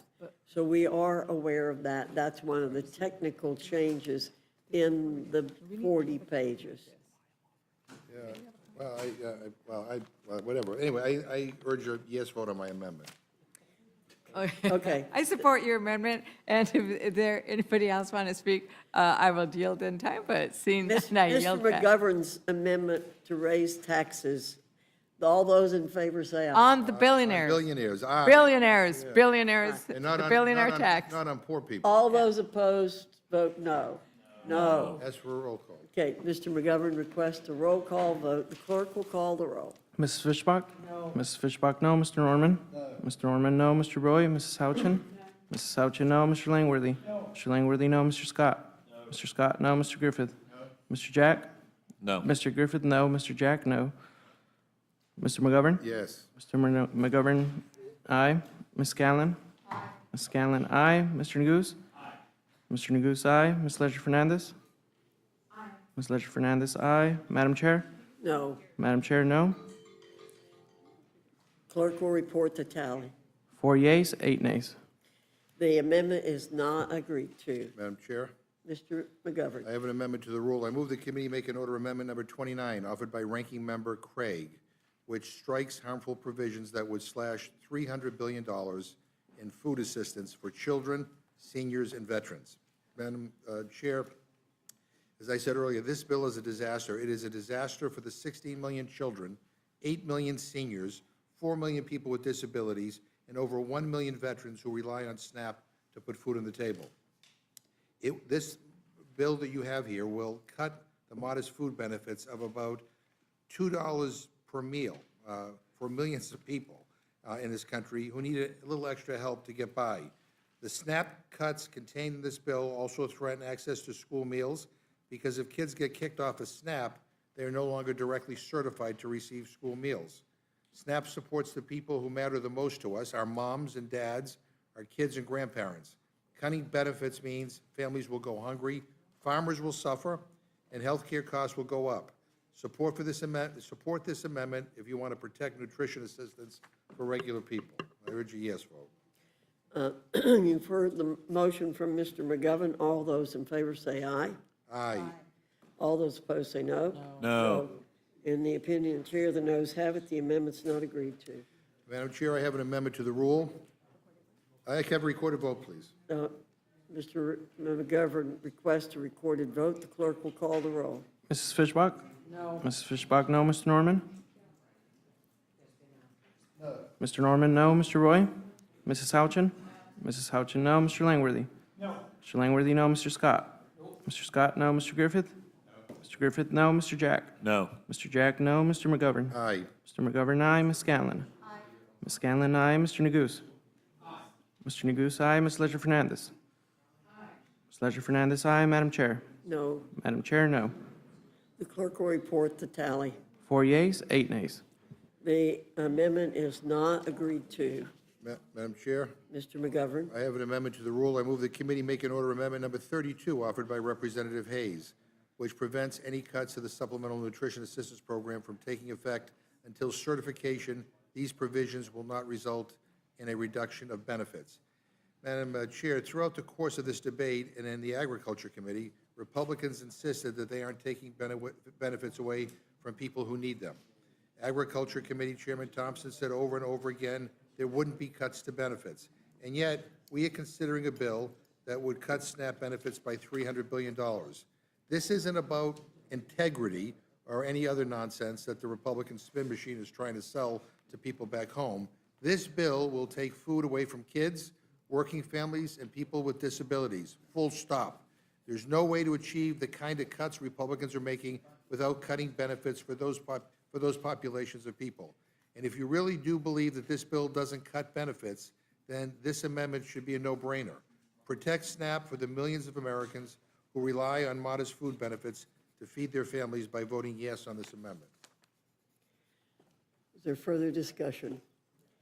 I say only that integrity means a lot to Republicans. And integrity of programs is key to us, and that's what we're doing in this legislation, is we are going to do everything we can to get integrity in programs to save the programs. All those in favor of Mr. McGovern's amendment, say aye. Aye. Those opposed, say no. Opinion of the chair, the noes Ask have for it. a roll call. Mr. McGovern requests a roll call. The clerk will call the roll. Mrs. Fishbach? No. Mrs. Fishbach, no. Mr. Norman? No. Mr. Norman, no. Mr. Roy? Mrs. Houchin? No. Mrs. Houchin, no. Mr. Langworthy? No. Mr. Langworthy, no. Mr. Scott? No. Mr. Scott, no. Mr. Griffith? No. Mr. Griffith, no. Mr. Jack? No. Mr. Jack, no. Mr. McGovern? Aye. Mr. McGovern, aye. Ms. Scanlon? Aye. Scanlon, aye. Mr. Neguse? Mr. Neguse, aye. Ms. Ledger Fernandez? Ms. Ledger Fernandez, aye. Madam Chair? No. Madam Chair, no. Please, the clerk will report the tally. 4 yeas, 8 nays. The amendment is not agreed to. Madam Chair, I have an amendment to the rule. I move the committee make an order amendment number 33 offered by Representative Brown, which prevents families with children as young as 7 years of age from losing food assistance. Madam Chair, families with kids who are 7 face barriers to child care. Many in rural areas may face transportation issues and a lack of jobs, which makes finding employment tough. Cutting parents with kids as young as 7 off of food assistance decimates the entire family's food budget. It means the whole family will have less money for food. So if you want to protect kids from losing access to nutritious food, please vote yes on this amendment. If you think it's more important to give billionaires another tax break at the expense of hungry kids, then you can vote no. Further Madam Chair. discussion on Mr. McGovern's amendment. Madam Chair, I just want to Mr. point Scott. out that this is in the provisions dealing with the able-bodied adults without dependents of the law. And I want to just make sure that everybody knows that you don't have to meet all of the requirements. You can meet any of the requirements, and you receive the exemption. Any of the requirements, and you receive the exemption. The age 7 has absolutely nothing to do with the child. It has to do with an automatic waiver for the adults in the household. That's it. Anything else that they tell you is simply not true. Well, no, that- with due respect, we heard that from the chairman, and he's wrong, and you're wrong as well. So, I mean, that somehow, that lowering the age to 7 doesn't. A person is not, I can read it from a person is not subject to the ABOD work requirement if they are any of the following: younger than age 18 or age 63 or older, the 63 or older is the change, exempt from the general work requirement rules, pregnant, experiencing physical, mental barriers to work, experiencing homelessness, a veteran age 24 or younger in the foster care when you return age 18, living with someone under the age of 7 in their SNAP household. You can meet any of those and you're exempt. That's it. You're taking food away from the parent, and therefore you're taking food away from the family. I mean, I don't understand why this is so hard to get your mind around. I mean, the bottom line is you're decreasing the amount of food assistance going to a family that loses a 7-year-old child. With all due respect, Mr. McGovern, all you have to meet is one of these to get the automatic waiver, and if you don't get the automatic waiver, you can still apply for the other waiver. With that, I yield.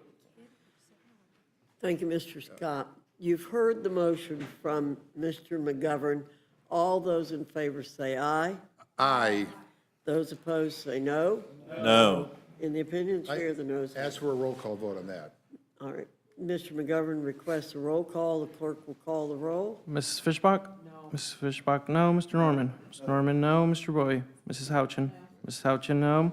Mr. Langworthy? No. Mr. Langworthy, no. Mr. Scott? No. Mr. Scott, no. Mr. Griffith? Mr. Griffith, no. Mr. Jack? No. Mr. Jack, no. Mr. McGovern? Aye. Mr. McGovern, aye. Ms. Scanlon? Ms. Scanlon, aye. Mr. Neguse? Mr. Neguse, aye. Ms. Ledger Fernandez? Ms. Ledger Fernandez, aye. Madam Chair? No. Madam Chair, no. Clerk will report the total. 4 yeas, 8 nays. The amendment is not agreed to. Madam Chair, I have an amendment to the rule. I move the committee make an order amendment number 25 offered by Representative McLean Delaney, which prevents sections 1001 through 100012 from taking effect until certification. These provisions will not result in a decrease in benefits for households with children under the age of 18. And if, Mr. Scott is so confident that there's all these waivers, then this should be something he should vote for. This bill cuts the food budgets of families with kids in two ways. First, it imposes new time limits on SNAP for parents with kids over the age of 7.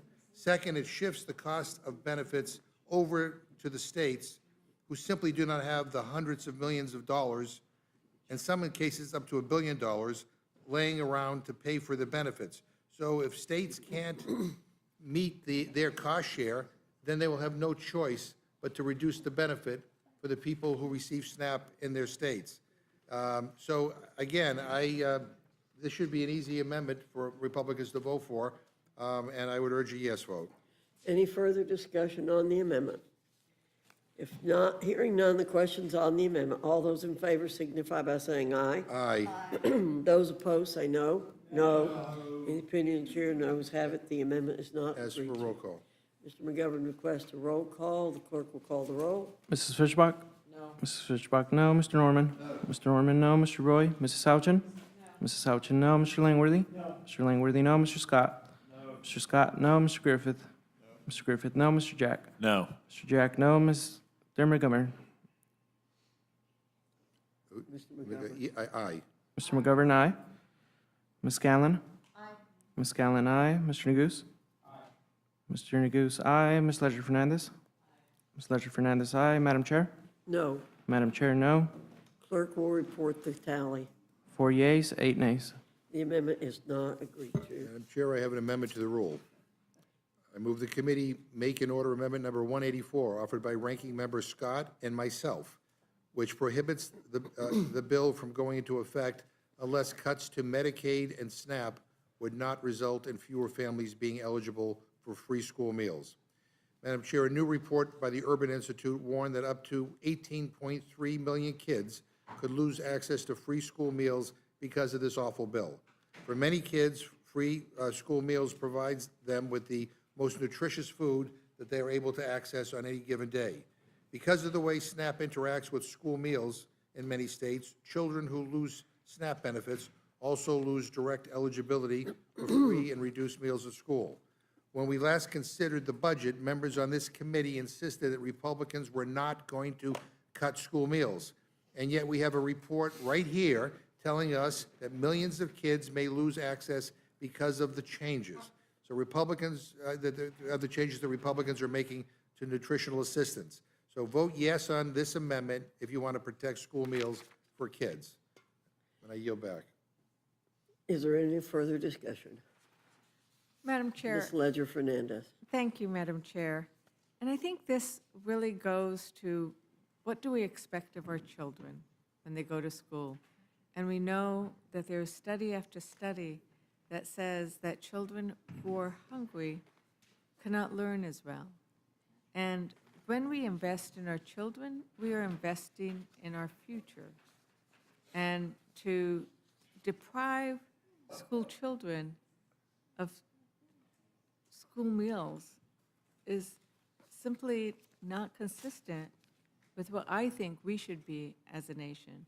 And so I am thankful for the ranking member for his amendment that really prioritizes the need to make sure that we have healthy school children, and I urge a yes vote on his amendment. Thank you, Ms. Ledger Fernandez. You've heard the motion. All those in favor say aye. Aye. All those opposed say no. No. In the opinion of the chair, the noes have it. I ask for a roll call, Madam Chair. Mr. McGovern requests a roll call. The clerk will call the roll. Mrs. Fishbach? No. Mrs. Fishbach, no. Mr. Norman? No. Mr. Norman, no. Mr. Roy? Mrs. Houchin? No. Mrs. Houchin, no. Mr. Langworthy? No. Mr. Langworthy, no. Mr. Scott? No. Mr. Scott, no. Mr. Griffith? No. Mr. Griffith, no. Mr. Jack? No. Mr. Jack, no. Mr. McGovern? Aye. Mr. McGovern, aye. Ms. Scanlon? Aye. Ms. Scanlon, aye. Mr. Neguse? Aye. Mr. Neguse, aye. Ms. Ledger Fernandez? Aye. Ms. Ledger Fernandez, aye. Madam Chair? No. Madam Chair, no. The clerk will report the tally. 4 yeas, 8 nays. The amendment is not agreed to. Madam Chair, I have an amendment to the rule. I move the committee make an order amendment number 68, offered by Representative Vasquez, which inserts the text of the Affordable Insulin Now Act from the 118th Congress, which was H.R. 1488, which limits cost sharing for insulin under private health insurance for a month's supply of selected insulin products at $35 or 25% of a plan's negotiated price after any price concessions, whichever is less. You've heard the amendment by Mr. McGovern. Is there any further discussion? Ms. Fernandez? Madam Chair, the $35 a month insulin cap was so important, especially in Native American communities where there's high diabetes rate, especially in Latino communities, which also have a high diabetes rate. We actually have something similar in New Mexico, and it really did make a difference. It helped people to make sure they took their insulin and didn't ration it, because you need to take that insulin. And when it gets too expensive, people can't afford it. So this was, I think, a wonderful thing that the Democrats did in the 118th, but it's something that we should all own, because diabetes is running rampant in all of our communities, especially rural communities. So I support Mr. McGovern's amendment and urge a yes vote. All those in favor of Mr. McGovern's amendment, say aye. Aye. Those opposed, say no. No. No. In the opinion of the chair, the noes have it. Ask for roll call. Mr. McGovern requests a roll call. The clerk will call the roll. Mrs. Fishbach? Mrs. Fishbach, no. Mr. Norman? No. Mr. Norman, no. Mr. Roy? Mrs. Houchin? No. Mrs. Houchin, no. Mr. Langworthy? No. Mr. Langworthy, no. Mr. Scott? No. Mr. Scott, no. Mr. Griffith? No. Mr. Griffith, no. Mr. Jack? No. Mr. Jack, no. Mr. McGovern? Aye. Mr. McGovern, aye. Ms. Scanlon? Aye. Ms. Scanlon, aye. Mr. Neguse? Mr. Neguse, aye. Ms. Fernandez? Ms. Fernandez, aye. Madam Chair? No. Madam Chair, no. The clerk will report the tally. 4 yeas, 8 nays. The amendment is not agreed to. Madam Chair, I Yes, have an Mr. amendment to the McGovern. rule. I move the committee make an order amendment number 42, offered by Representative Chu, which strikes the provisions in the bill that increase costs, increase red tape, and make it harder for people to get coverage, and cause coverage loss on the ACA marketplace.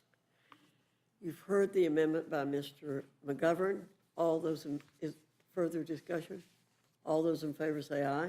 Aye. All those opposed, no. No. In the opinion of the chair, the noes have it. Ask for a roll call. Mr. McGovern requests a roll call. The clerk will call the roll. Mrs. Fishbach? No. Mrs. Fishbach, no. Mr. Norman? No. Mr. Norman, no. Mr. Roy? Mrs. Houchin? No. Mrs. Houchin, no. Mr. Langworthy? No. Mr. Langworthy, no. Mr. Scott? No. Mr. Scott, no. Mr. Griffith? No. Mr. Griffith, no. Mr. Jack? No. Mr. Jack, no. Mr. McGovern? Aye. Mr. McGovern, aye. Ms. Scanlon? Aye. Ms. Scanlon, aye. Mr. Neguse? Aye. Mr. Neguse, aye. Ms. Fernandez? Aye. Ms. Fernandez, aye. Madam Chair? No. Madam Chair, no. The clerk will report the tally. 4 yeas, 8 nays. The amendment is not agreed to. Madam If Chair? Further, Mr. McGovern, you're recognized. I have an amendment to the rule. I move the committee make an order amendment number 242, offered by Representative Gomez, which extends eligibility for the ACA premium tax credit to include children and pregnant women, including those losing Medicaid coverage. This amendment is simple. It ensures that children and pregnant women are not harmed by the Republican attack on health insurance coverage. It will prevent millions of children and pregnant women from losing their health care coverage and mitigate Republicans' deliberate health care cost increases. Is there any further discussion to Mr. McGovern's amendment? All those in favor say aye. Aye. Those opposed say no. No. In the opinion of the chair, the noes have it. The amendment's not I agreed ask for a roll call. Mr. McGovern requests a roll call. The clerk will call the roll. Mrs. Fishbach? No. Mrs. Fishbach, no. Mr. Norman? No. Mr. Norman, no. Mr. Roy? Mrs. Houchin? Mrs. Houchin, no. Mr. Langworthy? No. Mr. Langworthy, no. Mr. Scott? No. Mr. Scott, no. Mr. Griffith? No. Mr. Griffith, no. Mr. Jack? No. Mr. Jack, no. Mr. McGovern? Aye. Mr. McGovern, aye. Ms. Scanlon? Aye. Ms. Scanlon, aye. Mr. Neguse? Aye. Mr. Neguse, aye. Ms. Fernandez? Ms. Fernandez, aye. Madam Chair? No. Madam Chair, no. Clerk will report the tally.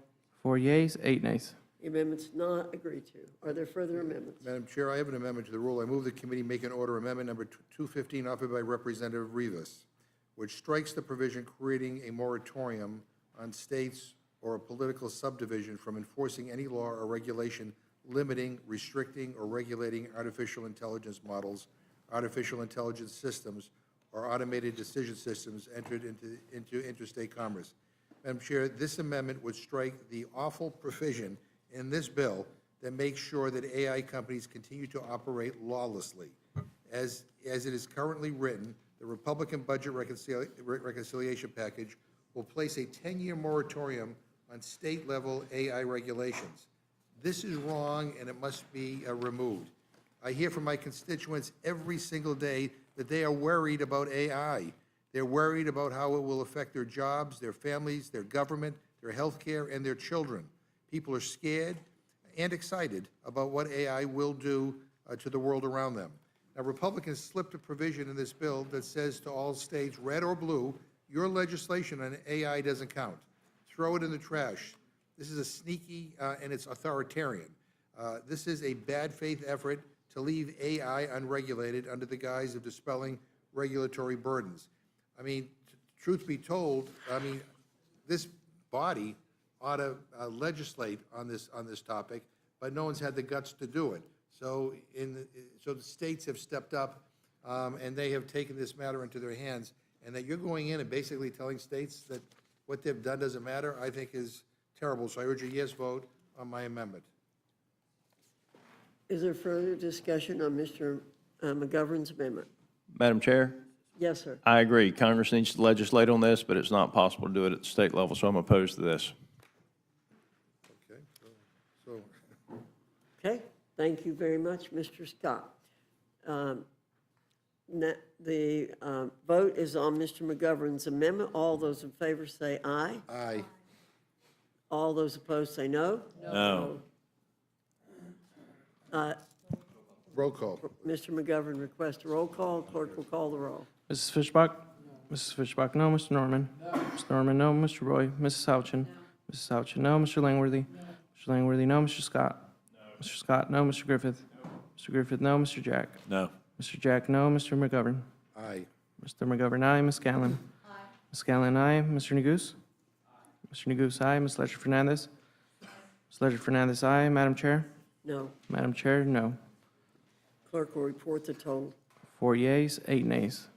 The amendment is not agreed to. Madam Chair, Mr. McGovern? I have an amendment to the rule. I move the committee make an order amendment number 202 offered by Representative Ocasio-Cortez, which subtitle A of Title 4 shall not go into effect until the Inspector General of the Department of Energy certifies that the implementation of sections 41002 and 41004 of this subtitle will not result in increased risks of corruption or pay-to-play politics that would adversely impact the integrity of the permitting processes of the Department of Education and the Federal Energy Regulatory Commission. Madam Chair, these unbelievable provisions essentially mean that you can give the Federal Energy Regulatory Commission $10 million and they automatically have to approve your pipeline, or that you can give DOE $1 million and they automatically find that your LNG exports are in the public interest and can move forward. And guess what? Every state and local government no longer has a say. They have to approve your pipeline if you pay $10 million. This is a pay-to-play permitting bribery scheme, plain and simple. And it's becoming all too commonplace in this administration. And so I urge a yes vote on my amendment, and I yield back. Further discussion. All those in favor of Mr. McGovern's amendment say aye. Aye. Those opposed say no. No. Independent chair, the noes have I it. ask for a roll call. Mr. McGovern requests a roll call. The clerk will call the roll. Mrs. Fishbach? Mrs. Fishbach, no. Mr. Norman? Mr. Norman, no. Mr. Roy? Mrs. Houchin? Mrs. Houchin, no. Mr. Langworthy? Mr. Langworthy, no. Mr. Scott? Mr. Scott, no. Mr. Griffith? Mr. Griffith, no. Mr. Jack? No. Mr. Jack, no. Mr. McGovern? Aye. Mr. McGovern, aye. Ms. Scanlon? Ms. Scanlon, aye. Mr. Neguse? Mr. Neguse, aye. Ms. Ledger Fernandez? Ms. Ledger Fernandez, aye. Madam Chair? No. Madam Chair, no. The clerk will report the total. 4 yeas, 8 nays. The amendment is not agreed to. Further discussion or amendments? Madam Ms. Chair. Scanlon, you're recognized. I have an amendment to the rule. I move the committee make in order amendment number 374, offered by Representative Mike Thompson, which would strike section 112029, which eliminates the $200 tax on silencers, which has been in place since 1934. Before we proceed to discuss this, can I ask, are any of our colleagues, are you aware of any changes that might have been made in the manager's amendment to this provision regarding silencers? You are. Okay, so you understand that the manager's amendment, which we just got, less than an hour ago, removes silencers from the requirements of the National Firearms Act, which was passed in 1934, and which since that time has required that silencers be subject to a background check and be registered, and up until the time of the underlying bill, also had a $200 registration fee. But all of a sudden, we started this hearing by noting that nobody calls a hearing for 1 o'clock in the morning unless you're trying to hide something. So now we're 21 hours later.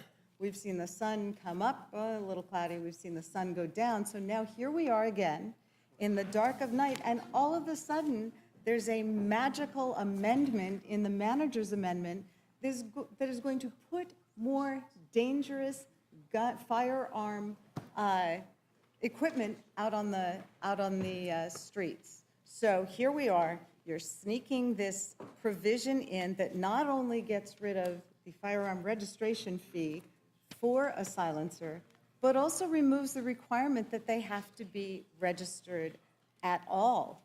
Over 400 silencers were found on or traced to violent crime scenes in 2023 alone. So in addition to removing silencers from the definition in the National Firearms Act, there's no discussion of why such Ma'am, a if you policy would yield for just a change would second. happen. Also, the removal of the excise tax here is going to cost American taxpayers $1.5 billion.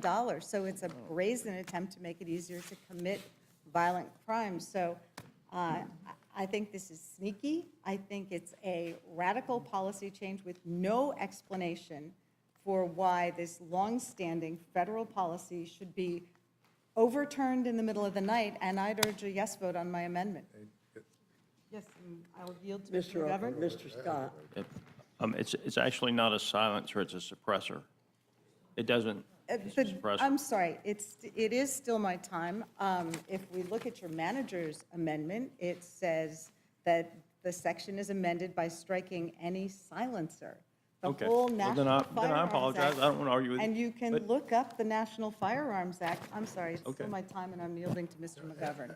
I would just say, I Oh, support. never mind then. I thought you wanted to engage in a debate, but that's okay. I'm opposed to it. I had Yeah, yielded to yeah, him yeah. first. Of course you are. But I mean, I support the gentlelady's amendment because, quite frankly, what is in this reconciliation bill, does more to support assassins than it does American families. Yeah, well, you know what? Talk to law enforcement. Talk to people who have been victims of gun violence. I know you think it's funny, but I don't. With that, I yield back to the gentlelady. Any further discussion? I'll yield back. I'd like to be recognized, Madam Chair. Mr. Neguse, you're recognized. Thank you, Madam Chair. I guess, and I'm happy to engage in a debate with my colleague. I always enjoy debating with Mr. Scott. The confusion I have about this particular provision, obviously for all of the reasons that Ms. Scanlon and Ranking Member McGovern stated, I think this is a dangerous, deeply problematic provision that you all have put into this piece of legislation. The question I have is, this was not in the bill that we were marking up. So whose vote was bought with this provision that silencers will no longer need to be registered with the ATF or subject to background checks, purchasers, that is to say? Like, what member was on the fence about this bill and then went to Republican leadership and said, I know you're eliminating the tax on silencers, but if you can just eliminate all regulation of silencers, I will vote for this bill. It did not eliminate all regulations of silencers. Sure. It's still subject. No, it doesn't. No. You don't know anything about this one, brother. I know haven't this yielded to one. you yet, Mr. Scott. I have 10 of them. I haven't have yielded five- to you yet. I have 10 Wait. plus. I'm not I going haven't to yielded to you Wait. yet, Mr. Scott. So, I'll. Mr. Neguse has the time. Thank you, Madam Chair.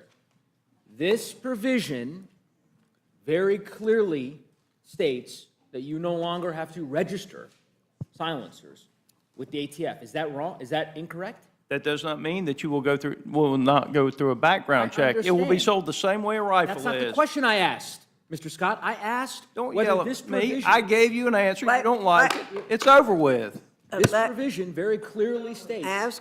Let Mr. Neguse ask a question and answer it, please, Mr. Scott. The National Firearm Act, for 100 years, since the days of Al Capone, which is the impetus behind the National Firearm Act in the first instance, has required registration for those purchasing silencers. That was the case up until 45 minutes ago, when Republicans negotiated the elimination of that registration requirement. Fairly straightforward. I don't really know who in the Republican caucus was adamant that this provision was the key to unlocking their support. And I don't believe anyone here, excuse me for interrupting, but I don't think anybody here knows that either, Mr. Neguse. Got it. Well, that's helpful.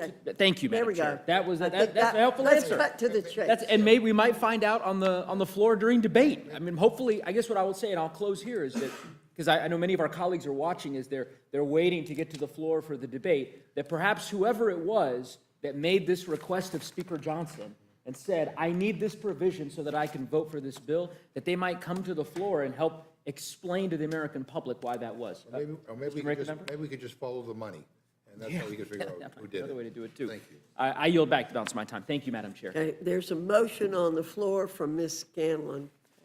All those in favor say aye. Aye. All those opposed say no. No. In the opinion of the I'd chair, ask the for a noes roll have call it. Ms. vote. Scanlon requests a recorded vote. The clerk will call the roll. Mrs. Fishbach? No. Mrs. Fishbach, no. Mr. Norman? Mr. Norman, no. Mr. Roy? Mrs. Houchin? Mrs. Houchin, no. Mr. Langworthy? Mr. Langworthy, no. Mr. Scott? Mr. Scott, no. Mr. Griffith? Mr. Griffith, no. Mr. Jack? No. Mr. Jack, no. Mr. McGovern? Aye. Mr. McGovern, aye. Ms. Scanlon? Aye. Scanlon, aye. Mr. Neguse? Aye. Mr. Neguse, aye. Ms. Ledger Fernandez? Ms. Ledger Fernandez, aye. Madam Chair? No. Madam Chair, no. Clerk will report the total. 4 yeas, 8 nays. The amendment is not agreed to. Ms. Madam Chair? Scanlon, you're recognized. I have an amendment to the rule. I move the committee make in order amendment number 27 offered by Representative Johnson, which strikes bill text that would prevent the courts from enforcing a contempt citation against the government for failure to comply with an injunction or a temporary restraining order. As we discussed previously when some of our colleagues were here, certainly Representative Johnson, this is a critical part of separation of powers that the courts be able to effectuate their decisions. So I'd urge a yes vote. Any further discussion? All those in favor of the motion by Ms. Scanlon say aye. Aye. Those opposed say no. No. No. In the opinion I'd of the ask for a chair, roll call vote. Ms. Scanlon requests a roll call. The clerk will call the roll. Mrs. Fishbach? No. Mrs. Fishbach, no. Mr. Norman? No. Mr. Norman, no. Mr. Roy? Mrs. Houchin? Mrs. Houchin, no. Mr. Langworthy? No. Mr. Langworthy, no. Mr. Scott? No. Mr. Scott, no. Mr. Griffith? Mr. Griffith, no. Mr. Jack? No. Mr. Jack, no. Mr. McGovern? Aye. Mr. McGovern, aye. Ms. Scanlon? Aye. Ms. Scanlon, aye. Mr. Neguse? Aye. Mr. Neguse, aye. Ms. Ledger Fernandez? Aye. Ms. Ledger Fernandez, aye. Madam Chair? No. Madam Chair, no. Clerk will report the total. 4 yeas, 8 nays. The amendment is not agreed to. Ms. Scanlon, you're recognized. I have an amendment to the rule. I move the committee make in order amendment number 150 offered by myself, which prohibits funds from Title VII, Subtitle A, Immigration Matters, from being used to implement or defend Executive Order 14160 entitled Protecting the Meaning and Value of American Citizenship. President Trump has executed a blatantly unconstitutional executive order which purports to revoke the 14th Amendment's guarantee of birthright citizenship, a right that reflects the foundational American value that we don't define our nationhood by bloodlines or parentage, but by our shared democratic values. and therefore no funds under this bill should be used to enforce it. In the U.S., birthright citizenship is guaranteed by the Citizenship Clause in the 14th Amendment to the U.S. Constitution. It was ratified in 1868. The clause, very first sentence in the 14th Amendment, provides that all persons born or naturalized in the United States and subject to the jurisdiction thereof are citizens of the United States and of the state where they reside.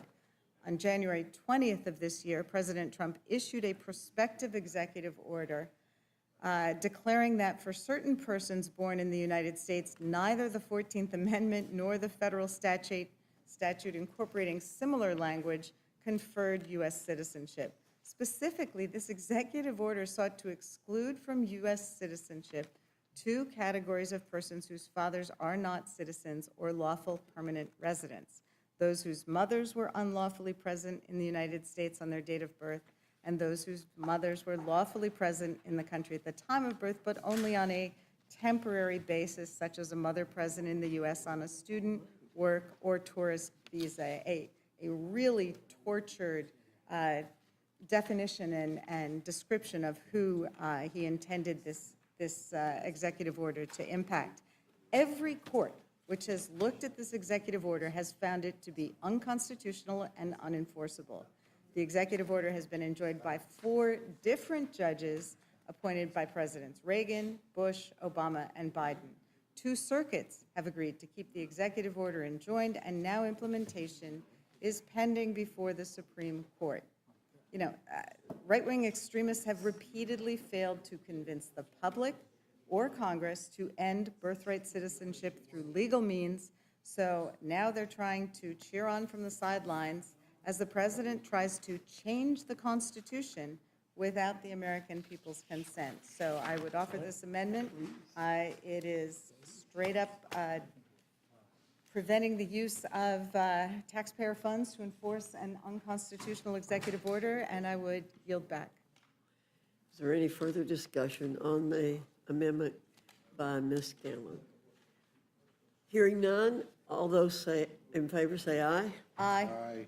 Those opposed say no. No. In the opinion of the chair, the noes have it. I'd ask for a Ms. recorded vote. Scanlon asked for a recorded vote. The clerk will call the roll. Mrs. Fishbach? No. Mrs. Fishbach, no. Mr. Norman? Mr. Norman? No. Mr. Norman, no. Mr. Roy? Mrs. Houchin? Mrs. Houchin, no. Mr. Langworthy? Mr. Langworthy, no. Mr. Scott? Mr. Scott, no. Mr. Griffith? Mr. Griffith, no. Mr. Jack? No. Mr. Jack, no. Mr. McGovern? Mr. McGovern, aye. Ms. Scanlon? Aye. Ms. Scanlon, aye. Mr. Neguse? Aye. Mr. Neguse, aye. Ms. Ledger Fernandez? Ms. Ledger Fernandez, aye. Madam Chair? No. Madam Chair, no. Clerk will report the total. 4 yeas, 8 nays.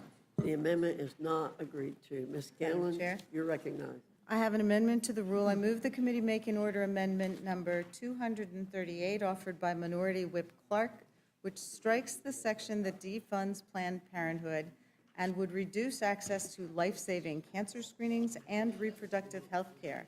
This bill includes a provision that directly blocks Medicaid patients from receiving care at Planned Parenthood, the nation's largest provider of reproductive health services. Of course, we all know that Medicaid is already not allowed to cover abortions, so this provision is a clear attack on women and their health care writ large.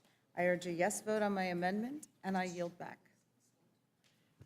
Thank you. You've heard the amendment offered by Ms. Scanlon. Is there any further discussion? Madam Chair.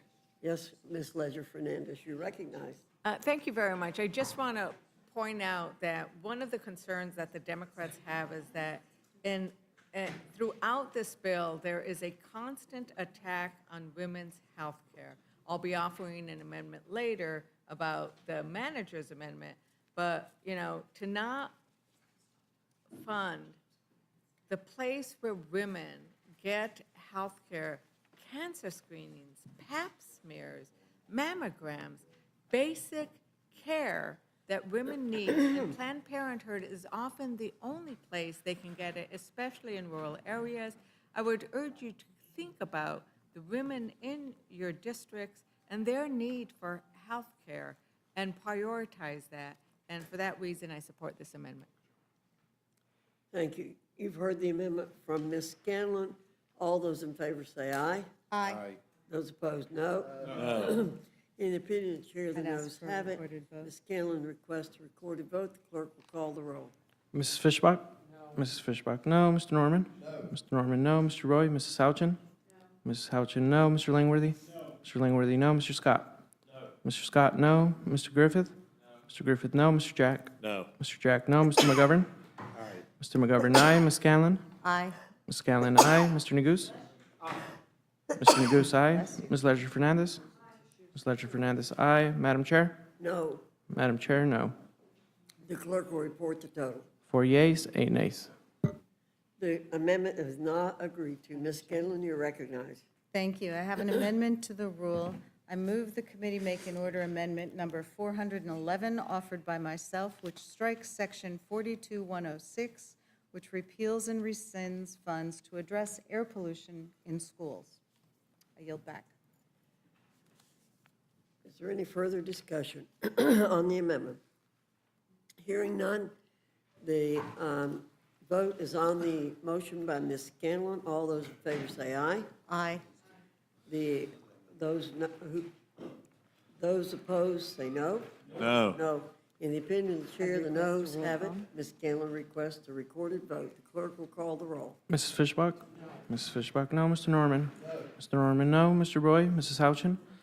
No. Mrs. Houchin, no. Mr. Langworthy? No. Mr. Langworthy, no. Mr. Scott? No. Mr. Scott, no. Mr. Griffith? No. Mr. Griffith, no. Mr. Jack? No. Mr. Jack, no. Mr. McGovern? Aye. Mr. McGovern, aye. Ms. Scanlon? Aye. Ms. Scanlon, aye. Mr. Neguse? Aye. Mr. Neguse, aye. Ms. Ledger Fernandez? Ms. Ledger Fernandez, aye. Madam Chair? No. Madam Chair, no. Clerk will report the total. 4 yeas, 8 nays.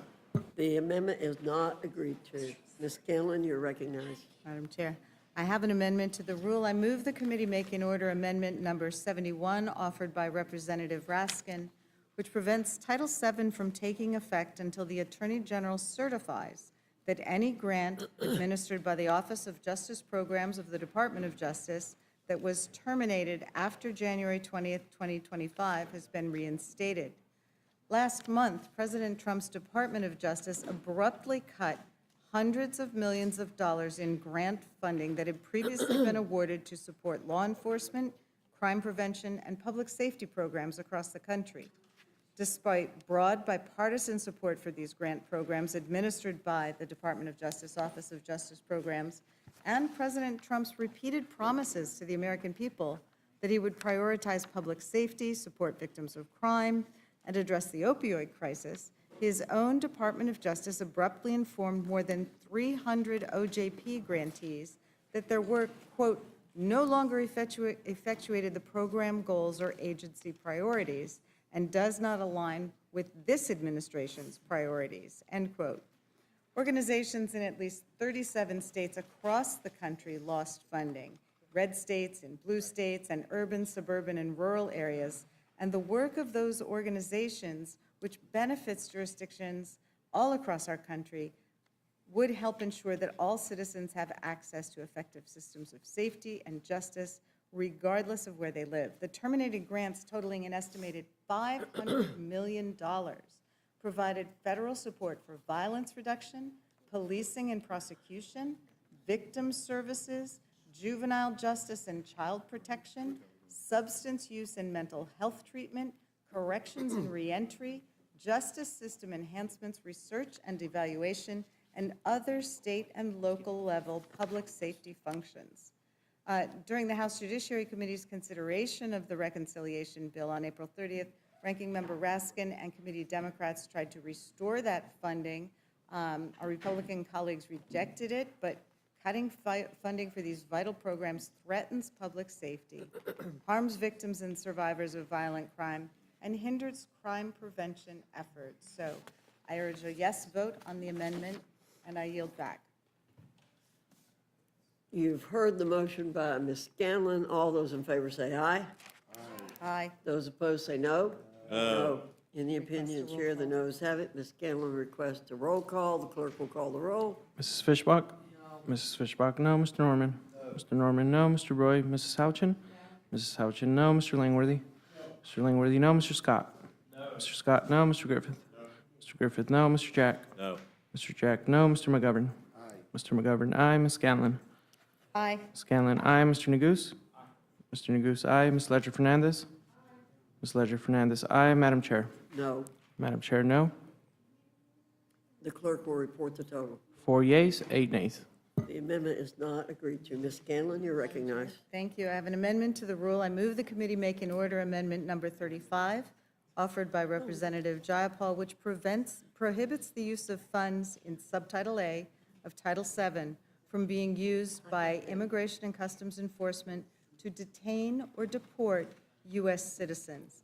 The amendment is straightforward. It should be uncontroversial. It would ensure that none of the funds in this bill are used to detain U.S. citizens for immigration enforcement.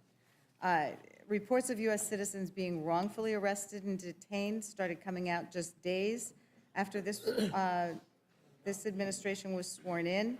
Some citizens have been detained for merely speaking Spanish. Others were held for days despite consistently telling the Department of Homeland Security that they were citizens. ICE detention of U.S. citizens because of reckless and lawless immigration enforcement is both unconstitutional and dangerous. Even ICE acknowledges that it has no authority to arrest and detain U.S. citizens. Their internal guidance says, as a matter of law, ICE cannot assert its civil immigration enforcement authority to arrest or detain a U.S. citizen. Nevertheless, we've seen detentions of U.S. citizens occur. We've heard about deportation of children, U.S. citizens.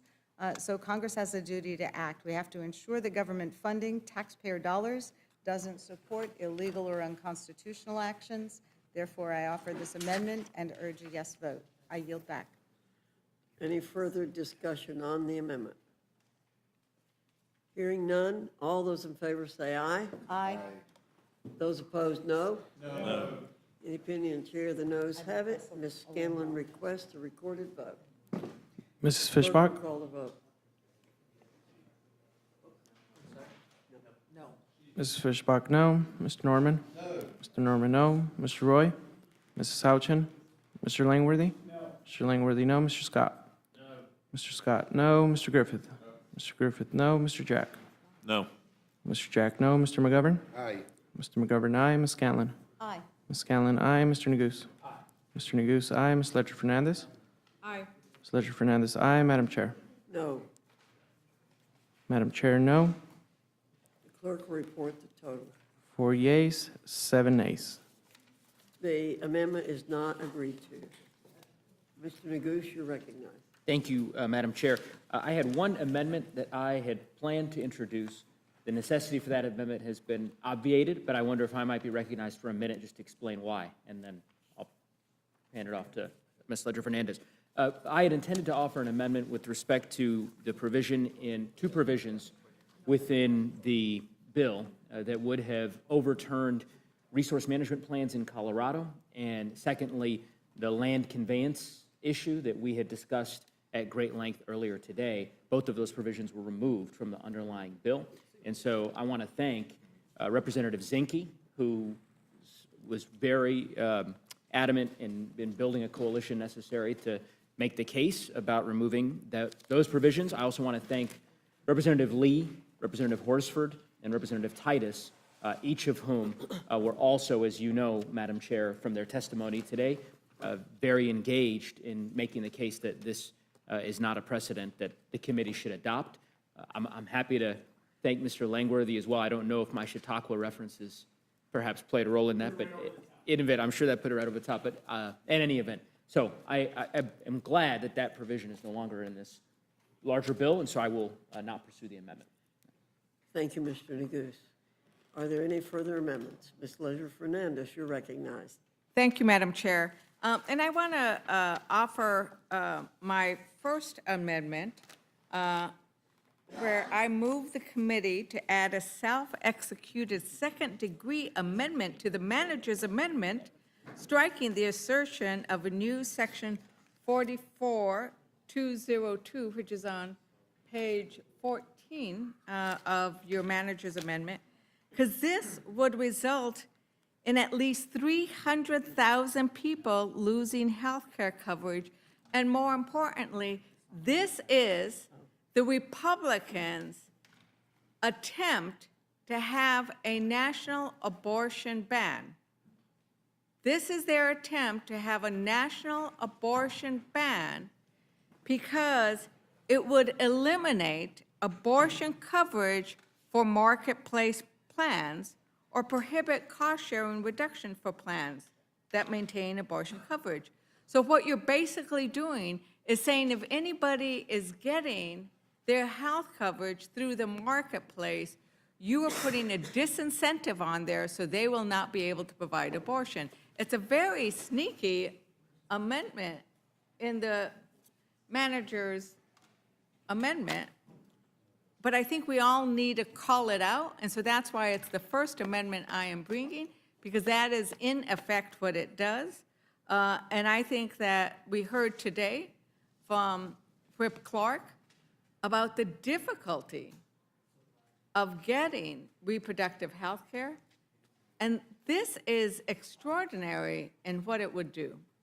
And I shared my own personal story, which, given the kind of health care I was undergoing, could have resulted in what might have been considered an abortion, despite the fact that I was just trying to save my life. So these are the kinds of unintended consequences, but this is a very intentional consequence of what's in this bill. And so I urge that Americans understand what's happening here, and that women understand what's happening there in this bill. And it's at the last minute. What, we got it, a couple of hours ago, and they're going to vote on it in a few hours, they've promised us. Thank you, Ms. Leisure-Fernandez. You've heard the motion by Ms. Leisure-Fernandez. All those in favor say aye. Aye. All those opposed, no. No. In the opinion, Chair, the noes have it. Ms. Leisure-Fernandez requests a recorded vote. The clerk will call the roll. Mrs. Fishbach? No. Mrs. Fishbach, no. Mr. Norman? No. Mr. Norman, no. Mr. Roy? Mrs. Houchin?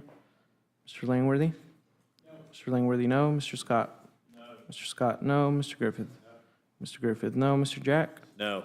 Mr. Jack, no. Mr. McGovern? Aye. Mr. McGovern, aye. Ms. Scanlon? Aye. Ms. Scanlon, aye. Mr. Neguse? Aye. Mr. Neguse, aye. Ms. Leisure-Fernandez? Aye. Ms. Leisure-Fernandez, aye. Madam Chair? No. Madam Chair, no.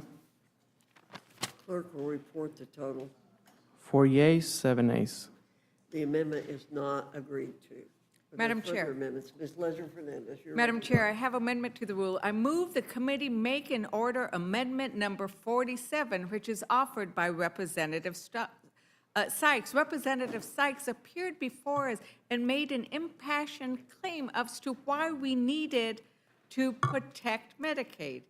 And we have heard those on the day say, but this is not really cutting Medicaid.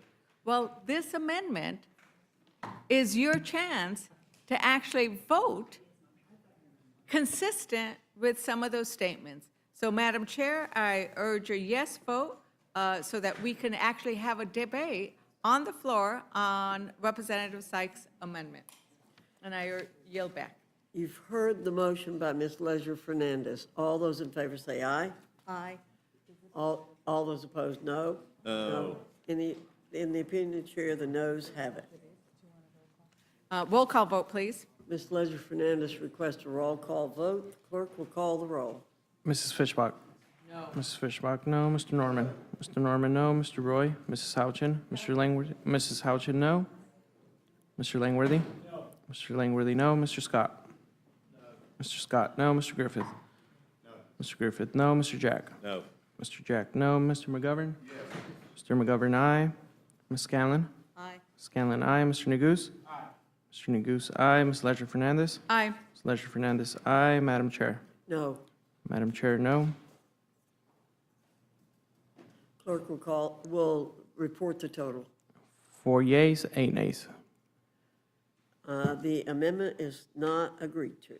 Madam Any Chair. further amendments? Ms. Leisure-Fernandez, you're Madam Chair, I have an amendment to the rule. I move the committee make an order amendment number 485 offered by Representative Byer, which strikes the elimination of the electricity investment protection tax credits in order to keep electricity prices low.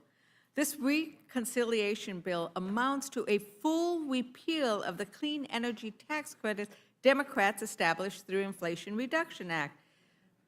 But the thing is, this is a way of lowering costs for American families. According to the Department of Energy, in just the last 10 years, costs have declined significantly for many technologies, including distributed solar, down 26%, land-based wind, down 41%, utility-scale solar, down 73%. What other kind of energy is going down in these kinds of degrees?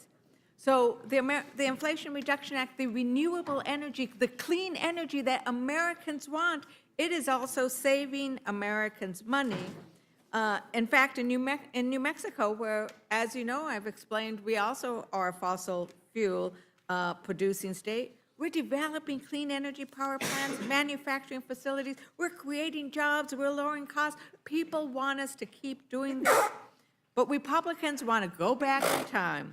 You know, I feel like we're in the 19th century and Republicans are arguing that gas lamps are better than electric light bulbs, and Gesundheit and God bless, Madam Chair. So when Republicans talk about energy dominance, why are they giving up on the energy of the future? If we want to be truly energy dominant and compete in what is expected to be, listen to this, a $2 trillion global clean energy market. If you do not keep these credits in existence, you are basically saying, China, take it all. You lead the world. Well, I don't think we should do that. We have the resources here. Let's vote in favor of the amendment, or at least let our members decide whether they should keep it. With that, Madam Chair, I urge a yes vote and yield back. Thank you, Ms. Leisure-Fernandez. You've heard the motion from Ms. Leisure-Fernandez. All those in favor say aye.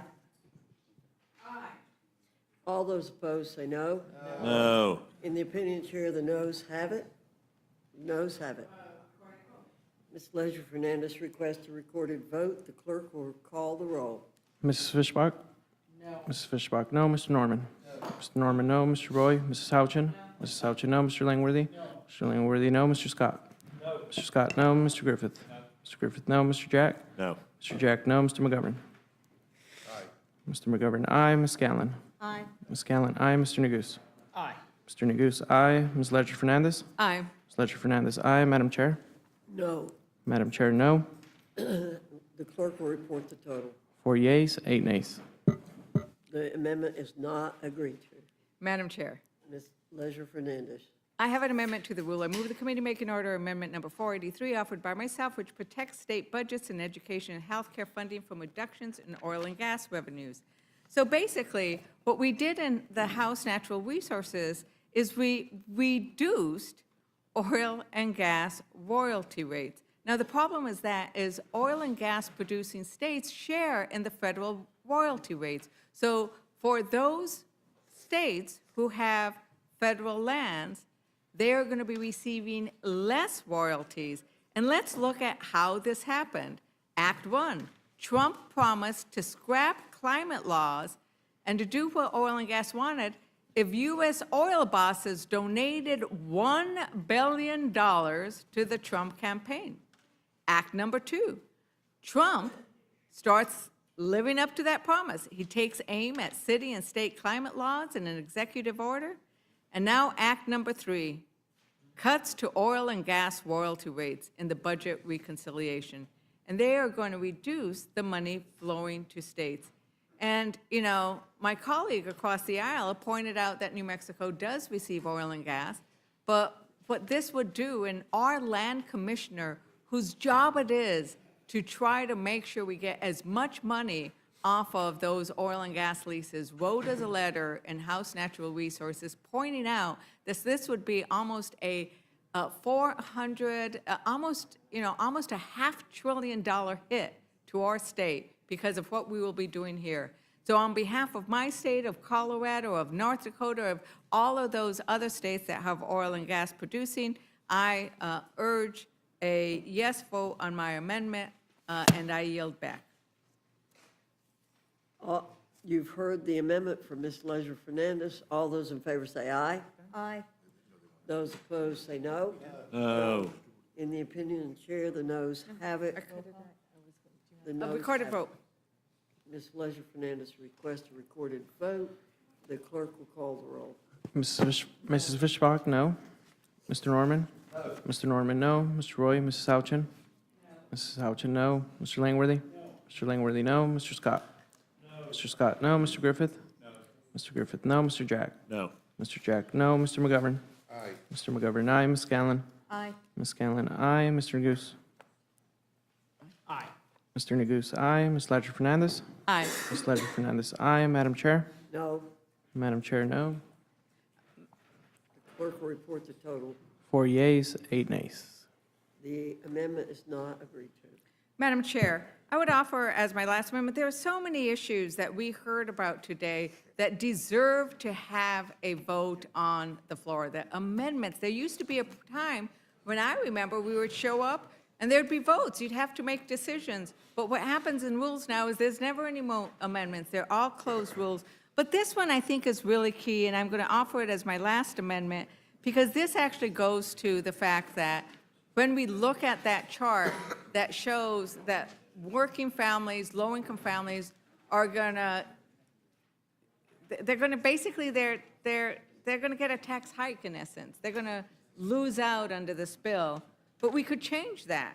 We could change that if we struck section 11004, the extension of the increased child tax credit, and replaced it with H.R. 27633, the American Family Act. And what this would do, this would put the full child tax credit, fully refundable, in the bill. If we care about lifting children out of poverty, making sure that families get to decide, and not only that, making sure that those who earn less get the full child tax credit, so that it's not just the wealthy who are getting the full child tax credit. It makes a lot of sense. And, you know, this is one of those things where you guys just put Trump on the baby bonds. We should have put Biden on the child tax credit that we passed, right? But that's the thing, is we just believe in making a difference for people, not plastering names all over the place. But it was good law when we had it, when the Democrats passed it, and it existed in Biden. We should bring it back. And with that, Madam Chair, I yield back. And before I yield back, though, I have one more amendment. oh, you can do an amendment? Okay. In that case, I yield back. Thank you.